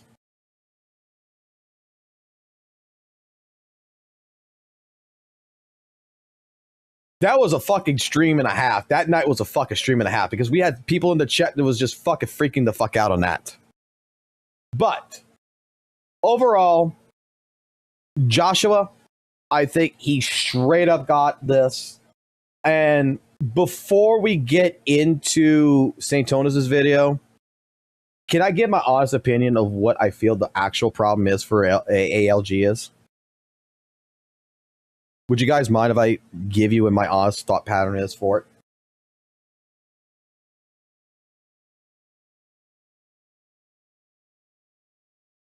I think he's burnt out. Yes. I think, honestly, at this point, he's like Muzzy right now. It's a phase. I think we all go through the same phase. The moment something becomes your obsession and you're diving into it and you feel obligated to continue it, like let me take a look at this channel real quick, right?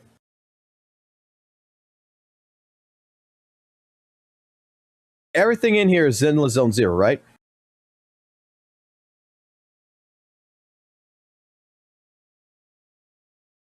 Like, I'm not seeing any other content. I'm not seeing like any HSR. I'm not seeing no Genshin. I'm not seeing any like general games that he might be actually really interested in playing. It seems like since this account's first fucking started, it's nothing but Zenless Zone Zero every single day. It's his obsession. Probably the same thing for even the live streams, right?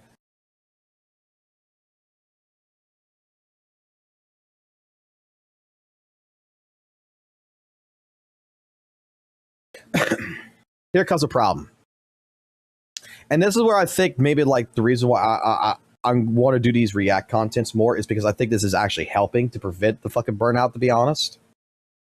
I think maybe St. Tonus might actually be onto something. I think this actually helps with the burnout. By sitting here watching videos and discussing things more than when you're at a dry spot in the game patch, it might actually be good. But it looks like with him, he's played none but ZZ. When you turn your passion into an obsession and you feel obligated that you have to cover it every single day, every single time, you have to make a video on the newest shit, you have to live stream the newest shit, you have to do it every single time, you start to nitpick. You start to, dare I say, hate it to a certain point. Things that should be exciting to you is no longer exciting. This is the problem I have with Weather and Waves. This is a reason why, yeah, I went play Weather and Waves to get Zanny. I went play Weather and Waves to get Augusta, but you don't see me playing Weather and Waves right now, and I love fucking Weather and Waves. Is I'm burnt out on Weather and Waves. I'm waiting till maybe by December to play fucking Weather and Waves, or whenever 3.0 drops to play Weather and Waves again. Because this right here, you feel obligated. Your passion turned into a job. And I'm pretty sure that anyone you go talk to in any which way, shape, form, who says they love their job, just started that job. That job is relatively new to them in their life. But if you go talk to someone who's been working in whatever fucking field or whatever fucking job for the last fucking goddamn fucking 5 or 10 fucking years, is automatically going to tell you, God damn, I hate this fucking job and I want to kill myself. Because now, what used to be great, what used to be fun, what used to be new, kind of fucking sucks. And you start looking at just the negative, no longer the positives. That you'll see one or two things positively, but you're going to be like keeping your eyes out and be like, oh man, no, this ain't fun no more. This thing. I think the game where it's lied at and how much he's worked on this and how much he's built up his channel, how much he's worked in ZZZ, I think it's frustration. I think it's just purely just frustration and obligation. It's burnt out. James Gunn loves his job. Oh, I'm sure he does. You know what? I think Johnny Sins also loves his fucking job. He gets to fuck hot women all fucking day long.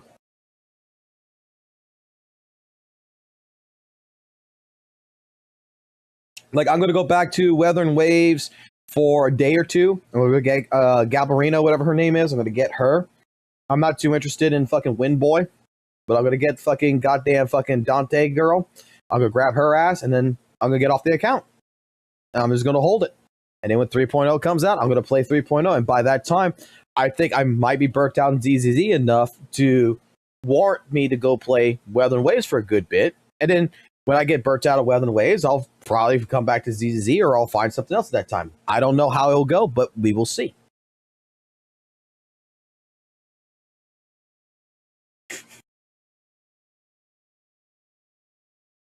So, with all that being stated, and with everything going down, let's go find out if the ZZZ community truly deserves to give St. Tontus an apology. Ladies and gentlemen, today's topic of discussion is going to be about something that I like to call accountability. And in the content creation space, accountability is something that you don't actually see very often done by somebody's own individual will. Oftentimes, something needs to occur in the space. A video needs to be made. A take needs to be refuted. Some feelings need to get hurt for a lot of people to actually start taking that accountability.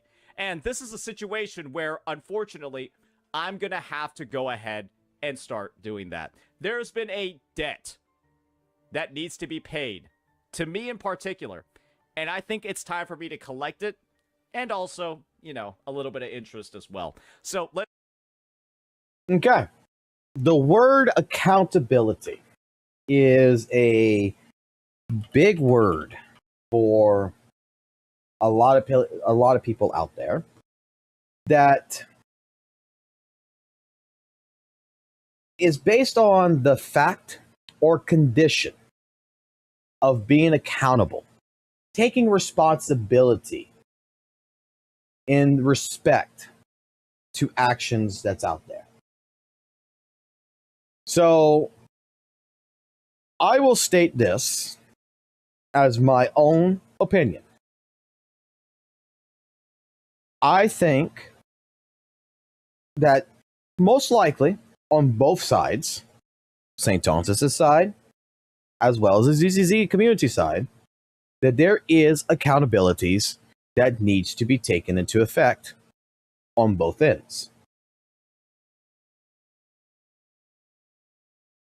I think that there is people who have attacked St. Tonus based on subjections, as well as St. Tonus attacking people based on subjections. Suggestive context.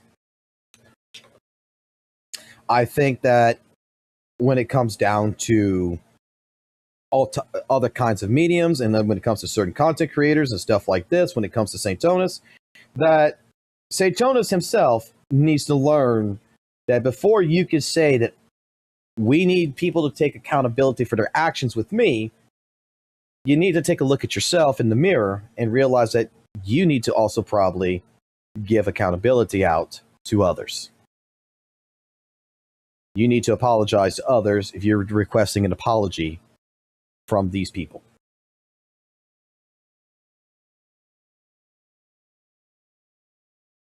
Because, let's be honest here, the Hoyo versus Kuro fucking talks of the last couple of weeks, actually the last couple of days, like with female Rover, his voice actress in China being lost and everything, it's the same sentiments. Hoyoverse, Kuro, whatever gacha community you're in, doesn't matter. Both sides like to throw fucking stones at the other.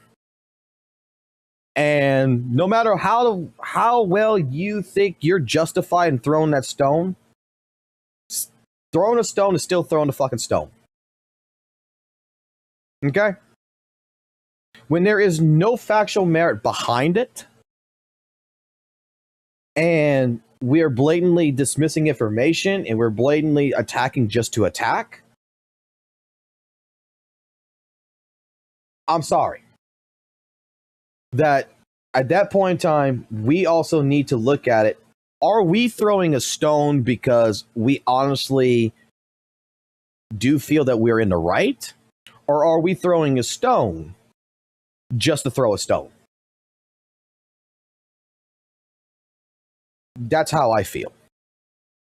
Let's start providing a bit of the context over here. If you guys are actually familiar with my channel, you're familiar with the type of content that I make, if you just look up ZZZ in my history, you'll see that I have a lot of videos talking about what's wrong with the game. It's going all the way back to 5 months ago, where I said the game had a massive amount of HP inflation, that it was slowly and surely becoming a lot less inaccessible to players, and that the decisions that the devs were making in this vid were really, really bad and were going to lead to a lot of problems later down the road. I then proceeded to talk about how all the new features that they were adding in versions like 2.0, so on and so forth, miasma, the new types of enemies, invulnerability phases, mechanics, Not very good for the game either. The end game is getting a lot worse. It's getting inaccessible. They're walling off people from being able to get polychromes for literally no reason when the game already has a sweat endgame mode called the Endless Tower. Yes, ZZZ basically has holograms. And the situation is, ladies and gentlemen, well, there were a lot of creators, a lot of big name creators who have a pretty decently sized community that decided to directly oppose the viewpoints that I was making. They decided... Yes. I'm going to pause it right here, and I'm going to talk about this feature. You see the reason why, though, I went watch Josh's stuff first when it was linked to me?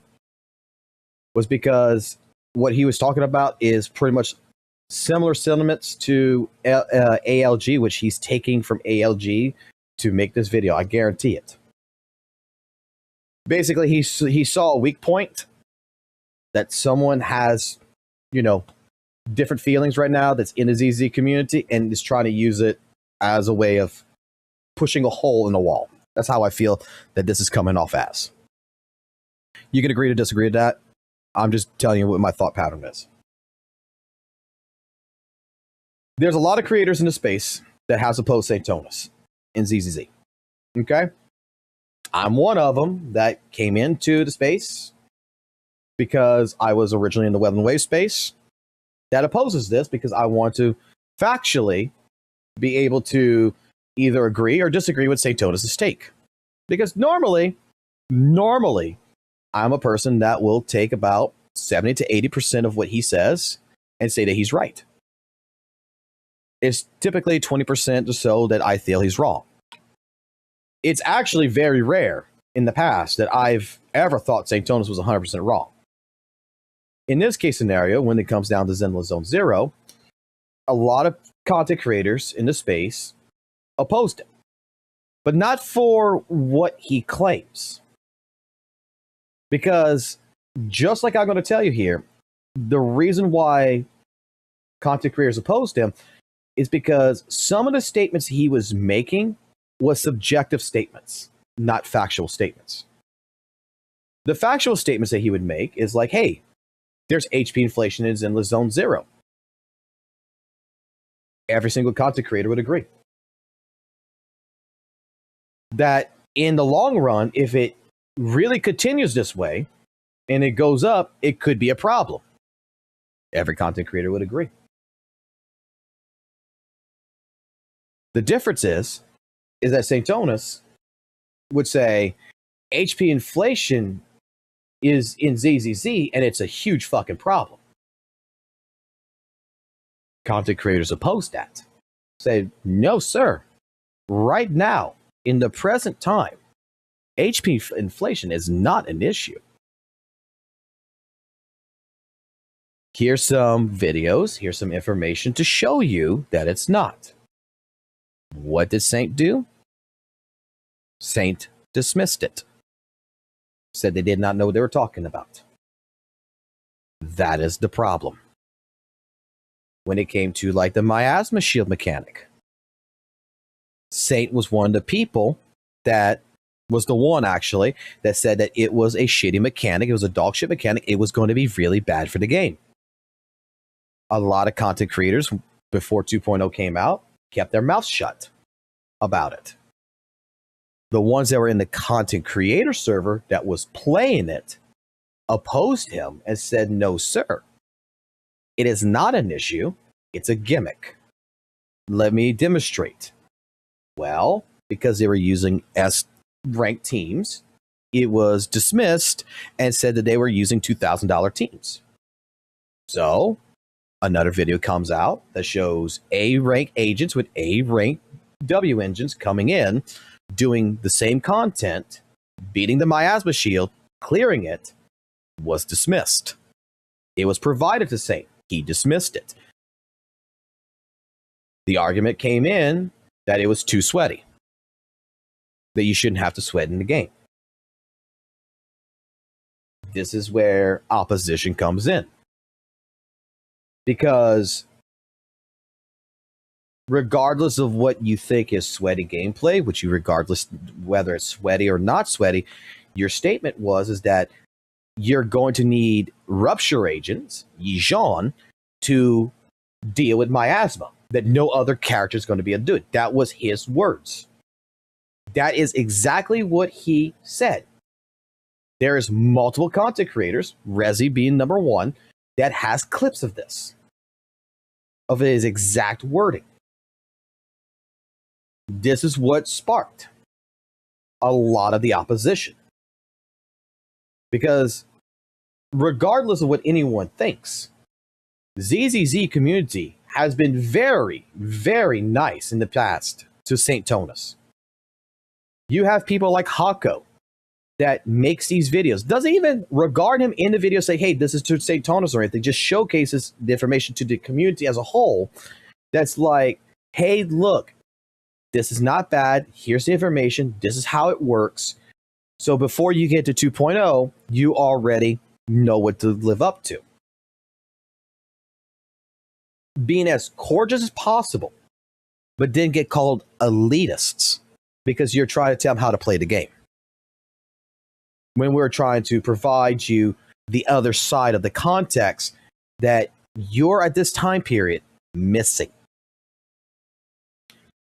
This is the reason why several people, including myself, who came into this, oppose. To go ahead, make countless videos mocking me, saying that I was doom posting the game, that I just hate it, and that I was the biggest source of issues in the community. In actuality, ladies and gentlemen, those same exact CCs that said those same exact things are now echoing the exact concerns that I had with the game months ago. Except this time, it's not about things like Shiyu defense. It's about deadly assault. Let's pause it right here. I want to read what Rezi said. I want to see what Rezi said. And if Rezi would be around, I would ask Rezi for his commentary on this. But Rezi has made the statement that I wonder what are the devs thinking for increasing HP inflation too fast in Deadly Assault. And by a lot as well. What are they cooking? Or maybe they're cooking themselves because of Honkai Nexus Anima, which is coming up. We shall see in the future. Because that HP increase on Priest was low-key unnecessary or not the right amount. Typhoon, UCC, and even Poppy needed the increase, not Butcher, Priest, or Fiend. We shall see in the future. I enjoy the combat, the Agents of ZZZ by a lot. Don't think that this is a doom posting or something. It's just a concern. Increasing HP is not a skill issue. It's just an annoyance. The new boss is very engaging, fun to fight, but not being able to do damage with performance points feels shitty as fuck. Perhaps I treated Poppy harshly. He is actually goated. I want more bosses that gives us points with dodge counters because that gives us performance points and damage points at the same time. If you ever feel burnt out on Zenless, go try and play other games, man. Or chill out for a day and go for a walk, drive, or something. Play one game will definitely burn you out crazy. Get some rest and mental rest. Anyways, that's all. Bye. I swear, if they actually made Butcher have 6.1 mil, then I'm going rabbit. So, I mean, that's what Rezi had to say. And could it be that he's doom posting here? Oh, you've been here the whole time. Okay. I just read your posting. What should I take from it? What is it? Before we continue with St. Tonus, what should I take from this? You have concerns.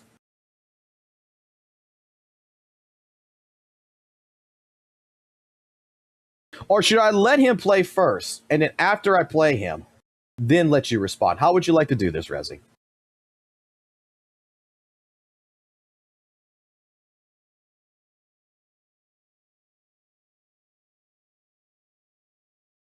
Why should I try to interpret what Rezi says when Rezi himself can tell me? We can play this one or two ways. I could continue here. Is a concern that, like LG said, it's going too fast. Okay, that's a concern.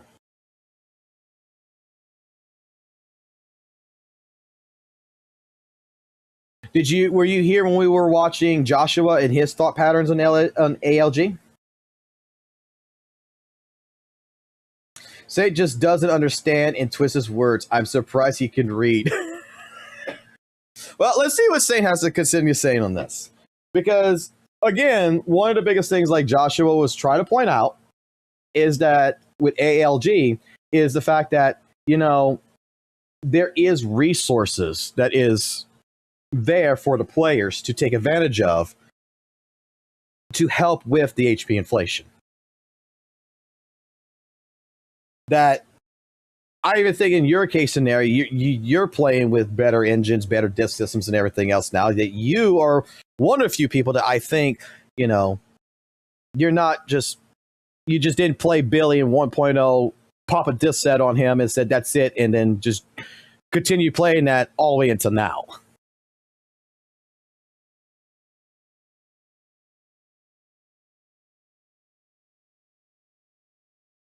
I think the buffs is a problem in the DA mostly, to be honest. But let's see what Saint has to say about your words. The same things they're complaining about in Deadly Assault are the same exact things that have been happening to Shiyu defense for months. And this is the thing, right? Let's just take a look at some of the channel records over here. Oh boy. Rezi is a ZZZ creator that went ahead and decided to actually take some accountability here, right? Mentioned that there's HP inflation. But when you look at the post history, it's not even a month ago. We're talking about mocking AI generated faces of me in the thumbnail, right? Saying that I'm ruining communities, that there's actually HP inflation in WUWA. I'm an insufferable content creator. The misinformation final boss. When I was right the entire time. We got thumbnails like this. He complains about HP inflation again. He's just lying. The tourist who complains about ZZZ HP inflation. This is probably my favorite title over here. The tourist who complains about HP inflation.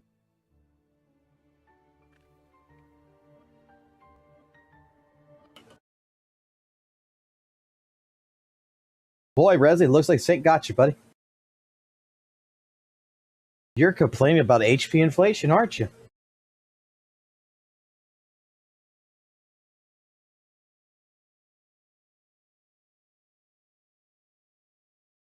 Wow.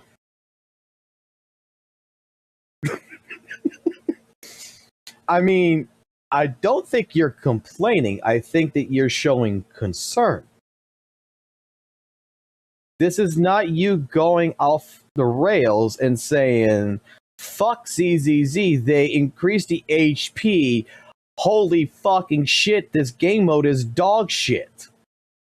I can't fucking sub 2 minutes. I can't even sub 1 minute Miyabi against a fucking ice resistant boss.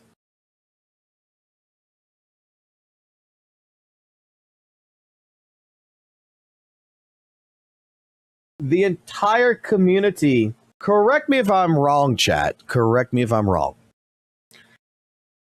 Because we've brought this up multiple times in the past.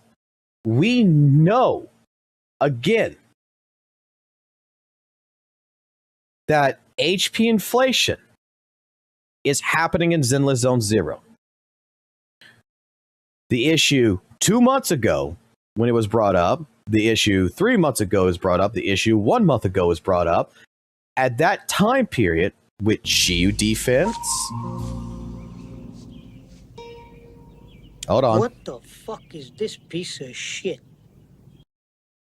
With Shiyu defense, with Deadly Assault, everybody knew that HP was increasing.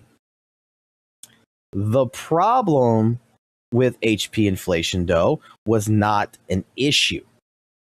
There was concern that it could turn into an issue.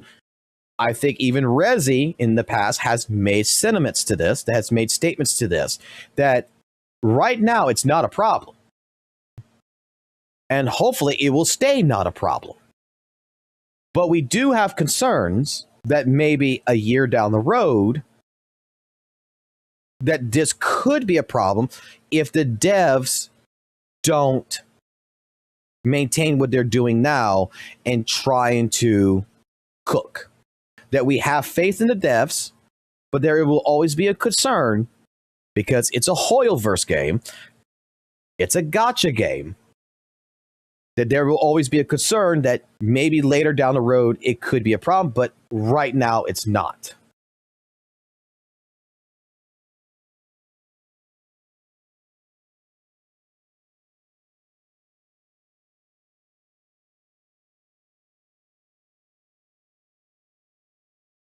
That is the entire sentiment. The entire sentiment right here. Like, this isn't like the ZZZ community is trying to tell St. Tonus that we don't agree that there's HP inflation. We do agree there's HP inflation. We do agree that there might be a sense of concern later down the road. But at the present time of which you're arguing about right now, at this time, it is not an issue. This last DA that we've just gone through, this one we're in right now, while HP inflation is very much showing itself, it's not a bad thing per se. We can still clear it. To some people like Rezi, it is an annoyance. To a lot of people, it's fun. So it's a 50-50. Either you're having fun with it or you're not having fun with it. And there's a small percentage that it might be just an annoyance, but they're still having fun with it. Because I love the new boss. I love the Defiler. The Defiler is a great boss. But I do agree with Rezi in his statement here that the new boss, it's very engaging. It's fun to fight. But I think there should be more. There should have been more to do with the performance points in regards to that fight. There should have been more. I do agree with that. I also agree that the buffs that's right now showing its face in DA is kind of shitty. But I remember like 4 DAs ago, 4 Deadly Assaults ago, the buffs were shitty then. It's like they're rotating buffs. Like it's not just thing. It's just one's going to shill and the other 2 are going to be either good or they're going to be shitty. And the last couple of DAs, they were good. But I remember like 4 DAs ago, whatever, that Chris, Argo, several people I know of hated the fucking buffs. They fucking hated it. It was miserable for them to play DA with those buffs. They did not feel good at all. Then the next DA came out, the buffs were changed to something else that was very well usable with their teams and stuff, and they loved it. It was great. When it comes to Shiyu defense, which is completely separate from Deadly Assault, I'm not sure about you guys, but anyone who's played Shiyu defense this last reset, the last couple of resets, but especially this one, Shiyu defense is this one, last one, I think it's fine. I was just disappointed with Hugo. The Hugo boss fight, I was very disappointed with. Something that actually got an HP increasement on it that I'm expecting the fight to last a hell of a lot longer, because the last time we had Miasma fucking Hugo was like, what, 2 or 3 Shiyu defenses ago, that it was on the 6th floor and it had like the lowest HP and it just like died. Well, with this one, I'm thinking, oh man, it's got an increased health pool. It's going to make the fight longer. It's going to be a fun fight. It was a nothing burger. Like, I hate to say it like this. I want my asthma fucking Jane Doe back.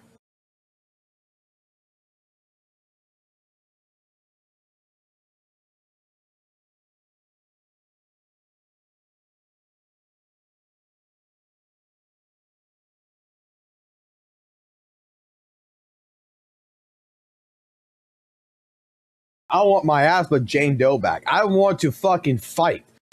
Not sit in fucking Matrix mode. Well, the thing is that yes, right. Like at least Hugo's attacks are more parable, but the thing is that it's very well matrixy. I'm gonna say it like this: Hugo's is very well more matrixy readable. Like I feel like I could go get a fucking coffee, take a shit, and come back and sit down, and I could hit the parry button, and I would still get the parry off.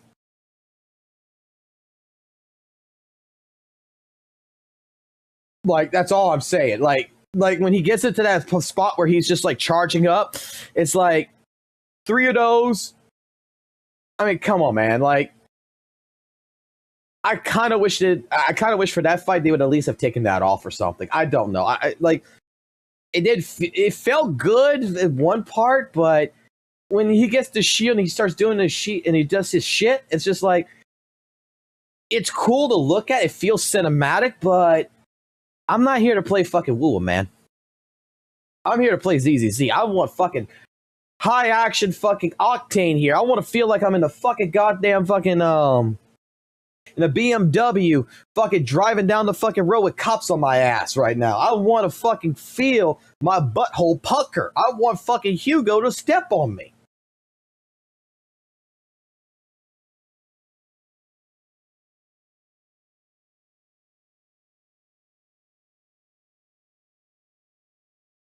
But you see, that's my subjective opinion. So let's let him continue.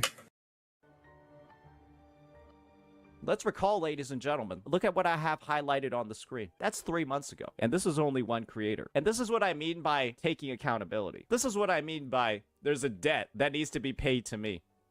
And this is why I said I'm collecting interest. This is only the first creator, though. There's a couple more. We got EO. Y'all remember EO XS from back in the day? Hold on. Before we get to EO. Rezzy, he wants his fucking payment, bruh. He wants his 2 fucking pennies. Okay? I'll write the check for you. You need to pay up, Rezzy. You need to pay up. Satonis wants it, and he wants interest, man. He wants fucking interest. You owe him an apology. I think in this video, you should be writing in here. I think you should make a comment in here that says, I'm sorry. Debt paid.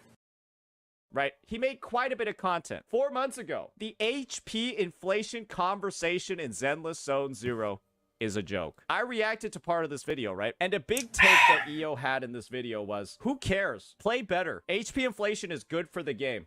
It's good to lock off polychromes from players who were able to unlock them before. It's good for them to be restricted from getting rewards. He said this. He made this take to Toxic positively support HP inflation. He said, you just need to play better. People need to work harder to get the rewards. ZZZ is a game that literally has the Endless Tower. An endgame mode designed for the sweatiest fucking players to grind out their rotations, do the sweatiest shit possible, and play exceptionally well to clear the tower. It's a similar game mode to Wuthering Waves with holograms. EO's response in this situation was, Shiyu defense is good. It's good that Shiyu defense is becoming sweatier, even though we already have a sweaty endgame mode. That's why HP inflation is actually good for the game. This would be like a Wuthering Waves player saying that the TOA should be more like holograms. This is like a WUWA player saying that the TOA should have the same difficulty level as holograms, and if you complain that you can't clear and you're losing out on the Astrite and Premium... I'm a little confused by this statement already. I'm confused by this analogy. I have to go double check this myself now. Because I was under the impression that the level 90 Tower Adversity bosses you fight is the same level 90 tactical hologram bosses.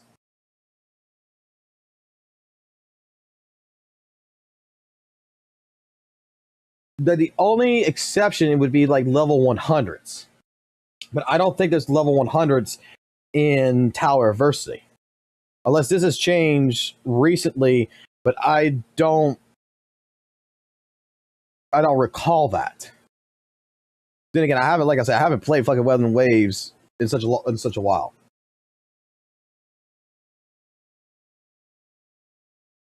Middle tower has the level 100s.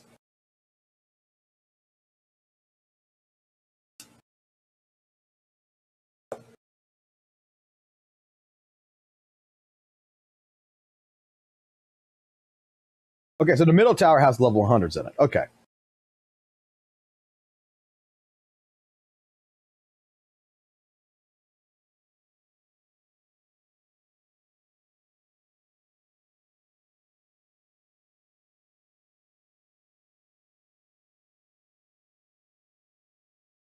The question is, does it have the full move set as the I think the only difference between the tactical hologram boss if that's the case, would be just the buffs that the tactical hologram boss has, right?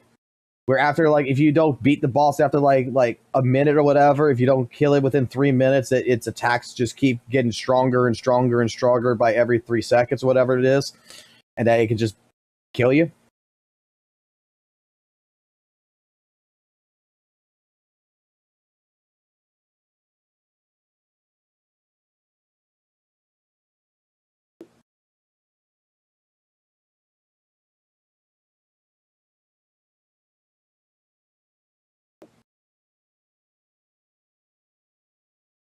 Like I said, it's been a little while since I've actually done it, so that's why I like I said, I cannot verify that.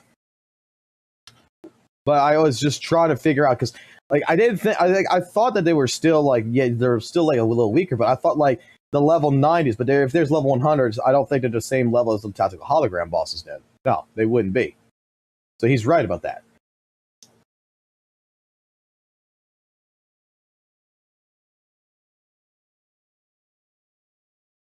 Some of the bosses do have the time wasted stuff like Citrus in the middle tower. Okay. Well, let him continue. Just play better, you fucking loser. Just play better, you casual or tourist.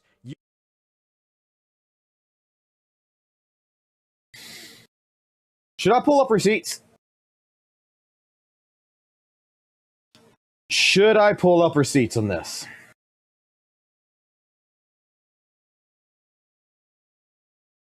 What's this?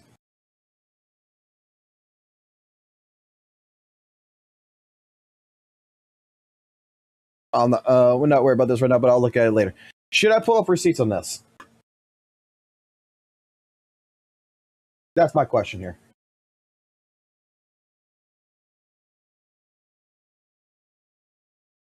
I mean, I think he called himself out on this.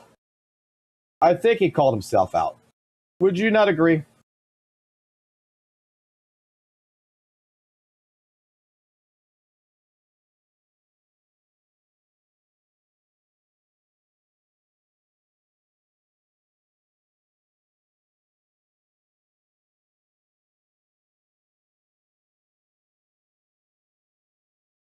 Let me go find it.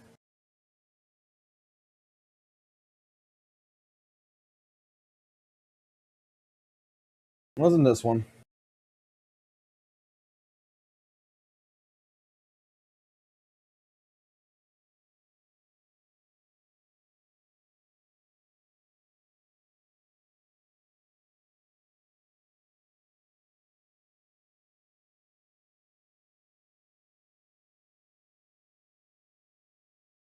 Wasn't this one?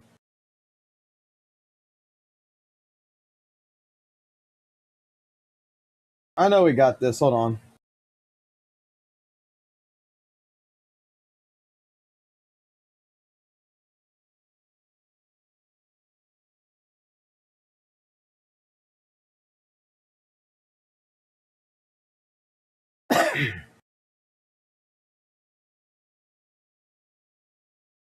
All right. Let me rewind what he just said here.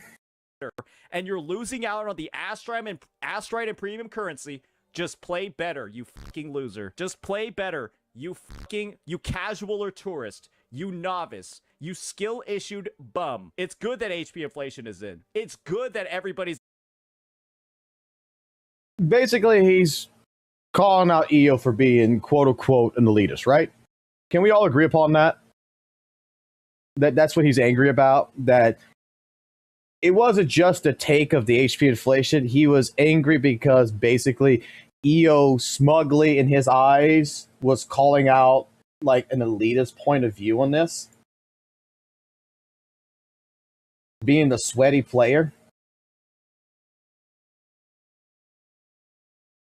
So what about this? Game did very, very, very well in terms, or at the start of the game mode. Him and Camellia were basically side across the gameplay. Hold on, let me find it exactly. Oh, like, this is like, this is her. Where exactly is it? I think she's just shit character ever. He's like actually trash. That's not what's going on. I think she's just griefing here. Okay, When he was judging someone's B-roll. So let me just pull up somebody from chat right now. That this is why I said this segment. This is why. Oh wait, this is the second part. We gotta go fucking further in. Pull up somebody from. It's right here. And so my rotations are like twice as slow. It was I still play characters proper. You could do a lot of things to make a character not look strong. You could like use Phoebe's attacks really slowly. You could just like you could mash the left click button as a zombie. He's accusing Juice of griefing the gameplay, but that she could have attacked faster by holding down the left mouse button. And we proved that was completely fucking wrong. Funny. You could play Jinsei and never use your laser beam. Right? And like overcharge it. There are a lot of ways to like not play characters properly and make them look pretty bad. What if I love St. Thomas. I think St. Thomas is great. All I'm doing is uppercutting, and I never use Augusta's heavy attack. All I do is I spam the uppercut button, and so my rotations are like twice as slow. There are a lot of ways to like intentionally play this way, and like all I'm saying is that like this isn't like this is gameplay where it's like, yeah, she's kind of like messing around. Not everyone knows about the double Qinglong tech. Guys, I'm not even talking about Qinglongs or animation cancels. Away, but rather, it was about dealing sustained damage over time that was highly effective. Like, look at, like, this is what I'm saying. It's like this, where we, like, pause. Range, and Gion absolutely excelled at that. We're, like, pausing and then canceling random attacks in the middle of the string. It's, like, stuff like that where we're like, oh, we're trying to portray the situation of how he's fallen off in this mode, and now I'm, like, literally putting in, like, input lag into his attacks. It's like, this isn't even like the average player, because the average player would hold down the button. They would attack faster than this. Which is incorrect. 100%. Several Weather Wave players, we've discussed this with Weather Wave players, 100% wrong about that. But that's a person judging someone who is playing a game, claiming that her gameplay is completely fucked up and everything, when she's trying to express that while the characters like GN and Camellia is still viable, still can clear content, it just, they don't feel as good as the new characters, is what she said. And he was being elitist about her gameplay.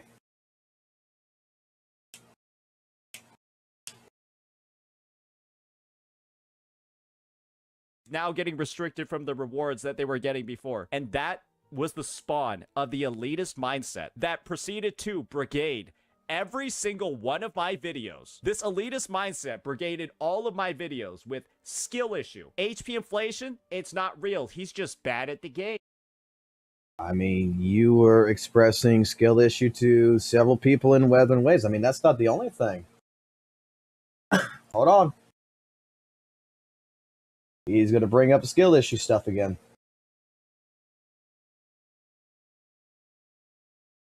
Elements don't matter. Attack style doesn't really matter. Look, we're just holding on to our fucking intro skill with the fallacy about to go sicko mode.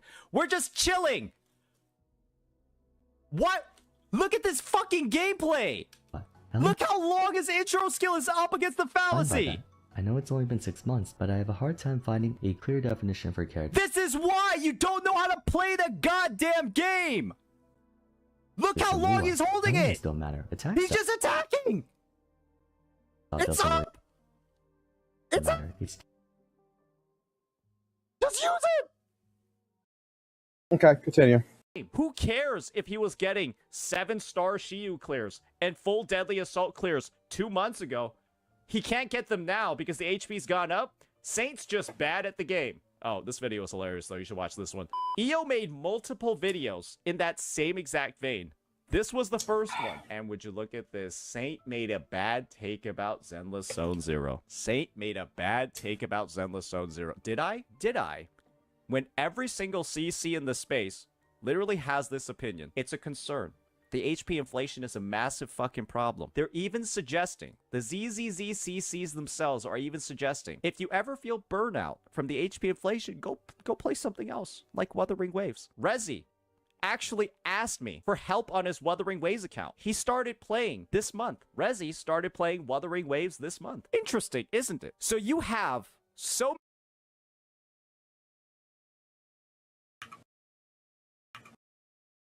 actually asked me for help on his Wuthering Waves account. He started playing this month. Rezi started playing Wuthering Waves this month. Interesting.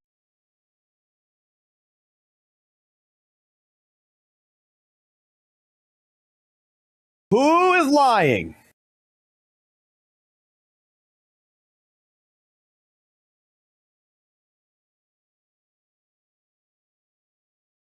Rezi.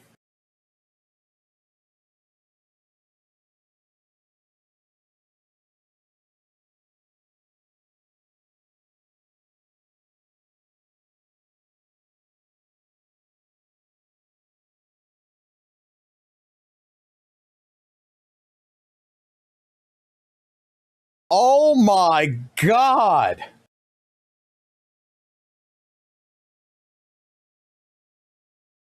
Rezi asked for help in his WUWA account.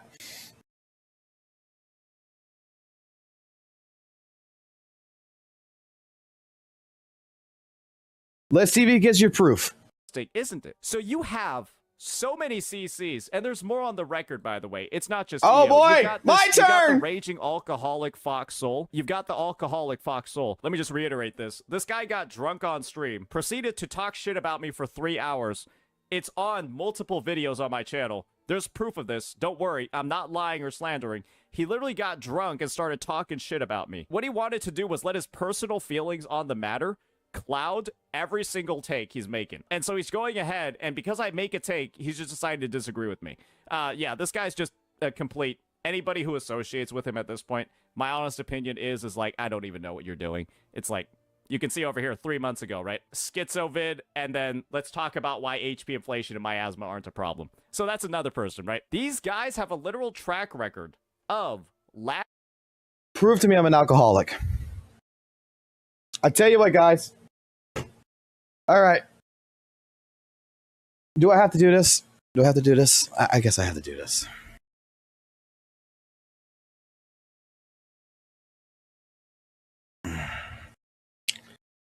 Let's see if the light is, because I don't want to turn my light on because my son's sleeping in the background right now.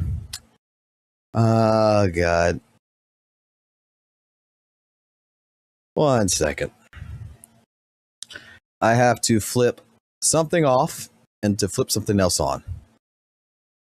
Yeah. I'm an raging alcoholic.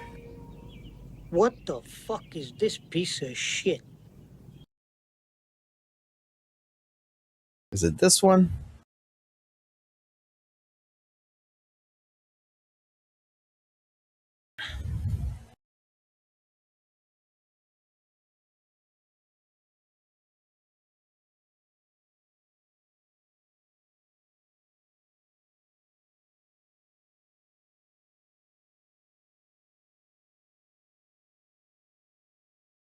Wait, I gotta go do this. I forgot. I gotta go fucking turn it off on the actual software. I'm a dumbass. I need like 2 web cameras now. I need one for where I can just flip off and flip on, flip off and flip on. No, I actually gotta come here, turn this off.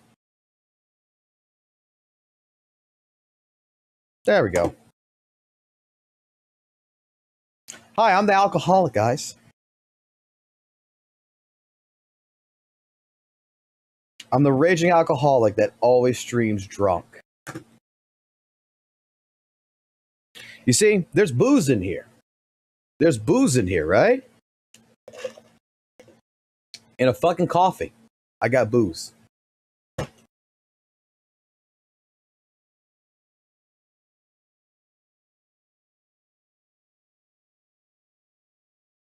So, it was theory crafted originally that I was gay. That the entire problem with me is that I was gay. Then I was retarded. That was the next take. And then the third take, after showcasing and being able to factually go against you and proving you factually, is that we're going to go ahead and say that my factual points that I've been pushing out is based upon me being an alcoholic. Who asked?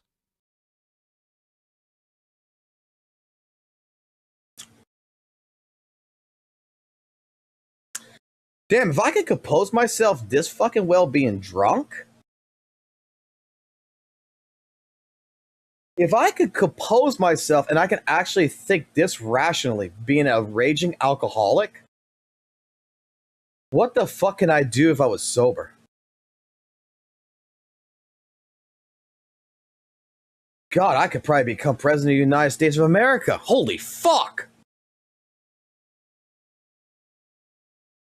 All right. I'm an alcoholic. Even though that's complete fucking slander and everything else against me. Because, I tell you what, I gotta go to town this morning around the next 2 hours from now. I got some shit I gotta go do in town and then come back. I promise you all, in the chat, I'm gonna stop at CVS. I'm gonna buy a breathalyzer. And every live stream, there's gonna be a new command that's gonna be in here that's gonna call the breathalyzer test. To where I have to turn the web camera on, right here. And when I turn on the web camera on the streaming software, I will have to take the breathalyzer test just to go ahead for you guys. Okay?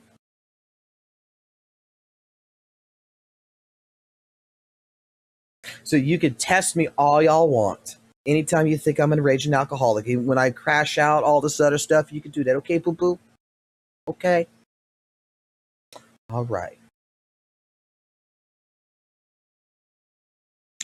Now, let's put back the fucking bang boo, because everybody likes the bang boo better in my fucking face anyway.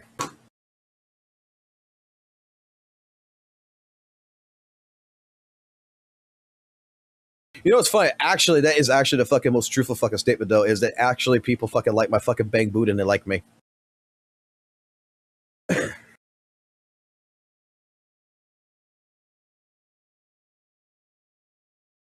Because I am an ugly son of a bitch. I fucking know it. I fucking don't mind fucking you guys fucking saying it either, because I fucking agree.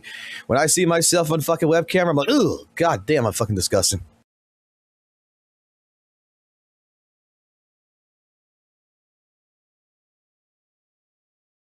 Yeah, that's the right one. All right, back to the bang boo.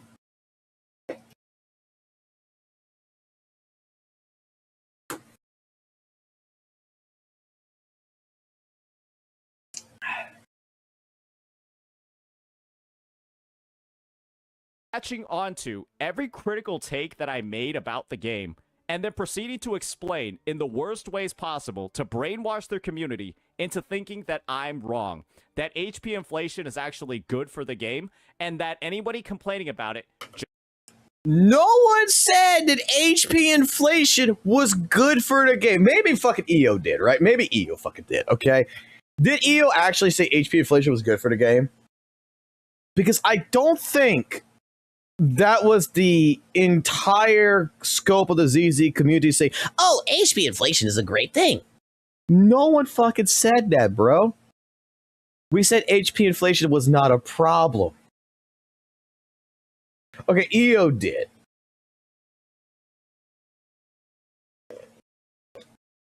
You sound insane. Something with AI WUWA. So, what about with AI WUWA? WUWA's made with AI. I said it like, okay, I did say that HP inflation was a good thing, like tonight, in a sense, to a certain point, okay? And like I said, it causes a challenge. But what I mean is that in general, like, okay, we're taking concepts out of everything, right? In general, when it comes to AI, now I'm putting AI into this shit. When it comes to HP inflation, it's a good thing if it's managed correctly. Okay? If it's managed poorly, it's a bad thing. But the sentiments for the last couple of months has always been that HP inflation exists. It's just that it's not a problem in the present time. Today, some people are considering it a problem. People like myself don't consider it a problem. It's fun.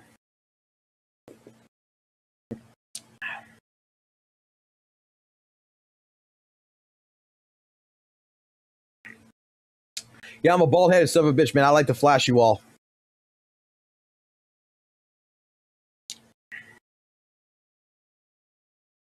See? AI insane you have. What was made with AI? Kuro has admitted it.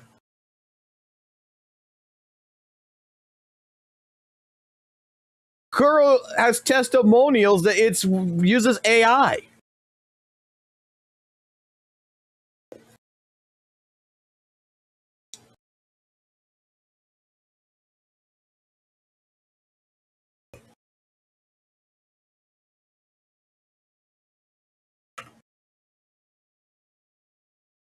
Welcome to VizVice.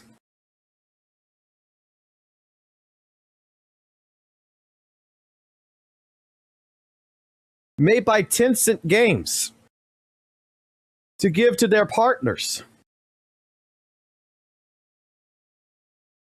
AI rigging. 人物模型与骨骼当前是没绑定状态。Wow. 现在选择所需要绑定的模型和相对应的骨骼关节。 Let's rig Sanwa with AI software.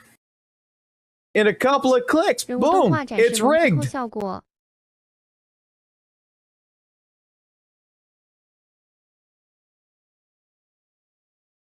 You want to see Encore? You want to see how they handle rigging of clothing with AI?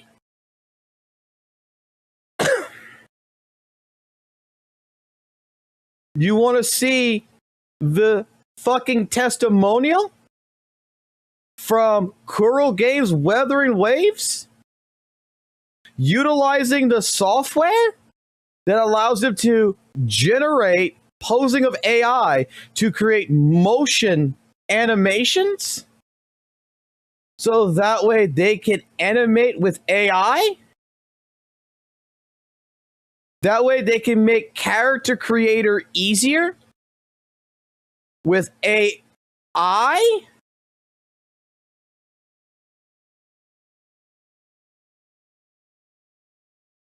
That they can rig a character with AI? That they can do the light art with AI? With proper AI calculations?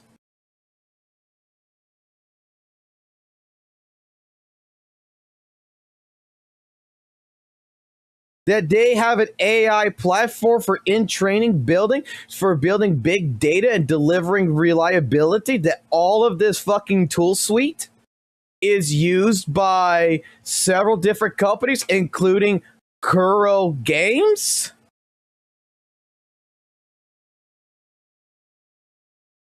Because the owner of this company is Tencent? They finally, after getting the patent fucking taken care of, that they finally took the company and brought it into the light? That they had a showing of this shit? To which even at the show itself, Encore from Weather and Waves, AI, that the company itself with creation and everything else, that the president of the president of this entire thing with Vice Viz right here, it's Vice Viz Tencent. Their groundbreaking approach to AI driven animation. Yeah, this is why Weather and Waves is able to do two major patches every year. And their idea is every 6 months releasing the game because they're utilizing these tools right now. Welcome to AI Weather and Waves. It's made with AI. So when someone like St. Tona says that this character model has more rigging done than all of Genshin Impact, well, you could thank fucking Vice for its entire game production and creativity AI systems. That it's got all the documentation. Something that would normally take 2 to 4 days can be done in hours.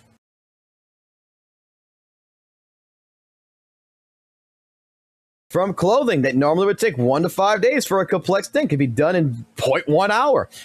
All clothing that would take 1 to 5 to 3 to 5 days can be done in about 4 fucking hours. Fully processed by AI, greatly improving product efficiency. Welcome to the future. And more gacha games, and I'm fucking happy about it, and more gacha games need to fucking take on this.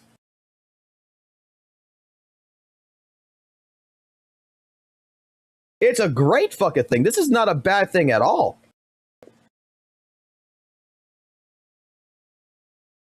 This right here. They got the AI map generator. They got the AI animation tools. They got everything. This is the future. This is why Weather Waves is going to be able to get further advanced than Genshin Impact, Zenless Zone Zero, or HSR, is because they're not afraid to use AI. In almost every single aspect.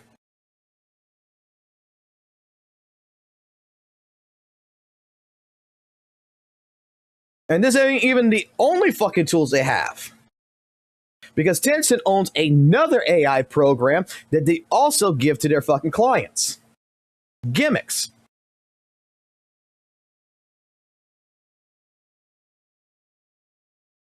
But it's a good thing. When I tell you that Weather and Waves is made with AI, it's a great fucking step forward because this is the future. And I want to see more games adapt this technology because, in all honesty, it makes sense. It's perfect to go ahead and cut down cost and to actually produce faster results.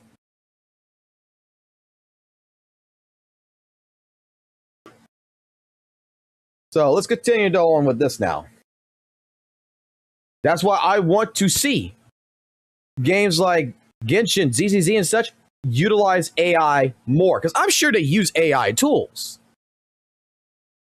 It's just that we got more people that shows me videos of like them doing motion capturing and stuff like this for their animations for ZZZ and all this other stuff. And it's like, fuck that shit. You don't need that shit.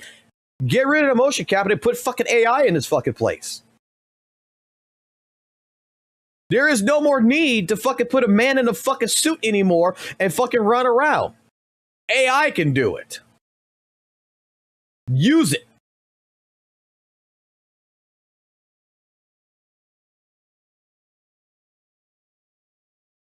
Just has a fucking skill issue and they're a trash tourist. That's the narrative spread here. That's the narrative spread here. And that was, of course, the narrative that Rezi was spreading as well. 7 out of 22. A lot of other no-name CCs to go ahead and regurgitate the same thoughts. Do you want to know why? Because I was, and probably might still be, the biggest CC in the ZZZ space. One of, if not the biggest one. This game does not get a lot of views on YouTube. it's really hard to get a lot of views in the ZZZ category. And simply because I have an upload schedule where I upload 3 videos a day, and I upload maybe 1 ZZZ video a week out of all of those, people were under the impression that I was like farming the fuck out of the game when I only have like 100 videos of it on my channel. Not even 100, like 60, like 40 or less videos on it on my 947 video channel. Like, it's like actually less than 10%. Maybe like 5% of my total. This is not actually a lot given how many actual videos I have on here. And they just all latched onto this idea. Saint's making a critical take about the game. Let's all just lie about the points that he's making to go farm some good boy. There's a difference about critical thinking, critical takes, and blatantly just attacking to attack. Every CC I have talked to in the ZZ space that's regarding about St. Tonus, they all said the same exact thing. The man's got several different points that they 100% agree with.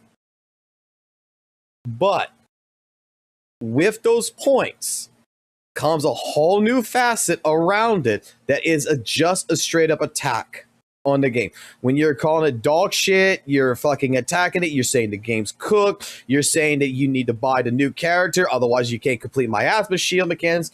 That is straight up not critical thinking no more. It is straight up attacking. It's misinformation and it's lying.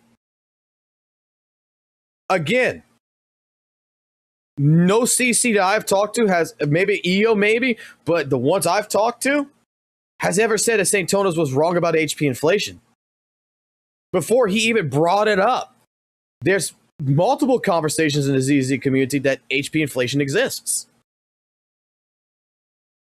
What he brought up is that it was an issue. And people try saying, no, man, it's not an issue right now. It's all right. We got different things, different tools around it. Miasma Shield, you need the Rupture characters to beat it. Everyone originally, before they played 2.0, was like, you know what, that looks right. Yeah, you're going to need a Rupture agent. But then when people in the content creator server said, no, this is wrong, that information got dismissed.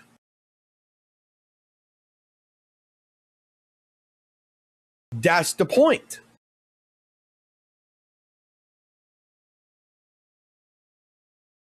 Again, this is one of those times where you had people on your side that was agreeing with you, and the parts that they disagree, you're taking it as if they fully disagree with you. I have sat here watching you say shit about ZZZ with the chat, and I have said, he's right. He's right. HP inflation exists. He's right with his observation. Miasma Shield looks bad. But let's get the full context. And when you discuss the full context, it's not as bad, it's not as dog shit, it's not as shitty as he makes it out to fucking be. Points with the Saint haters and just take his accurate take about HP inflation, lie, and then farm it. EO did it, Rezi did it, Fox Soul still doing it, and then you got clowns like Loki Gacha going ahead and doing it as well. These guys have a fetish for going ahead, disregarding the facts that are available to them, and simply disagreeing for the sake of disagreeing because it got them views. And you want to know the worst thing about it, ladies and gentlemen? They traded in easy views, easy subscribers because they're using my name. They traded all of that in, and now the game is dying. All of them are realizing HP inflation's a massive fucking issue, that the game is not really playable anymore, that people are quitting in droves. And they're only realizing it now, after they've already ruined and tarnished their own reputation and cultivated literally the most toxic positive community I've ever seen. We're simply going ahead and stating facts about the game will get your post brigaded to hell and back. You can look at every single one of my ZZZ videos. Honestly, it might be the best for me to show you it from this angle. Give me one moment. When you go on to ZZZ on my panel page, I have this video called Everyone is Quitting ZZZ right after 2.2 drop. That is a 90% like ratio. When you look at all of my other ZZZ videos, they have essentially been brigaded to hell and back. Brigaded. All of them. By this community that cannot accept when somebody is critical about a...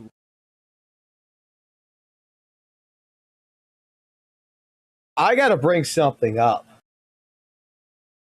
I have to bring something up. Holy shit. Is he actually talking about this? Hold on. I was not prepared. I was not prepared for this.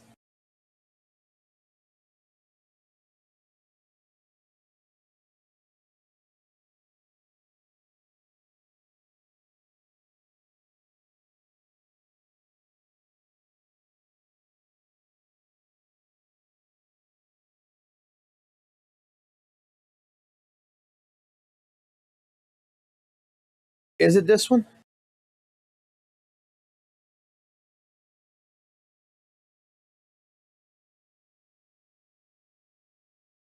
So let's hear a little bit more about some of the things that had ways deleted the video. Nope, not that one. Not that one. Oh my gosh, I wish I would have watched this. On this now deleted video. So yeah, they were all coming from inside the house, causing all of these issues. Not like, you know, not actually like good quality content, not good comments. Because right now he's addressing concerns. He's defending something that a few people, but nobody, as far as we could see in this comment section, was even critiquing. This seems misguided. Many people said I didn't pay enough attention or I'm wrong about things, etc. I don't think. Where is it? Honestly, what part? I think this is it. Fix that about. Toxicity Hall of Fame. I view this section as so strange. And allowed a reputation with things like your metaverse theory, your multiverse. And so we're blaming the community because we don't form our critiques well. This is another example of us making a boogeyman out of a games community. And it's awful to follow up with this in our apology video after we're on the record calling our own viewers Kurobots. And now we're blaming the community again. We blame the community because of our viewers, and now we're blaming the community because we can't make good critiques. He made the sentiment about like he needs like to the downvoting on Genozod's video and everything else, that Genozod's entire thing was he was telling a community how to act and everything else. Like, and he's bringing it up with his own fucking video, with his own dislike ratio, when he was trying to basically in this video tell Genozod that you need to listen to your community.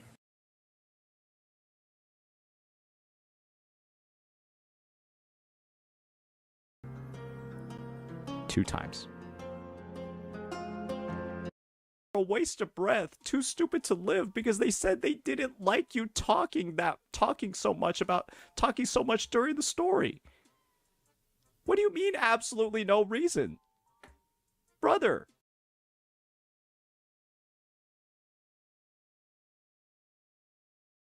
Saint is the Genozod of ZZZ.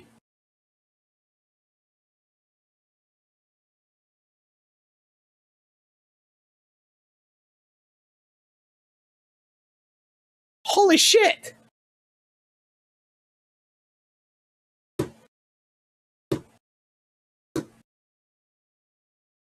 No, I don't have it. Low quality game and low quality features and low quality fucking mechanics. Every single one brigaded to hell and back. Good lord. Remember when I said the ZZZ anniversary was mid as shit and kind of actually trash and not really that great? It was. And look at the fucking brigading over here. You remember that one? Oh, man. Oh, man. I planted those seeds long ago. Yeah, it was fucking trash. Look at the like. I have 42 videos on ZZZ. Look at the like ratio on all of these.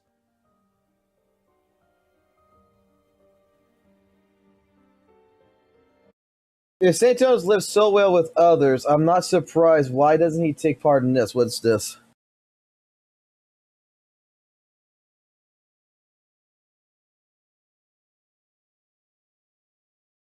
Because he's pissed off Rexlent. Sweetly doesn't really like him. Fobmaster just puts up with him, and Mr. Poke's involved in this. There's several people in the community that don't work with him. They don't want to work with him because of his commentary to him. Because his commentary to them. So, yeah. And the most recent one. Is it really that much of a surprise that the like ratio is that high over here? It's because the community, well, it woke up. And part of the reason why it woke up is because of this. It's very simple. CCs have actually decided to start talking about what's wrong in the fucking game. Just like I've been doing for the past 5 fucking months. They're repeating the same exact terminology, the same exact reasoning, the same exact arguments that I've made for 5 months. And so it's time. Let's get the apology videos out there, buddy boy. Where it at, Rezi? Where's the Saint was right video? I'm a dumbass video. Where's that one? EO, where's the Saint actually has been making good takes about ZZZ this entire time? I'm a bit of a dipshit. Where's that video? We got the what's it called? Where's Fox Soul? I'm a raging alcoholic and used my personal bias against Saint and proceeded to disregard actual facts about the game because of my personal bias. Where's that apology video? Fox Soul, it's time, bucko. And of course, right? And of course, I can't forget this guy over here. I am a latent... Someone clip this and give it to Santonis. I will give you that apology video. I will actually give it to you. Live. On your stream.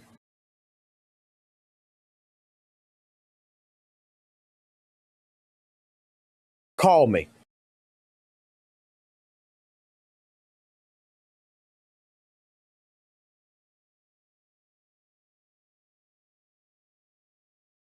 I will give it. I have no shame. I will tell your entire audience that you are senpai and I am wrong.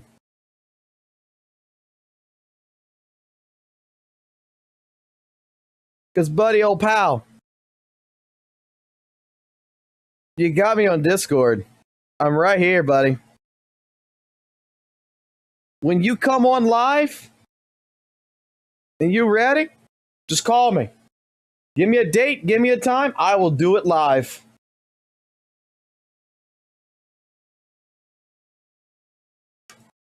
Homosexual who has a fetish for Saint, and because of that odd desire, I have decided to oppose every single one of his takes and have basically performed digital harassment against him with my content.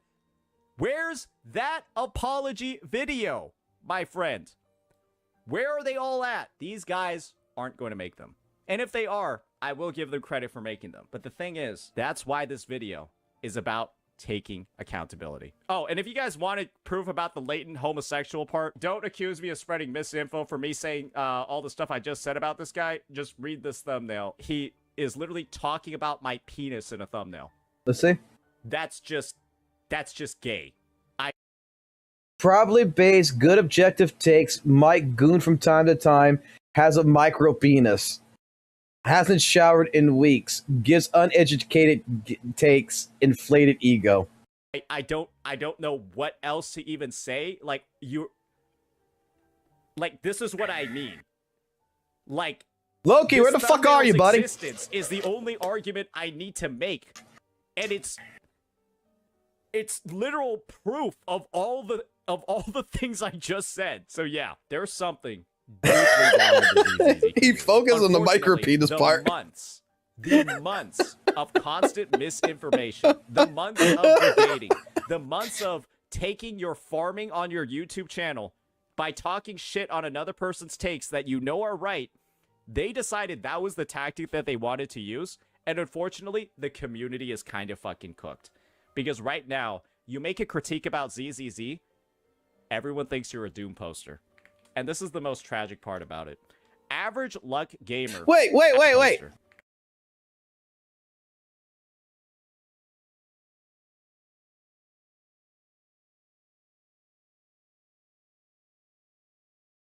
Look at his search history. I'm top #1 on the fucking list. Fuck you, Resi. Fuck you, EO. Fuck you, Gotcha Smack. I'm #1. I'm #1.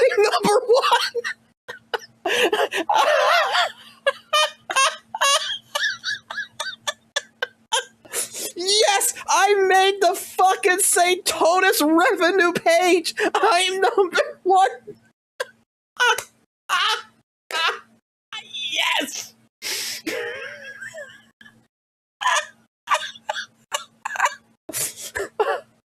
I fucking did it.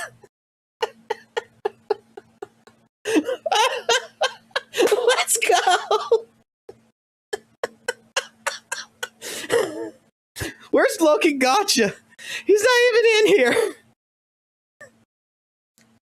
Loki Gotcha's not even in here. Loki Gotcha fell off. Oh god, does that mean Loki Gotcha fucking EOS'd? Loki Gotcha EOS, guys. Loki Gotcha EOS'd.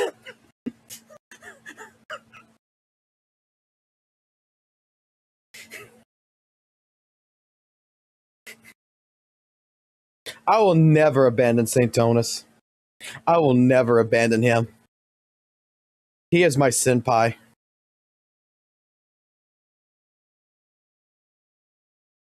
That is just funny. You're 4th, I'm 1st. Where's Loki? Oh wait, no, Loki Gotcha's down here. So he's 1, 2, 3, 4, 5, 6, 7, 8, 9. He's the 10th one, man. Loki Gotcha's EOS'd after this. Loki Gotcha's gonna be EOS'd. And this is the most tragic part about it. Average Luck Gamer actually had an amazing stream the other day where he talked about how ZZZ's endgame is fucking trash, how HP inflation is going to kill the game, how Horrorverse is deciding to milk its entire player base by demanding that they pull sequence nodes or pull dupes if they want to be able to clear content. And you want to know what the most depressing part about this stream is? ALG would just be talking about and expressing his concern for how the game is going down an awful path. Every single message, every other message was this dog shit community just telling him he's doom posting, that he's just trying to sabotage the game. And that is the narrative anytime somebody makes a critique that's trying to better the game. This is the start of the stream. Bruh. Don't worry, I'll tell you a story in a minute. This is the end of stream. This is not getting turned into a YouTube video, guys. I don't even know what the fuck I'm talking about. The vibes are not there. You want to know why? Because this should have been a fruitful discussion across the entire community by one of, I think, personally, one of the best ZZZ creators on the platform. And instead of it being a fruitful discussion about HP inflation and the awful path the game is going on, he's just getting bombarded by comments accusing him of doom posting, accusing him of trying to sabotage the game, because he's just expressing the actual raw facts about how fucked up the situation regarding HP inflation actually is. Imagine having to deal with this on a regular basis. And you want to know the worst part about all of this? ALG is one of the creators that just decided not to brigade me. He decided not to farm me for content, but now he's facing the consequences from the actions of these actual clout chasers. ALG can now no longer make critical takes that are wholly warranted without the community accusing him of trying to doom post the game because of this dipshit, because of this dipshit, because of this dipshit. And of course, this dipshit who decided to go ahead. Guys, let's be real here. Let's talk about this for a second. Y'all remember this video where EO decided to hyper-analyze the first time I ever played a Hugo and lighter team? I just pulled the units literally an hour before my Shiyu defense runs, and then he starts backseating the fuck out of me, literally the first time I've ever used a character before. This guy has to be one of the biggest sources of time. Well, first and foremost, you posted a video, but now I gotta get context of something. Let's go pull the Average leg.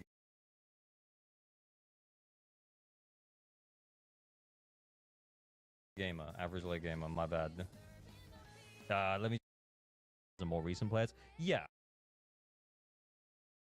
All right. So 1708. Fair point. Hold on. So that way you guys can read the chat, right? Let's see. I gave up on 9, got a 7, called it a good enough. Disparity. First 3.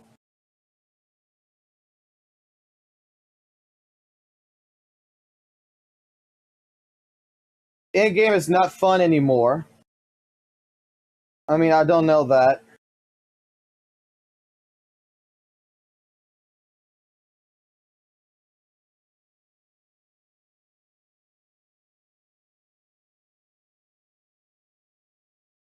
Well, I want to read the actual chat on the YouTube side right here.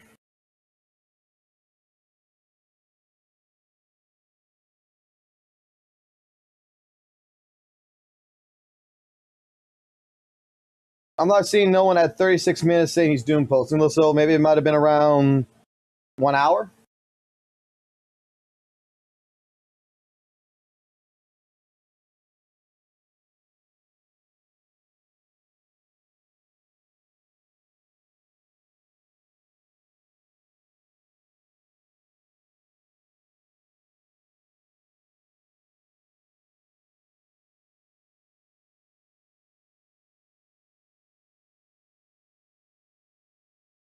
Because here's the thing.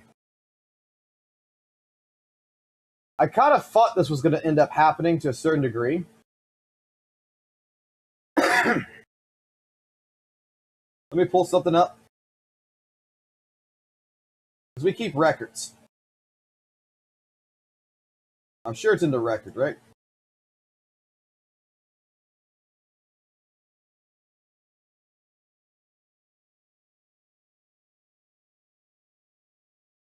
So, according to Saint, he was in the chat, right? And they were doom posting this. That is his exact words, right?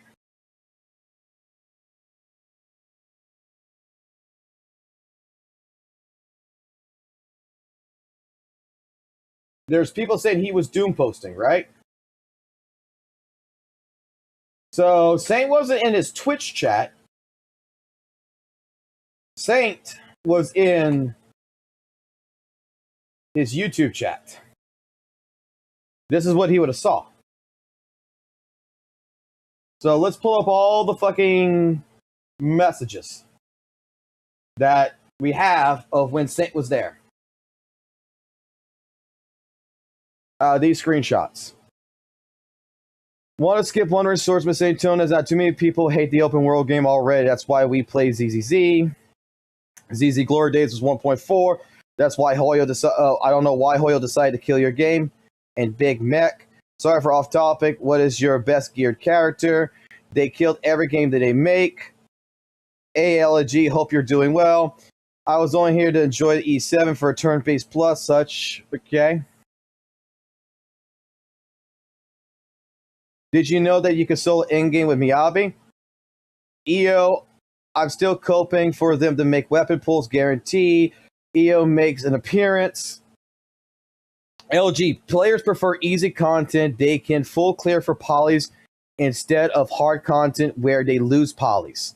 Save your sweaty shit for the fucking tower you already have in-game. I hope they change someday to skin monetization instead of characters.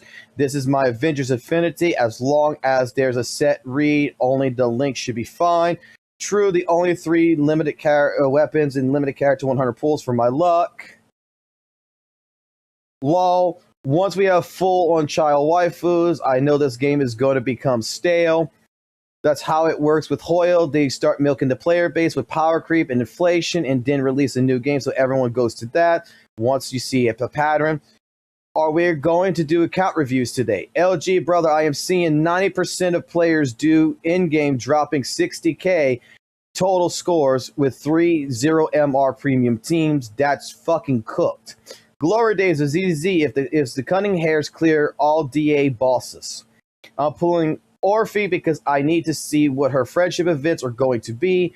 For me, Hoyle games complete with non-gacha games. If I stop playing, it's not because I'm playing a new gacha. I pull the characters I like, not the ones that deal big damage.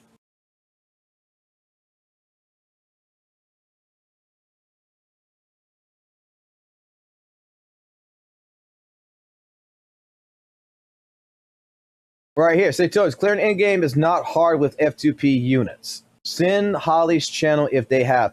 This would be like the WUWA community demanding that TOA is the same difficulty as holograms. Asking to improve that 50-50 is too late. This is prime podcast opportunity right now. It was lo-fi return future, urban hipster lifestyle. Weapons need to be 100%. You don't have any way to pull the I mean, I'm not seeing any Doom posting. I'm seeing a guy that's basically going at fucking St. Tonus, but I'm not seeing no Doom posting whatsoever. LG, as an F2P with 0 limited engine, it's pretty sweaty. I see people agreeing. I've seen Grindark right here, who's in my chat right now, saying dooming on the future is not a healthy mindset, lol. Now you are just being reasonable. But I'm not seeing any toxic positivity. I'm not seeing anyone telling ALG that he's doom posting or thing. Oh, here we go. I think a bit of dooming is fine. No, you're the ones that, like, where's...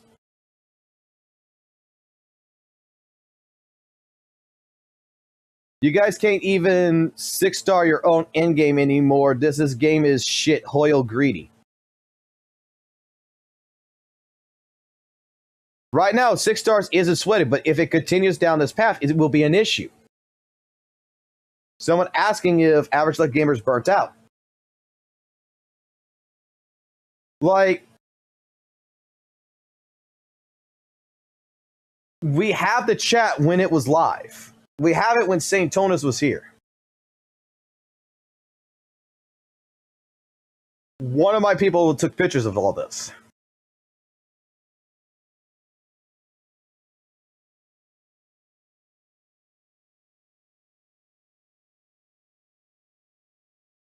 Even right here, damn, from St. Tonus, damn, finally someone said the story was shit when it actually is. Like, even he's shocked.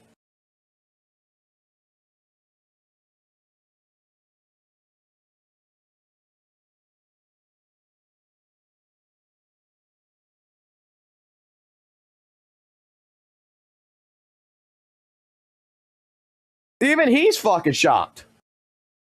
What exactly did he fucking say?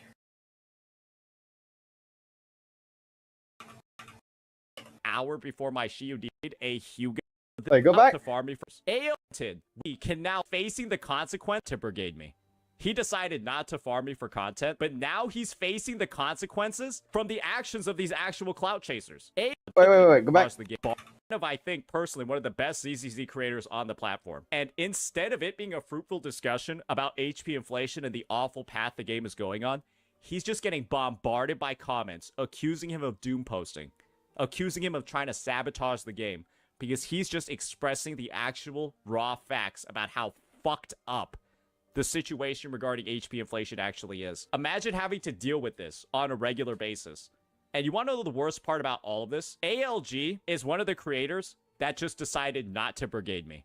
He decided not to farm me for content, but now he's facing the consequences from the actions of these actual clout chasers. ALG can now no longer make critical takes that are wholly warranted without the community accusing him of trying to doom post the game because of this dipshit, because of this dipshit, because of this dipshit. And of course, this dipshit who decided to go ahead. Guys, let's be real here. Let's talk about this for a second. Y'all remember this video where EO decided to hyper-analyze the first time I ever played a Hugo and lighter team? I just pulled the units literally an hour before my Shiyu defense runs, and then he starts backseating the fuck out of me, literally the...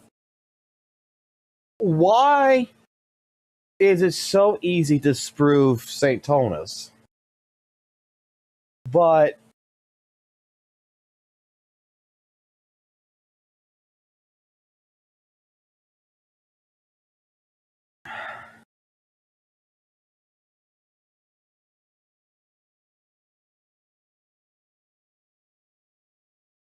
there is, even when St. Tone is there talking in the chat, there's no one telling ALG and bombarding him that he's wrong. There's people actually agreeing. They're saying that, hey, look, this is looking like it might be an issue. Hey, yeah, no one's saying, no one's being toxic positive. They're agreeing, like, weapons need to be 100% in ZZZ. They're being nice. They're not raging or bombarding him.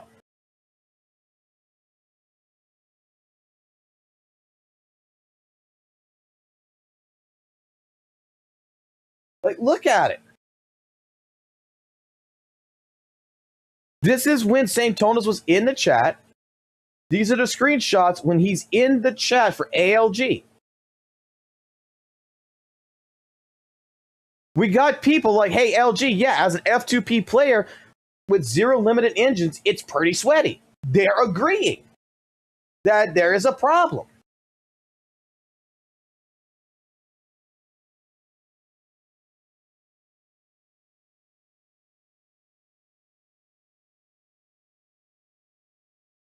That's how it works with Hoyle. They start milking the player base with power creep and inflation. They release a new game, so everyone goes to that once you see the pattern. For me, Hoyle games are complete with non-gacha games. Hoyoverse compete with non-gacha games. If I stop playing, it's not because I'm not playing a new gacha. I pull for characters alike, not the ones that deal damage.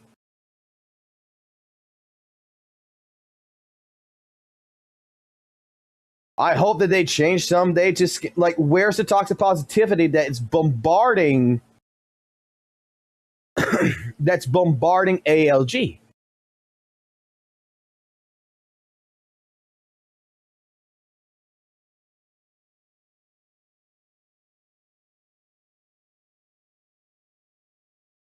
First time I've ever used a character before. This guy has to be one of the biggest sources of toxic positivity, skill issue positivity, all this shit I've ever fucking seen. The rest of these guys, they might say sorry. You know that EO won't. If EO never made a public apology for backseating the first time I ever played a unit and then forming an entire video off of it being like, yeah, this is what did he players see? do. Yeah, this is what people that aren't trying to learn the game, this is what people that are intentionally playing badly, this is what they do. Implying that I'm doing all of those things because I don't know how to use a character's mechanics the first time I ever use them. He never apologized for that. And so, of course, EO's probably not going to apologize for helping to kill Zenless Zone Zero. But the ironic thing is, he's one of the people that has the most to lose from killing Zenless Zone Zero. So it's a little bit of just like entirely a self-own. If anything, he should be apologizing to him fucking self. We already know that the ZZZ category is horrifically fucking botted on Twitch. Let me just find it. Oh, sorry for showing the better game in the background over there. Honestly, I think I did it on purpose. We all needed a refresher. So yeah, it's just, we already know the ZZZ category is heavily fucking botted. You can just tell by like all the random jumps of like literally it will spawn 1,000 viewers out of Satan's ass crack within like 10 minutes. It happens on a literal daily basis for this fucking game. Like, you can just see this is one of the most unnatural fucking 7-day viewer charts I think anyone has. Okay.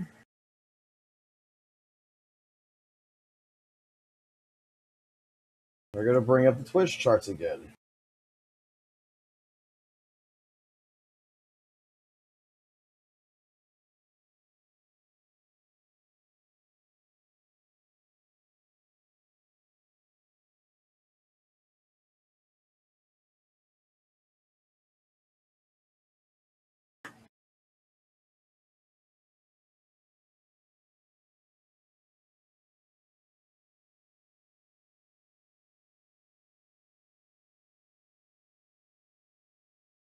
Apparently, Weather Waves had 11,000 viewers at this time, dropped all the way down to fucking 1,700, dropped down here to 900, came back up all the way to fucking 3,000, actually right at 4,000 right here, dropped down, came up to 5,000, dropped down.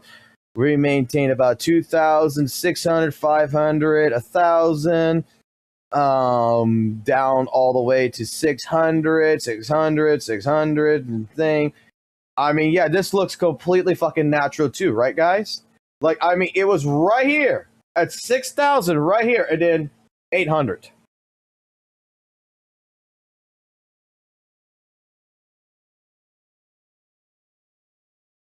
And what are you saying here? If you could just see, this is one of the most unnatural fucking 7-day viewer charts I think anyone has ever fucking seen.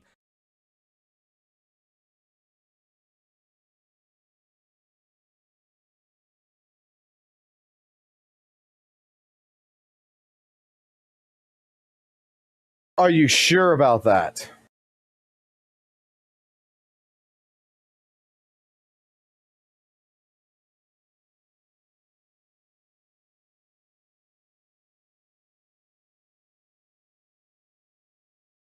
Are you sure about that?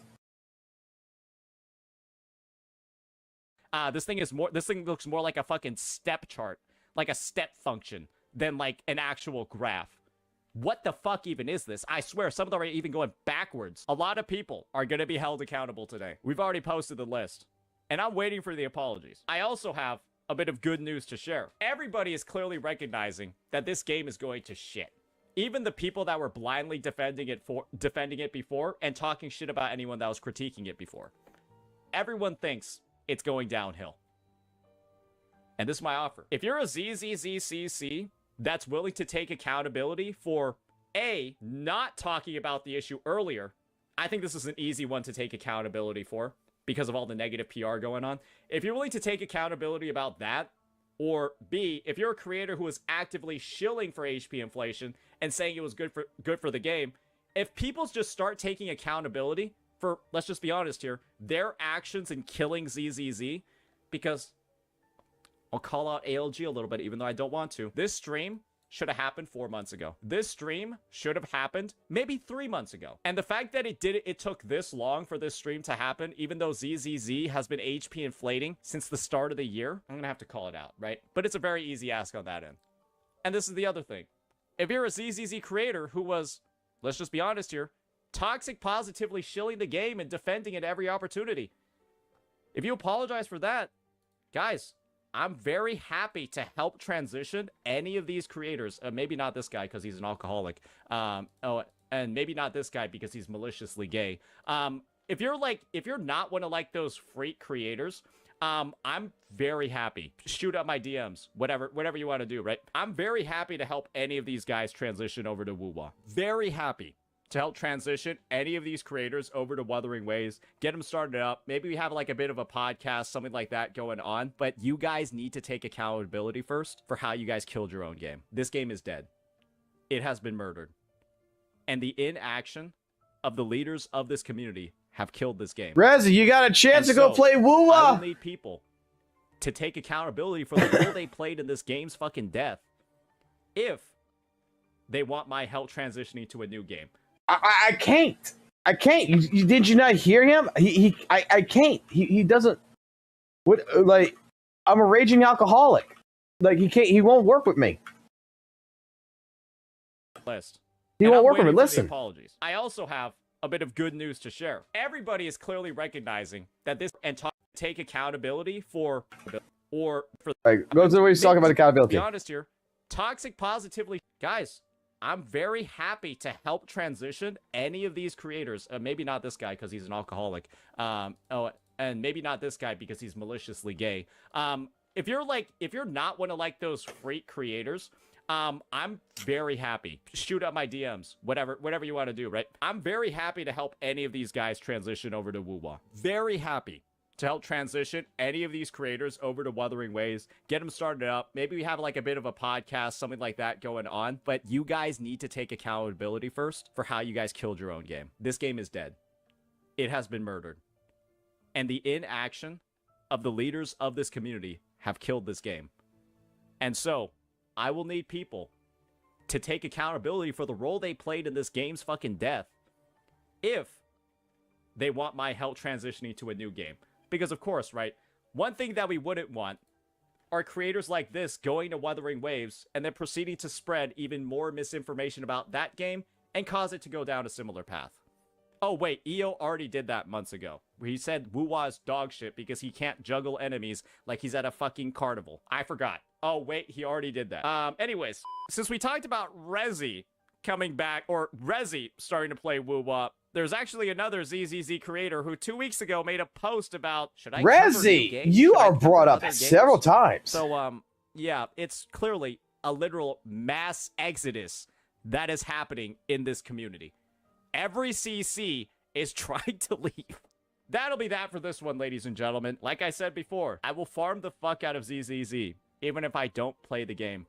Rezi, are you fucking lying to us? Because Rezi, you have the ability to contact him and transition your content to WUWA. Why the fuck haven't you not done that? You playing ZZ is the dumbest fucking goddamn thing according to all this. That's what I'm taking from this. It's time for you to move on, Rezi.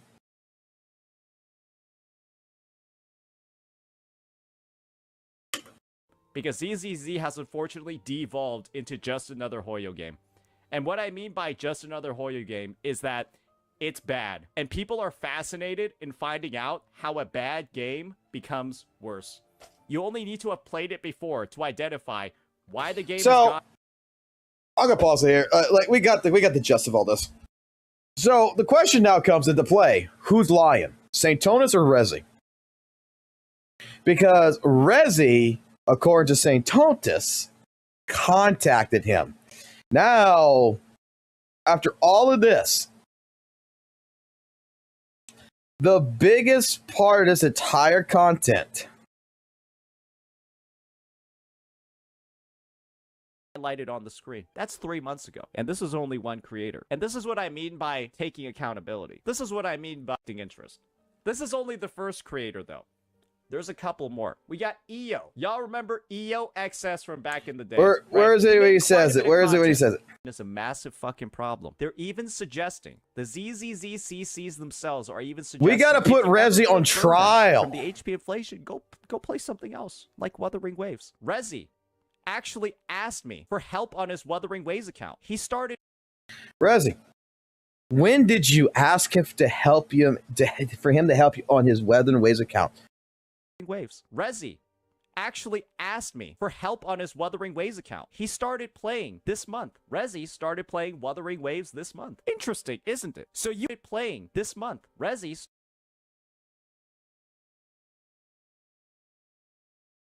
Call you on Discord. Okay. We're getting Rezi in here. We're putting Rezi on trial. We're putting Rezi on trial. Where the fuck are you, Rezi? We gotta put Rezi on trial.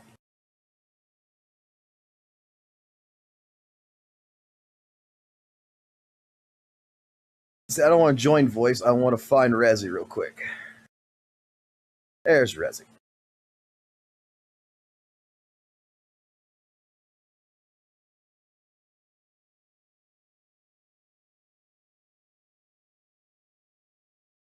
Yo.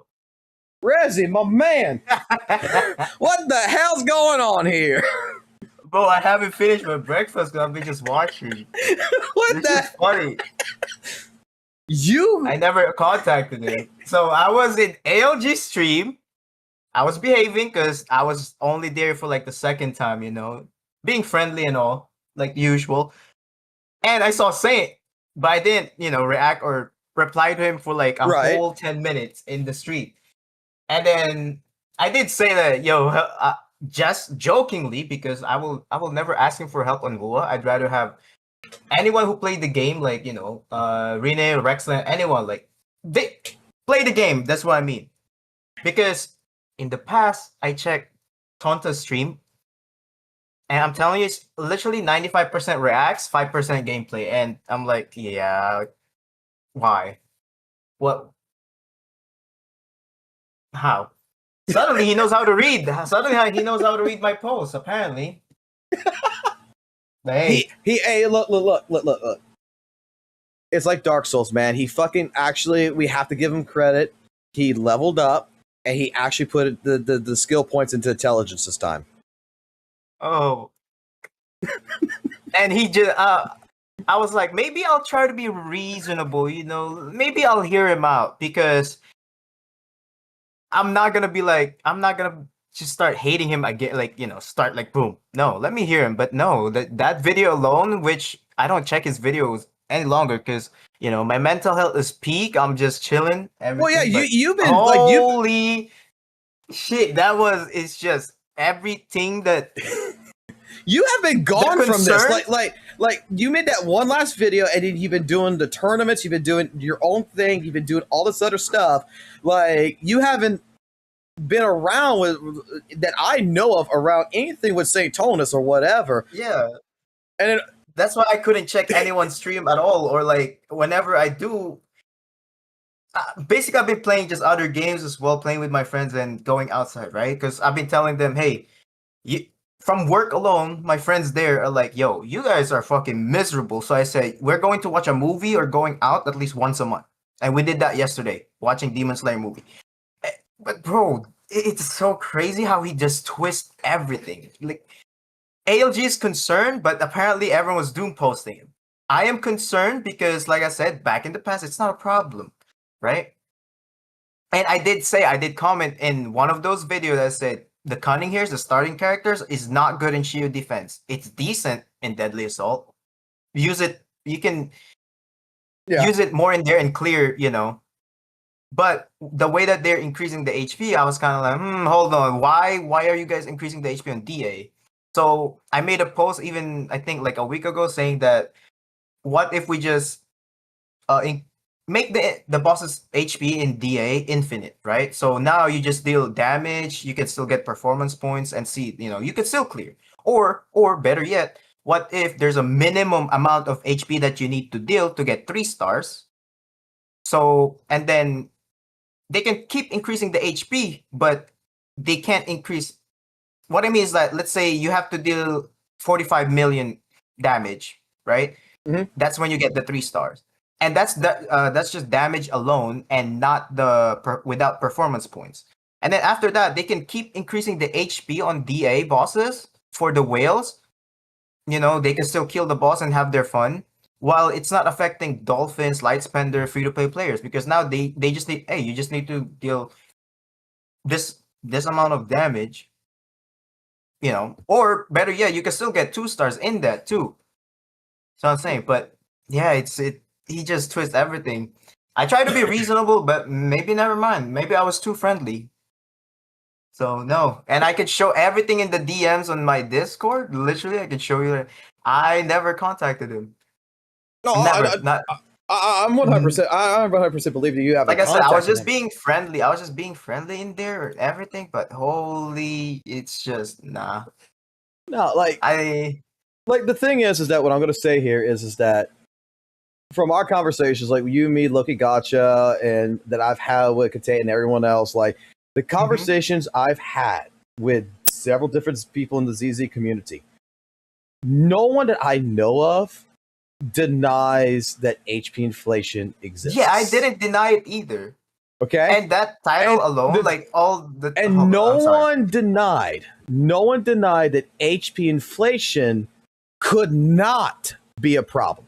The problem is that the wording that was used around this from the very beginning is that it was a problem in the present time, which was back a couple of months ago. To which, no, it wasn't. Like, watching you do your stuff was like, oh, you think that Shiyu defense, you think DA is a problem. Let me show you something.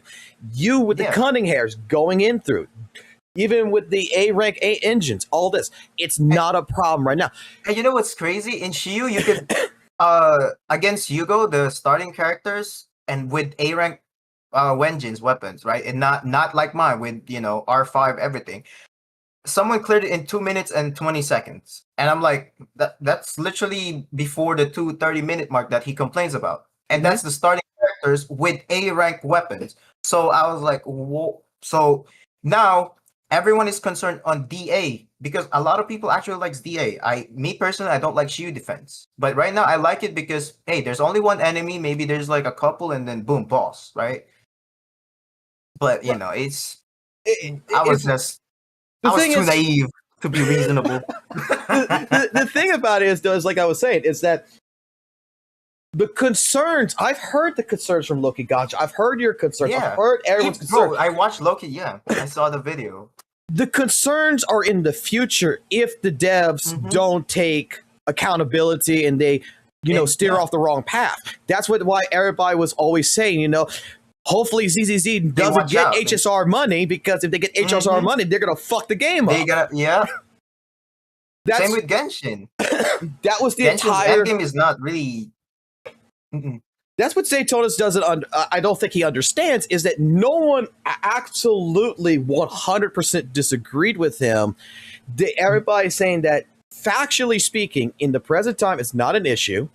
You're right about the HP inflation. Ryosuke, Loki Gacha, everybody I've talked to, even myself. Sure I made a comment as well that I said there was a good back then when he started his ZZZ video. He had some concerns, yes, but he talked to ALG, talked to Kelly, why this happened, why that happened, but no one denied about the HP inflation.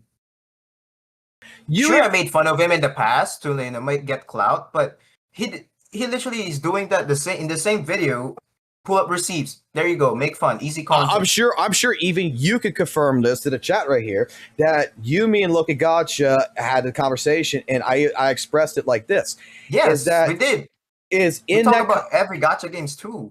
We were talking about every gacha game, and when it came to ZZZ, the conversation that was being had in there was about the concerns that right now is not a problem. Like, okay, the miasma mechanics and everything. The wording that I have used exactly is that Zaytonis' initial observation, before anyone knew anything, because it is just a trailer, it's just a video. It looks bad. He is 100% fucking right. It looks absolutely bad. But when you got people that's in the content creator server that's showcasing something completely different, that actually kind of makes it seem like, oh, this is just a gimmick. It's a gimmick. The only problem that anyone has with Zaytonis now is, why are you dismissing this information?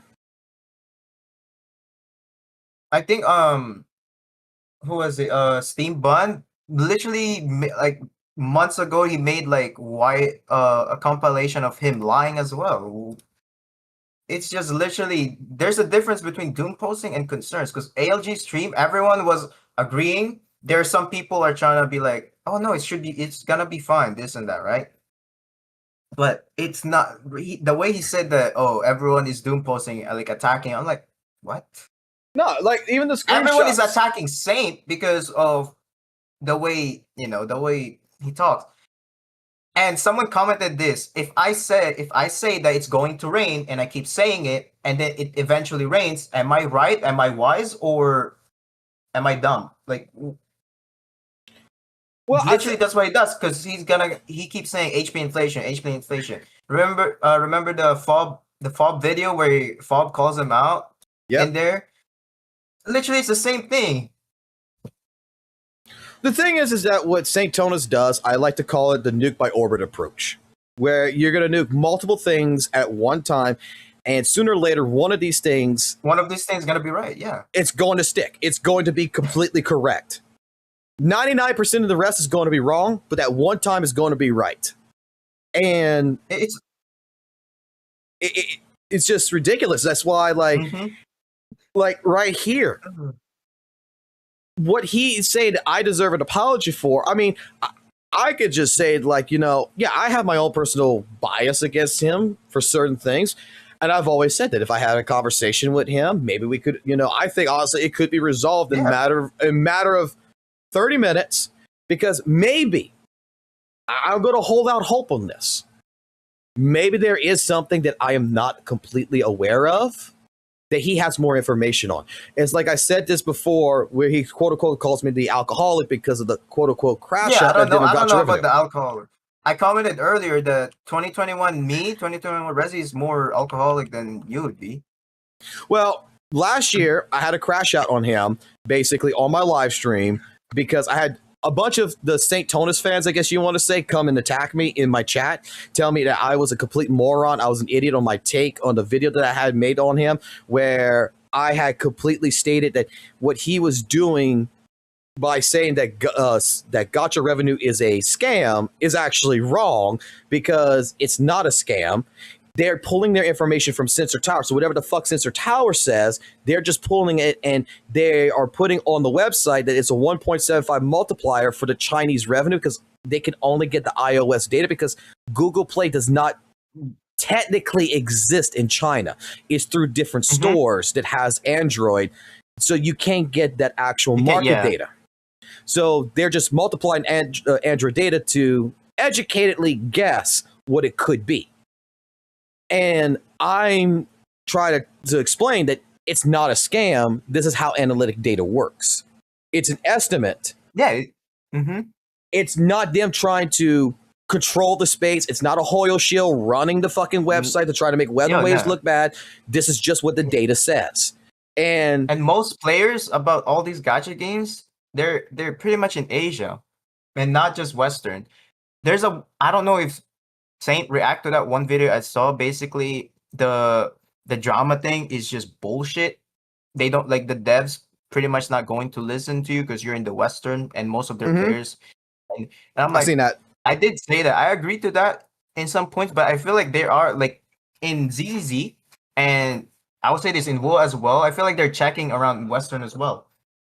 Yeah, because Western's really, like, if you look at the analytic data of mobile data, it's fucking weird as shit for WUWA, because Western actually carries it more than China in terms of money value on mobile data. And let's be completely honest, here in America, for me, majority of people I know of don't play WUWA ZZZ on a mobile phone. It's PC, PlayStation 5. It's PC, yeah. It's somewhere else. PC console. It's very rare to see someone say that I play ZZZ or Weather and Waves or any of these gacha games that they can on their phone, unless if they got it. I even know friends who play emulators to play these gacha games on their computer system because they refuse to play on their phone. It's just harder on the phone, I'll be honest. In Asian cultures like China and Japan, mobile gaming has become a trend. That's the reason why the Nintendo Switch exists and everything else, is because they're always on the go. They, unlike us, they touch grass, but they are forced to touch grass because they have so many different obligations that they don't have the chance to go home and relax. They're in an office till 10 o'clock at night. Western hates mobile gaming. Yeah, personally, I don't like to play in mobile. It's like, it's weird because, like, I watched a video the other day offline to where is this woman who lives in Japan, right? That she's showing the bad side. She's a Western person who lives in Japan that's showing basically the bad side of Japan. Like, I did not realize that, like, you go get a job at Japan, you got to pay the employer to quit your job. You don't just quit. Know that. You just don't quit. You got to pay the employer. You have a medical excuse. You have a medical leave. You actually don't. You actually got to pay the employer for this. That when you say I'm going to quit, you have to. They make it the most uncomfortable. Like, she's recording this. She's showing this. It's not as friendly as. It's not like the rest of the world is. This is how she was trying to explain it. And when you look at this type of culture and you see, like, you know, the businessmen and everything else, I mean, like, Japan's got it decreased right now and they're trying to get more males to fuck with females over there to have kids and shit because the men are, it's not because the men are too I'll just put it like this. It's not because the men are too, scared of women or anything. It's because they're stuck in a fucking office or at a job till fucking 10, 11, 12 o'clock at night. So the only way they can get any kind of, I guess you could say, entertainment is through mobile gaming. And that's where like gacha gaming in the Asian cultures really comes through, because they're on the subway train, they're on this, they're doing all this. They have a life that they have to continue.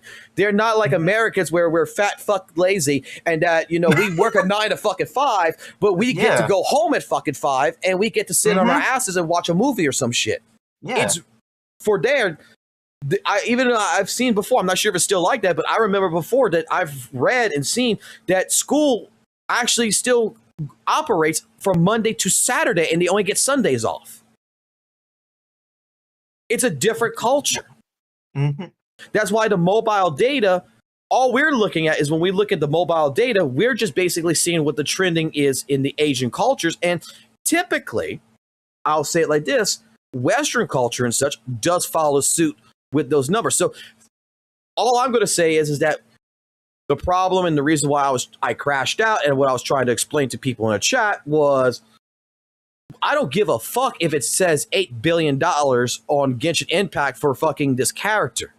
That's not what the point of what the data is there for. The point is that I'm looking at the data and it's telling me, and if in Japan and in Asia and all this on mobile, if I see a trend where it goes up that says that Carthia over here for Weather and Waves made $8 million, I know that Weather and Waves has made more revenue probably on PC and made more money on PlayStation. It's just telling me that business-wise, the game is doing outstanding.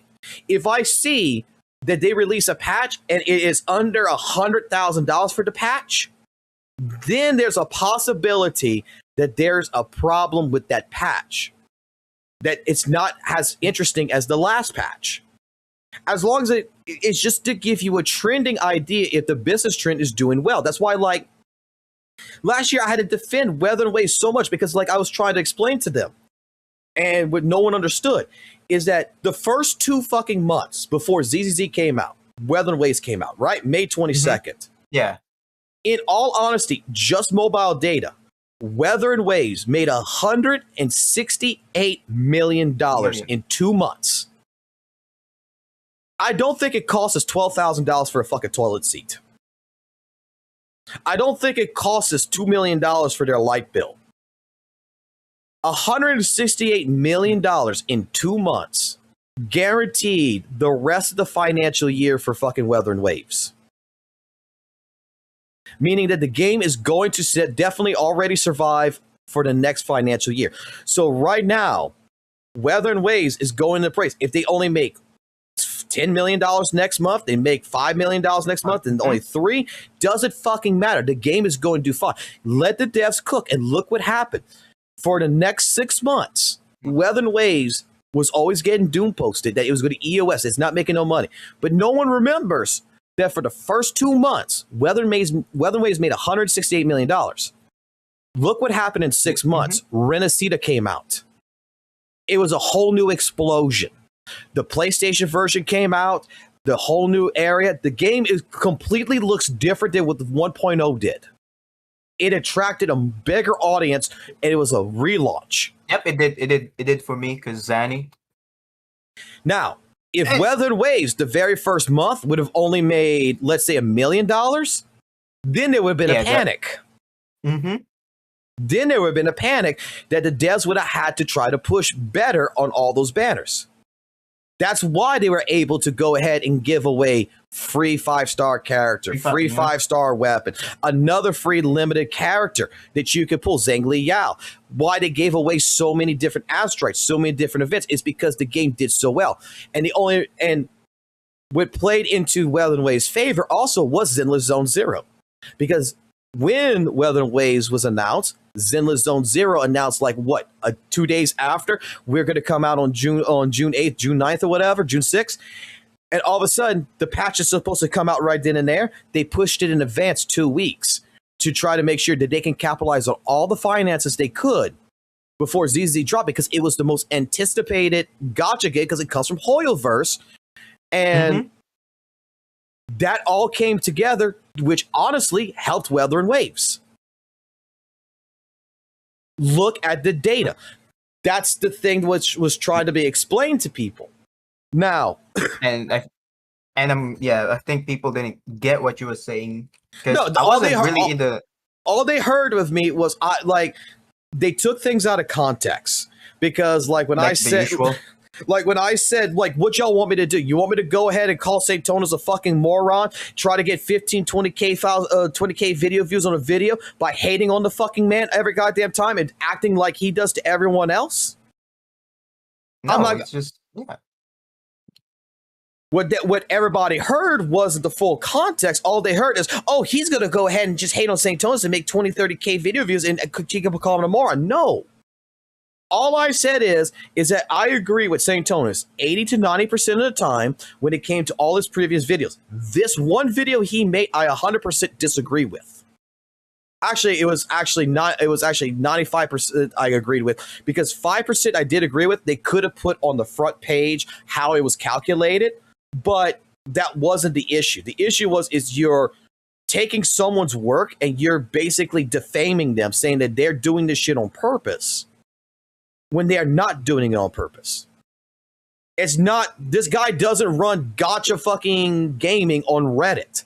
This guy's not doing it on purpose to lie by omission here. He's just taking data, putting it up there, and however anyone translates it, that's on them.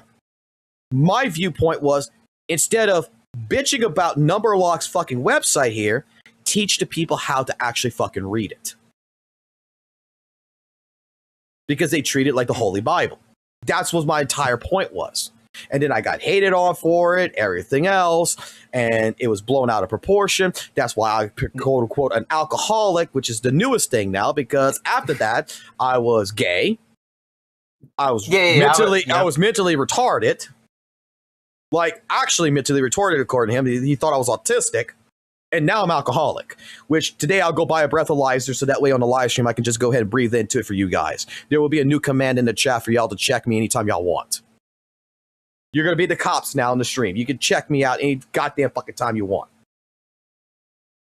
I have always stated my biggest problem with St. Tonas is that he does tell the truth.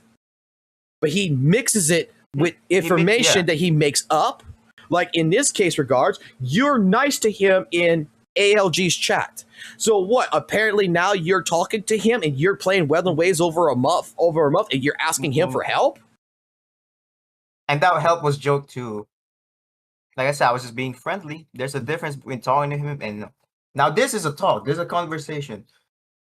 I feel like it's not, even if I talk to, which I'm not going to, it's gonna be a waste of time, a waste of breath.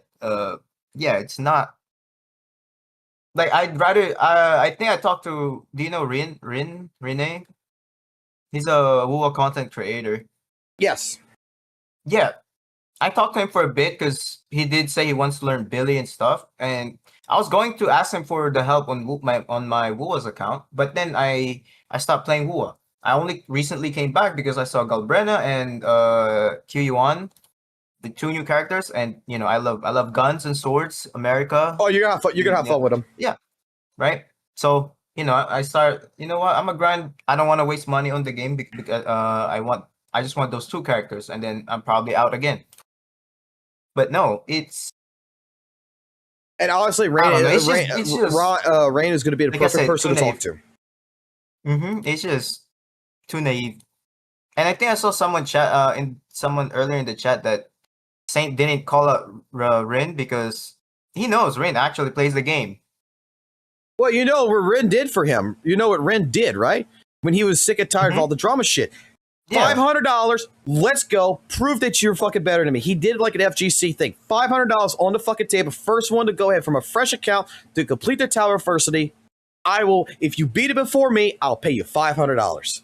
And you know what's funny? None of the fucking WUWA CCs who claim that they know the game so well, they can play the game so well, has ever taken that challenge. That's why in the past month, and probably in the future, I just focus on Zenless making content and stuff like that. Like it gets to a point it's tiring because like even whatever you say, they just don't listen, or again, that for that example, they just twist the words that you say. Folding to a money match law. Look, hey, look, it's the like I love that shit. I honestly love it. Yeah, folding. Yep. The fucking money matches are fucking the best matches you can have in your fucking life. Yeah. In Hey, the that's FGC, 250 wishes. in the FGC, that's how you handle shit. You have a dispute with someone, whether it be Sonic Fox against Perfect Legend, Low Tier God versus Viscount. Doesn't matter who it is. Snake Eyes against Punk. Grudge match. Put your money where your mouth is. Get into the ring and fight. And then prove your point. Let your skill do the talking for you. Those are the best matches because, like, some people thought Low Tier God was going to beat Viscount. You know what happened? Skinny white boy over here that's apparently, according to Low Tier God, that's on meth and shit, beat the shit out of him. And then Viscount goes ahead and says, the next time you come at me, get some overtime because you're gonna want to come over here to get the taste of my dick out of your mouth. So you better bring some better money than this. Funny as shit when you're gonna go up against a big Jack man. Skinny white boy fucking going up against a big black Jack man. Like, I think Low Tier God in a real fist fight would have killed fucking Viscount. Yep. But in a game, you know, it's like you said, put your money where your mouth is. It's just too naive, Chad. Too naive. I'm sorry. No, I mean you're fine. I just like that was a blatant lie, and that is the point. That's like I'm not sure if you watch me or anything, but we've been covering the Rover CN controversy, right? Oh, I don't know what happened there. I'm just like, it's on China, so I wouldn't mind. And then it's a nothing burger. All I know is that Saint's gonna make like a 2-hour video of that. All right, moving on. So I'm like, yep. And well, I mean, he did say it's nothing burger, so he made 3 videos on it. Okay, and the situation basically is that the female voice actress and the Hoyoverse and the Weather and Waves community came together in a sense because she had last year made some comments about playing MC, and in Weather Waves in China is called Ming Chao.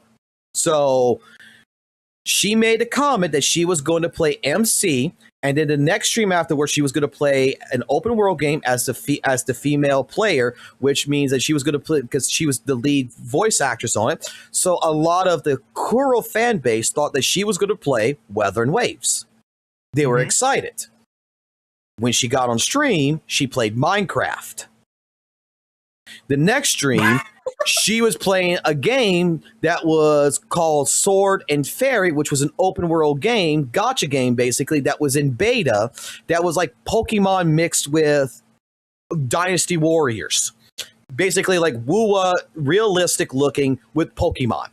And the fan base said, you rage baited us. You rage baited us. You fucking bitch. They made memes of her. They made videos of her. They did this all last year.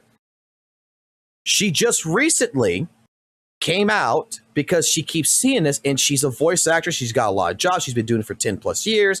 She's a singer, all this stuff that she's trying to clear the name, saying, look, I never said. And the sad part is she got someone else to write the posting for her to because she doesn't understand gacha community. She doesn't understand what the fuck the problem is. So she got a ghostwriter to write basically a message that says, look, I never said I was going to play Weather and Waves. I said MC. I never committed. And that if I was going to play Weather and Waves, when she did do it on stream, which she has a clip Minecraft, of, that she wanted to play Weather and Waves. She did. But with her schedule and everything else, she felt like she needed to take time off and actually give it dedicated time to actually experience the story. What she wanted to play was brain rot, not story. That was her entire purpose about it. Well, this escalated to where instead of ignoring it, she did this, and this inflamed some of the people in the Weather and Waves community to go ahead and say that she's lying, that she doesn't, but you promised and you're trying to, back down on this. You did say you were going to play Weather and Waves.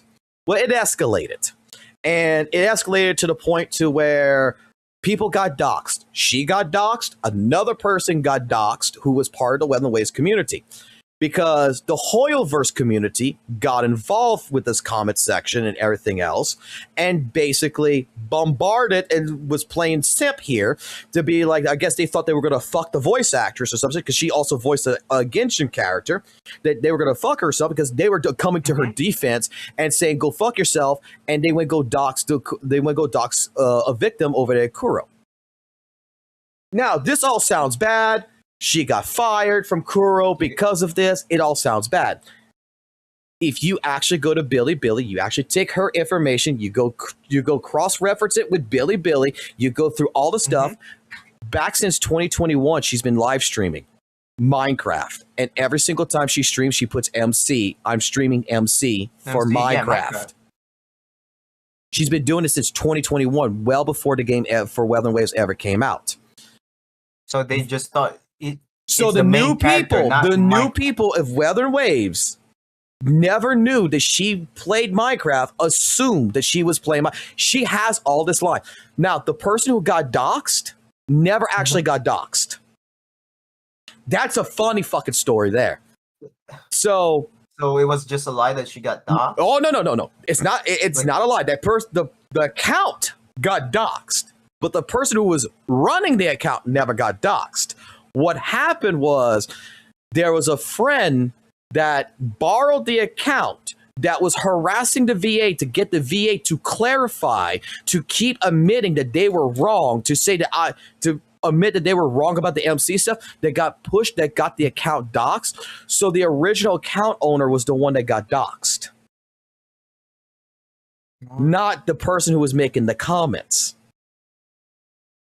And then that escalated there to where the voice actress kept talking to the person who she thought was doxxed to try to help them, to where apparently the XJJ, the terrorist group, the doxing group of the Hoyoverse community, she followed someone on it. So she's part of the quote unquote the XJJ community.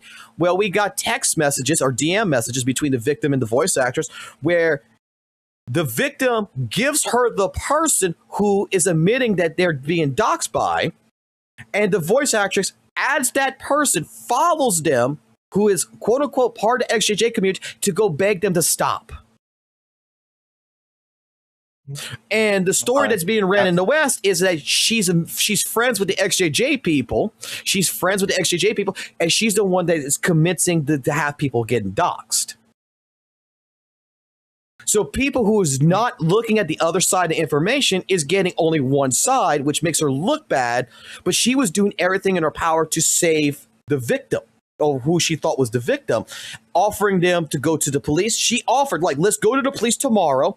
Let me get an attorney. I will pay for you. I will pay the attorney for you. And together we will go ahead and for this infringement, we will sue these bastards and we will get you justice. Let us do this together. Well, the victim never went for this because they weren't a victim. It was their friend that was the victim. And they're not admitting none of this shit to the voice actress. And we find out later that the original owner takes back over the account and attorneys get involved here. And pretty much for a couple of days, the owner is pissed off at both the friend and at Turtle Girl, the voice actress, but doesn't want to blame their friend, so starts blaming Turtle Girl, to which I guess Turtle Girl had enough with the attorneys, to which they had to realize, legally speaking, it was not Turtle Girl's fault. It's your friend's fucking fault for getting you involved in this mess. You need to sue your friend first before you can sue Turtle Girl. So it'd be like me borrowing your account and going to tell Sean Shelman to go fuck himself. And then you get your account gets doxxed, but I'm not getting my information doxxed. Your account information gets doxxed. Who do you sue? Do you go sue Sean Schimmel for getting doxxed, or do you sue me? That's the legal point. That's the legal point. It's like, that's what nobody understands. That there was 3 people involved in this, technically speaking, when it comes down to the victims: the voice actress, the person who was pushing the agenda, and the actual account owner that did not know shit about this. And what's so funny is the original account owner does not play WUWA or Genshin.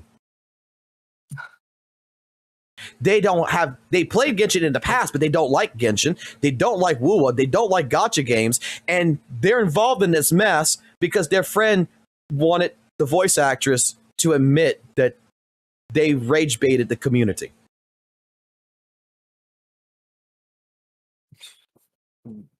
That's how fucked up that entire situation is.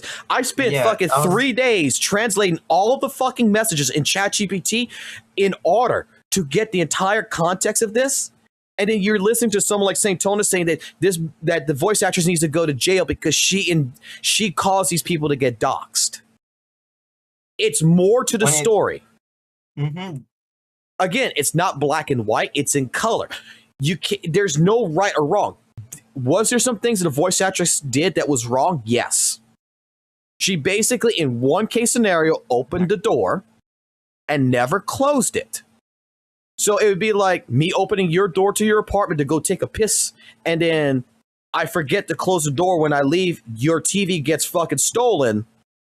I didn't steal your TV. I didn't cause someone to go in your place to go steal your TV, but I accidentally did open the door. So I do have partial blame, but the person who stole your TV also has blame. Blame goes all around.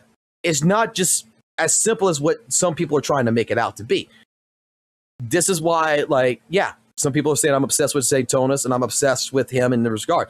I'm not going to lie. He's the only one that is really pushing these types of topics. And these topics are actually interesting. The problem that comes in is that I don't see him giving the other side of the... I don't see him giving the other side to make a think. That's why, you in the chat, and if you wouldn't have been in the chat, and I've been like, oh shit, Rezzy's fucking is talking to St. Toast, I could have done one or two things. Just not go talk to you about it, or I could have said right there, if you wouldn't have been in my chat, I've been like, hey, look, I don't know if this is true or not. I'm going to have to ask Rezzy. Nope, never talk to him. I'm going to have to ask Rezzy, and then Rezzy's going to have to give me the information. Do I believe St. Tonas, or do I go believe Rezzy? I don't think you can believe Saint at this point. Unless the guide videos and make an WUWA, I guess. But even then, there are still more people who actually plays the game. That. But this is the entire situation of why. Look, I'm a slot content creator, but I think that I'm going to say it like this. I don't want to be that type of person that's going to be modest. I know that I have my own bad takes here and there, but I'm a person that, in general, wants to make sure that we have facts behind things when we're going to cover facts. I don't want to take a subjectiveness. I want, in all honesty, I want the issue of people who's covering things to take the subjectiveness completely out. It's okay to say, hey, look, here's my opinion. I'm going to be subjective of what I think. I'll say it like this. For ALG, my subjective opinion, it might not be factual, but my subjective opinion is that the reason why he's upset, I said it earlier, is I think he might be a little bit burnt out on it. That's what I think. That could be also true, though. Because you can actually get burnt out if you only play one game again and again and again. What I think it is that, technically speaking, he's a big content creator for ZZZ. Maybe he feels way too obligated that he has to make a video, that he has to do this content for his channel. And he's got to appeal to, right here, I see it in the screenshot, 468 people in the chat. So right here and there, if you're doing this every day or every part of the week or whatever, it will take a toll on you to where your passion, your love, your hobby that you enjoy turns into a job that you start to hate because you're doing it too much. Maybe open up a new channel, play another game that you enjoy, and do content for that. So when you don't feel like doing ZZZ, you do something else. I mean, look, when I'm offline, I'm not streaming ZZZ. I'm playing something else. I've been playing fucking Gears of War. I've been playing Metal Gear Solid. I mean, I saw you play the Metal Gear Solid. I wanted to play that too. Like, I enjoy my games. I just know that if I do it completely on my channel, it kills the fucking algorithm on YouTube because I'm established in ZZZ. So, yeah, I hate to say it, I have to do ZZZ content in that regards. I can't just change the if I flip the switch, I gotta flip the switch, if that makes sense. That's how YouTube works. It's not like the old days with suggest to make like a new, new account and that's where you make your own video in there. Right, like if I wanted to, people can still see my old videos about like back in 2021. I was actually like in Apex. I was there, but my parents want me to get a job. Oh they don't god, want Hell me to Dives be is a great. content creator. And then so I was like, all right, well there you go. So I quit. But then in the ZZ, I came back, even though I was mostly focused on Genshin, and then I switched to ZZ because like, hey, I'm starting to not enjoy Genshin in a way. And there you go. I just play ZZ, and here we are now. Not gonna lie, I did farm Saint a lot when it comes to thumbnail, and people don't get that. But since a lot of people don't watch it now, they think that video was like about drama. And I'm like, it's literally a whole gameplay. The way that you did it, and it was your style of drama, and it was absolutely beautiful, is Rezi. I've always said it. Rezi is the GOAT when it comes to going ahead and handling ZZZ drama content because it's like FGC. St. Tonus says HP inflation. My asthma shields is a problem. You need the brand new character in order to clear it. Here comes Rezi with entire gameplay videos, and yeah, he's got a little text. He doesn't even talk in the video. He just puts in subtitles saying, "Oh, it's a fucking problem. Okay, let's find out." And then you watch an entire gameplay of the Cunning Hairs fucking taking care of HP inflation and taking care of the fucking miasma shield, and then it's just like, why should I say it? Let my actions prove it for me. That's what I mean. That was beautiful. Yeah, then now that we have concerns about it as a community, and everyone is actually, everyone's listening. Saint was just like, "Hey, let's twist the words. See, I am right. I am right. Where's my apology video?" I'm like, my subjective opinion. Where is the right? My subjective opinion, not a factual opinion. I want to make this clear. He's noticing that ALG is, well, like I say, he's noticing a crack in the wall right now. ALG is a crack in the wall. ALG is, you could tell that he's disappointed. He does not like the directions ZZ's going right now. This is the perfect time to hit ZZZ. Yep. Because you have a big content creator for the community that is having concerns, that was never farming any drama around St. Tonus, that does not want to get involved in that was just enjoying the game, and we can utilize that for our narrative to go against the other ones who were defending it. It has, again, it paints the picture that you, me, Loki, EO, everyone he showcased in the video. He's really trying to paint everything to look bad. It was so funny when he reacted to Loki. I was like, dude, Loki hasn't made a video for you for like probably 2 months now at this point. It's just, he's still pissed about micro penis. I'm like, what? This is why people can't have a good discussion about it. Because now they will think it's a Doom posting because of people like Saint. And you know what's funny? Ever since I did this shit in YouTube, a lot of channels are popping out that farming Hoyo games. They're just, the classic hate Hoyo games. And I'm like, yep, the classic. And look, they will just repeat the same thing. And I'm like, okay, there you go. And look, I'm going to say it like this, and I'm not sure if it's going to piss off a couple of people in the chat, or if or if people are going to agree or disagree with this, or you're going to agree or disagree. But Hoyoverse had it coming.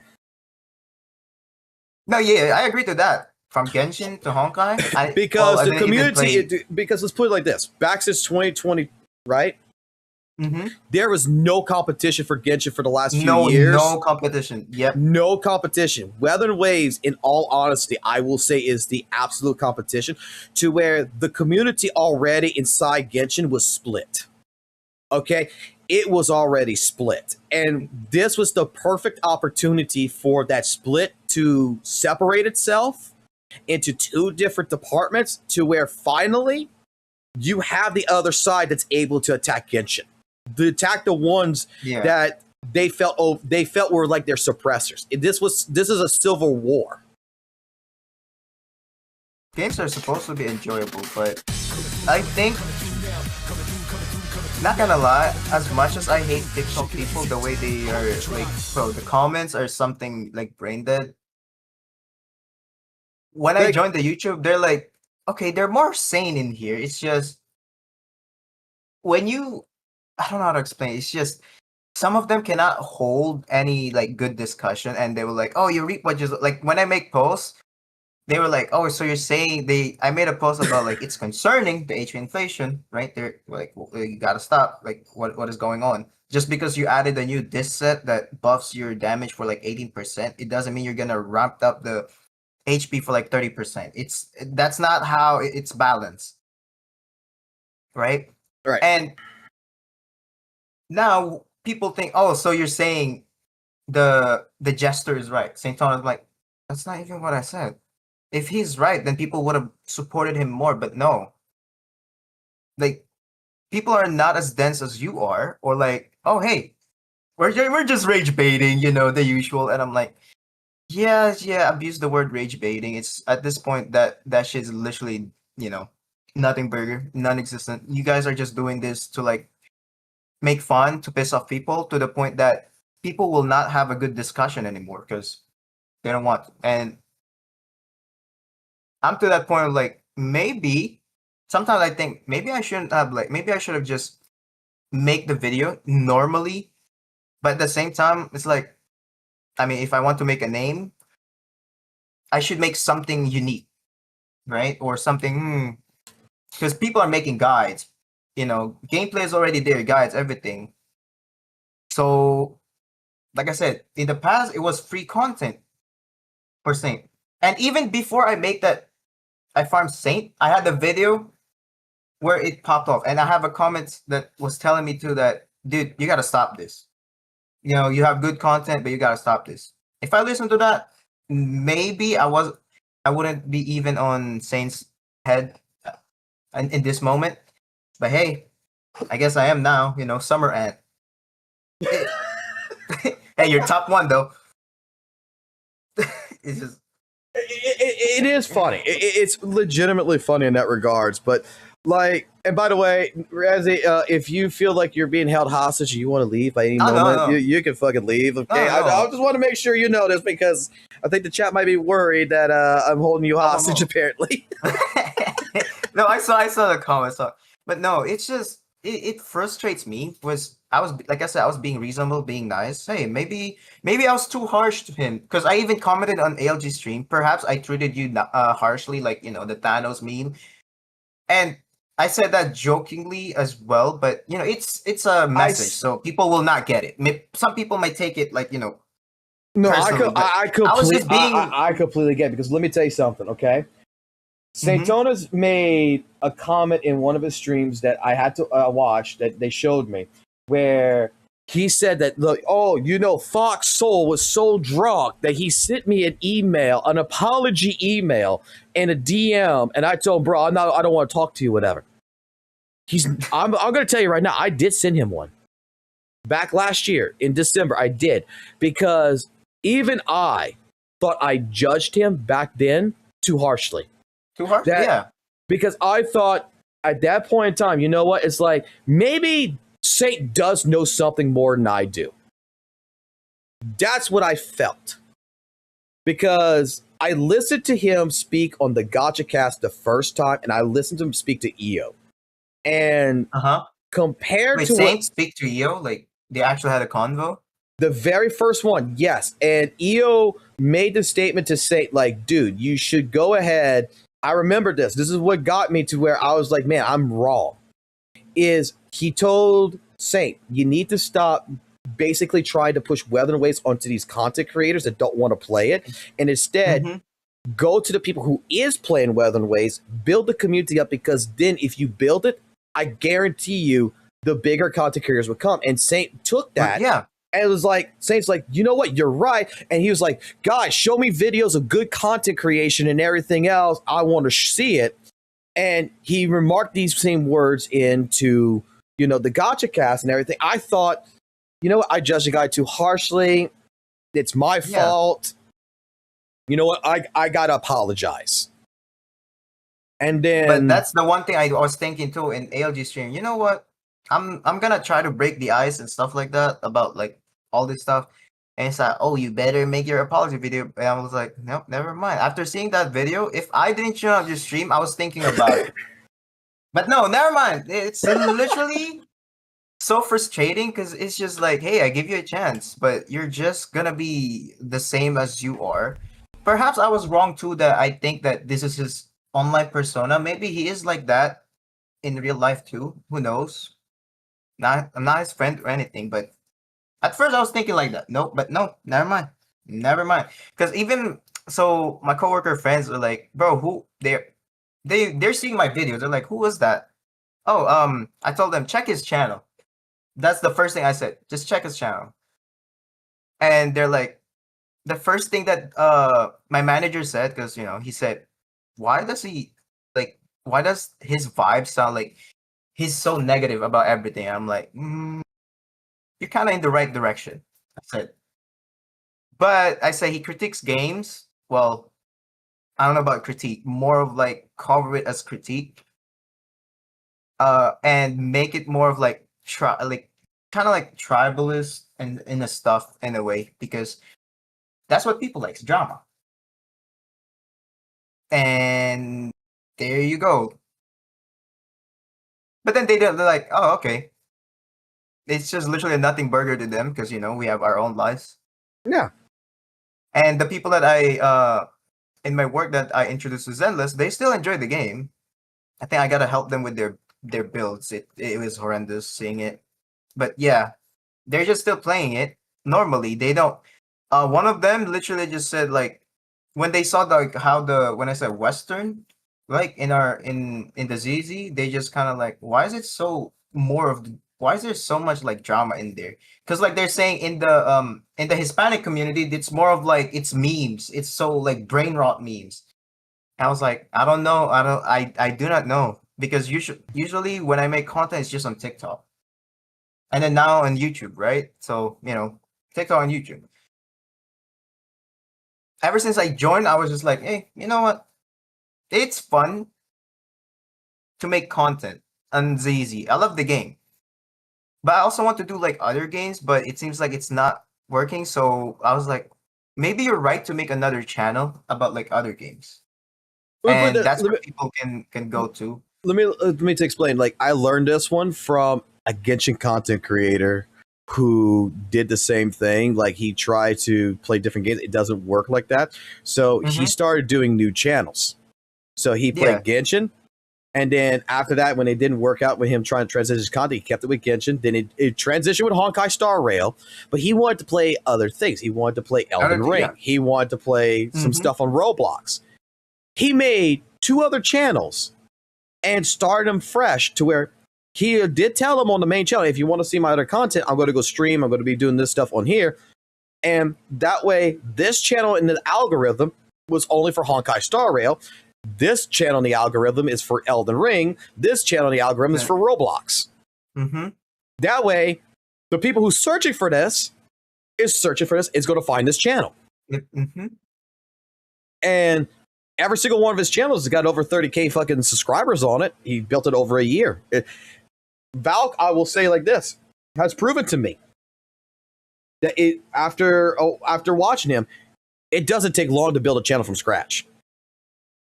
It really doesn't. Once I figured it out, because back then, so in my channel, I went from Apex to like Genshin, and the Genshin didn't work out because most of my subs are more in Apex, right? And that's literally 2 different games. One is a first-person shooter, and then the other one is a gacha game.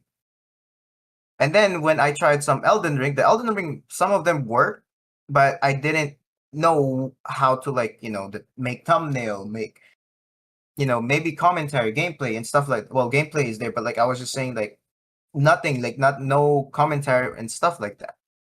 Now you And then see, now I realized, hey, in Zenless, if you actually just make a good like a clickbait thumbnail, it works. The clickbait thumbnail works.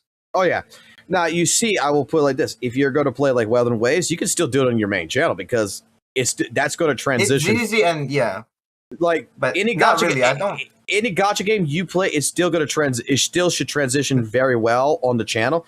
But if you're going to try to play like Elden Ring while you're playing ZZ on the same channel, that's not going to work. I don't like. You got to flip the switch. In the comments said Phantom says fuck the algorithm and upload it. Yeah. Well, for like Phantom already like it's most of like the big 4 gacha games. So it works in a time, and then I think he just posted a different game video like the Hollow Knight. If you have if you already have a huge following, if you already have a good following, that's not like, let me put it this way. I'm pretty sure that out of my entire community, that maybe 5% of it would watch a video of me playing put a game video up of the first Berserker Kazan. It's not ZZZ, it's not drama. It's not, they don't give a fuck. Nope. YouTube algorithm sucks too. So they're not going to push the video because you need to have people that's there to push the video. And if you don't have the fan base to push, now if you're a person, if you have a community to where, let's say 25% of your community is going to go watch whatever the fuck you post, now you can establish it to where that video should get traction because the YouTube algorithm is going to say, oh shit, okay, so not only are you part of the ZZ community, we can get you part of the Elden Ring community or the Dark Souls community in this regards. Now you can branch off in that regards. But a lot of channels that try to do, like I try to explain this to someone I worked with for a long time, and he still doesn't get it because he's not niche. He doesn't have anything that he actually does. He just wants to play video games, and he's got 500,000 subscribers. Okay, watch. Let me go. Like this is a friend of mine. Okay, and I'm not trying to expose him. I'm not trying to hurt his feelings or anything else like that. But I've had these conversations with him. This is a friend of mine that has 565K subscribers. But if you take a look at his channel, 4.2K views, 6.2K views. Yeah.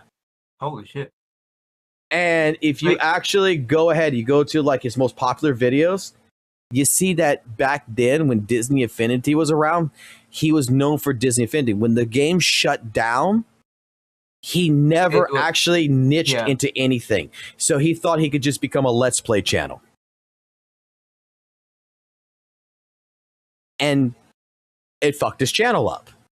And I warned him. I actually warned him. When they announced the service, we're going to shut down at Disney Infinity, I told him, you need to find a new main game to cover, and you need to start doing it basically 3 months in advance. While we got the notice, you need to start doing it tomorrow to start trying to push in.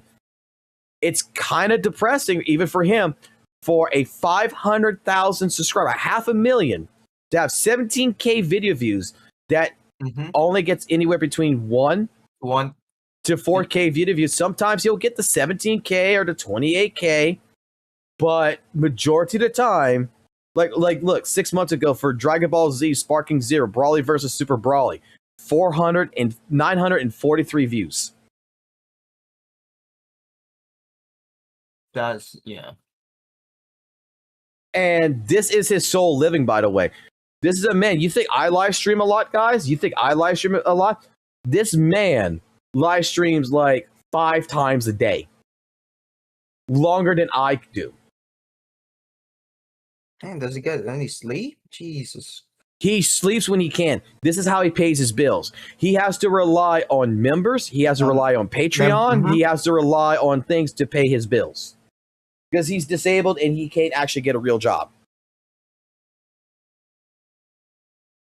And I've tried my best working with him multiple times. And no matter how much advice someone gives him, he doesn't take it. So this is one of those situations where you can lead him. And he's even tried Zenless Zone Zero because He saw me playing Wuthering Waves, and he thought he could do Zenless Zone Zero, and he was getting good views. Well, not good views, but if he would have kept it up, he probably would have gone somewhere. Yeah. But like 1.2K video views. But all he was interested in doing was just the story, not actually doing character building or anything else. He just wanted to play for the story and try to see if he can get people to watch and play the story and only the story.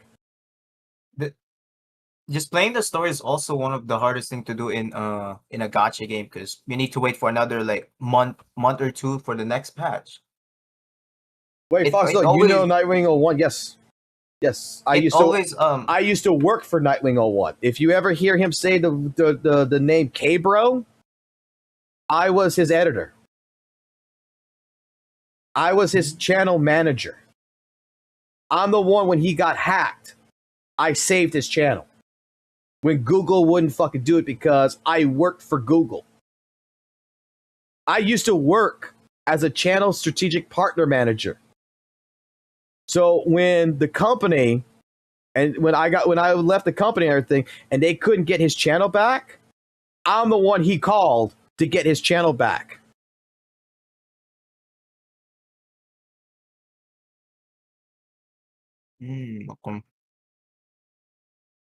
Yeah. That's why I know him pretty well. People I used to know, that I used to talk to, which thank God, I'm going to be honest, I thank God I don't talk to them no more, because what my job used to be was babysitting YouTubers.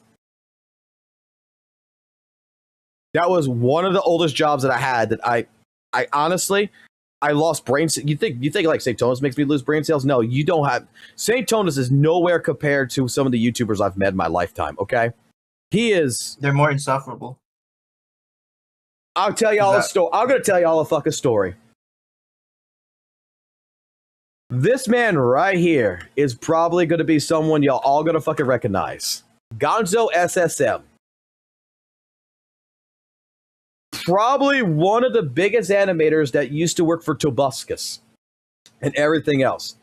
I worked with Google. He was one of my fucking portfolio fucking channels to work with. He was a fucking huge ass brand risk because look at his fucking content. Okay? So I'm the guy that got him on Twitch. I'm the guy who's trying to say, hey, look, we could do different things to get your revenue up, all this stuff, because he's a businessman. I remember being in bed, sleeping, and getting my phone blowing the fuck up with Skype, because there was no Discord at the time. Calling my ass at 3 o'clock in the fucking morning. I wake up, I get on, I say, what's going on, Gonzo? Gonzo wanted me to talk business with me about he's going to release a new game. And that was the Super Toss Turtle game and how to advertise it. While in the middle of the call, we have several people in this call. We have Max Mofo. We have Rebas. We have one of his other friends that's in there. And we have Rebas that's calling an Olive Garden that's getting the cleaning service to ask a lady on the other end, can he push her shit in? While all doing a business call. While going through a business call. It was the most insufferable fucking thing. It's like, dude, why are you fucking getting me into a fucking group call? He's like, oh, don't worry about them. They can listen. I don't care. Let's just talk real quick. And I'm listening to a bunch of YouTubers fucking harass a woman at Olive Garden while trying to talk to this fucking man.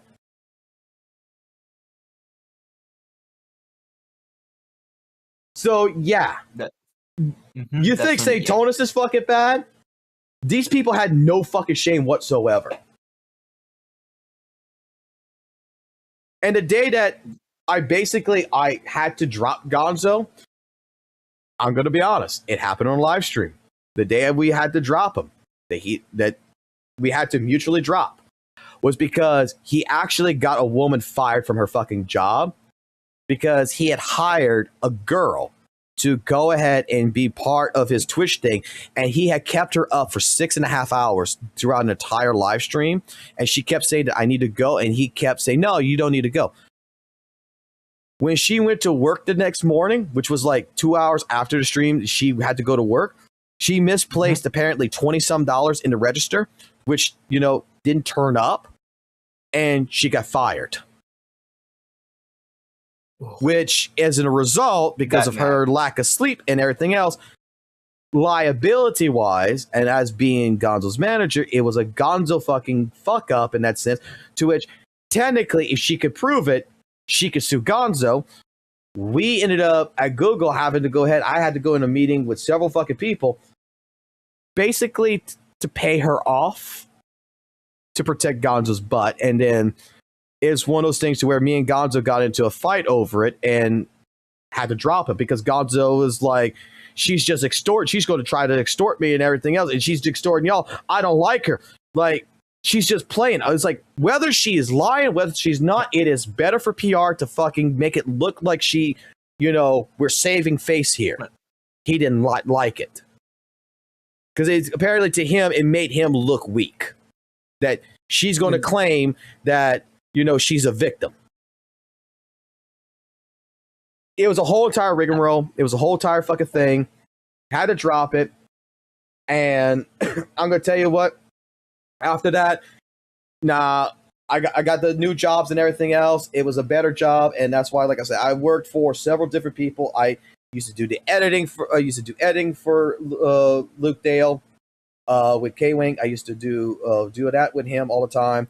I used to edit for other channels as well and just help their channels manage and everything. I make good money. Don't get me wrong. Google does pay fucking good. I made fucking good money. Luckily, though, I found another job that pays just as fucking good as Google, and I was able to get the fuck out of there because I said that I want to make content, I want to do stuff like this, but I don't want to be associated in this sense with working with Google because I started hating fucking YouTube. I started fucking hating my job. So changing careers, going work where I work at now and everything, and not working for Google no more, yay, made me fucking happy again. All I can say is that in my job right now, it's fun because I'm working with my friends, But I could find a better job. Is what I mean, like get paid, but I can't find a better worker to work with. Like, right. When I work in the warehouse, I was so miserable, and they were paying me good. They're like when it's like busy season, it's like $22. I'm like, hey, money. That's how I was able to gamble back in Genshin a lot back like 2021, and then I started to feel like shit because you literally don't have anyone in there.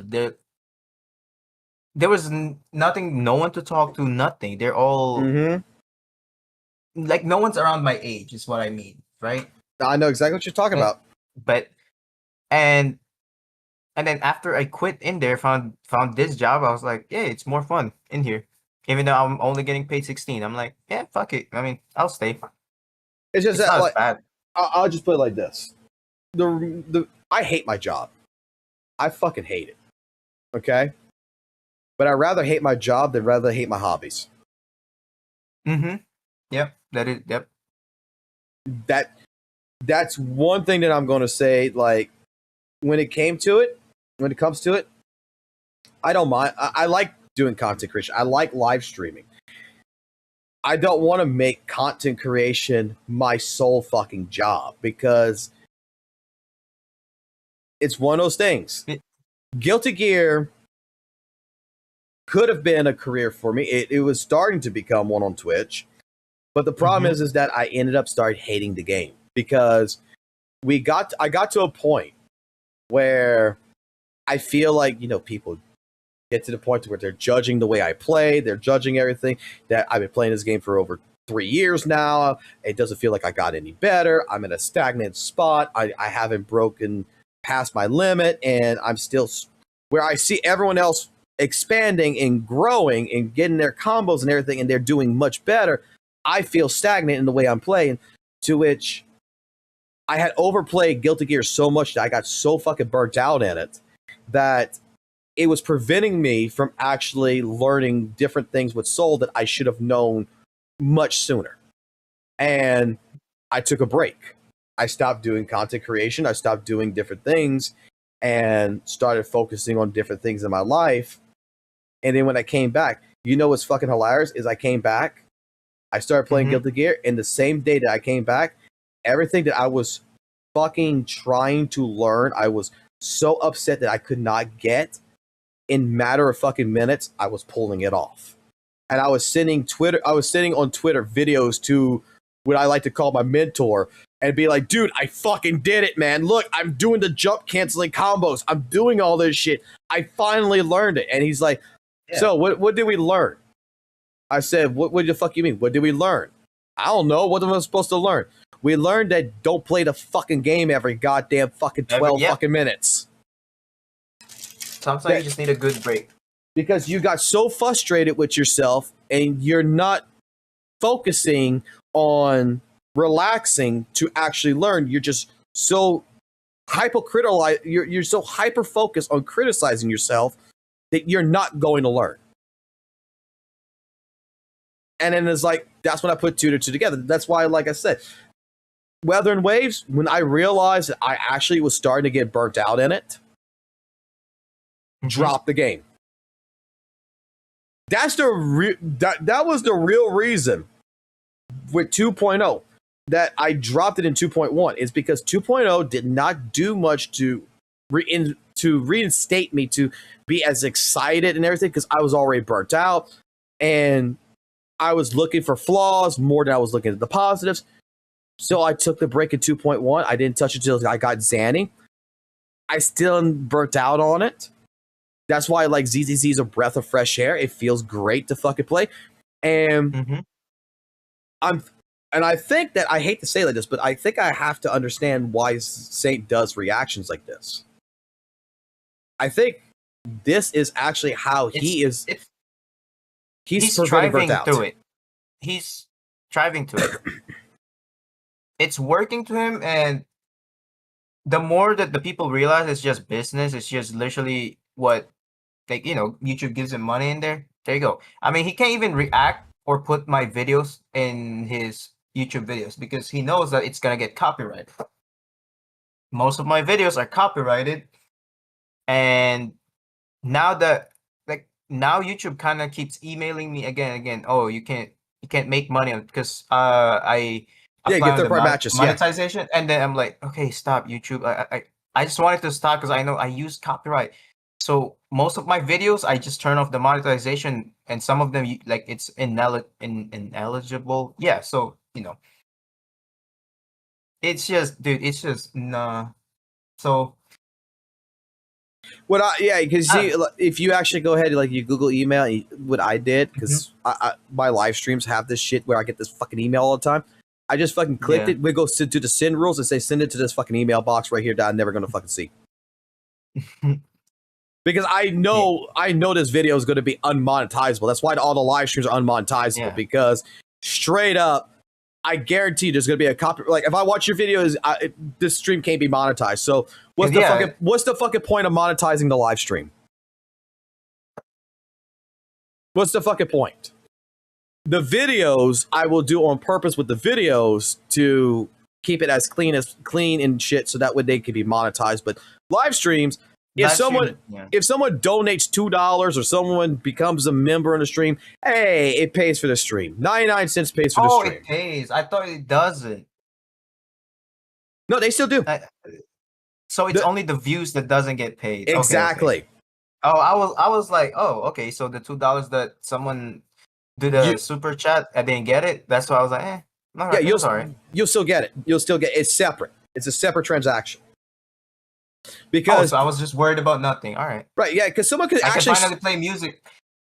Oh yeah, you're fine. You're fine to play music. You can leave the complete stream unmonetized, and you can play all the copyright music you want. Everything else, you could. I would say you could watch a fucking movie, but in TikTok they do. You don't get punished. Well, some people will report you and that might get you banned, but only for like 5 minutes, something like that, because that happens to me. But people are just people literally just watching movies in there, and then they don't get anything. They don't get punished by that. Because in TikTok, I think your live stream doesn't get saved, like the VODs or anything. It doesn't get saved at all. However, you can still edit it. I'll tell you like this: you want to watch a movie with your community, get a Kick account because Kick does not do shit with that shit. They actually got a category for it, and everybody abuses it. I forgot about Kick. Kick. I've actually watched fucking so many damn movies from someone live streaming it.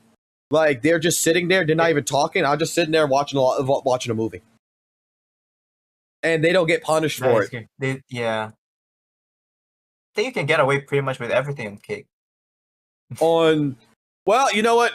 I'll put it like this: I get 15K subscribers. I will fucking open up a Kick stream. I will open a Kick, and we're gonna test that theory.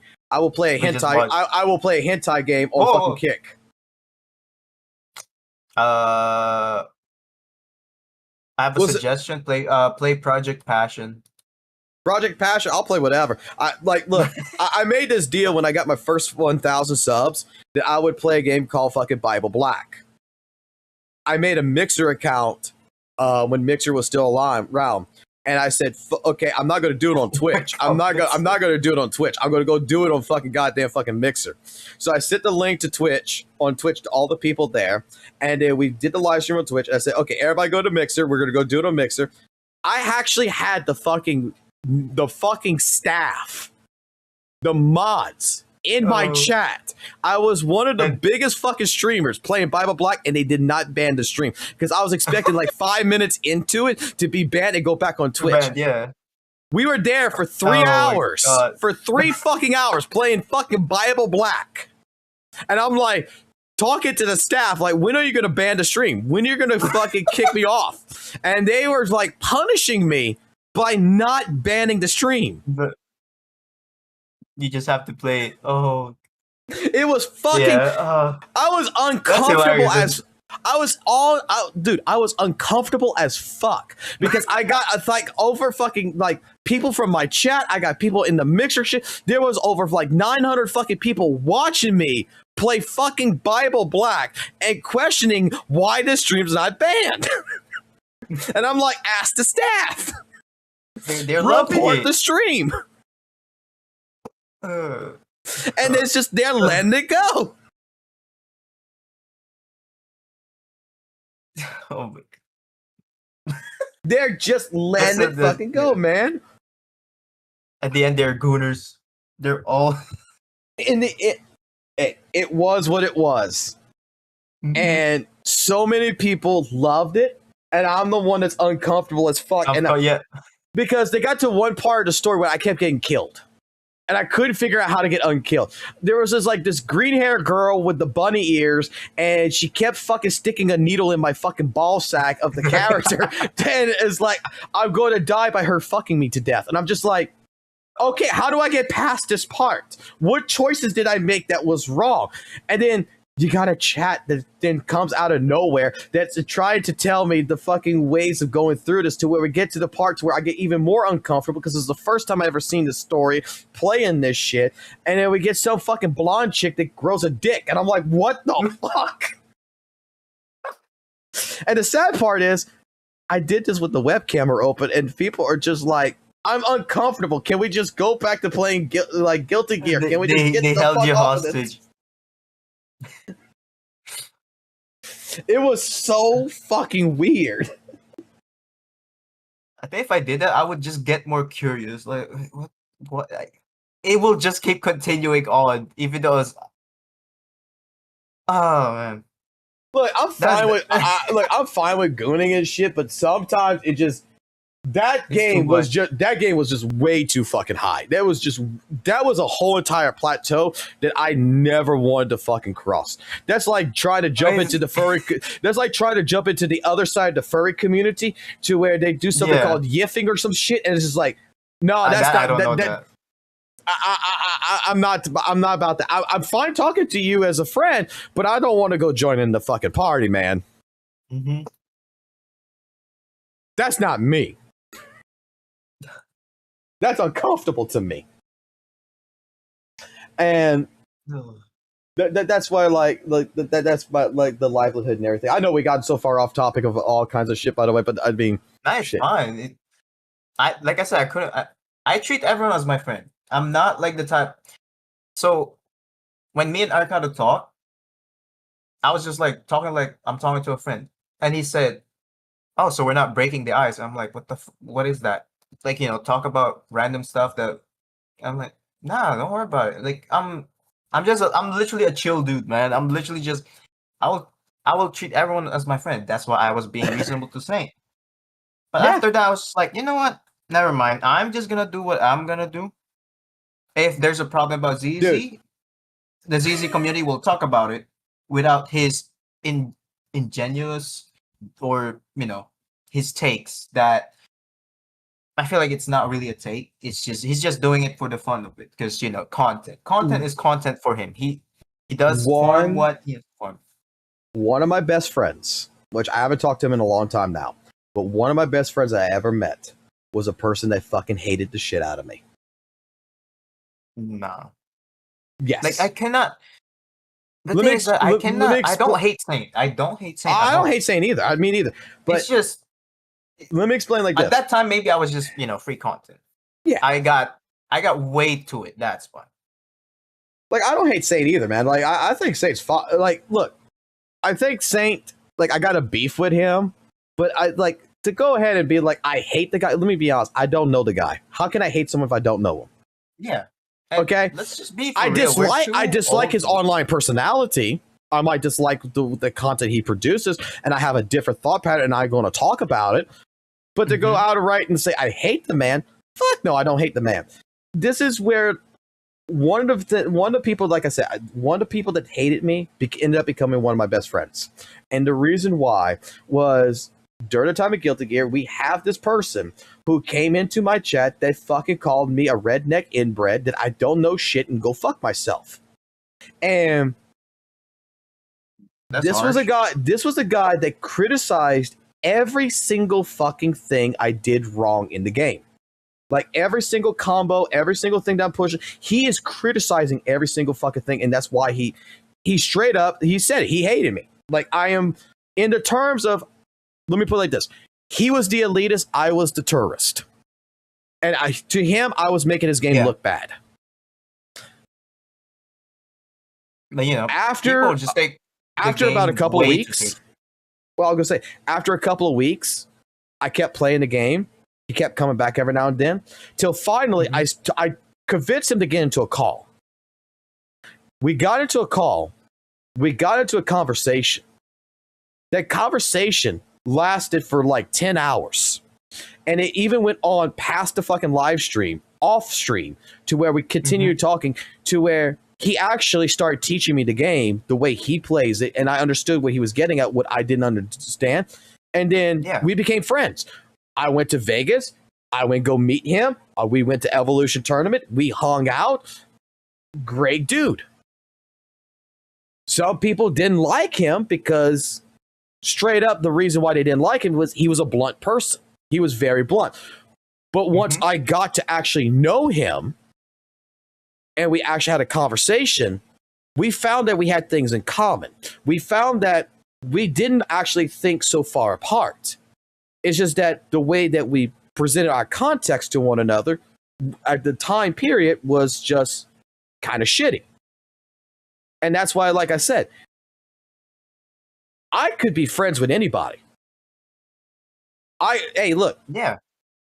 It just takes time to get to that point, and it takes two people to be reasonable enough to actually get to that conversational point. Yeah, I think we get to. I mean, sometimes I always just think like we're just too old for, just hating. It's just like it's being more matured, in a way. Because it's kind of just like childish if you just instantly hate the person and not trying to hear them out or like try to, like you said, talk. And stuff like that, because you will see that you guys will have like you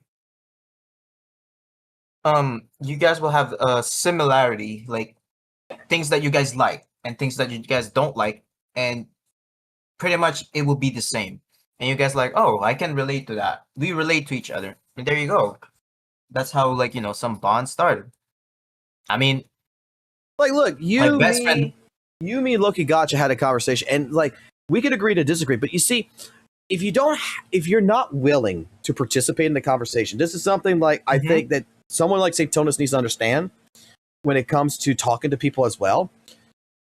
Sometimes you have to take your opinion, suck up your pride. I hate to say it this way, suck up your pride, listen to the other side, and let them express it. Let them express their opinion, because sometimes, okay, and I'm going to say a good 5 out of 10 times, someone can actually make you see the point that you never saw. And then you can realize, like, you know what? You're actually not wrong. Like, okay, Joshua was his video, this live stream when he's talking about ALG. He gives a point in here that I never thought of. I never thought about this. And I think I'll express what it is. He's talking about, like, how the HP inflation, ALG made the statement that HP inflation is outpacing the average of characters. Average characters. Right? I gotta watch that, but yeah. Joshua brought up a good point that I never thought of, which is the characters themselves, yes, they're being outpaced by HP inflation, but the resources that's provided to the players is also being inflated. That's the reason that is something that people are tunnel vision on, because you're doom posting, you're worried, you're concerned about the HP inflation so much that you don't recognize that in the game that Siege W engine can go to, like, for Anton, you give it to Anton, you change his disk drives to the better disk drives, you just upgraded a 1.0 character that should be able to clear D8. That the resources... No, he still clears. One thing that I want the devs need to, like, if I'm the game developer, remove all the garbage buff for Deadly Assault. Yeah, I agree. And, it just sucks because the buff right now is either like, hey, you have seed, good job. You don't have seed, fuck you. Here you go. Well, that buff's always going to be there. I'm going to be honest with you. The first buff, like, I know the shield, but the second and the third one. Oh yeah. The second, it doesn't help any anomaly character if they're not physical, and I'm like, why? Just make it like give anomaly mastery, this and that helps all anomaly characters. And then the third one, it does help attack, but it's not enough towards like against the priest, because the increase on priest was really noticeable though. I was like, wait, am I tripping or what? But they didn't have to do that in my opinion. They didn't have to, or they do, but it's kind of like a little too much. But correct me if I'm wrong here, Rezi. Correct me if I'm wrong. It was a couple of DAs ago, about maybe a month or so ago, that I know that on my Discord that people were pissed the fuck off in that DA because the buffs themselves, like it was either the beginning of 2.0 or 2.1, to where the buffs had the same situation where the buffs were shit. I think it was 2.0. Yeah, it was really the buffs was it's shit. It was lackluster. Yeah, that it was like if I'm correct, it really was 2.0 when Yish won.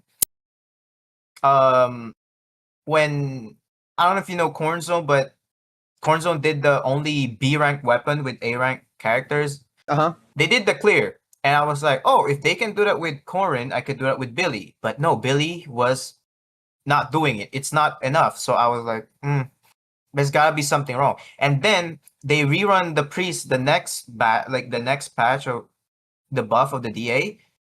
I was able to do it because the buffs was too good compared to the last one. And I was like, oh, so it was just the buff that this character was able to do while mine couldn't. It was literally just like the boss. They need to think that, is this going to help or no? Like one thing I would say that they need to. I don't know if the devs are hiring people. Hey, try this game, this and that. They're, beta testing. But they need to not just hire people who actually just play the game. They need to like not hire, but let them test people who's actually casual. They're good at the game, and then the pros. You know what I mean? So that everyone like they can see like, oh, this might be a problem. This might not be. So there was that. Like I'm looking. I'm gonna. I always go to sorry, but I always like put my my like I'm starting to think like I'm the developer.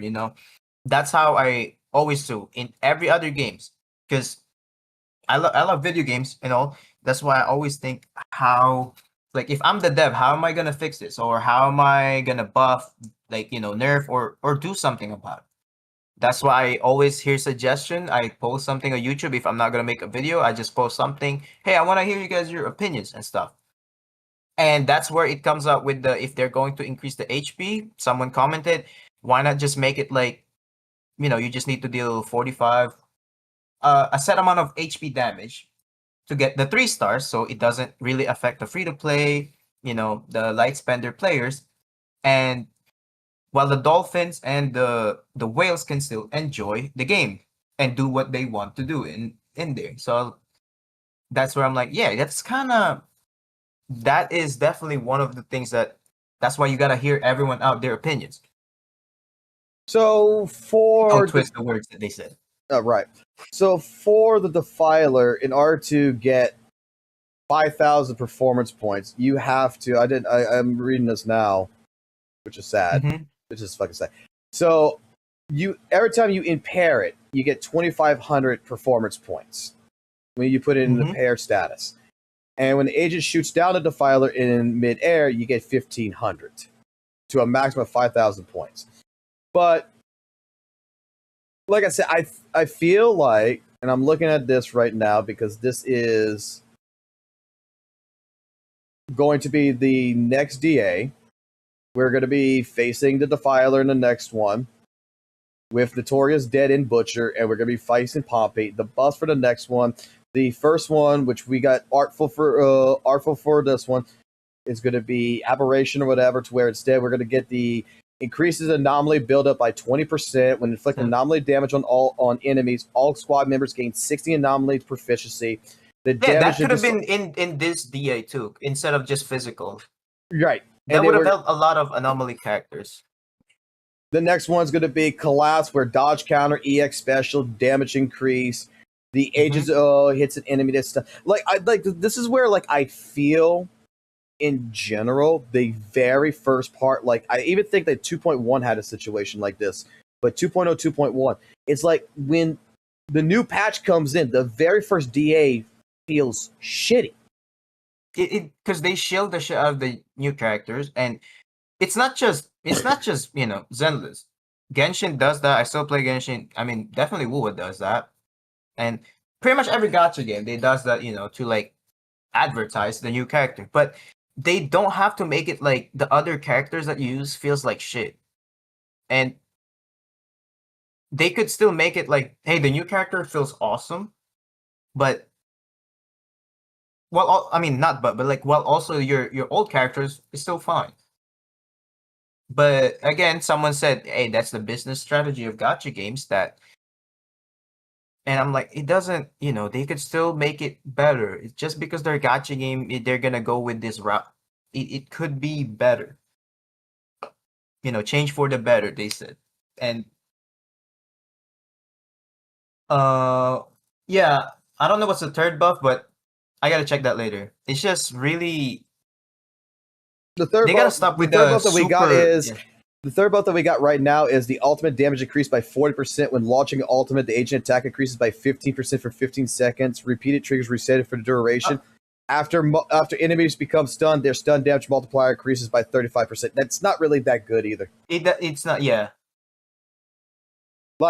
I gotta launch an ultimate to get my agent's attack to increase by 15%. Yeah, but then you gotta build up the decibels, and most of the time, attack agents or most of the agents they pour out all their ult at the stun. I don't know who the fuck created thought they were cooking.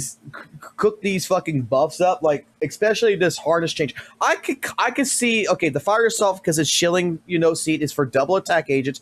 That's fine because some people are excited. That's going to work out. The artful one that they have with the agent increases by damage increased by 20%, physical damage anomaly. This right here is fine, but when you get to after inflicting an attribute anomaly on the enemy, the enemy's defense increases by 10%. For 10 seconds. After inflicting disorder, the enemy's defense further decreases by 25%. Each effect's duration refreshes individually. It's not bad, but it's for physical damage. Like, yeah, why can't it be right? Like any of these, it could have been fine, but we're gonna get them in the next DA run, and you know what's gonna be set? Everyone who is right now upset, that's concerned. I've already checked the next DAs. They're, to me, the next set of DAs. The next DA looks better. They all look much better than what it is. Now, not until we get to fucking goddamn 2.3. Well, the 2.3. HP one. The 2.3, no. When I saw that, I hope they don't follow that. Or maybe they're trying to, I don't know. I have this hope where I'm hoping that they're gonna buff all A rank agents in a way, and I'm like, that's not gonna happen. They're not gonna buff A rank characters. There's no way. Let me put it this way. Right now, looking at Hashin right here, right? Like looking at this website right here that shows the next DAs that is set up for 919, 1003 to all the way to 10. This is guaranteed. This is not changing. I don't think this is not changing. The beta, what they're testing out currently in the beta server right now, there's a high chance that will change either low or high. That is up to the people right now in the content server that's giving feedback, what their feeling is. We have to rely on what's going on there because maybe there is something cooking that we don't know. Yeah, that's what in one of my posts I said the devs need to communicate, at least like make a video or something. It's just 1 minute video, 2 minute video saying I'm going to technically spoil it. Like I'm going to technically spoil 1 to 2.3 because the problem is that here we don't even know what the third buff is, but we got 2 buffs right here, which the fiery assault with the electric comes back, but they have transformation charge. So ether anomaly build-up rate and physical anomaly build rate goes up by 25%. We're going to get the one for Shifu, in a sense. We're getting anomaly here. When triggering the attribute anomaly, defense reduced by 10.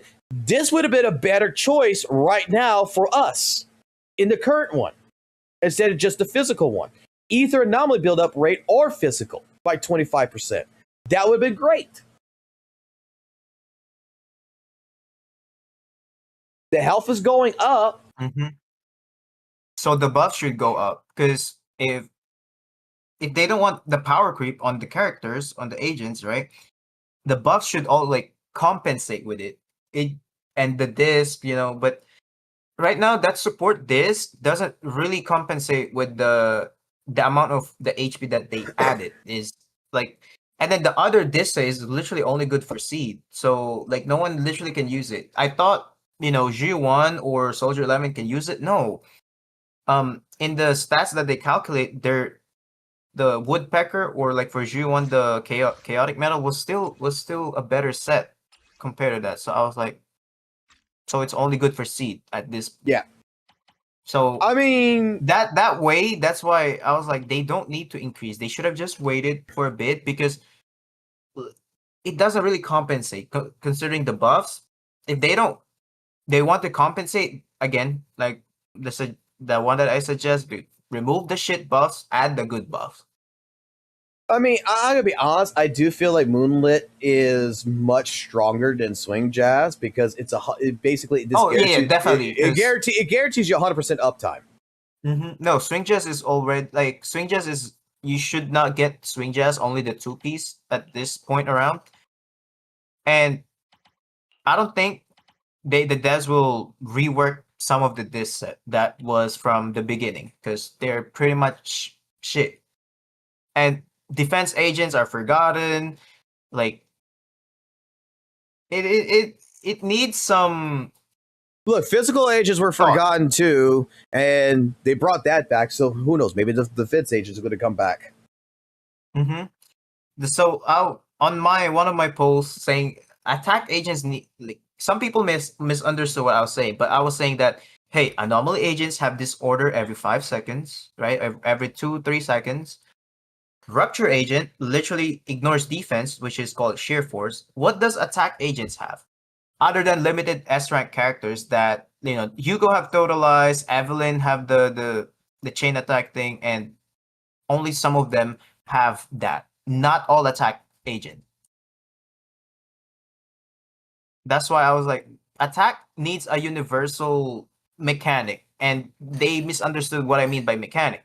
Because right now, attack agent needs to be like, oh, you need to stun the boss, the enemy, and boom, you pour out all the damage. And if you really think about it, Rupture agent can do that while also dealing damage without enemies being stunned. Anomaly agents can do that. The same thing as Rupture agent, they can do damage without the enemies getting stunned. So now when the boss or enemy gets stunned, they just deal twice the damage that they did. Now, attack agents doesn't do that. They don't deal as much damage when the boss or enemies are stunned. Only on the stun part. That's where they can pull up the damage part. So it's kind of like, it kind of left out. Well, I'm gonna put it as like this: is that there's a lot of improvements.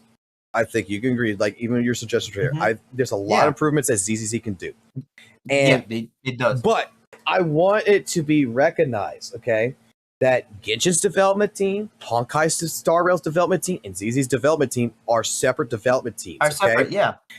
They're just in one company called WUWA. Right, and here's the thing: so far, there has been already, since I started 1.7, a few misses, like with DA and Shiyu defense, that the ZZ's devs have done. There has been some misses. The thing about it is that there's more of a cause of alarm for a game like Honkai Star Rail with its track record because of how old it's been and exactly what's been going on. There's more of a cause and alarm inside of Genshin, what's going on there. ZZZ, I feel out of the three, the devs actually pay more attention and care more about fan feedback than the other two does. So even in this case scenario where people are bitching right now about this DA, mostly the biggest problem about this DA right now is the buffs. That's the biggest issue.